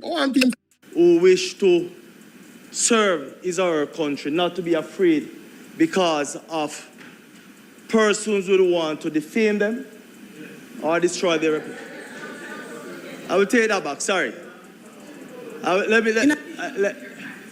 In addition to which your time is up, so close. Hey, not even the Jezebel couldn't save him and defend him. She couldn't do it. Him tainted. When you see speaker house can't even defend him, I know say bad Jamaica. It's very, very bad. Andrew Wheatley, take away yourself, Bridget. Have some self-respect. If you don't have any, develop some. Please. Thanks. Because you being there and what? You have to work with Nara too. You have to be an integral part of Nara too. Leave, man. Do us all a favor and leave. Surprise us. Tomorrow morning when we wake up, we hear say you resign. Just surprise we in Jesus' name. Surprise us in Jesus' name. Ladies and gentlemen, I want to remind you guys that the storm that is upon the Jamaica Labour Party is not finished. Today, our 17th, the 18th, 4 days from now, 5 days from now, 19, 20, 21, 22. Court case. Who remember? Mr. Paul Buchanan. And we are march. Me said the labor right them will know no peace. Me said the labor right them will know no what? No peace, ladies and gentlemen. We have Mr. Cole in the building. What's going on, Mr. Cole? The labor rights will know no peace. Yeah, that? Go through, Mr. Cole. Talk your talk. Yes, brother Paul. Yes, sir. To have me back again. I'm glad to have you, man. I was wondering if you bailed on me, man. No. I went to look a shot like a while ago. Okay. Yes. I see the one of the bright mind who believe that the sun rises from the west. You understand? Yes. What's going on in Jamaica with these criminals? My God, what a shame and a disgrace on the Jamaica Labour Party. The whole of them over their teeth. One by one, y'all going to jail. Who said nobody weren't going to jail? Oh my God. It's going down. It's going down. Jamaica, this is... Minister's statutory declarations remain uncertified, the more untenable his position becomes. Jamaica's name is being impacted internationally in a situation like that. That is a disqualifying feature for the leader of a country. Minister's statutory declarations remain. So Jamaica, Half of the Jamaica Labour Party ministers weren't in Parliament. They were missing in action because they know exactly what was going to happen and know that they couldn't go around this one and the bombshell was going to be loud. Guys, let me tell you all something. Time for Mr. Holness to resign is the same tactics Mr. Holness used in his illicit enrichment ploy. Give fake information and giving all kind of problem and don't want to give information. Now that Andrew Wheatley has been charged, I hope the two other names that are on the paper, one of them is Mr. Holness finally been charged for illicit enrichment because remember he's in court, fighting the illicit enrichment status. Remember, he even went to court to strike out section 14.5 that is responsible for illicit enrichment. And when I come out here and tell you people that the only reason why Mr. Holness is fighting against illicit enrichment and that particular section is because himself and his friends, they are illicit enriching themselves and don't want to be held accountable. But nothing don't happen before the time. When I think God asleep, I tell them say God don't like ugly. And the ugly things that this one payment do to the people, I want to jump up every day about shower. I want to feel to see what's going on in Parliament. These people are illicit enriching themselves and we out here are dead for hunger and have no sense. Shower. I hope I like it. My God, what a disgrace on the country. What a disgrace! Where are the lab rats, them? You know what is really bad about this whole Andrew Wheatley shit? The fact that after him thief up the billions from Picture Jam, he left. What? And Mr. Holness Goffin came back and put in a parliament. And I remember when he returned to the parliament, all them act like God come back. So you see all these charges that they file against Andrew Wheatley, all those charges should be filed against Mr. Holness also. And I hope the Jamaican people are ready to stand up for Mr. Holness to resign. This is filthy. And this is filthy. Oh my God, this is a disgrace. I mean, look at this. You know what is really... I repeat that. We have no agreement, no understanding to accept deportees from the United States. Reports raise a number of important questions that the government must answer. Jamaicans deserve to know whether the government has been approached regarding such an agreement, whether discussions have taken place, and whether any commitments or understandings have been reached. The government should also indicate whether Cabinet has considered the matter, what criteria would govern the acceptance of individuals under such an arrangement, what legal status those individuals would hold while in Jamaica, and what obligations Jamaica would assume under the proposed agreement. This is not simply a matter of foreign policy. It is a matter that touches on national sovereignty, immigration policy, public resources, and public confidence. The government must therefore be transparent about any discussions that may be taking place and about the implications such an arrangement could have for Jamaica. Given the significance of this matter, I believe the government should move swiftly to clarify the facts and outline its position. Questions of this magnitude cannot be left to speculation. The Jamaican people are entitled to a clear and timely explanation. I repeat that. We have no agreement, no understanding to accept deportees from the United States. JLP continues to take the government to task over its running of the country. The JLP administration has been labeled as hypocrites for their stance on squatting and the use of funds at the NHT. More from Dwayne Anderson. 9 months after the last general election and a new round of political activity has been born, PNP members and their supporters converged in the party's Milk River stronghold in southwestern Clarendon for a divisional meeting on Sunday to discuss the party's work. The gathering also gave party stalwarts a forum to run the rule over the government's stewardship of the country so far in its third term. Our forefathers were not given a fear opportunity to own land in Jamaica. So we had to take land and occupy land that was idle. So for the Prime Minister of the country to say that squatter settlements are hurting Jamaica, when the same squatter settlements are where they go and campaign and beg the people to go and give the people For the spokesman on finance, Julian Robinson, The administration's fiscal policies are also not properly thought out. What we are seeing with this government is what I call them raiding the barn, meaning them take money from every single institution just to run the government. Speaking about the NHG specifically, he says he is convinced some Jamaicans will never own a home with the JLP in charge. It is harder now for a young Jamaican to qualify for NHG home than at any point in the history of Jamaica. He continues to take. Hey, a serious thing, man. This man, Andrew, where the man are gone, brother, man, to the say.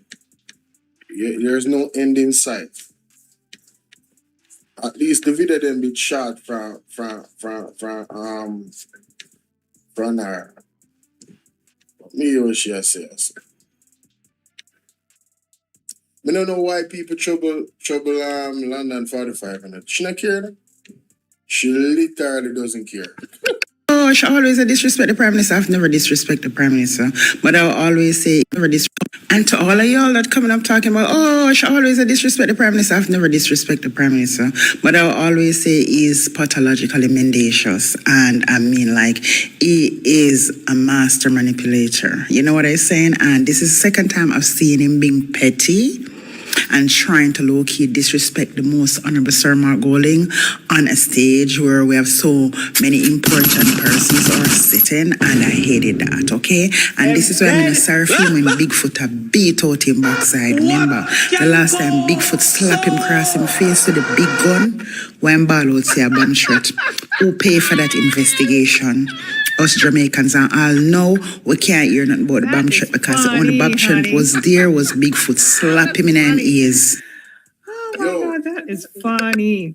I'm not telling like that bomb threat situation there. I've heard about 4 of those. We have never got a confirmation of a legitimate bomb threat in Jamaica. Never. Anytime they come with some shikini business, Nadia, and Selvaniv, you hear them talk about, oh, there was a bomb threat. Man, shut up. When him go down a road, I go sleep. So I don't give a shit what y'all want to say. Like, not my Mackie G, not our Mackie G. Don't try this our Mackie G, because Mackie G is nothing like him. He just being petty all the times. But you all not noticing that because you all have so many unwanted foolishness that you want to bring forward that you're not looking at the facts and things that are very important. And to all of y'all that coming up talking about, I saw persons asking, where's Mr. Golding during this period, you know, with all these 10,000 non-immigrants that we're talking about. Mr. Golding ain't quiet. He speak on the situation. And he also asked the Prime Minister to come out and people who ask that now read, they're not follow up the news. They're not. Really and truly, they are not. They're not read, brother. Just them not read. Address the nation about the 10,000 non-immigrant that he want to dump on the Jamaican people. But you see what? Jamaicans are not understanding. A lot of us sit aside and try to trump a card on Mr. Golding as if he's not doing anything. But I'm not going to tell you all this again. The power that we hold, Mr. Golding don't have it. And if we the people keep on being quiet, there's not much Mr. Golding can do apart from what he's doing in Parliament. Mr. Golding is behind the scene doing a brilliant job, but it's hard for you guys to see it because Mr. Olney's corruption is overshadowing everything. And the latest thing that Mr. Olney's done is have his people not put Mr. Golding's name on the welcome documents at the Diaspora meeting in Montego Bay. And that was just something to show Mr. Golding that, listen, we can always shame you. But you see, when you're bright and intelligent, you have a way of bypassing, you know, educated dons, because we do have educated dons, and Mr. Onus is one of those. So you see, at the end of the day, Mr. Onus is a dictator. If you notice, all the bodies that confronted Mr. Onus about the Nara situation, Mr. Onus called them dons, ignorant. He said that they're ignorant. He said they're acting like They are of people of society, civil society, but they are not. They are political advocates. So you see, at the end of the day, Mr. Owens is a dictator. He's not. Look, how many of these bodies, JFJ, how many of these bodies, environmentalists, how many of these bodies wrote to him, and he haven't looked at none of those documents at his office. He haven't replied to none of these people when they were on him talking about the old Nara stuff, when they were talking about the thing in your mountain. Mr. Owens don't care about what nobody wants to say. You understand? So until you guys understand the meaning of a dictator, you have to go look more at the meaning and look what your leader of today in this country doing. Mr. Owens don't give a shit about nobody. As long as the persons who him have in charge is with him and voting with him, they don't care. They're voted for 700,000 houses to be built for the victims, hurricane victims and other persons across Jamaica. And Mr. Owens and the Jamaica Labour Party in Parliament voted against it. You understand? So you guys have to realize that the power that we have, Mr. Golding, don't have it. We need to go about quiet. I've seen persons out there making fun of Marvin called protest and no one don't go, and they find that so funny. And that is so illiterate and daft of these people who are making videos, because we're right here looking at what this man, wicked thieving man, doing to the country. Yo, these people are so stupid, bro. All of them are so stupid. Do you see what's going on all around the world? When England decides, yo, listen, it's over with. We now work with a person no more. I'm talking about hundreds of thousands of people in the streets. A large portion of the population. Police can't do nothing. You heard? They gotta let them ride. All them have to do is just kind of, try to contain the situation. But when you have that much people standing together as one, there ain't much you can do. What they gonna do? Turn guns on the people? You want chaos to ensue? You want civil unrest? Jamaican people, man, we are some of the weakest people in the world, bro. And it's hard for me to say that because I'm here as well. And it's like, man, I'm already sticking my neck out, being on this platform, saying what I'm saying. Because they be targeting us. A lot of people do this, but they never show their faces. Never. Because they know in this society, they become a target. So I've been protesting. You're watching my live protest of the government every single day, 2-3 times a day. But I'm saying, when are the people going to take it to the streets? For real. And I'm talking about, we don't even have to take it to the streets. When are we going to lock down and not go anywhere? Lock off the economy. Stop that work. When are not going to do that? Hit them where it hurts. Them can't lock on up for do that. It's not illegal. Everybody, the majority of the Jamaican people say, yo, listen, we ain't doing this no more. We want change. All these people gotta go. We're holding the country hostage by not going to work. And we want these people out of office immediately. Immediately. And we want an election brand new, fresh. By the way, when I speak of election, 4 days from now, ladies and gentlemen, Paul Buchanan, court case against Andrew Willis on that whole election. Keep it in mind. Countdown is real, heard? 4 days from now. Country, and instead of you guys try to strengthen, give Marvin strength and say, let us go out there and protest with Marvin, you guys making fun of it. You guys making fun of it, so it is to show that Afro Caribbean, we're daft, we're shallow, we don't care what Mr. Owens is doing. We just talk, but we don't really care. And y'all don't want better. So it tells another story. So of course, Mr. Golding is doing a good job. He's doing a good job.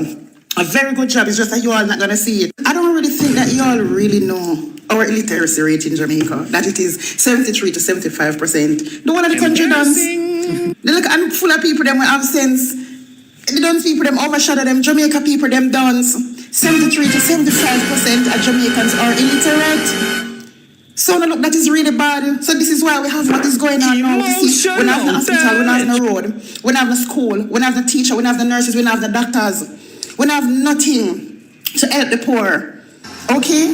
Look at what happened in that category 5 hurricane, and this man get all this money to take care of the people, and he punish and manipulate the people up to 8 months because he want to pass the Nara bill. You understand? He don't have no intention of helping the people, and he still have people out there jumping up for him. Yeah, listen, 73 to 75% of Jamaicans are illiterate. Don't take it from me. Go look up that on yourself. We're done. So when people in your country illiterate at a behavior, them get all when something bad. You understand? Look, Mr. Holness now, I get 10,000 non-immigrants who come dump away. Them a rapist, killer, child molester, all kind of shit. How much of them go to full up of AIDS and all kind of disease. And them a carry them come dump. Remember, I know, them is deportee. So it's not like them a come go to prison. Them a come let go in a Jamaica. They're coming to let them go in Jamaica. You understand? And persons are still not seeing that. Them still a jump up for 1 PM same way, so they don't want no better for themselves. They don't care about themselves. They don't care about their generation. They don't care about nothing. All they care about is 1 PM. So it shows you the heights of corruption that is in the country and the heights of illiteracy with dons. 73 to 75% of Jamaicans are illiterate. So check 73 to 75 out of 100 that year say we're illiterate. That is shameful. That is shameful. So let me tell you something. You think I would come out here, come and make a video say somebody go protest and nobody not come out? I would be ashamed to make a video like that, especially when I see what is happening in my country and to see how the leader is dealing with the people in the country. You understand, Mr. Honest Man comes to squatters and come and call with squatters. So at the end of the day, it's to show you the level of vibration what we have. The people, them not have no shame, them not have no ambition, them not have no education, fully done. You understand, we're supposed to order hundreds and thousands and defend this. And remember, guys, remember the news said the first batch. So that means it's not one batch and a 10,000 alone are going to come to Jamaica. It's more than 10. And keep it in mind, they are not prisoners. It's not like they're coming to go in our prison. They're coming to let them go in a society. Mr. Odes are going to find us, everything give them. While we have Jamaicans here out the door from last year, 8 months now. And Mr. Owen is not putting them up. But he's taking 10,000 non-immigrant, raper, killer. You know, sir, Andrew Owner shouldn't have the temerity, the gall, and the audacity for raising voice in the parliament. Jamaica people still live on the parliament, you know? We are halfway through June, in the hurricane season. I just saw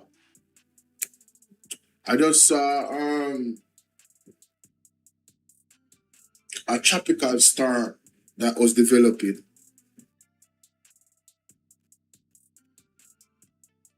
I mean, what are we doing, bro? This man shouldn't even be talking too loud. He should be hanging his head down in shame every time he come in our parliament.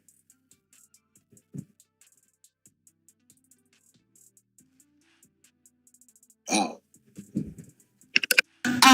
Child molester, all kind of people come in the country, come Lego in Jamaica. Mr. Honest is going to take care of them. And you guys need to pay attention to that. And stop tell yourself that if you keep on loving 1 PM, you hurt nobody. I want self on hurt. And this is the level of dunceness we have in Jamaica right now. You don't feel like when you run out, come say 1 PM, you don't hurt somebody, you don't hurt yourself. Because the people them out here at time show say them way better off than you run up and down and say 1 PM. Sometimes when I go on the page, I look my cell phone, and this is why I will never call you guys out individually. I will never do that. I will never dare say I'm going to call out anybody and show them up and disrespect them. I would never do that. We're done 73 to 75%. Right now, I wait for this prep result to come out. We're done, bad. God is our refuge and strength, is a liberator. Tired Jamaica. Tired. Let me know what you guys think in the comment section, man. London 45 with the smoke, you heard? Everybody got a little bit of it. Andrew Honest, Andrew Wheatley. You know what I mean? All I love them will talk foolishness on the internet. People will go on fully dunce. I defend corrupt leadership and I go on like say, they might get none of the millions of dollars, and if they always smash up if Andrew go put them in when they now know what live. Yo, listen, man, y'all are some idiots, bro. Real talk. You guys know yourself who the cap fit, let them wear it. Period. So identify yourself and the media house. Al, go ahead. Yes, I'd like to know,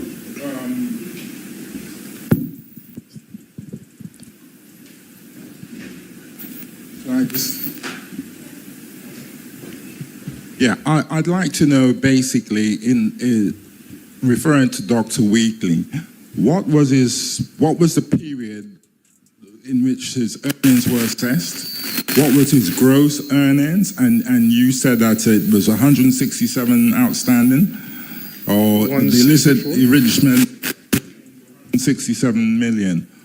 Just basically, could you break down basically what year and what period was it? What was the investigation for? And just do the math through that. And secondly, referring to the rental income, the 143 million, is it a case that he couldn't account for all the revenue or he generated from letting, or was it a case that there was some outstanding because some people, particularly, no disrespect, some of the younger people, they owe the money on the rent and they leave and all the rest of it, you can't trace them. I'm just trying to drill down a little bit more on the numbers. All right, well, Al, I think you need to read the report, but let me say, on the second issue, yes. He reported 143 million in rental income. Yeah. He was then asked to substantiate it, meaning tell us the name of the tenant, receipts, etc. His initial response was he's not providing the information because that is protected under the Data Protection Act. The Integrity Commission said, no, it is not protected. He subsequently provided some information, but could not substantiate the entire 143 million, which he had indicated came from rental income. I mean, I'll ask Cleveland to go through some of the details, but I mean, the report is fairly extensive in outlining the period under review, that it examined his statutory deductions, and this certainly, its own investigation would have commenced in 2021. Mm-hmm. So it's been a 5-year-old investigation, which Dr. Wheatley would have had multiple opportunities. And again, it's important, look at the chronology where they outline when they send an invitation for him to come in with your counsel, etc., etc. They provide that in detail. So there is due process in the Integrity Commission's own process. But I'll allow Cleveland to just before Cleveland responds, it's important to understand the nature of the offense of illicit enrichment. Yes. You declare assets of a certain value. The question is, well, how did you acquire those assets? If your declared income, lawful income, doesn't support those assets, it can't explain how you acquired those assets, the obligation is then on you to show how you acquired them lawfully. And he has obviously failed to do so, which is why he's being recommended to be charged for that offense. So initially, he had said rental income was one of the explanations. He couldn't adequately substantiate that, and so on. If you want to get into the nitty-gritty of when it all happened and the detailed items, the thing to do is to really look at the report, which is quite extensive. Yeah. And it's publicly available. Just before Cleveland drills down, just before you drill down, one of the things I would like to ask you all is, we're in an era now, and particularly as far as Jamaica is concerned, looking into governance issues and so forth. Are you not a little bit perturbed by the fact that other entities are not coming to the fore yet and looking at this and questioning and asking the questions that you're asking? I name in particular the churches, PSOJ, JCC, all of them.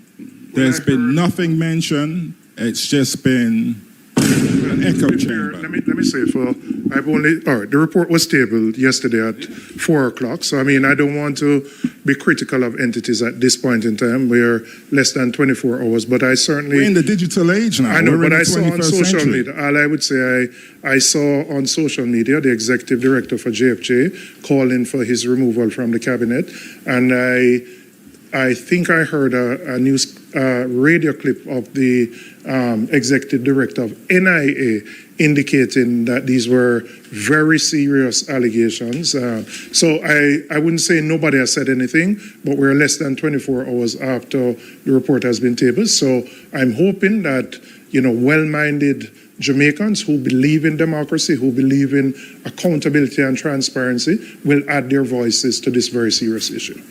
I will add something that I think should be highlighted. which acted in the favor of Dr. Wheatley throughout the investigation. When the Integrity Commission asked him to produce a schedule of his expenditure over the period of assets, the period that was used in determining illicit enrichment was from 2013 to 2022, to answer your question more directly, Al. When the Integrity Commission asked him to produce a schedule of his expenditure to help to determine whether he had assets and whether he expended funds that could not be determined by his lawful income, he indicated to the Integrity Commission that he was unable to accurately recall his expenditure. Notwithstanding that response, the Integrity Commission was able to utilize his bank statements that would reveal some expenditure made. But what you should realize is that it is very probable and very likely that there was expenditure made that was not reported or captured through bank statements. So which means that the expenditure figure that the Integrity Commission used in its formula could be very much less or lower than the actual expenditure figure. And the Integrity Commission outlined that, which acted in the favor of Dr. Andrew Wheatley. Good afternoon. Jamila, you have a question? Jamila from TVJ. The investigation took several years to complete. Do you believe that agencies, for example, like the TAJ, we see the gaps outlined, for example, when companies are earning and they're filing nil tax returns? Do you believe, does your opposition believe that the TAJ doesn't have the capacity to investigate or to really raise an alarm initially, so we don't see a report, for example, taking something like this 5 years later? And more specifically, it came out in the Prime Minister's case as well. And two, the contents of the report are very concerning, as you mentioned before. I asked a few press conferences ago, has any opposition member of parliament indicated to the opposition leader that they are being investigated for illicit enrichment? And if I could just squeeze in one more. Well, let me just answer those two, otherwise I might forget. The first one concerning tax investigations. Everybody who earns income is supposed to file a return.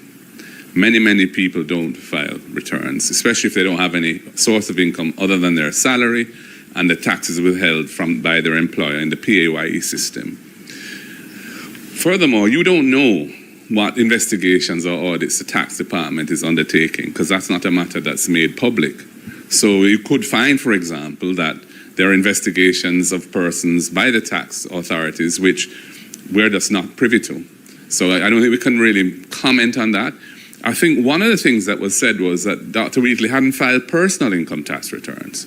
I don't know for what period, but that again is concerning for somebody who's obviously involved in so many business activities, separate and apart from whatever salary he's earning as an MP or as a minister.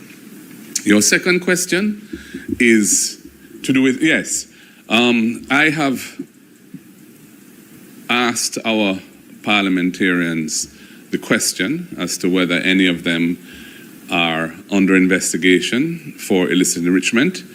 The background of that was the fact that the Integrity Commission had said through its representative in Parliament, because they attend the committee meetings for the Integrity Commission Oversight Committee, had said that anybody who was under investigation for illicit enrichment would know about it, because they would have been approached by the Integrity Commission to provide information to support the assets that they've declared. And I individually asked each of our MPs and senators that question at a time when the annual reports of the Integrity Commission had shown that at first it was 6 persons who were under investigation for illicit enrichment. Then a subsequent report, that number had increased to 8. Yeah, I'm not even sure what the latest report will show. But the answer was across the board. None of our MPs or senators said to me they are under investigation for illicit enrichment. And they knew I was asking them this question for the reason that I was going to have to respond to the public as to how our situation on our side. Some of them may have had questions asked about their declarations, probably most, because the nature of how the process works with the Integrity Commission when you file is that they will ask you for additional questions for anything that they see that they're not clear on, or that you haven't provided a piece of paper to support, or if there is an error in terms of your number versus what's in the paper. It's a process before they complete their work. So that was neither here nor there. But the question of being under investigation, which is a different department within the Integrity Commission from the one that deals with the normal run-of-the-mill process of reviewing declarations. None of our members, to the best of my knowledge, are under investigation. And I have one more on TCNs, as the third country nationals. You know, Dr. Chang at post-cabinet press briefing, he was being asked several questions from journalists, and I think that was a day after the news broke. And, you know, a question was asked about why is it that Jamaica has sought, or Jamaican government rather, has sought to accept this or agree to this arrangement. And the question was asked, no, he said that Jamaica was simply helping out an ally in accepting the request. And the question was raised about what is the country receiving in return? What is the benefit of this all? Mm-hmm. And I know many Jamaicans are also asking, and he said it wasn't a relevant question because in bilateral agreements it's not a sort of a quid pro quo situation. I'm asking the opposition, you know, what do you make of this response? And in the years of, you know, diplomacy, is a response, is a request like this unusual? And is an acceptance of the request, you know, seem like the country is being pressured in to accept the TCNs? Well, it clearly was a relevant question, so for him to have said otherwise was very peculiar. Bilateral agreements typically have obligations on both sides, you know, and there is typically a benefit to be derived from both sides, from whatever that may be.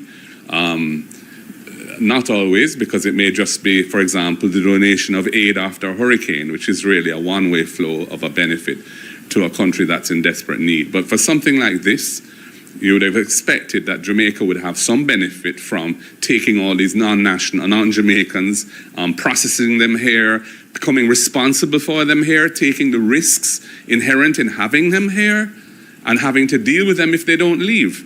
So we're exposing ourselves to a significant amount of exposure by taking these people here, and risks.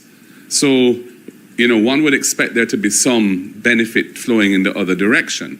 So I don't think it was an irrelevant question for the media to have asked him. He has not provided any clear response to say what, if any, that benefit is.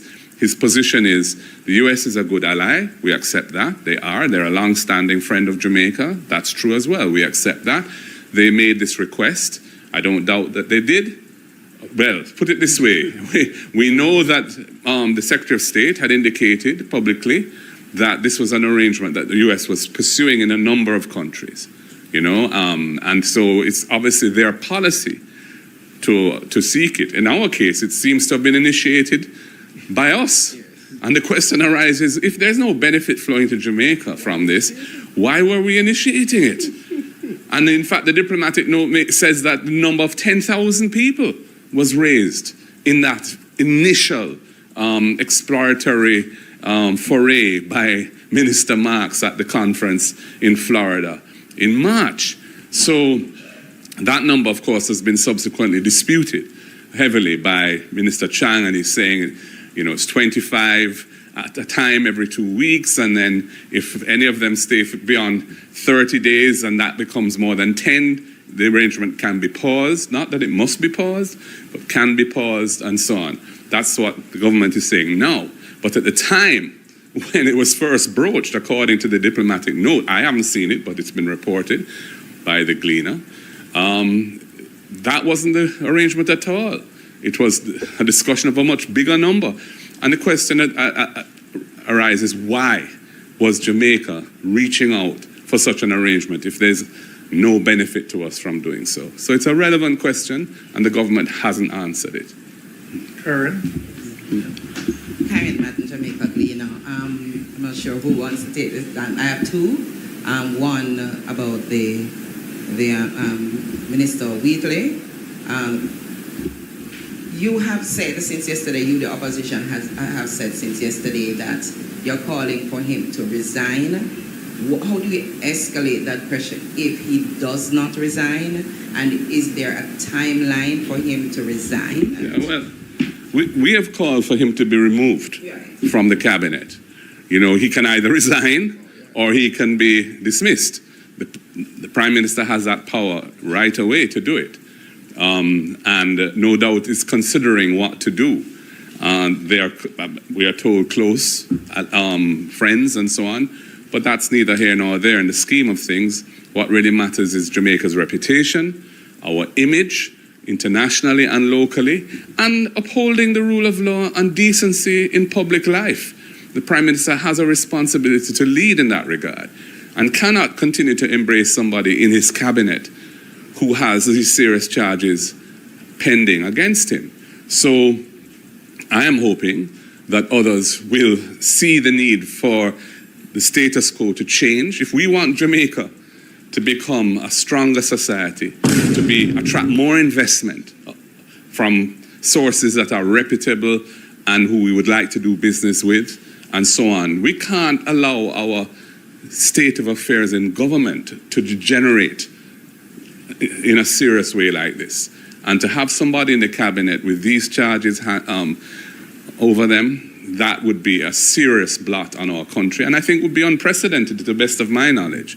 You know, when in our situation, if we have somebody who's a candidate or something and there's an issue like that and there's a pending charge, they can't run.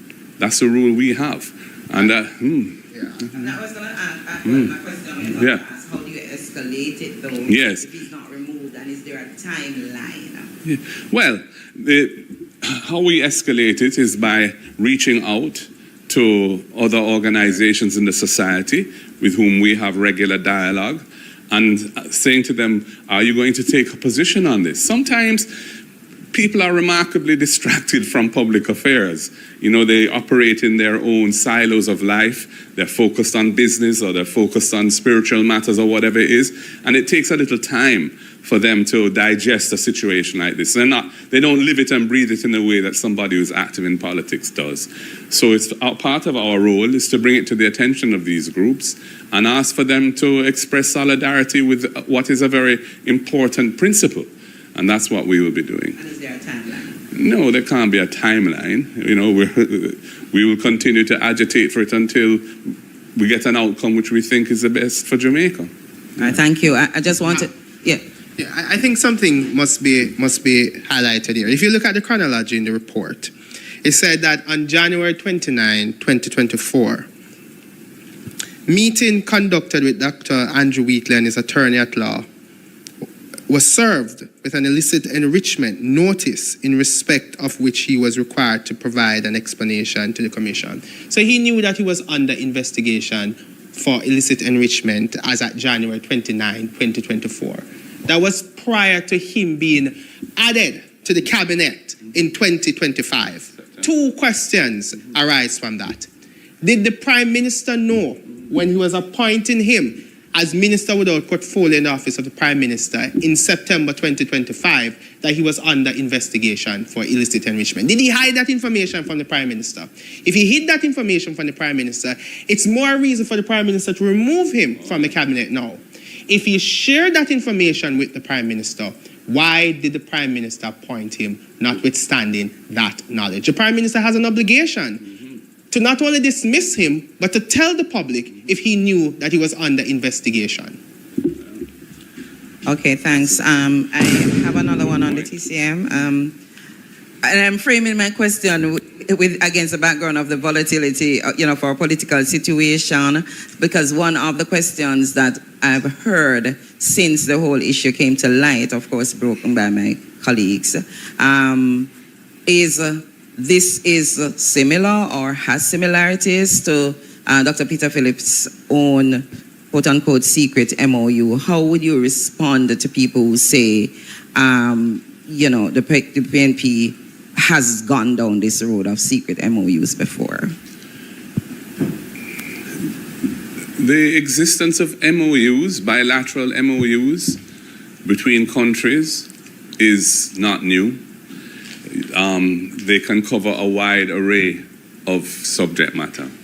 The ones you're referring to relate to national security.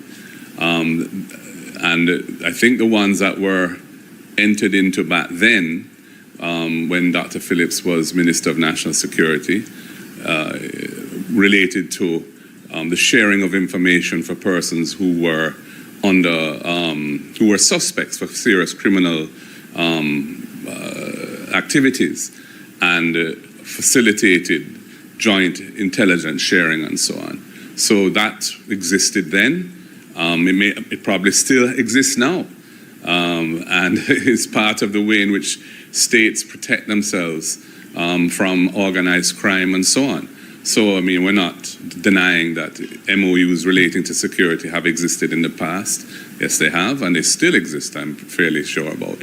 Nothing like this exists, though, where you're taking persons who have no connection with Jamaica and you're receiving them because another country doesn't want to have them. That other country has the right and indeed the power to address the situation in the normal way, which is under the immigration laws and international obligations of the country. In this instance, what is being sought is to bring Jamaica and other countries into the affairs of another country, essentially by saying, please take these people from us and you deal with them. That's unprecedented. We've never had an MOU dealing with that. We've never had an arrangement like that. You may recall that the British government, under the Conservatives, had tried to do something similar, where they were going to send asylum seekers to Rwanda. And that went to the highest court in the United Kingdom, was held to be unlawful. And as I've said already, this third country arrangement is under judicial scrutiny in the US as we speak. And that matter is unresolved. And in fact, to the best of my knowledge, the only ruling of the federal court that exists now is a ruling saying that it's unlawful and that is being appealed. So this is an unprecedented situation, a very peculiar situation, and it's where we find ourselves at the current time. Yeah. Any other questions? Yeah? Okay.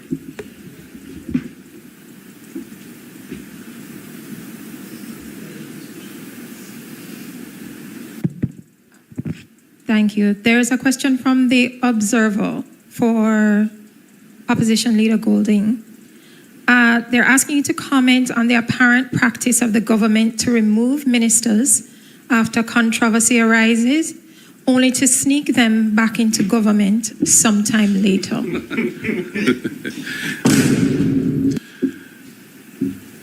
I think that each case has to be assessed on its own merits. You know, there are situations where somebody who holds a ministerial position, whether in cabinet or a junior minister, and who may do something which wasn't quite right, and which, because we're trying to set a standard of good behavior and proper governance, cannot just be ignored. On the other hand, the level of violation in that particular instance may not be so egregious as to warrant the permanent exclusion of that person from their career as a public figure. And in that instance, I don't think there should be any permanent barring of somebody. On the other hand, there are some things which are so serious or sufficiently serious that that person really should not be a public figure any longer, should not be responsible for any aspect of the affairs of the nation, should not be representing people in parliament, or should not be certainly part of the government of the country, privy to the state secrets that come to cabinet, and exercising executive authority in a portfolio affecting the lives and interests of the Jamaican people. There's a spectrum that we're talking about. Each case will be somewhere on that spectrum. And I would say that we have to look at it in that way. There have been instances where people have spent some time out of grass, so to speak, not in any not in any governmental position, and have come back and have served well. And we celebrate the second chances in appropriate cases. None of us is perfect. On the other hand, we've had many cases under this government where persons who have a portfolio responsibility do something which is egregious, is a subject of very adverse public comment and pressure, and they're brought into the naughty corner at OPM and given a continuing salary to operate within the office of the Prime Minister for a period of time. That's not a practice that we would encourage. We don't think that serves the purpose of holding people accountable for their wrongdoing. Okay. Oh, Al again? Okay, go ahead. I've got quite a few actually, but I'll bowl a couple right now at you. One, do you think this Wheatley situation will intensify the spotlight on NARA, given that we're now talking about governance compliance and so forth, one? And secondly, do you think the arrangement with third parties coming in, do you think that could lead to a case of imported crime at a time when crime numbers are going down? One can recall the situation back in the 80s where the US, we saw a surge in crime, particularly in the Miami area when people came in there. What are your thoughts? Well, let me say, I mean, we don't necessarily know the nature of the individuals who are coming here. Precisely. Right, so that possibility exists. And neither do we know when they get here whether they will have the opportunity to be employed gainfully. I think the government had said their living expenses are going to be covered by, I believe, some UN-related body, IMO or something like that. But we don't know how long they're going to be here, and obviously, people who get moved from where they are in the U.S. here, it is a risk. It is a risk. We don't know. It's right now it's open-ended because it could be people who are involved in criminal activity. It could be people who have just overstayed their time. We don't know at this stage.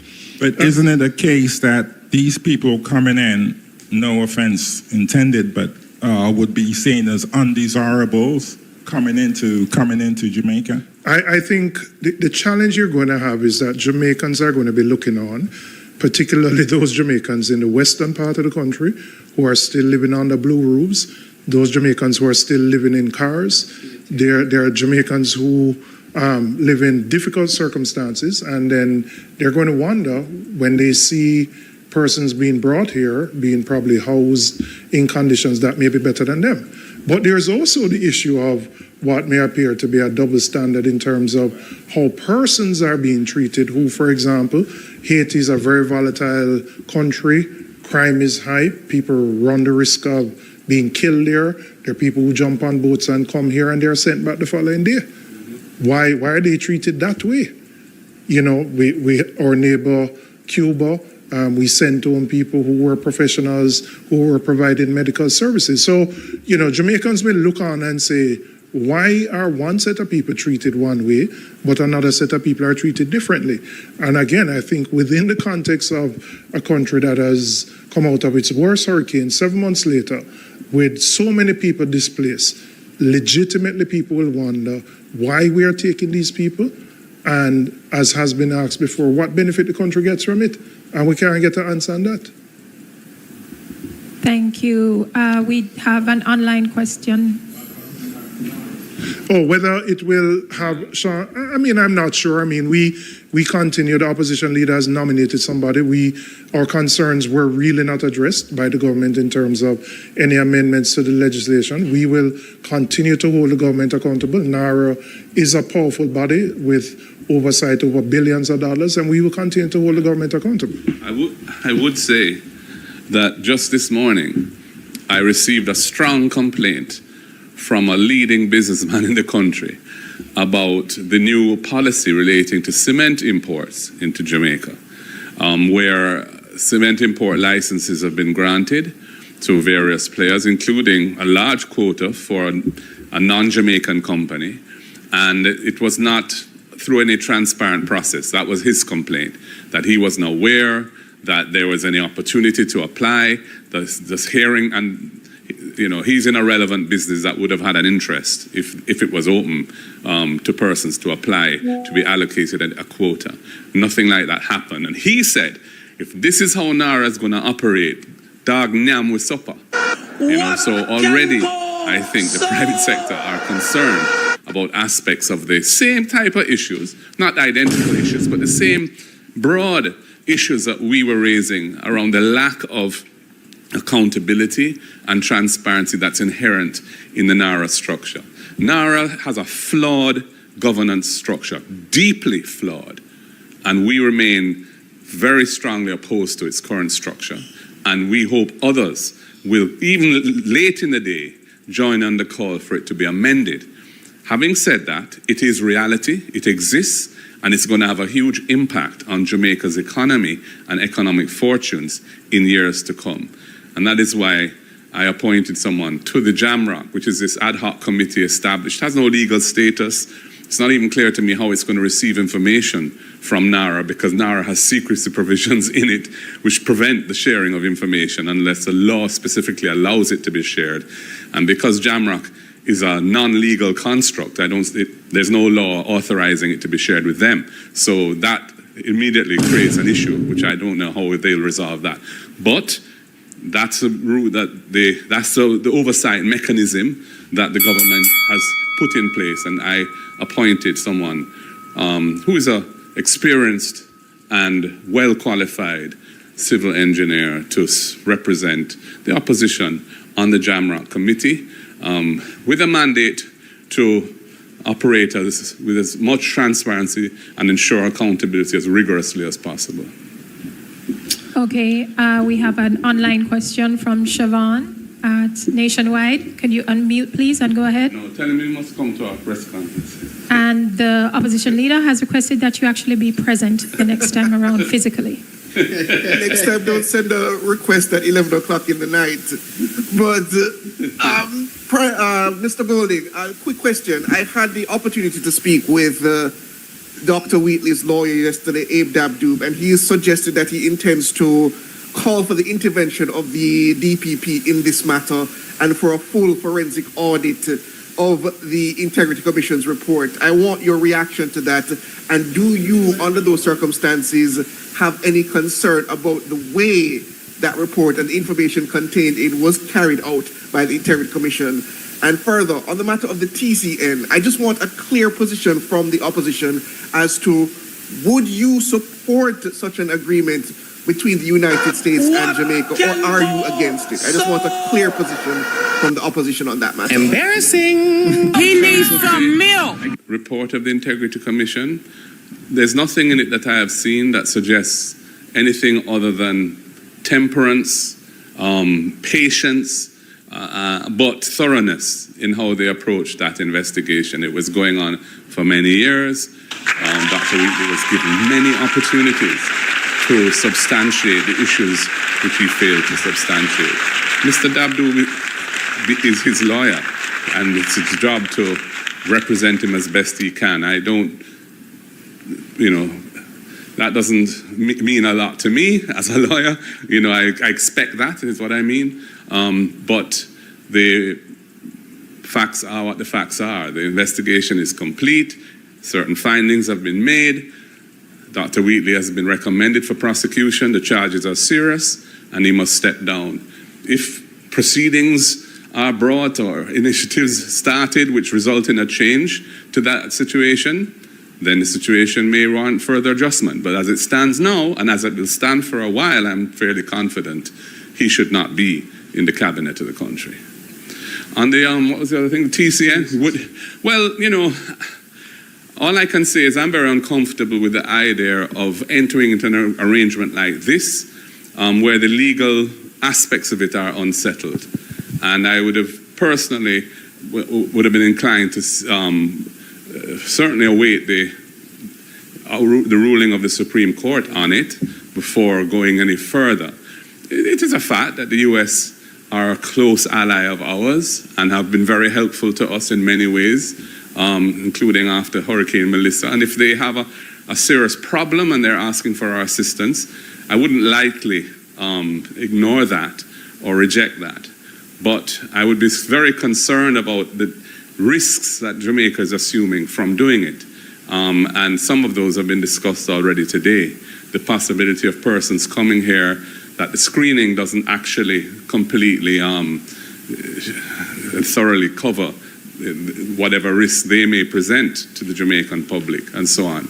So, you know, I don't want to definitively say, because I don't know when a government is dealing with a situation, they are privy to information that we, opposition, simply don't know. The public doesn't know either. And, you know, I'm mindful of that. But I would say that certainly while the legalities of the situation remain unclear, I would have been reluctant to commit Jamaica to that. And I have serious misgivings about the legality of it, given how other jurisdictions where this matter has been addressed at the highest level judicially have found it not to be something which is lawful. So that alone gives me reason to be cautious in how to proceed. Just one more, if you'll allow me, in relation to Dr. Wheatley. Under the circumstances, you called for him to step away from the cabinet, but under the nature of the allegations against him and the fact that this will be going most likely to court, do you believe that it impairs his ability as a member of parliament as well? It's a very different situation. A member of parliament has been elected, and unless the constitution is violated by the person having a criminal offense of a certain categorization, the person remains eligible to be in parliament. So I don't think there's a legal basis for saying that Dr. Wheatley should resign as MP because of the fact that he's facing these criminal charges. On the other hand, the voters who voted for him may not have been aware that this investigation was hanging over him. And many of them may feel uncomfortable being represented by somebody who is facing those criminal charges. So he has a decision to make on that. We don't have recall in our constitution, and I think this perhaps reinforces the need for recall provisions, which is something that I have been advocating for and should be part of the constitutional reform arrangements, so that, you know, citizens who have reason to want to change their mind about who represents them have an opportunity to do so without having to wait for the end of the current 5-year electoral cycle. Yes. Okay. Just going back to the numbers again, Dr. Wheatley may have been a little bit reticent about being forthcoming with the information, but I'm just trying to drill down on numbers again. So it appears to me that it's a 9-year period. Was his total was the total earnings or the figure somewhere you said about 500 million? Deposits. Yeah, let me just repeat some of the key figures for you there. Yes. The period that was under investigation was from 2013 to 2022. His lawful income over that period amounted to $187 million. His expenditure, which is his expenditure and application, when you look at the source of income and application analysis, his expenditure and application amounted to $352 million over that period. And if you deduct the expenditure and application, if you deduct the lawful income from the expenditure and application, then you have a deficit of 164 million, or a difference of 164 million that could not be explained. That is what constitutes illicit enrichment. So he needs to explain that 164 million. The figure with respect to the 500 and over 500 million that flowed through his bank account, 595 million. Of that amount, 168 was not supported by an explanation of its source, where it came from. Did he say whether he had any investments? Which is consistent with the $164 million that could not be explained. Yeah. Did he say he had any sort of like investments in equities, bonds, I'm sorry, instruments? I didn't hear. Come again? Yes. Did he indicate whether he had any investments in equities, bonds, fixed income, his investments? Yes. It did take into account After all of that, $164 million could not be explained. Could not be explained here. Okay. All right, thank you. Thank you very much, ladies and gentlemen. I appreciate you responding to our invitation. Thank you. I'll need to read the report. Hey, Marky G, brilliant team, man. I tell you, say, I'm proud of the leader, so till Jamaica, oh my God. Listen how the man tempered in how him answer the question, them ladies and gentlemen. One Marky G. One Marky G.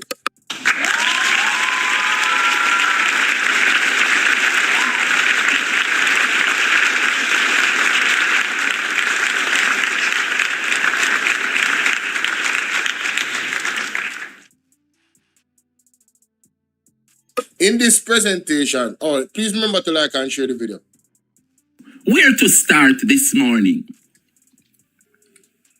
I don't even know. There is so much that is happening in this country where if you don't know what you do, you know, the most important matters get slipped through the cracks because the shame and the disgrace will take place in the Labour Party. It is so severe that you don't even know if you must address the problem from front or center, round or back. From top to bottom, from round or yonder, come right round is an absolute mess within the Andrew Holness administration this morning. You want to tell me that there cannot be at least a week of good deeds coming out of the Jamaica Labour Party? What make every single week there is? It's just disgrace after disgrace, one after the other. The Labour Party, me say, if they cut ribbon a morning, if they give one place road, which I never have road, if they give them water when no water they used to run before, it's like it no mean nothing to the people of this country. The people of this country are getting so fed up and tired of the Andrew Holness led and the 35 of them, which me say, they bare look, them and look on the faces of them and those in the government benches. It's just an absolute turn off by the people of this country.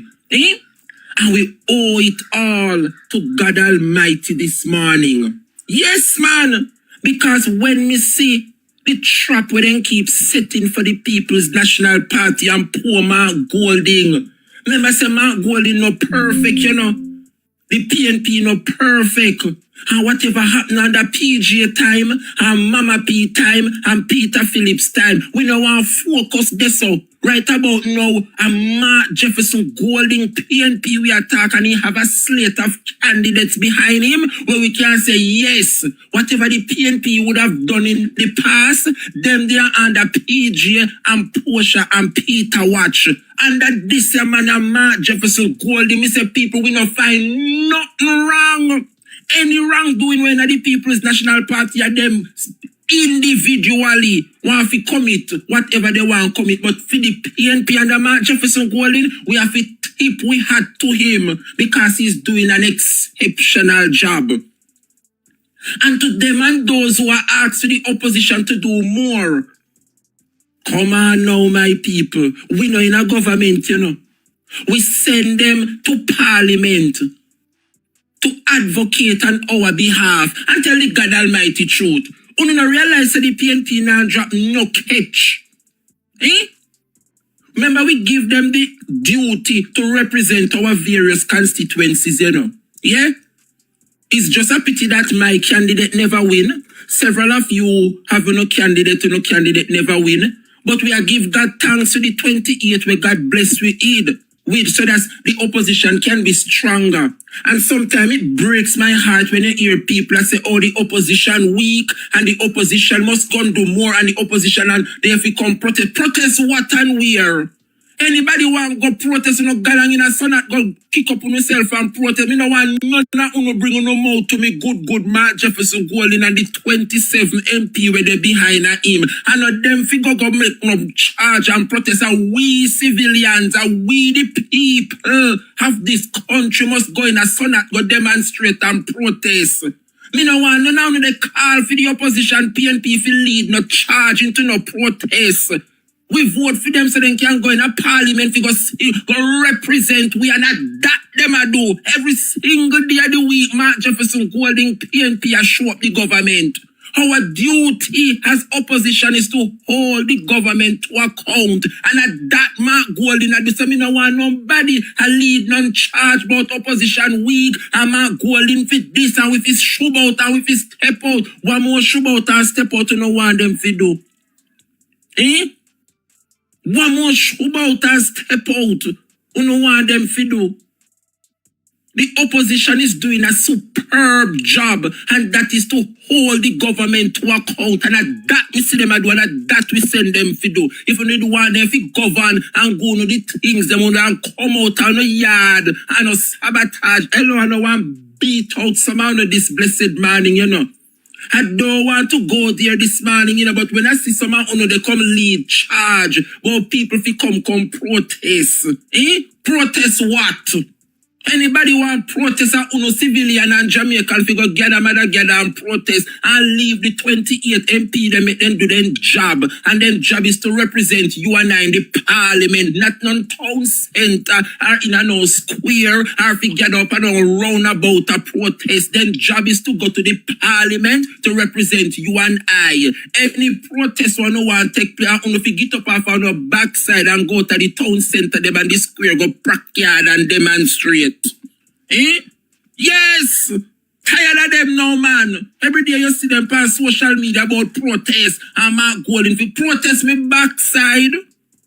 You don't want to lead protest and shower. We couldn't not get up off on the bed and go lead protest and top call Mark Golding name. The man are doing job. And the 27 MP them behind him are doing a wonderful job. And that is to represent the various constituencies in parliament, not out and on town center.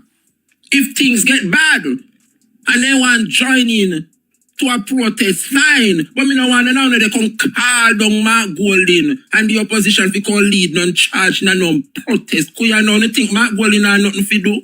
The country mash up and he's trying to fix it. He man no PJ, he man no Portia, he man no Peter Phillips. He's Mark Jefferson Golding. And we appreciate his style of leadership and a hit we are work with. One leaders, according to Mama P. But that Mama P say, one leaders. And a Mark Golding our leader right now, and a him we are work with. And so far he's doing a damn good job. Now, make us see if I can sit down good. Jamaica people what they going in the country. What is happening? I don't see me, you know, I kill time. If you tune into this press conference, I don't see me I bust up the mouth and I go and say, you know, people, at the press conference, me I kill some talk, I mean, I want go down in the meat of the matter, and now press conference go start and kick me off guard. I don't see me I rub, me just I go and rub and bust up the things, them and just I count down the time to the press conference. I don't want go in at the hot topic them, and then you hear say me have to go come off of me high horse to go tune into the press conference. And that me I run from, you know, people. Uncle Joma, long time I not see you in a class, sir. A very pleasant good morning, Uncle Joe. I don't want to call you out, you know. But you know, when my average supporters, them, every now and again I see them leaving a comment. I wonder if I should ask you to stand up at the doorway, or should I make you have a seat? Your Uncle Jomo, fabulous, thank you for the follow. Jamaica people, class I got nice this morning. And let me just use this. What they go on yesterday this morning make so much people over here. Class just a start at 400 and other them. I love the support. This is what we are capable of doing. And let me just use this opportunity to remind you all the supporters, every comrade, come the 26th of June, I will be launching a drive right here. Yes, man, a transition into YouTube. So don't think me I forget me TikTok, no. But I will be going on YouTube as well, streaming concurrently, simultaneous.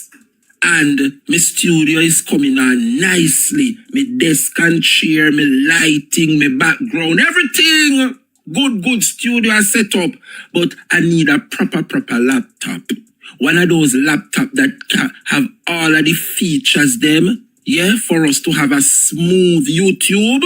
Yes, man. So come the 26th of June, I'm looking for you guys' support. So see, I'm gonna come over here and gather up. May I look for over here full come the 27th, the 26th. It's on a Friday, the last Friday of June.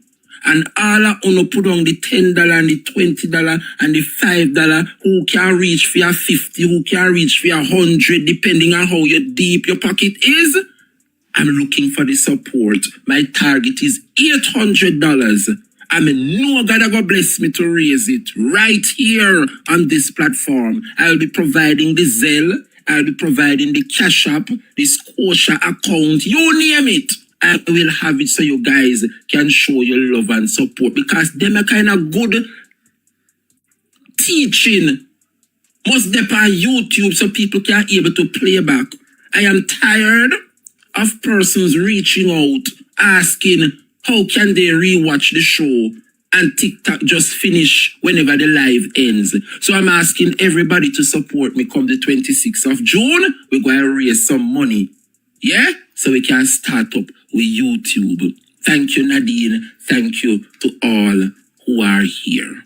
Moderator, can you kindly just signal me when the press conference is about to start so we can listen and tune in live? Jamaica,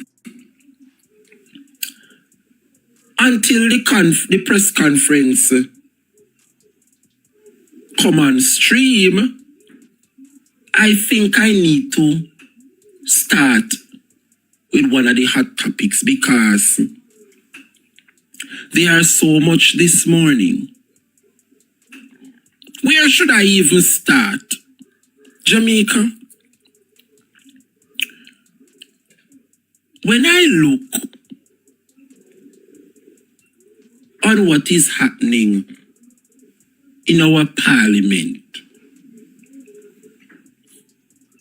I have to ask myself the question, how did we get here?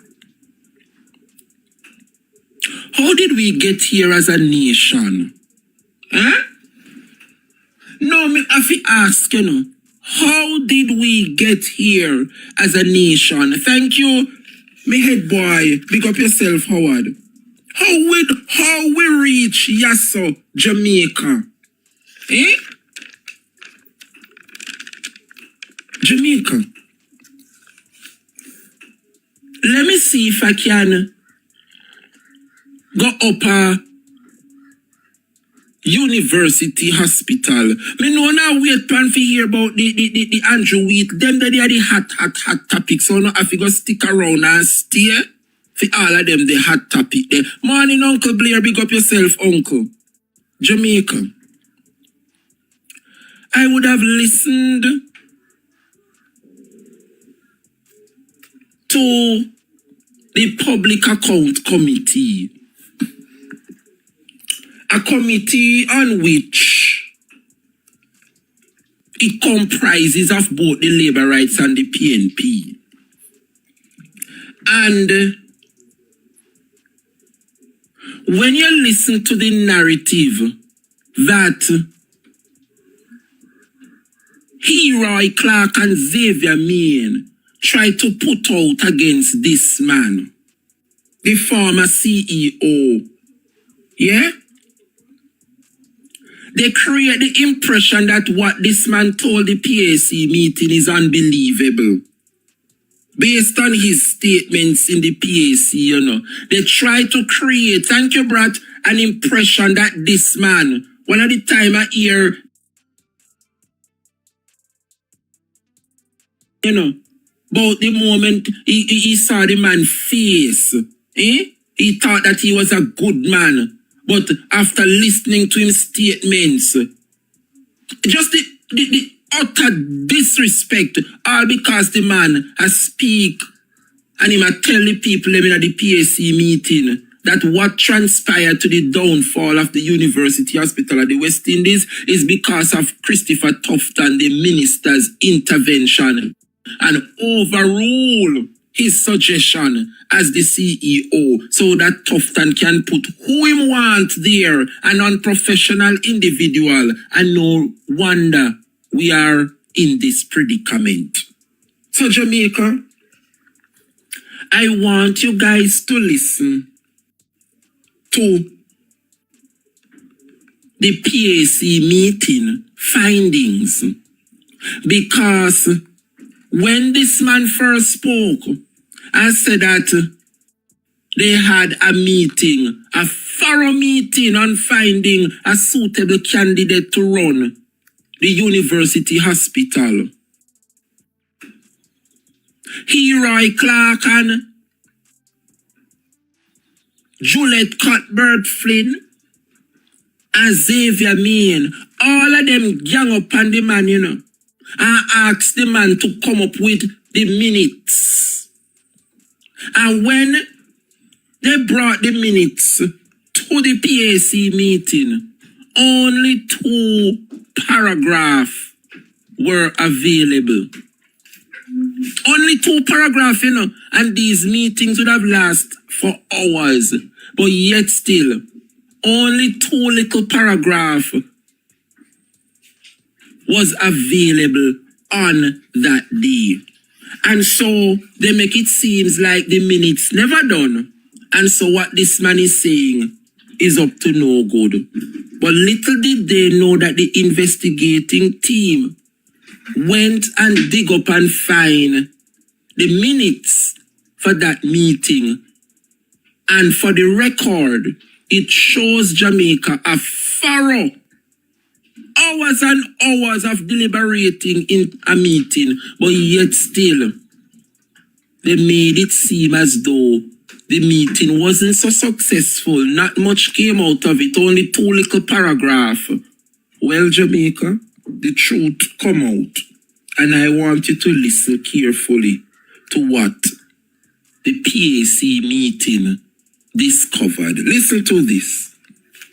Former board chairman of the University Hospital of the West Indies, UWI, Wayne Chai Chung, had told Parliament's Public Accounts Committee, PAC, that his management team carried out an extensive recruitment and selection process. But last week, acting UWI CEO Eric Hosin told PAC chairman Julian Robinson that there was very little in the board minutes that supported Chai Chung's account. And the only reference of all the minutes that you checked, and you said you would have checked for the period from pretty much a 1 year period. Yes. The only reference to the CEO would have been found in the July 19, 2023, which was attached, and the only mention of the selection process or employment for candidate can be found there. And there is really nothing that states that the board approved anyone to be the CEO. Government PAC members seized on the claim to suggest that Chai Chung may have misled them. But during Tuesday's sitting, Robinson read into the record that additional documents have been provided by the UWI's Human Resource and Customer Services Committee, which support Chai Chung's account of the CEO recruitment process. Those documents reportedly revealed a lengthy and structured recruitment process. There is also a copy of an email from the board requesting that members confirm and approve the process. And this seemed to have been done by round robin because there are copies from board members who indicated their support for the process to go ahead. So members, we have before us in detail the discussions that took place.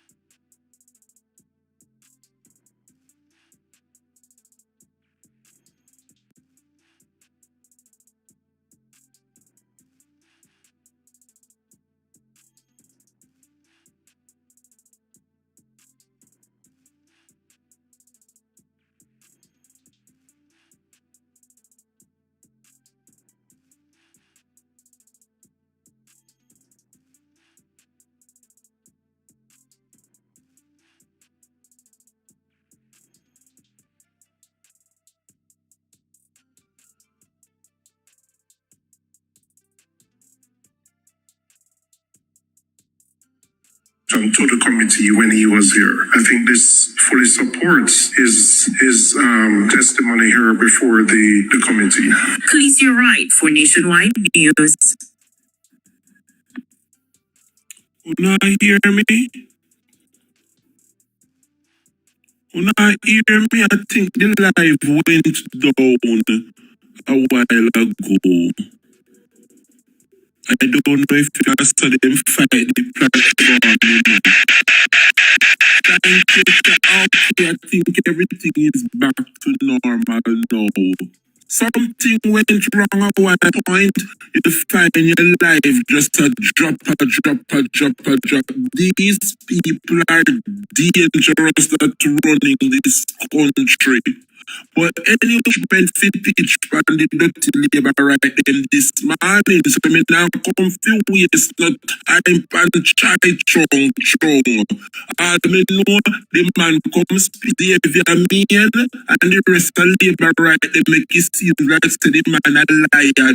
And now the record prove that what the farmer board to go down. One way or the other, he must go down. But we not no more time await here. The press conference not start yet. Make a wait a little bit more because Jamaica. When I look and I see that the police officers them there. Our police officers, you guys were supposed to meet with Favour Williams yesterday. No, so I don't want to tell any lie. No police officers now listen to me this morning. I need to know what was the outcome of that meeting because Favour say she was going to have a sit down with the rank and file of the Jamaica Police Federation. Remember, they said they want their money and Favour put off the meeting until Wednesday, which was yesterday. So, me want to ask Favour, what was the outcome of the meeting yesterday, Wednesday? And the police officers, them will listen to me on a daily basis. Can anyone of you confirm whether or not the meeting still went on? I don't know, I not accuse them whether or not, that's why they ask. Because I don't want the labor rights them come over here and say me a conspiracy theorist. So me I ask, if Favour did come meet with you yesterday as promised, God's mouthpiece say it look like it never better keep. Derval say it no keep. Oh. So why is it that Favour told us that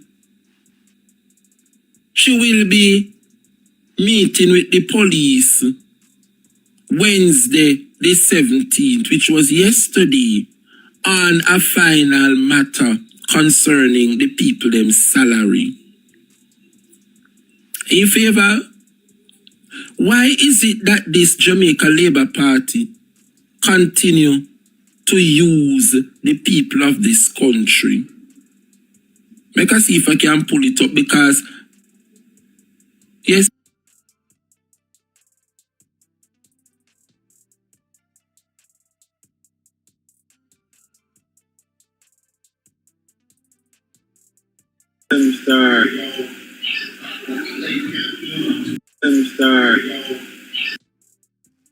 nearly $5 billion worth of oil. We couldn't give account it for at Petrojam. I don't remember how much, but it was in the billions of dollars. Right? We couldn't give account it for at the end of what we with the pan. Right? The oil, the contract. So, outside of Petrojam though, how much money was he making When did they raise the pay of the politician then? We could $100 million. I believe $164 million the IC said in can get accounted. Yeah, from 2010 to 2022. But what me I say? Alright, if you should average that out, right? 2010, that's a lot. 12 year. 12 years. If you divide 12 into that, how much money that? 12 into 100 64. 12 in 12 months, it'll be 144 a month. $13.6 million a year. $13.6 million a year. And that would be profit. So expenditure in that. Like no regular expenditure in that. No, so, that's how we can get accounted for, that profit. Well, that's true. That I right, you're right about that. That the high lady love, that is the amount of money that you can give account for. Yeah, accounted for. I mean this way. Yeah. Or you come by. I don't like me now when I sell one battery and I buy it for this and they sell it back for that. They pay me staff. We have to buy gas for vehicle. Plus my little rum money and my cigarette money and my food money. And when I put everything together, I say, all right, I make $5 half of that. That is profit. Yes. Right? But after that, now I find myself with $20 and I can't get accounted or my company. I walk along the road. I'm to $20 kind and pick you up. You understand me? Yes. So, the playbook is the same, Bolo. It don't change, and there's a possibility the rest will come out is the same playbook. Right? And that's the reason why Delroy Chuck said don't make the Integrity Commission see on children and on spouse. Don't give them no information. How the Minister of Justice, right, about will investigate corrupt officials, is not politician alone, right? Remember that the young man out of RGD, right,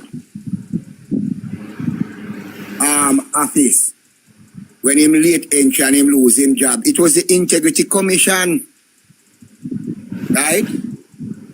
Maurice Dalrymple, the Integrity, and every case, make I tell you this plain, every case that the Integrity Commission carry to court, they won. Everyone. They no lose none. They no lose because they follow the law. It's not them not losing, Bridget. Right? They follow the law strict. Because remember, Mario said Petrojam donated monies to a community organization in Andrew Wheatley's constituency that didn't exist. That allegedly. What? What the hell is going on, man? I don't know about that one because I didn't read the report. Yes, man. Yes, Bolo. All them are look with that something they can't find it. What?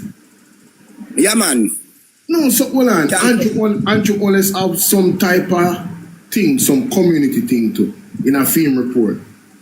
Oh, right? You're talking about Positive Foundation. Yes.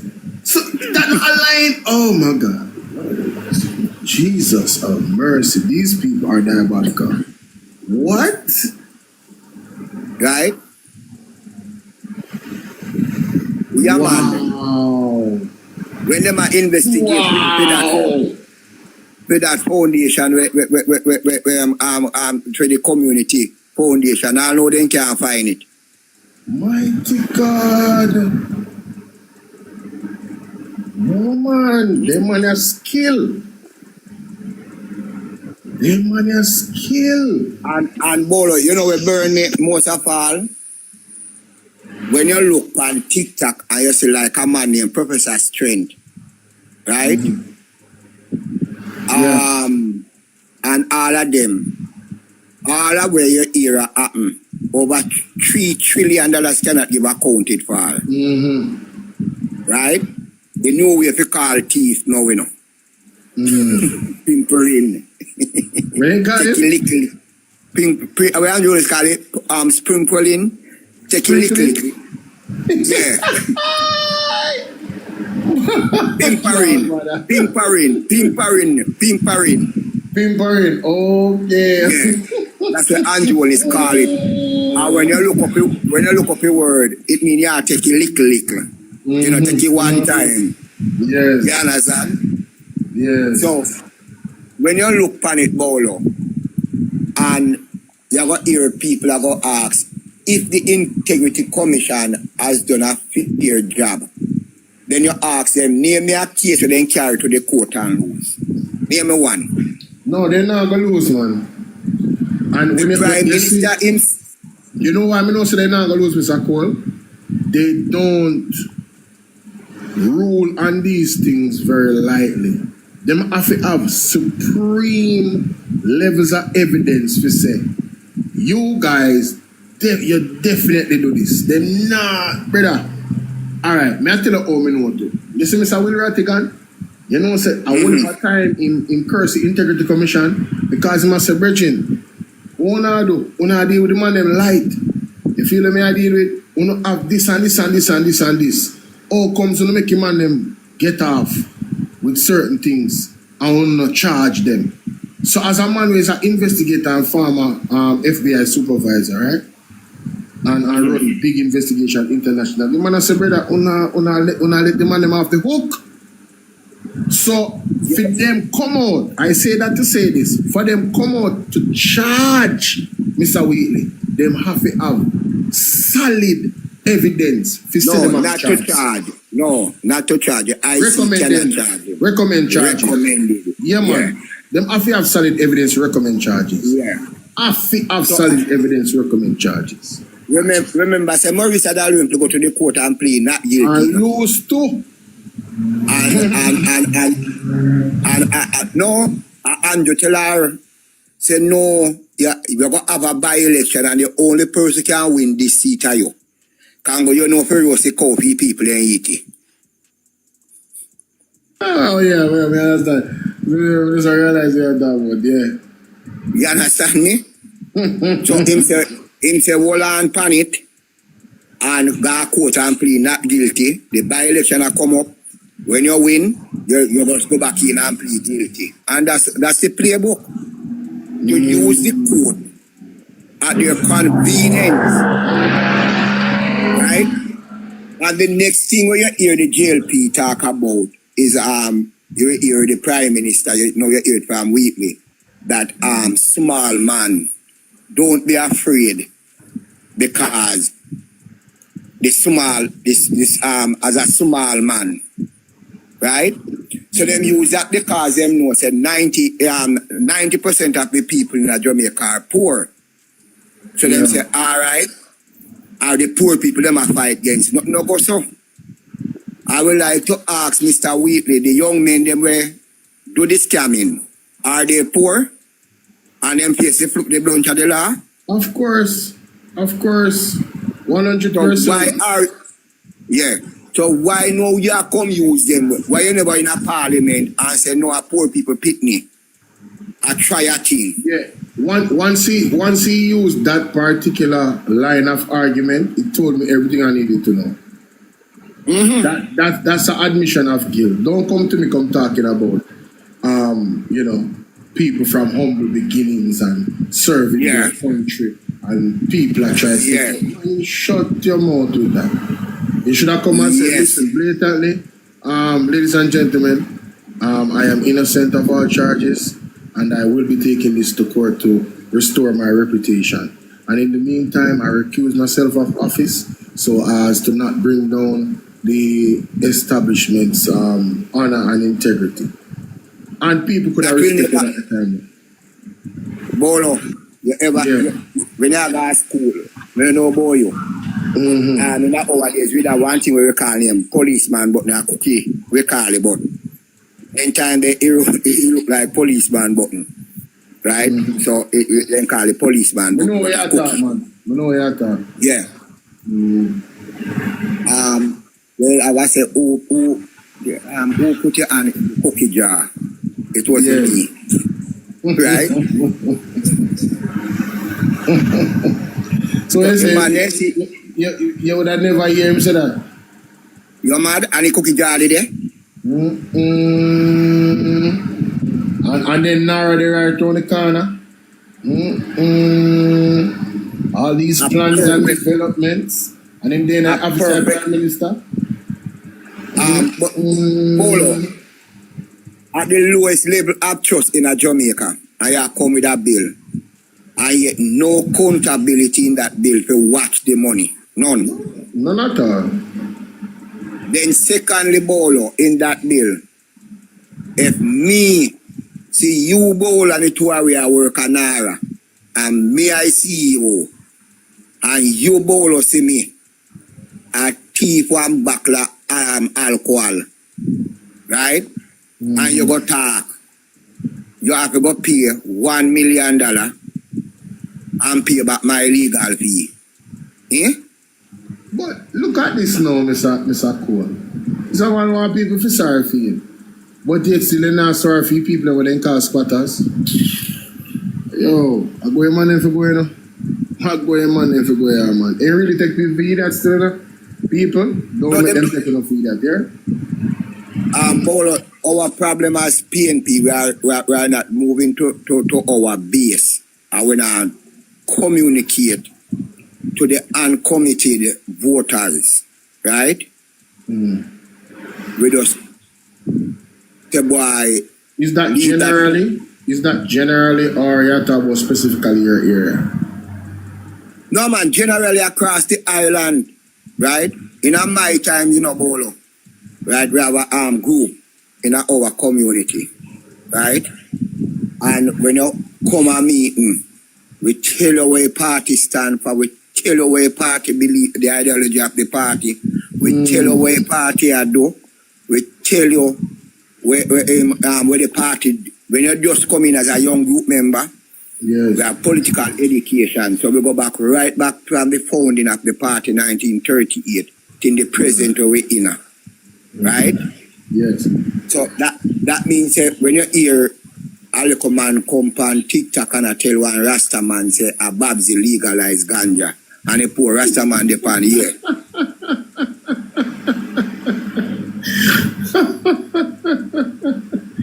Babsy, bro. What's that, brother? And I was saying, my God of Israel. No. Seriously, man, really said that. Yes, man.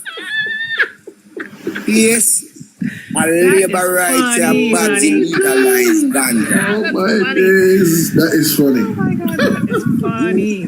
When you can have the Prime Minister, every mic in all, tell a lie, and walk down with the head all up eye like a them sense foul. A sense foul I want to walk bossy. Right? Yeah.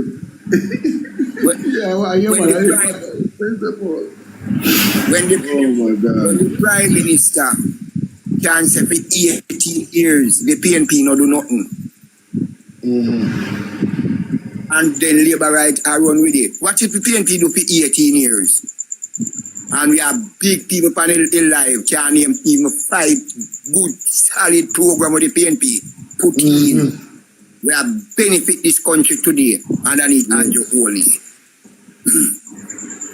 And we not talk about Norman and we not talk about Michael.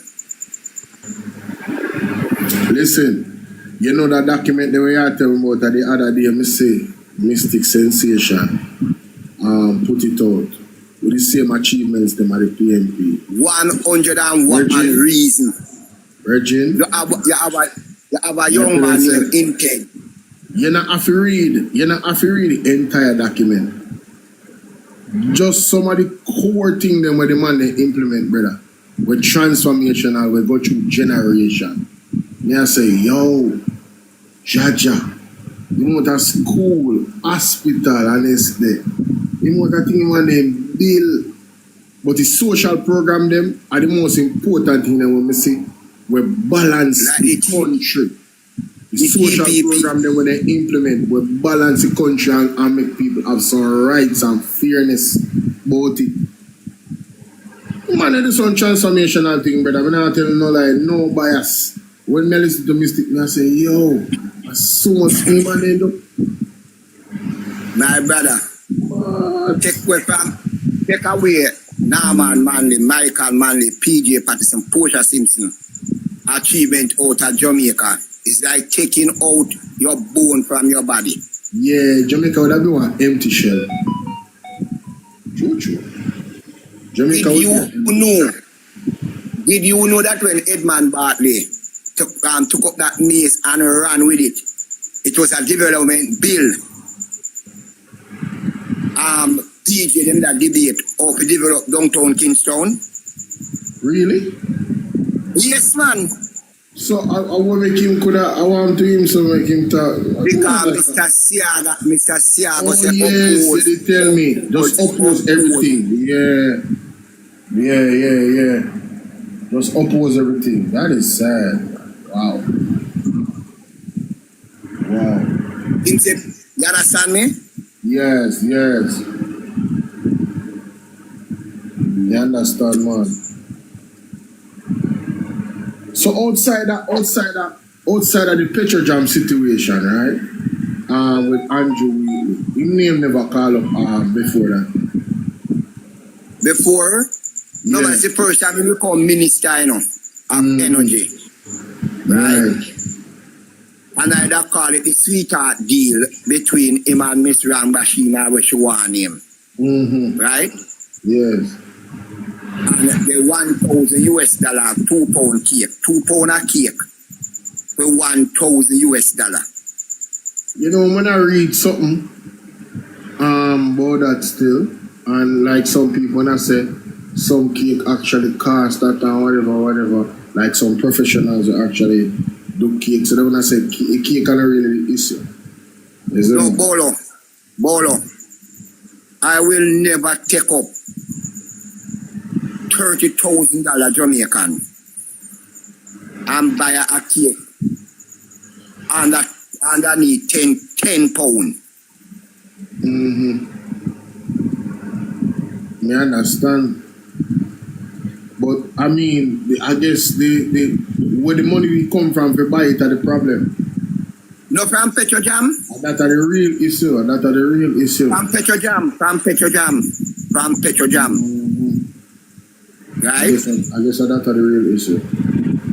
From taxpayer money. I mean, why the money really do some things to mess up themselves? Because I would not allow one cake to jeopardize my reputation. There's no way I would allow nobody to use the money to buy the cake. Bolo, come on. Let me tell you something. Show your be a face man in this, brother. But they not really look for the thing. To buy a $1,000 US cake, Zin, that be 160, because $1,000 US don't lose the value, you know. That be 159,000, right? That cake it have to be like a car.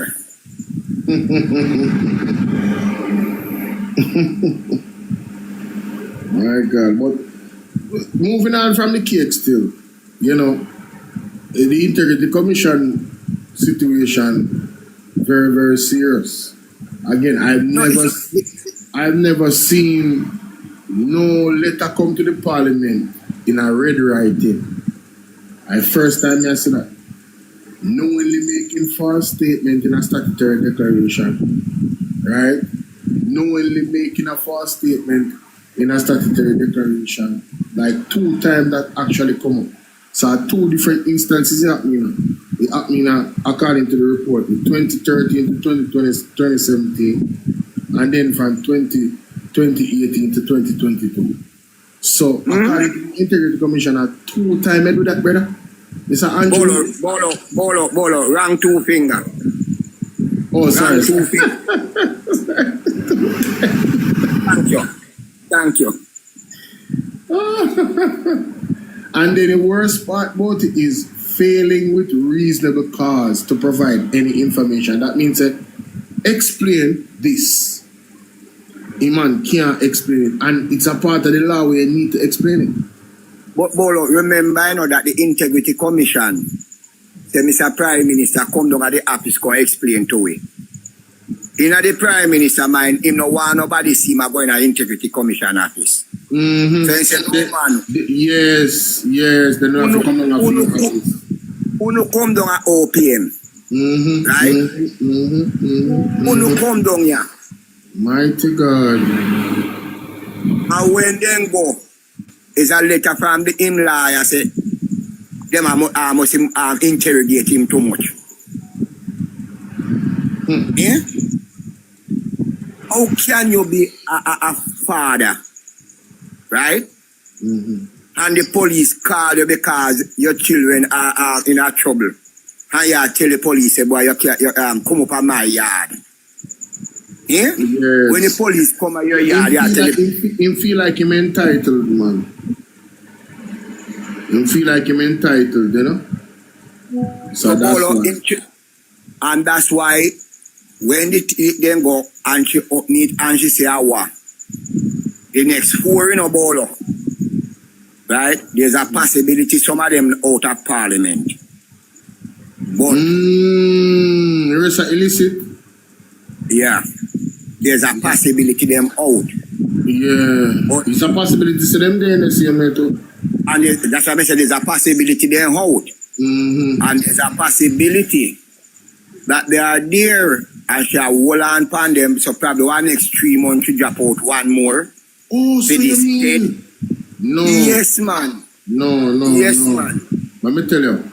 You see, we are the Integrity Commissioner did right now. Remember, say them try that already, you know, Mr. Court. What do you know? You understand? Then can't try that again, you know. If you hold up, no report, you know. Dog name then supper. Then can't hold up no more report. As soon as they send a report, go a parliament. What the Integrity Commission do? Put it up so we send 4 reports, we send 6 reports. It is the job of the People's National Party to inquire. Well, these reports came out. Why are we not able to make? Wagwan, are these more illicit enrichment individuals that are being charged? Yes, man. There is more. No, may I say, that them have to do. Them have to put, decide, you see, me, I give the pressure upon the PNP where they deserve it, you know. The PNP are doing their job as opposition, you know. Because everybody talk about PNP, need to do this and PNP, need to do that. What one did need to do a vote for them September 3rd. So we can have a right government in place. We never do that. So no one have to suffer the consequences. You understand? And the election have consequences. And I suffer bad. Yes. And I suffer bad too. You feel me I deal with? But as we can see in a parliament today, we see how Dr. Dayton Campbell deal with the thing. You're dirty, Andrew. You are a bully, and we are not afraid of bullies. They want to hear germs. Well, yeah, Mr. Dr. Dayton Campbell. And what are you? Me said, hey, I nearly dropped down. Me said, yes, Dr. Dayton Campbell. I want you to look on that tape to me. You ever see one dog with a bark? Where? As soon as you're looking at it, you see turn up in your eye sideways, huh? But watch out, all RG marks on a hold on upon him. RG marks on a try to calm him down. He did vex. Yes. RG marks, see him get out of character. Because him go on like him cool and collected, you know. No, it's a bully. Vex. Of course him a bully. Him and his wife is a bully. And his wife too. Yeah, 2 of them are same blur nothing, brother. Yeah. Same thing. Same Virago, same Jezebel, same thing. Pressure bus pipe, yes, great Jamaica. Hold him today. When he say People's National Party turn up on his wife and say, what you do? Nikisha Birchall have to ask her question. Dr. Dayton Campbell have to ask her question. Standing order says so. And we now move forward. We not try to suppress the people and vice. And if we stop it. You understand? Brother Bolo, to be honest, I never know either see another leader wicked than Siaga. For real. Told me about Siaga. This a man last thing, brother. The only thing they run slope and wickedness when they come out to Andrews. The only thing where Andrew left to do, I got to take a deal with the CIA and throw Jamaica with gun again. You know, sometimes I question if they still are there somewhere. Sometimes I question if they still are there. I'm not telling you that. Hey, trust me, as God bear me witness, I don't know how I'm never wake up to. Right? But me know I know Andrew, Wheatley, and none of the Andrew them are resign. When you say when you wake up tomorrow, nothing change in our country come there. Now the man is still around, the man is still going with. There may be an Auditor General report tomorrow. There may be a Auditor General report tomorrow. But Mr. Cole, look, Lawrence, finish what you say. And then your ear say, right, that they cannot give any account for some condom. That is funny, honey. That's funny. You got the firearm license authority. Yes. Right? Oh gosh, look on that the situation there. And the man still not resign. But hey, Father God have news for him and the whole of them in the FLA. They can't stay there. Me say if they don't move by will, God go move them by force. Brother, Jamaica have to change. Jamaica have to clean up. You get the Ministry of Education, right? With 37.5 children are passed 5 CXE subject or more. Percentage. Right? And guess what? The only thing written in the Ministry of Education is corruption. Right? 18% of our children leaving. Mr. Cole, right? Before me forgot, look how the man them attack the general, Jack them. You remember how they when I run up on Jack them? I know such man when name Fitzroy Mitchell gonna a PSA meeting, you know. Till all Peter Bunting and the finance shadow spokesperson, I forget mad, you know. All Luton cousins, I forget mad, you know. And I call for resignation, you know. And I believe they resign, they need to remove him, you know. I be a slap, brother. They can't remove nobody. They cannot remove nobody. You need me tell you? What a tangled web. It's like a man having stepdaughter, you know, and she molesting stepdaughter. When that little child rude, you can't talk, you know. Yes. And that's what this JLP administration is doing, molesting Jamaica. Alright, let me tell you. This is how terrible the situation is in Jamaica. You see, the fact that Mark Bowling is certified, if the standard was high enough, that should have been the norm enough. But the JLP put the standard so low that we have to put up Mark Bowling in the ear and I call him integrity boss. It should be the norm, ladies and gentlemen, for everybody in the parliament to be certified, publishing at the Gazette, above board. But because of Andrew Owen's nasty, corrupt government, it is the norm for a prime minister they in the government for 4.5 years and not certified and still run for office last year. That is how degrading, that how much man bring down Jamaica, brother.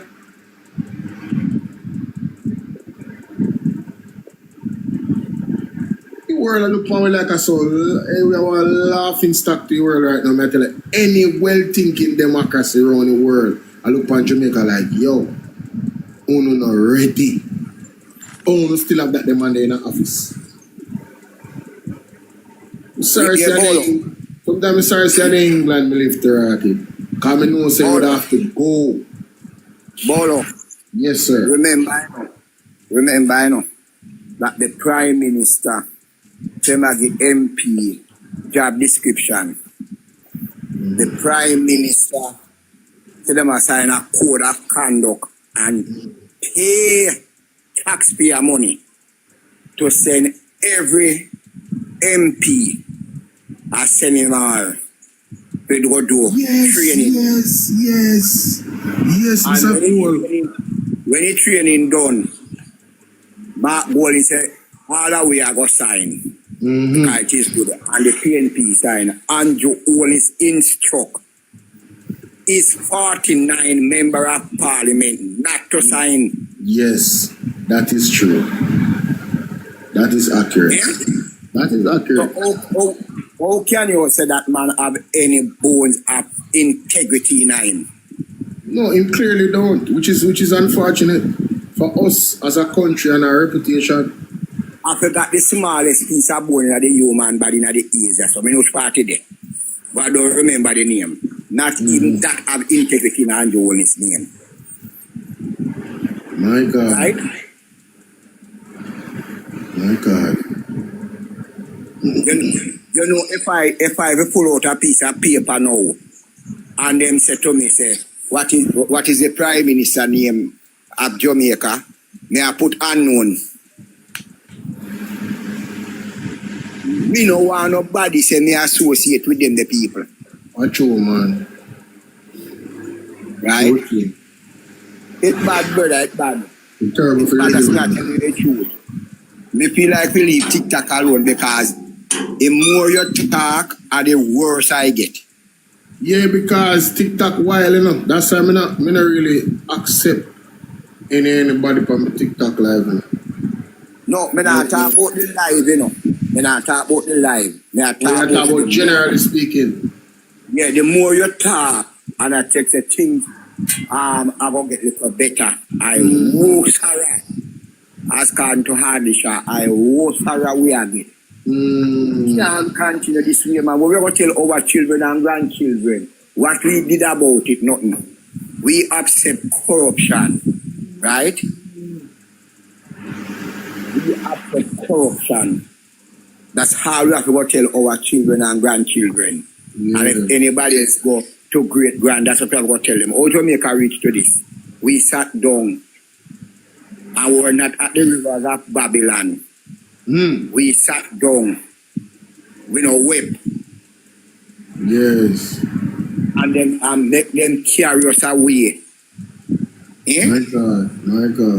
It's terrible, brother. My God. Anyhow, everybody know the chorus have to come in. Yes. And I get up every morning 4 o'clock. Yes. All right, Mr. Code, love yourself. Manners and respect and sweet conversation, boss. All right, my brother. All right, cool. Yeah. Remember to like and share, ladies and gentlemen. Boy, TikTok on the day, but I don't know, nobody not top. I'm going to see nothing going for the TikTok board.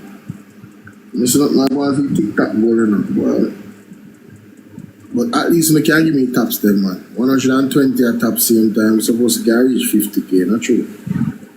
Feel like we can reach 50K. But let me know what you guys think in the comment section about that conversation between me and Mr. Cole. See? Because I know say that one they have a post. And one of the things that he said when he came on that that missed. He talked about how similar Andrew Wheatley and Andrew Onis, you know, the reports are, and I guess we're gonna get deeper into it when I actually read the report myself. If you guys want me to do that on YouTube, please let me know. And want to support the videos them, like the video them, share the video them. Understand? Don't forget. Always remember, like and share the video. For even for your status. Share by your status by your WhatsApp. Just like and share. Like and share. One time. Boom. And then you comment respectfully. Alright. Yeah, so please like and share. We're gonna do a lot of reading now. Chapter 1, Summary of the Investigation and Findings. This investigative report by the Director of Investigation relates to the statutory declaration submitted to the Commission by Dr. Andrew Wheatley. Hereinafter, Dr. Wheatley, a member of the House of Representatives for the years of 2010 to 2022. The matter was referred to the DI by the Commission of Integrity Commission out of concern that Dr. Wheatley may have breached Section 14.5 of the Corruption Prevention Act, hereinafter CPA, the Section 43.1b and 43.2a of the Integrity Commission Act, hereinafter ICA. More particularly, concerns were raised that Dr. Wheatley have 1. Made false statements by the way of omission in his statutory declaration he filed for years 2011 to 2019. And 2, owns or owned assets disproportionate to his lawful earnings for his period and failed to provide statutory explanation to the Commission as to how he came to these assets. It was also alleged that Dr. Wheatley failed to provide information requested from him, by the Director of Information and Complaints hereinafter. It was found that Dr. Wheatley was in possession of assets over the relevant period disproportionate to his lawful earnings, and when required to do so, he failed to provide an explanation which satisfies Section 14.5 of the CPA as to how he came by said assets. The investigation also revealed that Dr. Wheatley held assets which he failed to include in his statutory declaration in 2013, 2014, 2015, and 2021.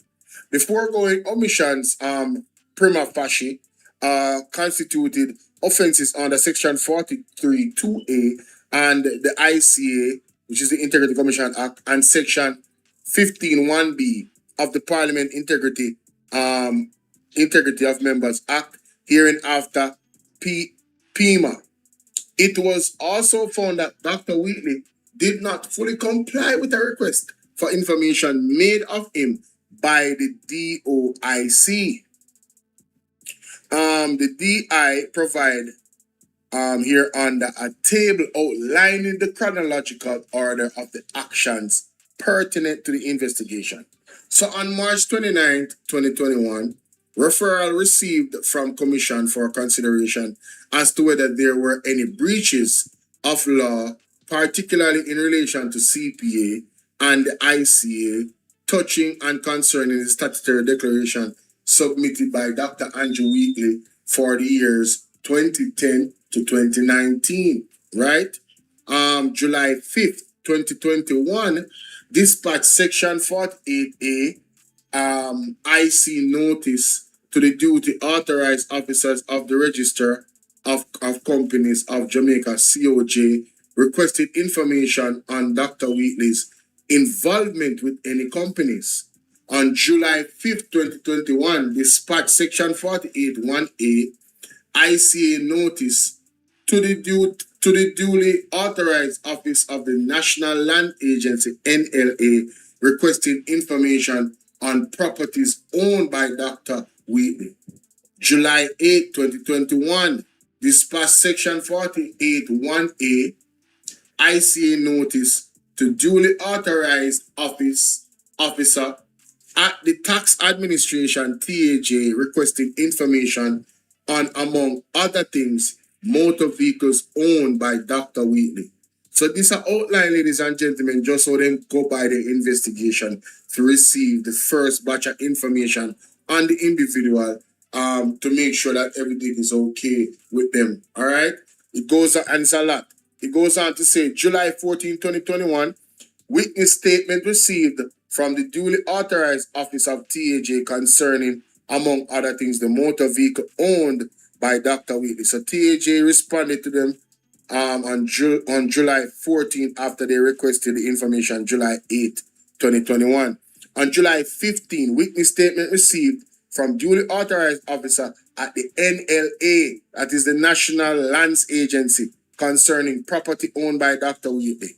July 19th, additional witness statement received from the duties authorized officer of the NLA concerning property owned by Dr. Wheatley. All right. August 3rd, 2021, witness statement received from the duly authorized officer at the COJ.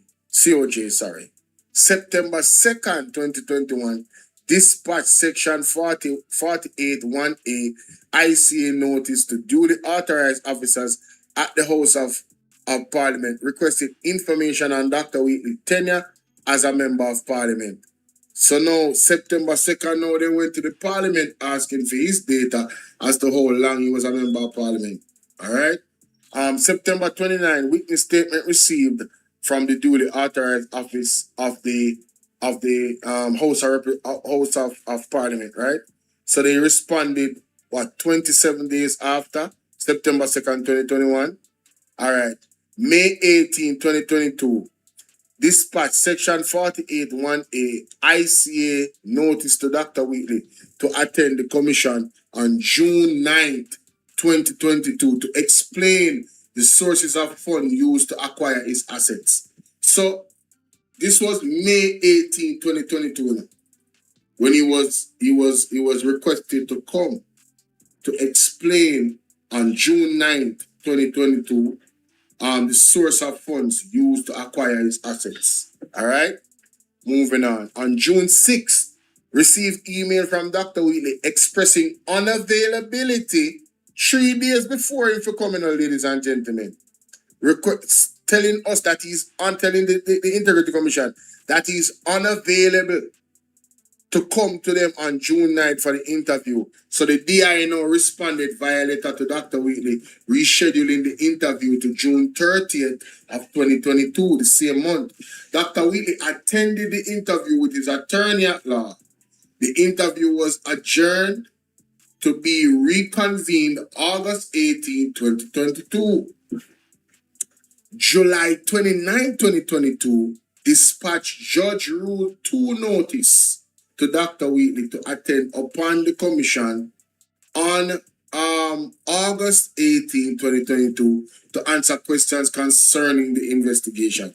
So this was July 29, 2022, and the date is set for August 18th for him to come and answer questions concerning the investigation. August 16th, Dr. Wheatley, attorney at law, wrote to the DI indicating that they need more information on the matter in order to prepare for the interview. So now, August 18th, ladies and gentlemen, would be the day that they would need to come in to answer questions concerning the investigation. And now again, at 2 days before the time, the lawyer says, we need more time. We need more information on the matter in order to prepare for the interview. August 19th, that is now after the date that they were supposed to meet. The DI provided the requested information via letter to Dr. Wheatley, attorney at law, and rescheduled the interview to September 1st, 2022. August 26th, the DI received an email from Dr. Wheatley expressing his unavailability for the September 1st interview, and his attorney at law would be off the island. Ladies and gentlemen, we are witnessing already a clear pattern by Dr. Andrew Wheatley, in my humble opinion, based off the report, that this man is doing 3 times already, him and his lawyer, trying to avoid the Integrity Commission meeting to answer questions. Born again, how you doing? To answer questions where the Integrity Commission is concerned. You guys see why it's important to go through this document? Well, I'm doing it for you. Please remember to like and share this video. And donate to the platform. Don't be stingy. The like button is free. Share. Let's continue, ladies and gentlemen. It says here that and the donation link is pinned on YouTube. So if you need a donation link, look for the pinned comment. All right. It says here that Dr. Wheatley. No. Let me go back. August 26, he expressed unavailability for September 1st. The DI provided further information via letter to Dr. Wheatley's attorney and also reminded him that the interview was still scheduled for September 1st, 2022. September 1st, Dr. Wheatley's attorney at law wrote to the DI indicating that they needed more information on the matter. Right? The DI provided further information via letter to Dr. Wheatley's attorney at law and rescheduled the interview for October 13th. Jamaica, September 1st is the third time, the man missed an interview, Zine, October 13th, it's set fine, This was on September 8th, Cool. On October 13th, Dr. Wheatley did not appear at the interview. So now it gets worse. This is a clear avoidance of Dr. Wheatley from the Integrity Commission. We can all agree, ladies and gentlemen, given the chronological order of this report, I have come to the conclusion that he doesn't want to see the Integrity Commission at all. He might avoid them. October 13th, Dr. Wheatley did not appear. So this time he don't give no explanation. January 30th, 2023. So one next year gone now. Dispatch section 48A, IC notice to the duly authorized officer at the Bank of Nova Scotia requested information on Dr. Wheatley's account held at the institution for the review period. On March 7, 2023, witness statement received from the duly authorized officer at Scotiabank. Right? April 12th, further witness statement received from the duly authorized officer at BNS. November 14th, 2023, dispatch letter to duly authorized officer of the National Commercial Bank requesting the particulars of the appropriate officer and branch to whom notice were to be sent in request of accounts held by Dr. Wheatley. November 14, 2023, dispatch section 41A, ICA, notice to the duly authorized officer at the BNS requesting information on accounts held at the institution by Techem Supplies, Price Tech Limited, Prosperity Realty Company Limited, and Western Medical Center. November 14, 2023, dispatch section 41A, ICA notice to the duly authorized officer at the Proven Group Limited, requested information on accounts held at the institution by Dr. Wheatley, Techem Supplies, Price Tech Limited, Prosperity Realty Company Limited, and Western Medical Center. November 14th, 2023. I wonder if I did the same thing this again. No. Dispatch section 41A, ICA notice to the duly authorized officer of TAJ requested information held at the institution in respect of the following entities: Techem Supplies, Price Tech Limited, Prosperity Realty Company Limited, and Western Medical Center. November 20, 2023. Section 48(1)A, ICA notice to the duly authorized officer at Stewart's Finance requesting information on accounts held by Dr. Wheatley. November 20, 2023, dispatch 48(1)A, ICA notice of two duly authorized officers at the NCB requesting information on accounts held at the institution by Dr. Wheatley. November 20th, same way, 2023, dispatch section 48(1)A, ICA notice to the duly authorized officer of the First Global Bank requested information on accounts held at that institution by Dr. Wheatley. CMD again, November. Everybody I get it, November 20. November 20, 2023. Dispatch Section 48.1 ICA notice to the duly authorized officer of St. Catherine Municipal Corporation requested information on Dr. Wheatley's tenure there as a councillor. November 22, telephone call from the duly authorized officer of Stewart's Finance requesting the notice that was sent to him should be sent to another officer at the entity. So a telephone call from the duly authorized officer at the Stewart's Finance requesting that the notice that was sent to him should be sent to some other entity. Okay. So that was for the IC. November 27, 2023, Jamaica, we're going in our next year now, you know. I know we don't see Wheatley come talk to the Integrity Commission all now. I must see one time in the go with the lawyer, and yeah, one time in the go with the lawyer, and then you reschedule for your next time if you get some information and whatever. And in a show for the big one, right? All right. December 4th, 2023. It is at the ending of this because we got 2022, now we're there 2023. He received 2 witness statements from duly authorized officers at the NCB concerning accounts held by Dr. Wheatley. Now, when I'm reading this, I have a deeper appreciation for why the Integrity Commission reports take so long. Just look at the process. This is the reason why it's taking so long. Gideon, big up yourself. Right? Let's continue. December 7th, 2023, receiving witness statements from the duly authorized officer at TAJ concerning properties held by Dr. Wheatley. December 7, 2023, received further witness statements from the duly authorized BNS concerning accounts by Dr. Wheatley. So you have TAJ now, BNS. December 11, 2023, he received statements from the duly authorized officers at the FGB. What is FGB? That must want to accompany them. Concerning accounts held by Dr. Wheatley. Right? December 11, 2023 again, received witness statements from the duly authorized officers of Stewart Finance concerning accounts held by Dr. Wheatley. December 18, 2023, Dispatch Section 48.1A ICA notice to the duly authorized officer of the National Land Agency requesting information on properties held by Dr. Wheatley. December 19, Dr. Wheatley attorney wrote to the DI via email indicating that they needed clarity on the matter.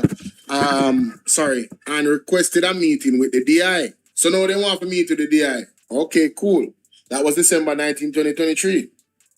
December 20th, the DI provided further information via letter to Dr. Wheatley, attorney at law. December 28th, Dr. Wheatley, attorney at law, responded to the DI via email. January 4, 2024, the DI responded via letter to Dr. Wheatley, attorney at law, and proposed January 24th, 2024, as conveniently dated to meet. So, January 5th, they received witness statements from duly authorized officer at the St. Catherine Municipal concerning Dr. Wheatley's tenure with that entity. January 10th, 2024, correspondence between the DI and Dr. Wheatley's attorney at law confirmed January 29 as a convenient date, ladies and gentlemen. So, it went from January 24th, right, for them to meet on January 3rd. And then there was a correspondence with the lawyer on January 10th to say, listen, January 29th would be very convenient. Cool, man, busy. January 29th now, 2024. Meeting conducted with Dr. Wheatley and his attorney. Dr. Wheatley was also served with an illicit enrichment notice. Backside, see it now, Jamaica? See it now? See it now, Jamaica? So we get the date now. We get the date now. We are getting our nitty-gritty now. So on January 29, 2024, Dr. Wheatley was served with an illicit enrichment notice in respect of which he was required to provide an explanation to the commission. So from January 29, 2024, it was the responsibility of Dr. Wheatley to say to Andrew Owners, brethren, they are investigating me for illicit enrichment. Dr. Wheatley knew he was under investigation for illicit enrichment, and Dr. Wheatley ran in the 2025 election, ladies and gentlemen, more than a year after. So the question is, did Andrew Honest know this, or didn't he know this? And I think that is a fair question, because it's a question of leadership integrity. But we're going to move on. So we get the date now. Mark it down. January 29th, 2024, ladies and gentlemen. On January 30th, 2024, Dispatch Section 48 1A ICA notice to be served on the duly authorized officer at Proven Group Limited. Remember Proven? Requested information on accounts held by Dr. Wheatley. February 5th, 2024. Receive witness statements from the duly authorized officer at Proven Limited in respect of accounts held by Dr. Wheatley. Email February 4th, 2024. Email assets, liabilities, and income scheduled to Dr. Wheatley. All right? And I can't take no requests right now on my side. I can't take no requests. No requests from TikTok. You have to listen, because this is about the information.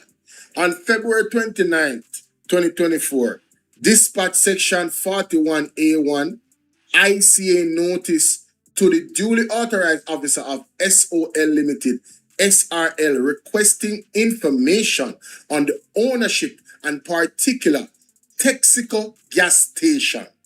Mark that down. Texaco gas station, February 29, 2024.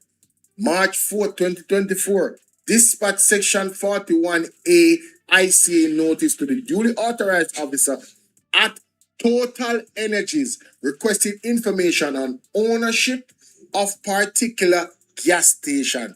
Mark that down. March 4th, Total Energies gas station ownership. Want to know who own it? 2 gas station that now. Let's continue.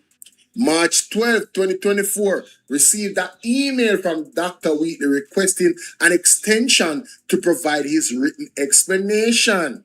All right, so I'm supposed to come give them an explanation. I know him ask them March 12, 2024 for an extension. You see how the IC is accommodating to giving you the time you need to actually explain how you actually got your wealth.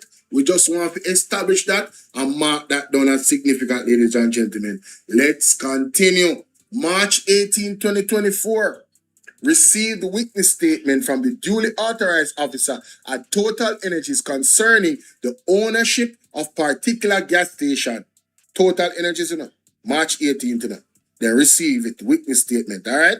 March 18th again, they received the witness statement from duly authorized officer at the SOL Jamaica SRL concerning the ownership of the particular gas station. So you then get the witness statement for the 2 gas stations on March 18, 2024. All right. April 23, 2024, received particular written explanation from Dr. Wheatley. So April 2023, Dr. Wheatley said, this is my explanation for the assets that I cannot explain.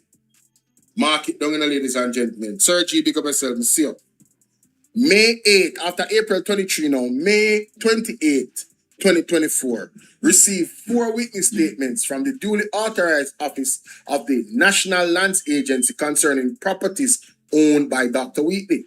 July 24, 2024, received 15 witness statements from the duly authorized office. Hold on. Yes, the duly authorized office of the National Lands Agency concerning properties owned by Dr. Wheatley.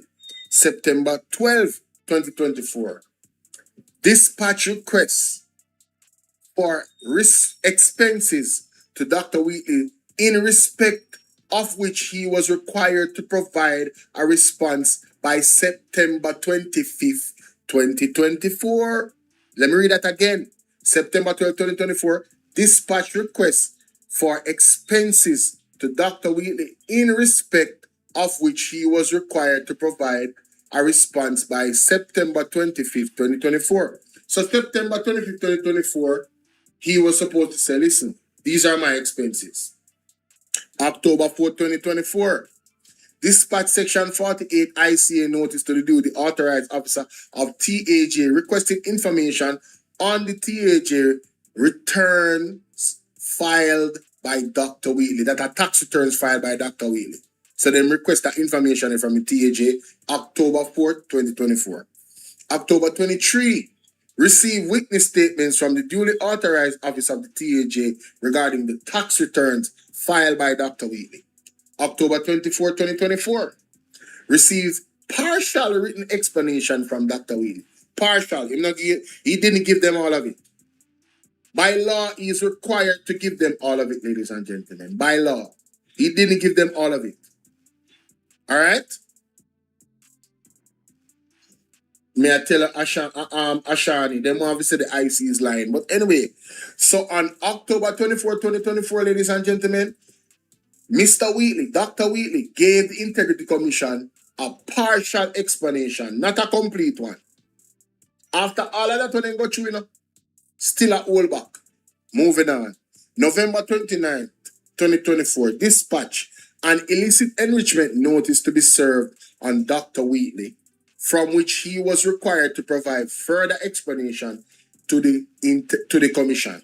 So, November 29th, when them dispatch the illicit enrichment notice. Again, he was reminded, sir, you are not in the clear. You are not able to explain your wealth. November 29, 2024.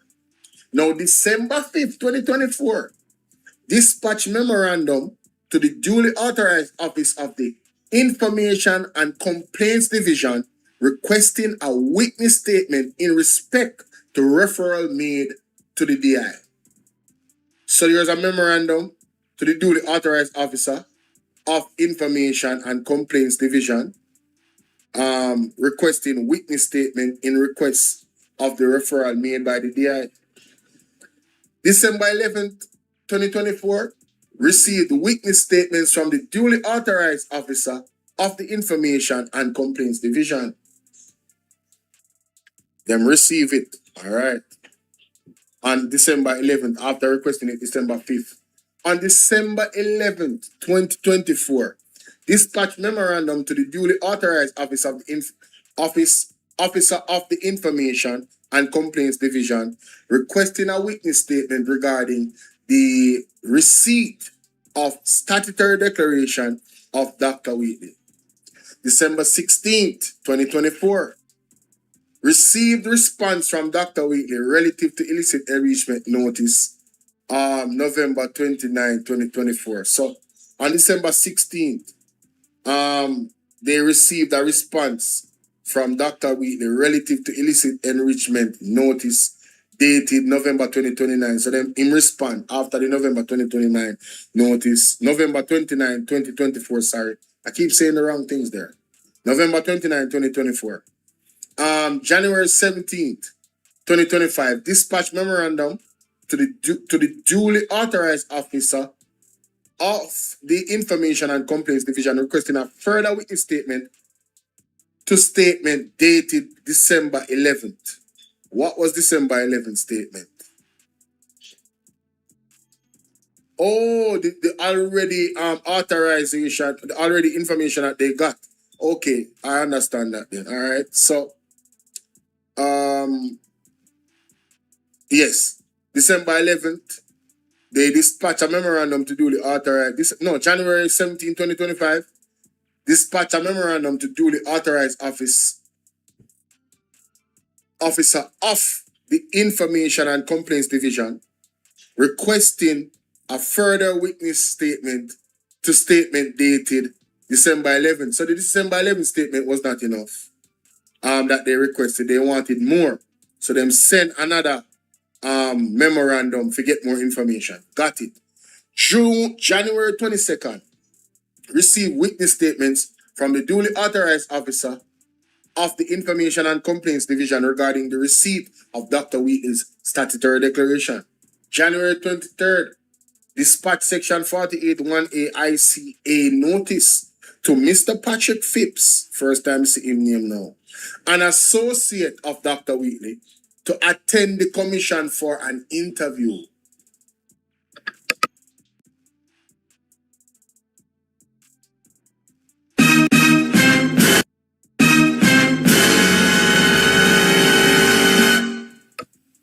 Mr. Patrick Phipps, welcome. Anyway, January 28th, 2025, received letter from attorney at law representing Mr. Phipps, expressing the unavailability of their client to attend the commission for interview and requesting instead that Mr. Phipps submit a written statement in lieu of an interview. January 29, dispatch section 48 1A ICA notice with list of questions to be served on Patrick Phipps by his attorney.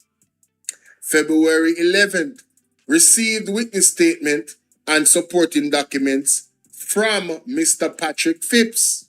February 12th, dispatched an illicit enrichment notice to Dr. Wheatley, in respect of which he was required to provide a further written explanation to the Integrity Commission. Ladies and gentlemen, Dr. Andrew Wheatley knew on February 12th, 2025, the year of election. Hi, good night, Andrea Black. That he was still under investigation for illicit enrichment. Stassi 81, my wonderful member of the platform, how you doing, love? So good to see you. This man knew on February 12th that he still was not in the clear. February 12th, 2025. Mighty God. Let's continue. February 27th. Received response from Dr. Wheatley in respect of illicit enrichment notice dated February 12th, I'm moving too fast. February 21, 2025, updated the net worth statement in respect of Dr. Wheatley. So that would be the commission updating the net worth statement. Okay. February 27th, receive a response from Dr. Wheatley in respect of illicit enrichment notice dated February 12, 2025. March 19th, 2025, prepared section 48.1a ICA to Mr. Warwick Bogle, CEO of New Era Homes 2000, concerning transecting around a Jacksaw Senton property owned by Dr. Wheatley. No, Jamaica, we have to go Google, you know. Transecting? No, we have to go Google. We're not going like so we know what that means. What does transecting mean? Transecting meaning. We all gonna learn today. No, that's not it. No, that's not what I wrote. Transecting. That's the word. Transecting is the act of cutting across or dividing something traversely. Generally and physically meaning it happens one line pathway, physical objects, object crosses, divide, surgical context, all of that. All right, we're gonna move on. So this has to do with land. So transecting. We can understand that. So it says, provide section 48.1a ICA to Mr. Warwick Bogle, CEO, Warwick Bogle Company, New Era Homes 2000, concerning transecting around a Jacksaw Senton property owned by Dr. Wheatley. That was March 19, 2025, right? March 24, 2025, prepared section 48.1a ICA notice to be served on Dr. Ravi Varma Vasavasi. Mighty God. No, me not get paid enough for this. Vastavasi, concerning the sale of Western Medical Center. So there was a notice served on Dr. Ravi, we just call him Dr. Ravi, concerning the sale of Western Medical Center. Da-da-dee. Da-da-da. Patsy, big up yourself. March 26, 2025, prepared Section 48(1)A ICA notice to be served Mr. Garth Williams, CEO of PICA, concerning the status of Dr. Ravi Varma in Jamaica. All of this is going to be very important, This is part one of my reaction to this, April 11, 2025, dispatch letter to Mr. Dabdo in response to Dr. Wheatley's written explanation dated February 27, 20. We now know that Mr. Dabdo is the lawyer of Mr. Wheatley, I believe, yes? So they dispatched a letter to him in response to Dr. Wheatley's written explanation on April 11, 2025. April 30th, Section 48(1)A ICA notice served on the duly authorized officer at the TAJ seeking information on motor vehicles apparently sold by Dr. Wheatley. May 2nd, 2025, Jamaica. I just want you to know that we have not reached September 3rd, 2025. Dr. Wheatley knew he was under investigation all this time.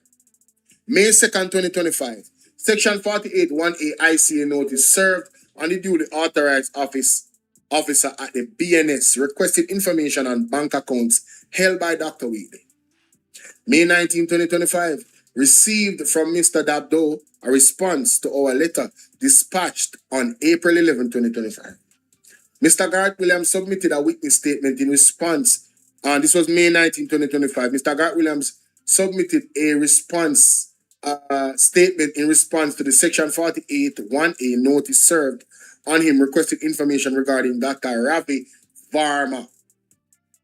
June 9, 2025, served a Section 48 notice on Dr. Wheatley,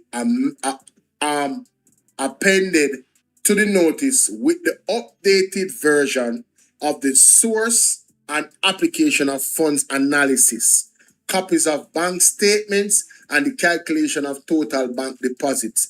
A copy of the said notice was sent to Mr. Dabdo, that's his lawyer, along with a flash drive containing bank statements and the calculation of total, bank accounts. June 10, 2025. Dispatch letter to Mr. Dabdo in response to his letter dated May 19, 2025. June 11th, 2025. Mr. Dabdo responded via electronic email to our June 10th, 2025 letter. June 16, 2025. Electronic email communication between the DI and Mr. Dabdo resulted in a meeting being scheduled for July 7th. June 19, 2025. Received a witness statement from the duly authorized officer at the TAJ. July 7th, 2025. Meeting held with Dr. Wheatley and his representatives, attorney at law, Mr. Dabdo, accountant Kenneth Rowe, and the DI and the investigation team. July 7th, updated source and application analysis to reflect discourse in the meeting. July 7th, 2025, same way, letter dispatched via email to Mr. Dabdo, appended to the letter was the updated version of the source and application of funds analysis. Damn, they worked fast on July 7th. Hey, good job, IC.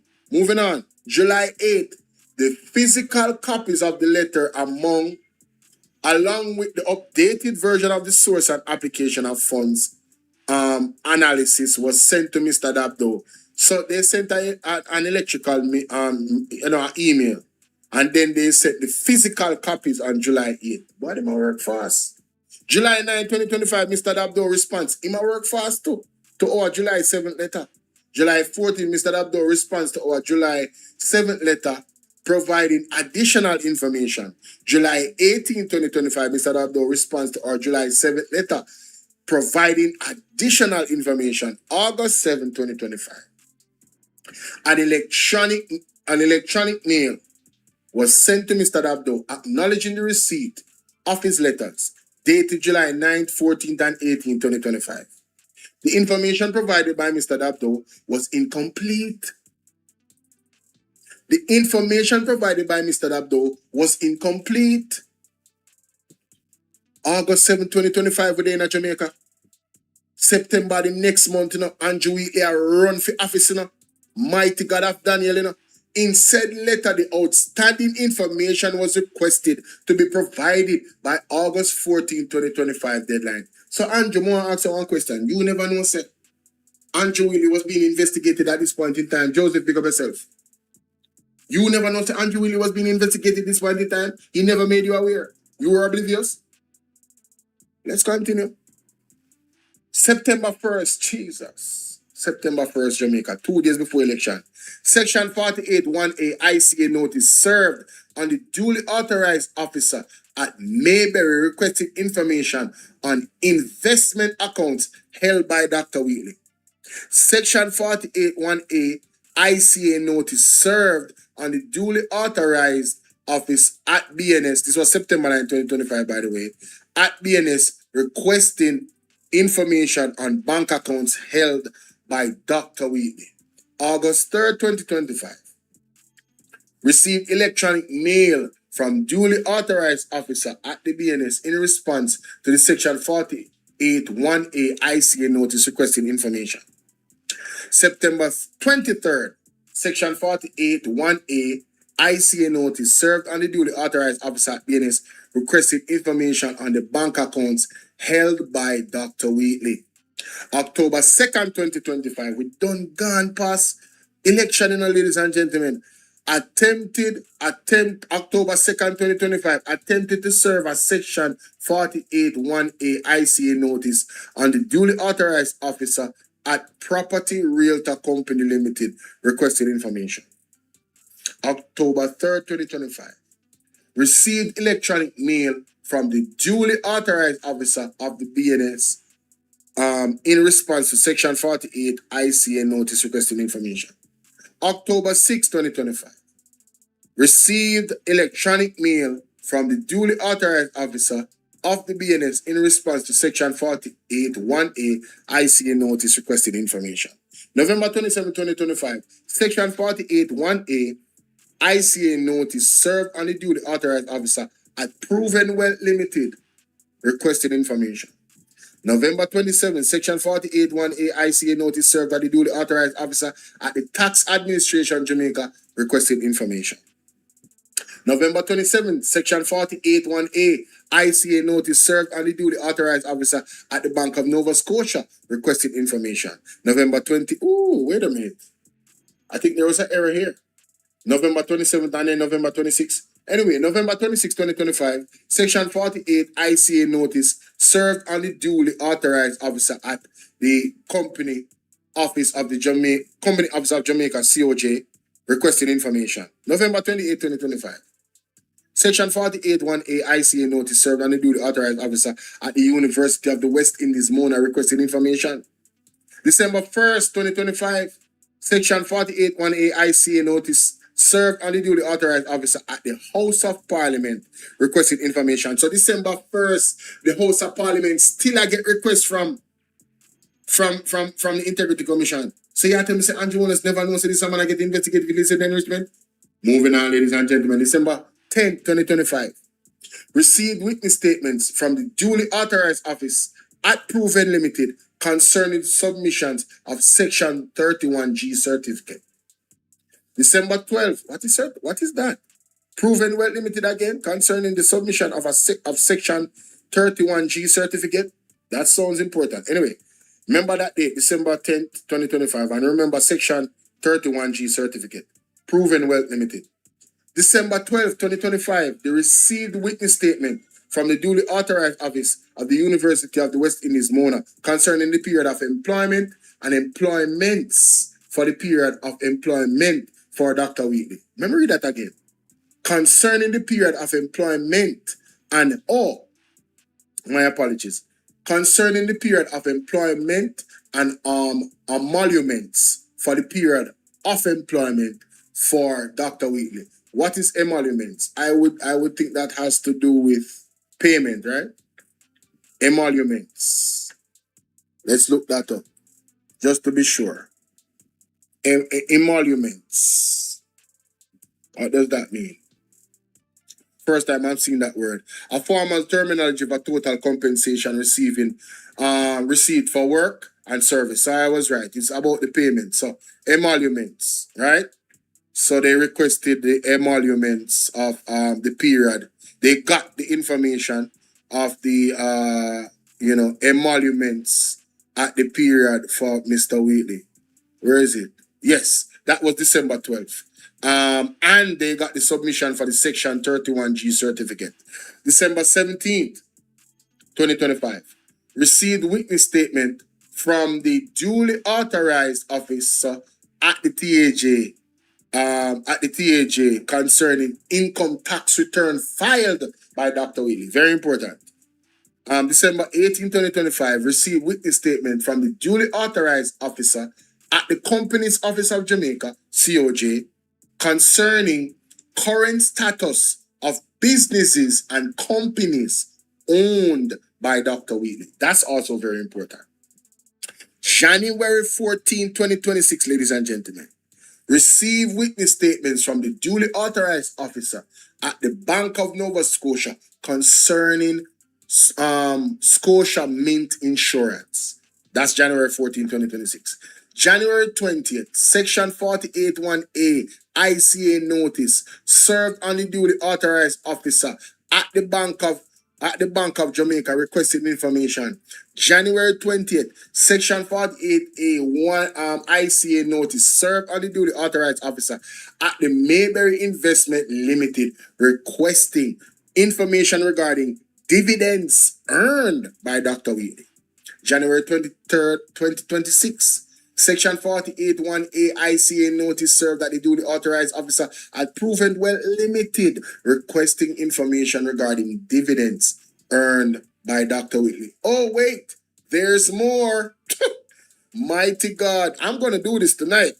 January 23rd, January 23rd, 2026. Section 48(1)A ICA notice served at the duly authorized officer at the House of Representatives requesting information. January 23rd, email received from the duly authorized officer of the Bank of Jamaica requesting an extension of deadline for the submission of the written statement. January 23rd, 2026. We're back? Okay, good. January 23rd, 2026. Email sent to the duly authorized officer at the Bank of Jamaica granting extension on the deadline for the submission of the written statement. January 26, 2026.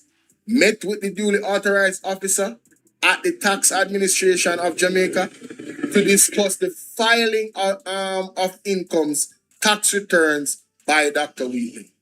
January 29, 2026, received exhibits from the duly authorized officer at the Bank of Nova Scotia concerning Nova Scotia Mint Insurance. January 30, 2026, dispatch Section 48(1)A ICA notice with list of questions to be served on Mr. Miguel Smith Jr. Welcome to the show.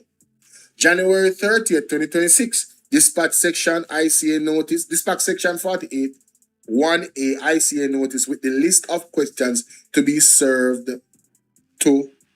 on Mr. Oh, that's a double take in the report. Okay. February 5th, 2026, received statement and copies on Section 31G certificates from the duly authorized officer at the TAJ. February 9, 2026, received letter from the duly authorized officer at the law office of Charlene S. Crawford regarding written statement from Miguel Smith Sr. February 9, 2026, received further witness statement from the duly authorized officer at Proven Well Limited. February 9, 2026, email sent to Mr. Miguel Smith Jr. granting extension of deadline to February 11th, 2026. So you have Mr. Miguel Smith Jr. and you have Miguel Smith Sr. There's a differentiation. February 9, 2026, met with duly authorized officer from the Bank of Nova Scotia to discuss a list of questions and exhibits to a statement submitted by the duly authorized officer. So I'm going to question, oh, that's interesting. Moving on, February 10th, 2026, Section 48(1)A ICA notice served on the duly authorized office at Superlative Auto Limited, requesting information regarding motor vehicle purchased or motor vehicles purchased by Dr. Wheatley. February 10th, 2026, Section 48(1)A ICA notice served on the duly authorized officer at Toyota Jamaica Limited, requesting information regarding motor vehicle or vehicles purchased by Dr. Wheatley. February 10th, again, attempted to serve Section 48 ICA notice on the duly authorized officer at Keys Motor Limited, requesting information regarding motor vehicles or vehicle purchased by Dr. Wheatley. February 10th, again, and then when I work February 10th, witness statement obtained by Mr. Omar Ricketts concerning a motor vehicle purchase from Dr. Wheatley. February 11th, 2026, finally, one next day. Letter dispatched to the duly authorized officer at the law office of Charlene S. Crawford in response to a letter received on February 9th, 2026. February 11th, letter dispatched to the duly authorized officer at the TAJ, right, outlining actions from the meeting held on February 26, 2026, and formally referring the matter for review and any action deemed appropriate. February 12, 2026, received the written statements from the duly authorized officer at the Bank of Jamaica. February 13, 2026, received letter from the duly authorized officer at Beecher Bravo, Hanson Associates, requesting further extension of deadline for submission of a statement by Mr. Miguel Smith Jr. February 13th again, 2026, Section 48(1)A ICA notice served as a duly authorized officer at Stewart's Auto Limited, requested information concerning the motor vehicle purchased by Dr. Wheatley. February 13, 2026, attempted to serve summons on the duly authorized officer of Key Motors Limited regarding motor vehicles purchased by Dr. Wheatley. February 6, 2026, letter received from the duly authorized officer at Stewart's Auto Sales requesting an extension of deadline for the submission of the written statement. February 17, 2026, letter dispatched to the duly authorized officer at Beecher Bravo Hanson and Associate granted further extension of deadline for the submission of a statement by Mr. Miguel Smith Jr. Why did I get so much extension? Moving on. February 17, 2026, letter dispatched to the duly authorized officer Stewart Auto Sales granting extensions of deadline for the submission of written statement. February 19, 2026, received witness statement from the duly authorized officer at the law office of Charlene S. Crawford, submitted on behalf of Mr. Miguel Smith Sr. February 20, 2026, received witness statements from the duly authorized officer at Mayberry Investment Limited regarding dividends paid by Dr. Wheatley. February 23, 2026, visited the House of Parliament to follow up on information requested from the duly authorized officers. Visited the House of Parliament? Interesting. February 2024, visited the... Hold on. Oh, I'm almost done. Thank you, Lord. I knew it. February 24th, visited the House of Parliament to following up on the information requested from the duly authorized officer. February 26, 2026. Section 48. Wait a minute. Oh, yeah. So, February 26, 2020, Section 48(1)A ICA notice served on the duly authorized officer at the Bank of Nova Scotia, requesting information concerning the motor vehicle loans and notices of lien. February 26, 2026, received witness statement from the duly authorized officer at the Stewart's Auto sales concerning the motor vehicle purchase by Dr. Wheatley. February 27, 2026, received witness statement from the duly authorized officer at Beecher Bravo, Hanson and Associates, submitted on behalf of Mr. Miguel Smith Jr. Finally. February 27, 2026, Section 4818 ICA notice served on Mr. Renix Callahan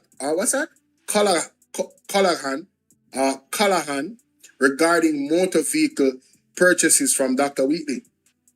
February 27, 2026, obtained witness statements from Mr. Anthony Peart concerning a motor vehicle purchase from Dr. Wheatley. February 27, 2026, obtained witness statement attempted to serve summons on the duly authorized officer of Key Motor Limited regarding motor vehicles purchased by Dr. Wheatley. So they attempted to serve Key Motor Limited. Very interesting. March 2nd, 2026, attempted to serve summons on duly authorized officer of Key Motors again regarding motor vehicle purchased by Dr. Wheatley. I want one with Key Motors Limited. This is not safe. Anyway, moving on, March 6, 2026. Received witness statement from the duly authorized officer of Mayberry Investments Limited regarding systems checks done in response to notice served on January 20, 2026. March 9th, 2026. Received the written statements and supporting documents requested from duly authorized officer at Superlative Auto Limited. That's a funny name. Regarding motor vehicle purchased by Dr. Wheatley. March 16, 2026. Received the written statements from the duly authorized officer at Toyota Jamaica regarding motor vehicle purchases by Dr. Wheatley. March 17, 2026. Received the written statement and supporting documents requested by Mr. Renix Callahan. March 18th, received Section 31G certificate from the duly authorized officer at the Information and Complaints Division. March 19, 2026, written statement received from the duly authorized officer at the House of Representatives along with accompanying attachments. March 20th, 2026. Further witness statement received from the duly authorized officer at the Houses of Parliament along with accompanying attachments. Ladies and gentlemen, that is the process of the investigation. And it took me an hour. Like and share the video, ladies and gentlemen. Like and share the video. TikTok, come here a little bit. Want to remember this? Questions. We begin. We invite Mr. Golding to ask a question of Dr. Andrew Holness. Mr. Holness, the Integrity Commission, in their court filing in the case that you brought to try and strike down the act and eliminate the offense for which you are being investigated, have said that you had money in the Ponzi scheme Olint and you got it out, while others suffered losses. You had money in Cash Plus, another Ponzi scheme where people lost lots of money, you got it out. And of course, you had money in SSL and you were able to withdraw your money before it collapsed. In fact, I would say the only person that Usain Bolt has not been able to catch up with is you. And I want to ask you, how do you think and why do you think the people of Jamaica should trust you to be in charge of the governance of the country for a third term with that track record and with that cloud hanging over your head? The leader of the opposition is a liar and cannot be trusted. I lost money in Cash Plus and Olint. However, the PNP accepted and received $1 million from Olint. He has no credibility to talk about Ponzi scheme. They benefited from the Ponzi scheme to fund their election campaign. He questions my wife's integrity about development. My wife and my family are hardworking Jamaicans. We started off with taxes like many other Jamaicans, and I have worked hard. He has sought to weaponize that.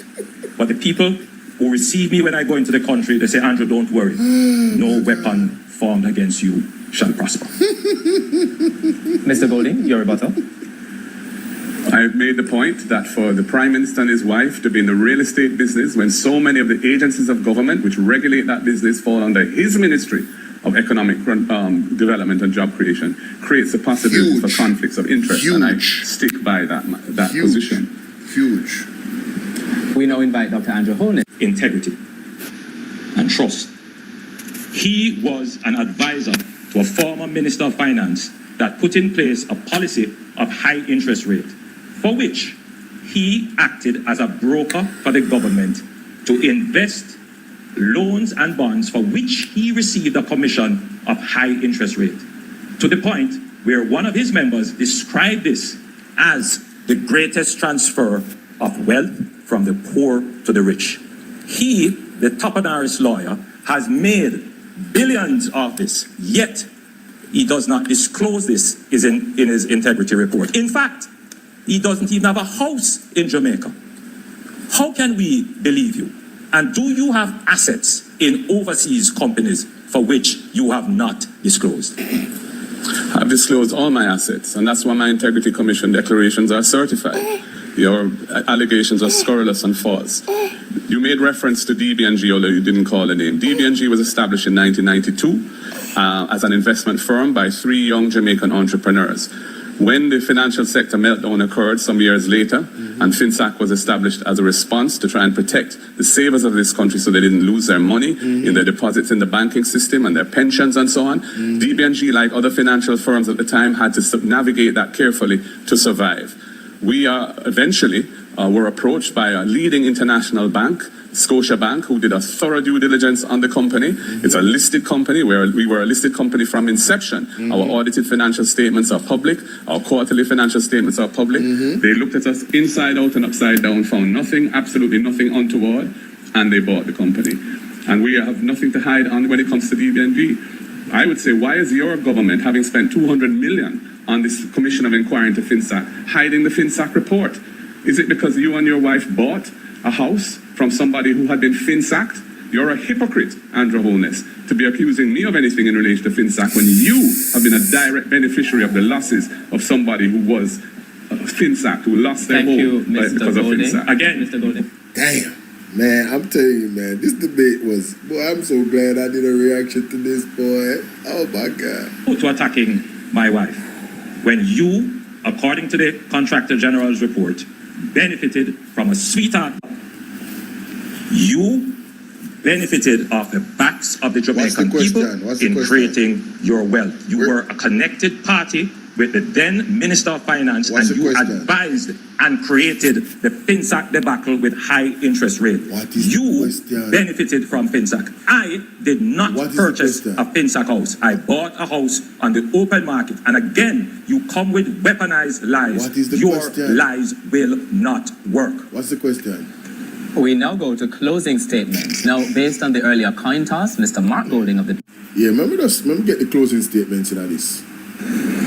The general election next week, Wednesday, presents a historic opportunity for the people of Jamaica. After 13 and a half years of belt tightening and austerity, we are finally in a situation where the debt to GDP ratio has achieved or is on the cusp of achieving the 60%, which was written into the fiscal rules by Portia Simpson Miller. That means that the fiscal rules and prudent economic management can change gear and look at how we can grow the economy and build a society with a better quality of life for all. We see some serious issues that need to be addressed. 700,000 Jamaicans or thereabouts live on public land, lands where they build their homes, but they don't have titles. The colonial era law set the period as 60 years of occupation before they can get ownership. We are going to reduce that to 25 years. We're going to give them titles. And that is going to unlock over $1 trillion of wealth, which is now sealed up and quarantined in the old colonial era law that is still on the books. That is why also we're increasing the threshold to 3.5 million. So working families who are struggling to make ends meet can get a little break so they can live a better life. It's why we're going to be removing the tax from the overtime pay of workers earning up to $6 million so they can make it easier in life as well. And when I govern the country as Prime Minister to serve you, I will ensure that accountability and transparency are at the center of what we do, and any hanky-panky, any violation of the public trust will be met with the full force of the law with no protection from me. And that is a huge difference between the government I will lead and the government of Andrew Holness. That is why I'm asking you, on election day, next Wednesday, vote for the People's National Party, put your ex beside the head, time come for a better life. I don't even want to hear what Andrew Holness had to say. I'm so serious. I'm done. Jamaica, you guys really dropped the ball September 3rd, you know. You voted a Barabbas a liar. And you know what they say about liars, right? It's very, very sad. But hey, you guys have to live with the consequences now. The most thing you can do is repent and ask God for forgiveness. Because God was trying to speak to you through the apostles and the men of God to tell you which direction to go. But you guys still chose Barabbas. Hey, man. Here we are. How do you feel? How do you feel? Not a lie when me expose. You know, this is a one debate where Andrew Holness tell. How do you feel? Man, see y'all later, man. Have a good night. Chilani. Imagine Dalrymple shut down our constituency office in South Chilani and move it Ghana Falmouth. Another constituency belonging to Tova Hamilton, and she shut down her constituency from South Chilani and set up office in a North Chilani in Falmouth, so that her people have been left from them constituency coming to another constituency just to see her and get some assistance, and that the people vote for? Nadine? And that uno vote for labor rights? The mayor himself sitting at 2 capacity, you know. He is the mayor for Trelawney and he is also the councillor for the Warsop division. Dalrymple move her office from South Trelawney, Ghana Falmouth, away from her own people who put her in office, to which Colin is one of her councillors. I want to ask, what the hell Colin do with the municipal money? And what Desmond give him? But me not understand if them are no shame. Me no shame pan Tova Hamilton, shame pan Dalrymple, and shame pan the entire municipal corporation of Trelawney. You want to tell me so we no have 2 MP for the entire parish and how much councillors? And we no can come together and ask Desmond to sort out the municipal corporation, post in the city whole place so then catch up in a Falmouth. What make them the people are careless and worthless so in the Labour Party? But just look at the man. I'm telling you already, see a sweet potato food, so me not really knock him too tough because he's a part of the community. But good God Almighty, Colin Gage, you feel do better, you know. You must do better. South Trelawney people I don't know if you're not used to nothing good. But people tell me, say, when you left from South Trelawney and come and North Trelawney up at Falmouth, you don't want to go back home, you know. Because me, it's the only time you get little light, and when you don't come from North Trelawney up at Falmouth, you get little, I don't want to disrespect nobody, you know. But South Trelawney people are full time now, you know, wake up and smell the coffee because the entire country are move and left Uno. And Uno realize that Dalrymple is not there in the bush. South Trelawney with Uno. She's out and about in Falmouth while Uno stuck back in time.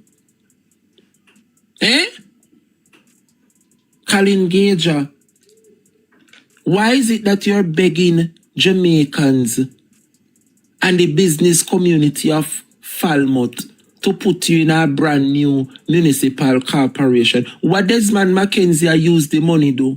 And what Uno use the Falmouth Municipal Corporation money to do? Uno no have no shame. When you see the sitting councillor, the mayor, and the 2 sitting members of parliament, Tova Hamilton and Marissa Dalrymple, cannot lend any form of assistance. It tells you what the people of Trelawney have voted for. What a disgrace. What a shame and disgrace. But anyway, Jamaica, we no come fit tarry pan them, you know, because we have the hot topic them in and judgment I got pitch when me touch all North Central, St. Catherine MP, Andrew Wheatley, you know, because Jamaica people, me just want to kill some more time till the press conference starts, you know, because the labor rights shall have no name peace on the internet this morning, you know. Come here, the member for Southeast St. Anne, Lord Jesus, Dr. Kenneth Russell. Dr. Kenneth Russell spoke yesterday and contributed to the sectoral debate. What a wonderful presentation. Eh? The man highlights so much that is happening in rural constituencies. So much he would have highlighted. The labor right them, hear me about labor right, the library them are disappear in a rural Jamaica, which is true. You hardly see nobody go to no library anymore, go sit down and read no book. The market them is in a mess. Eh? And what I observed that is taking place Jamaica is the constant absence of the House Speaker. Very disrespectful. Yesterday when I watched the parliament, that's why I'm telling you, you know, God not sleep, you know. And God sits high, but he's looking down very low. So sometimes when you don't realize some nasty, dirty ways, God not see. He might be way up in the sky beyond the blue. But he's looking down, and he's looking down very low on many this morning, starting with the government. Jamaica,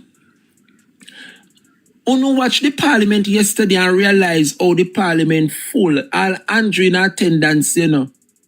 Juliet only sit down in the chair. All because what?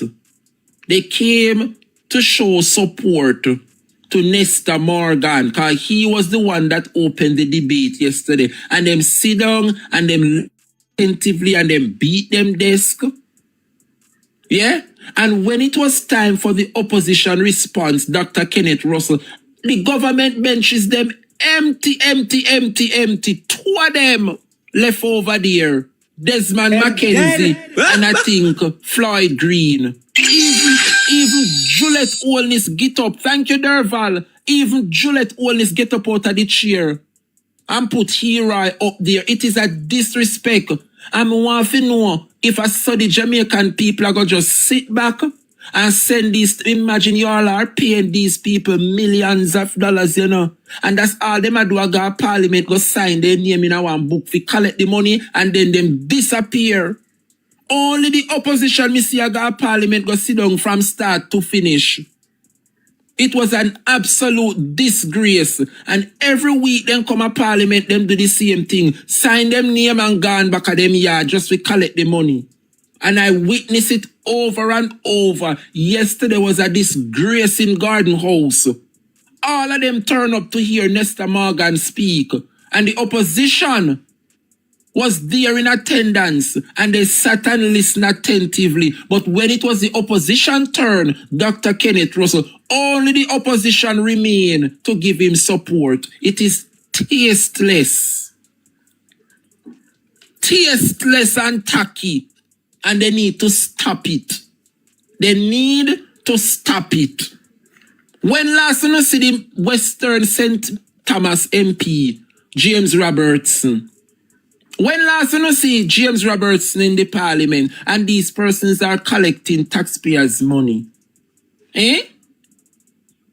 It is an absolute shame. And when I hear Dr. Kenneth Russell yesterday highlight some things will take place under this Andrew Holness government. He made reference to the Social Development Commission, SDC. The chairman that heads the SDC is a Jamaica Labour Party candidate that lost. The executive director of the SDC is a losing Jamaica Labour Party candidate. You know, hear them there's something there?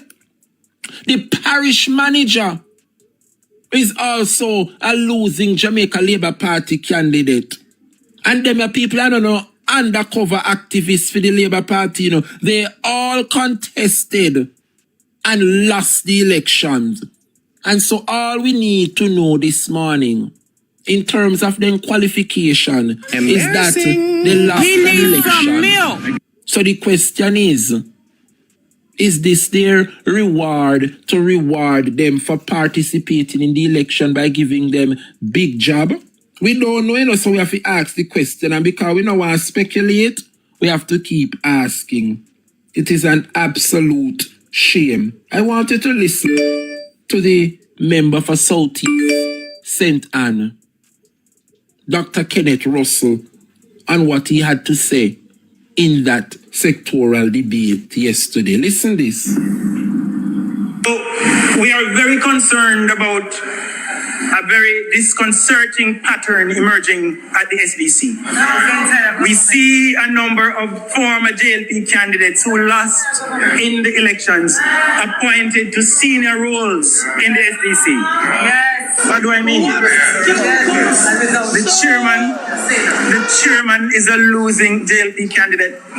The executive director is a losing JLP candidate. Yes. The parish manager of the KSA is a losing JLP candidate. Yes. These are not undercover activists. Yes. Emotional damage. Just a second, my moderator summoned me that the conference start. So let me just head back over there and chime in. Give me a second, there, people. Thank you, Juna. Thank you, Trems. Charges to be laid against Dr. All right, so this more serious than one minute thing. So, but definitely, I wasn't even sharing the, oh my God, I wasn't even sharing the screen. My bad, y'all. Y'all should have told me. I wasn't sharing the screen. My bad, ladies and gentlemen. All right, so let's listen to this real quick, all right? P.S. There are some public concerns about the state of the Kingston Public Hospital and the non-functioning of an AC unit, which, from what I've seen in the media, has caused surgeries to be put off. Could you give us an update as to where things are at and when you expect things to return to normal? Thank you, Chairman. As things stand today, 2 of the 4 main operating theatres at the Kingston Public Hospitals have been affected by the breakdown of this air conditioning unit. The repairs have been completed satisfactorily, but in order to put the theaters back in service, the other 2, they require 2 HEPA filters that have to be sourced, manufactured and sourced overseas. The order has have to be manufactured? Yes, okay. And sourced from overseas. They can't be sourced here in Jamaica. So we have ordered them, and we are expecting them to be air freighted into Jamaica. We have a commitment to get them into... Sorry, yes, go ahead. We have a commitment to get these HEPA filters in by mid next week. After they are installed, then the theaters have to be cleaned, they have to be sanitized. But as it is now, surgeries are going on at the KPH. Elective surgeries have been scaled down, but emergency surgeries are going on. Another area that was affected was accident and emergency. That requires extensive repairs, but what has been done in the meanwhile, they're putting some cassette units and some split units. So those are working, and everything should be okay from the accident and emergency standpoint. So you would anticipate what, in another 2 to 3 weeks, having gotten the parts here, you should have the ACs. And would this represent a permanent solution, or this is more a patchwork? For now, is a little bit more than a patchwork, but what we are doing, we're in procurement now for a new system, air conditioning system for those areas. Because the system is old, it's very old, and it's in need of replacement. So while we're doing that, we're in procurement, in the middle of procurement now, to get a new system to outfit those areas at the hospital. P.S. There are some public concerns about the state of the Kingston Public Hospital. Sorry, you too loud? Oh, so... If you do what? Oh, yes. Yeah, I'm going to talk about that. Thanks for reminding me. Send me the timestamp. That's something I should have talked about. Yeah, that's something I should have talked about. Look how God working, man. Anyway. Big up Andre for that. Inherent in the Westminster model is a principle of honor, decency, accountability and transparency. And a public servant who is so contemptuous, I dare suggest should do the honorable thing and resign immediately from that post or should be removed from that post by the authorities that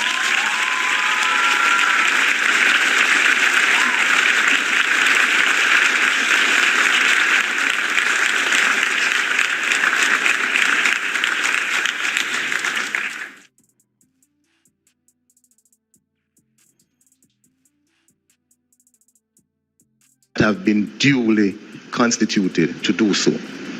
Anything short of that is a slap in the face of the Parliament of Jamaica, of the work of the Auditor General, and the people of Jamaica who are paying them hard-earned taxes. This individual should not be allowed to ever sit in that role again, in that capacity, or any other capacity. The message must be strong. If the message is not strong, then as you said, Chairman, it is going to open a floodgate, and it is going to undermine our work, the work of the Auditor General, and the work of everyone concerned. So the minister, he's the one who appoints the board, must act, and act decisively, because we are in perilous waters where this action is concerned. And I am very much upset about how things have transpired. I'm not surprised based on the stance that he took earlier. But one would have thought that having been served with a summons, good sense would have prevailed and that he would have presented himself here today. So, PS,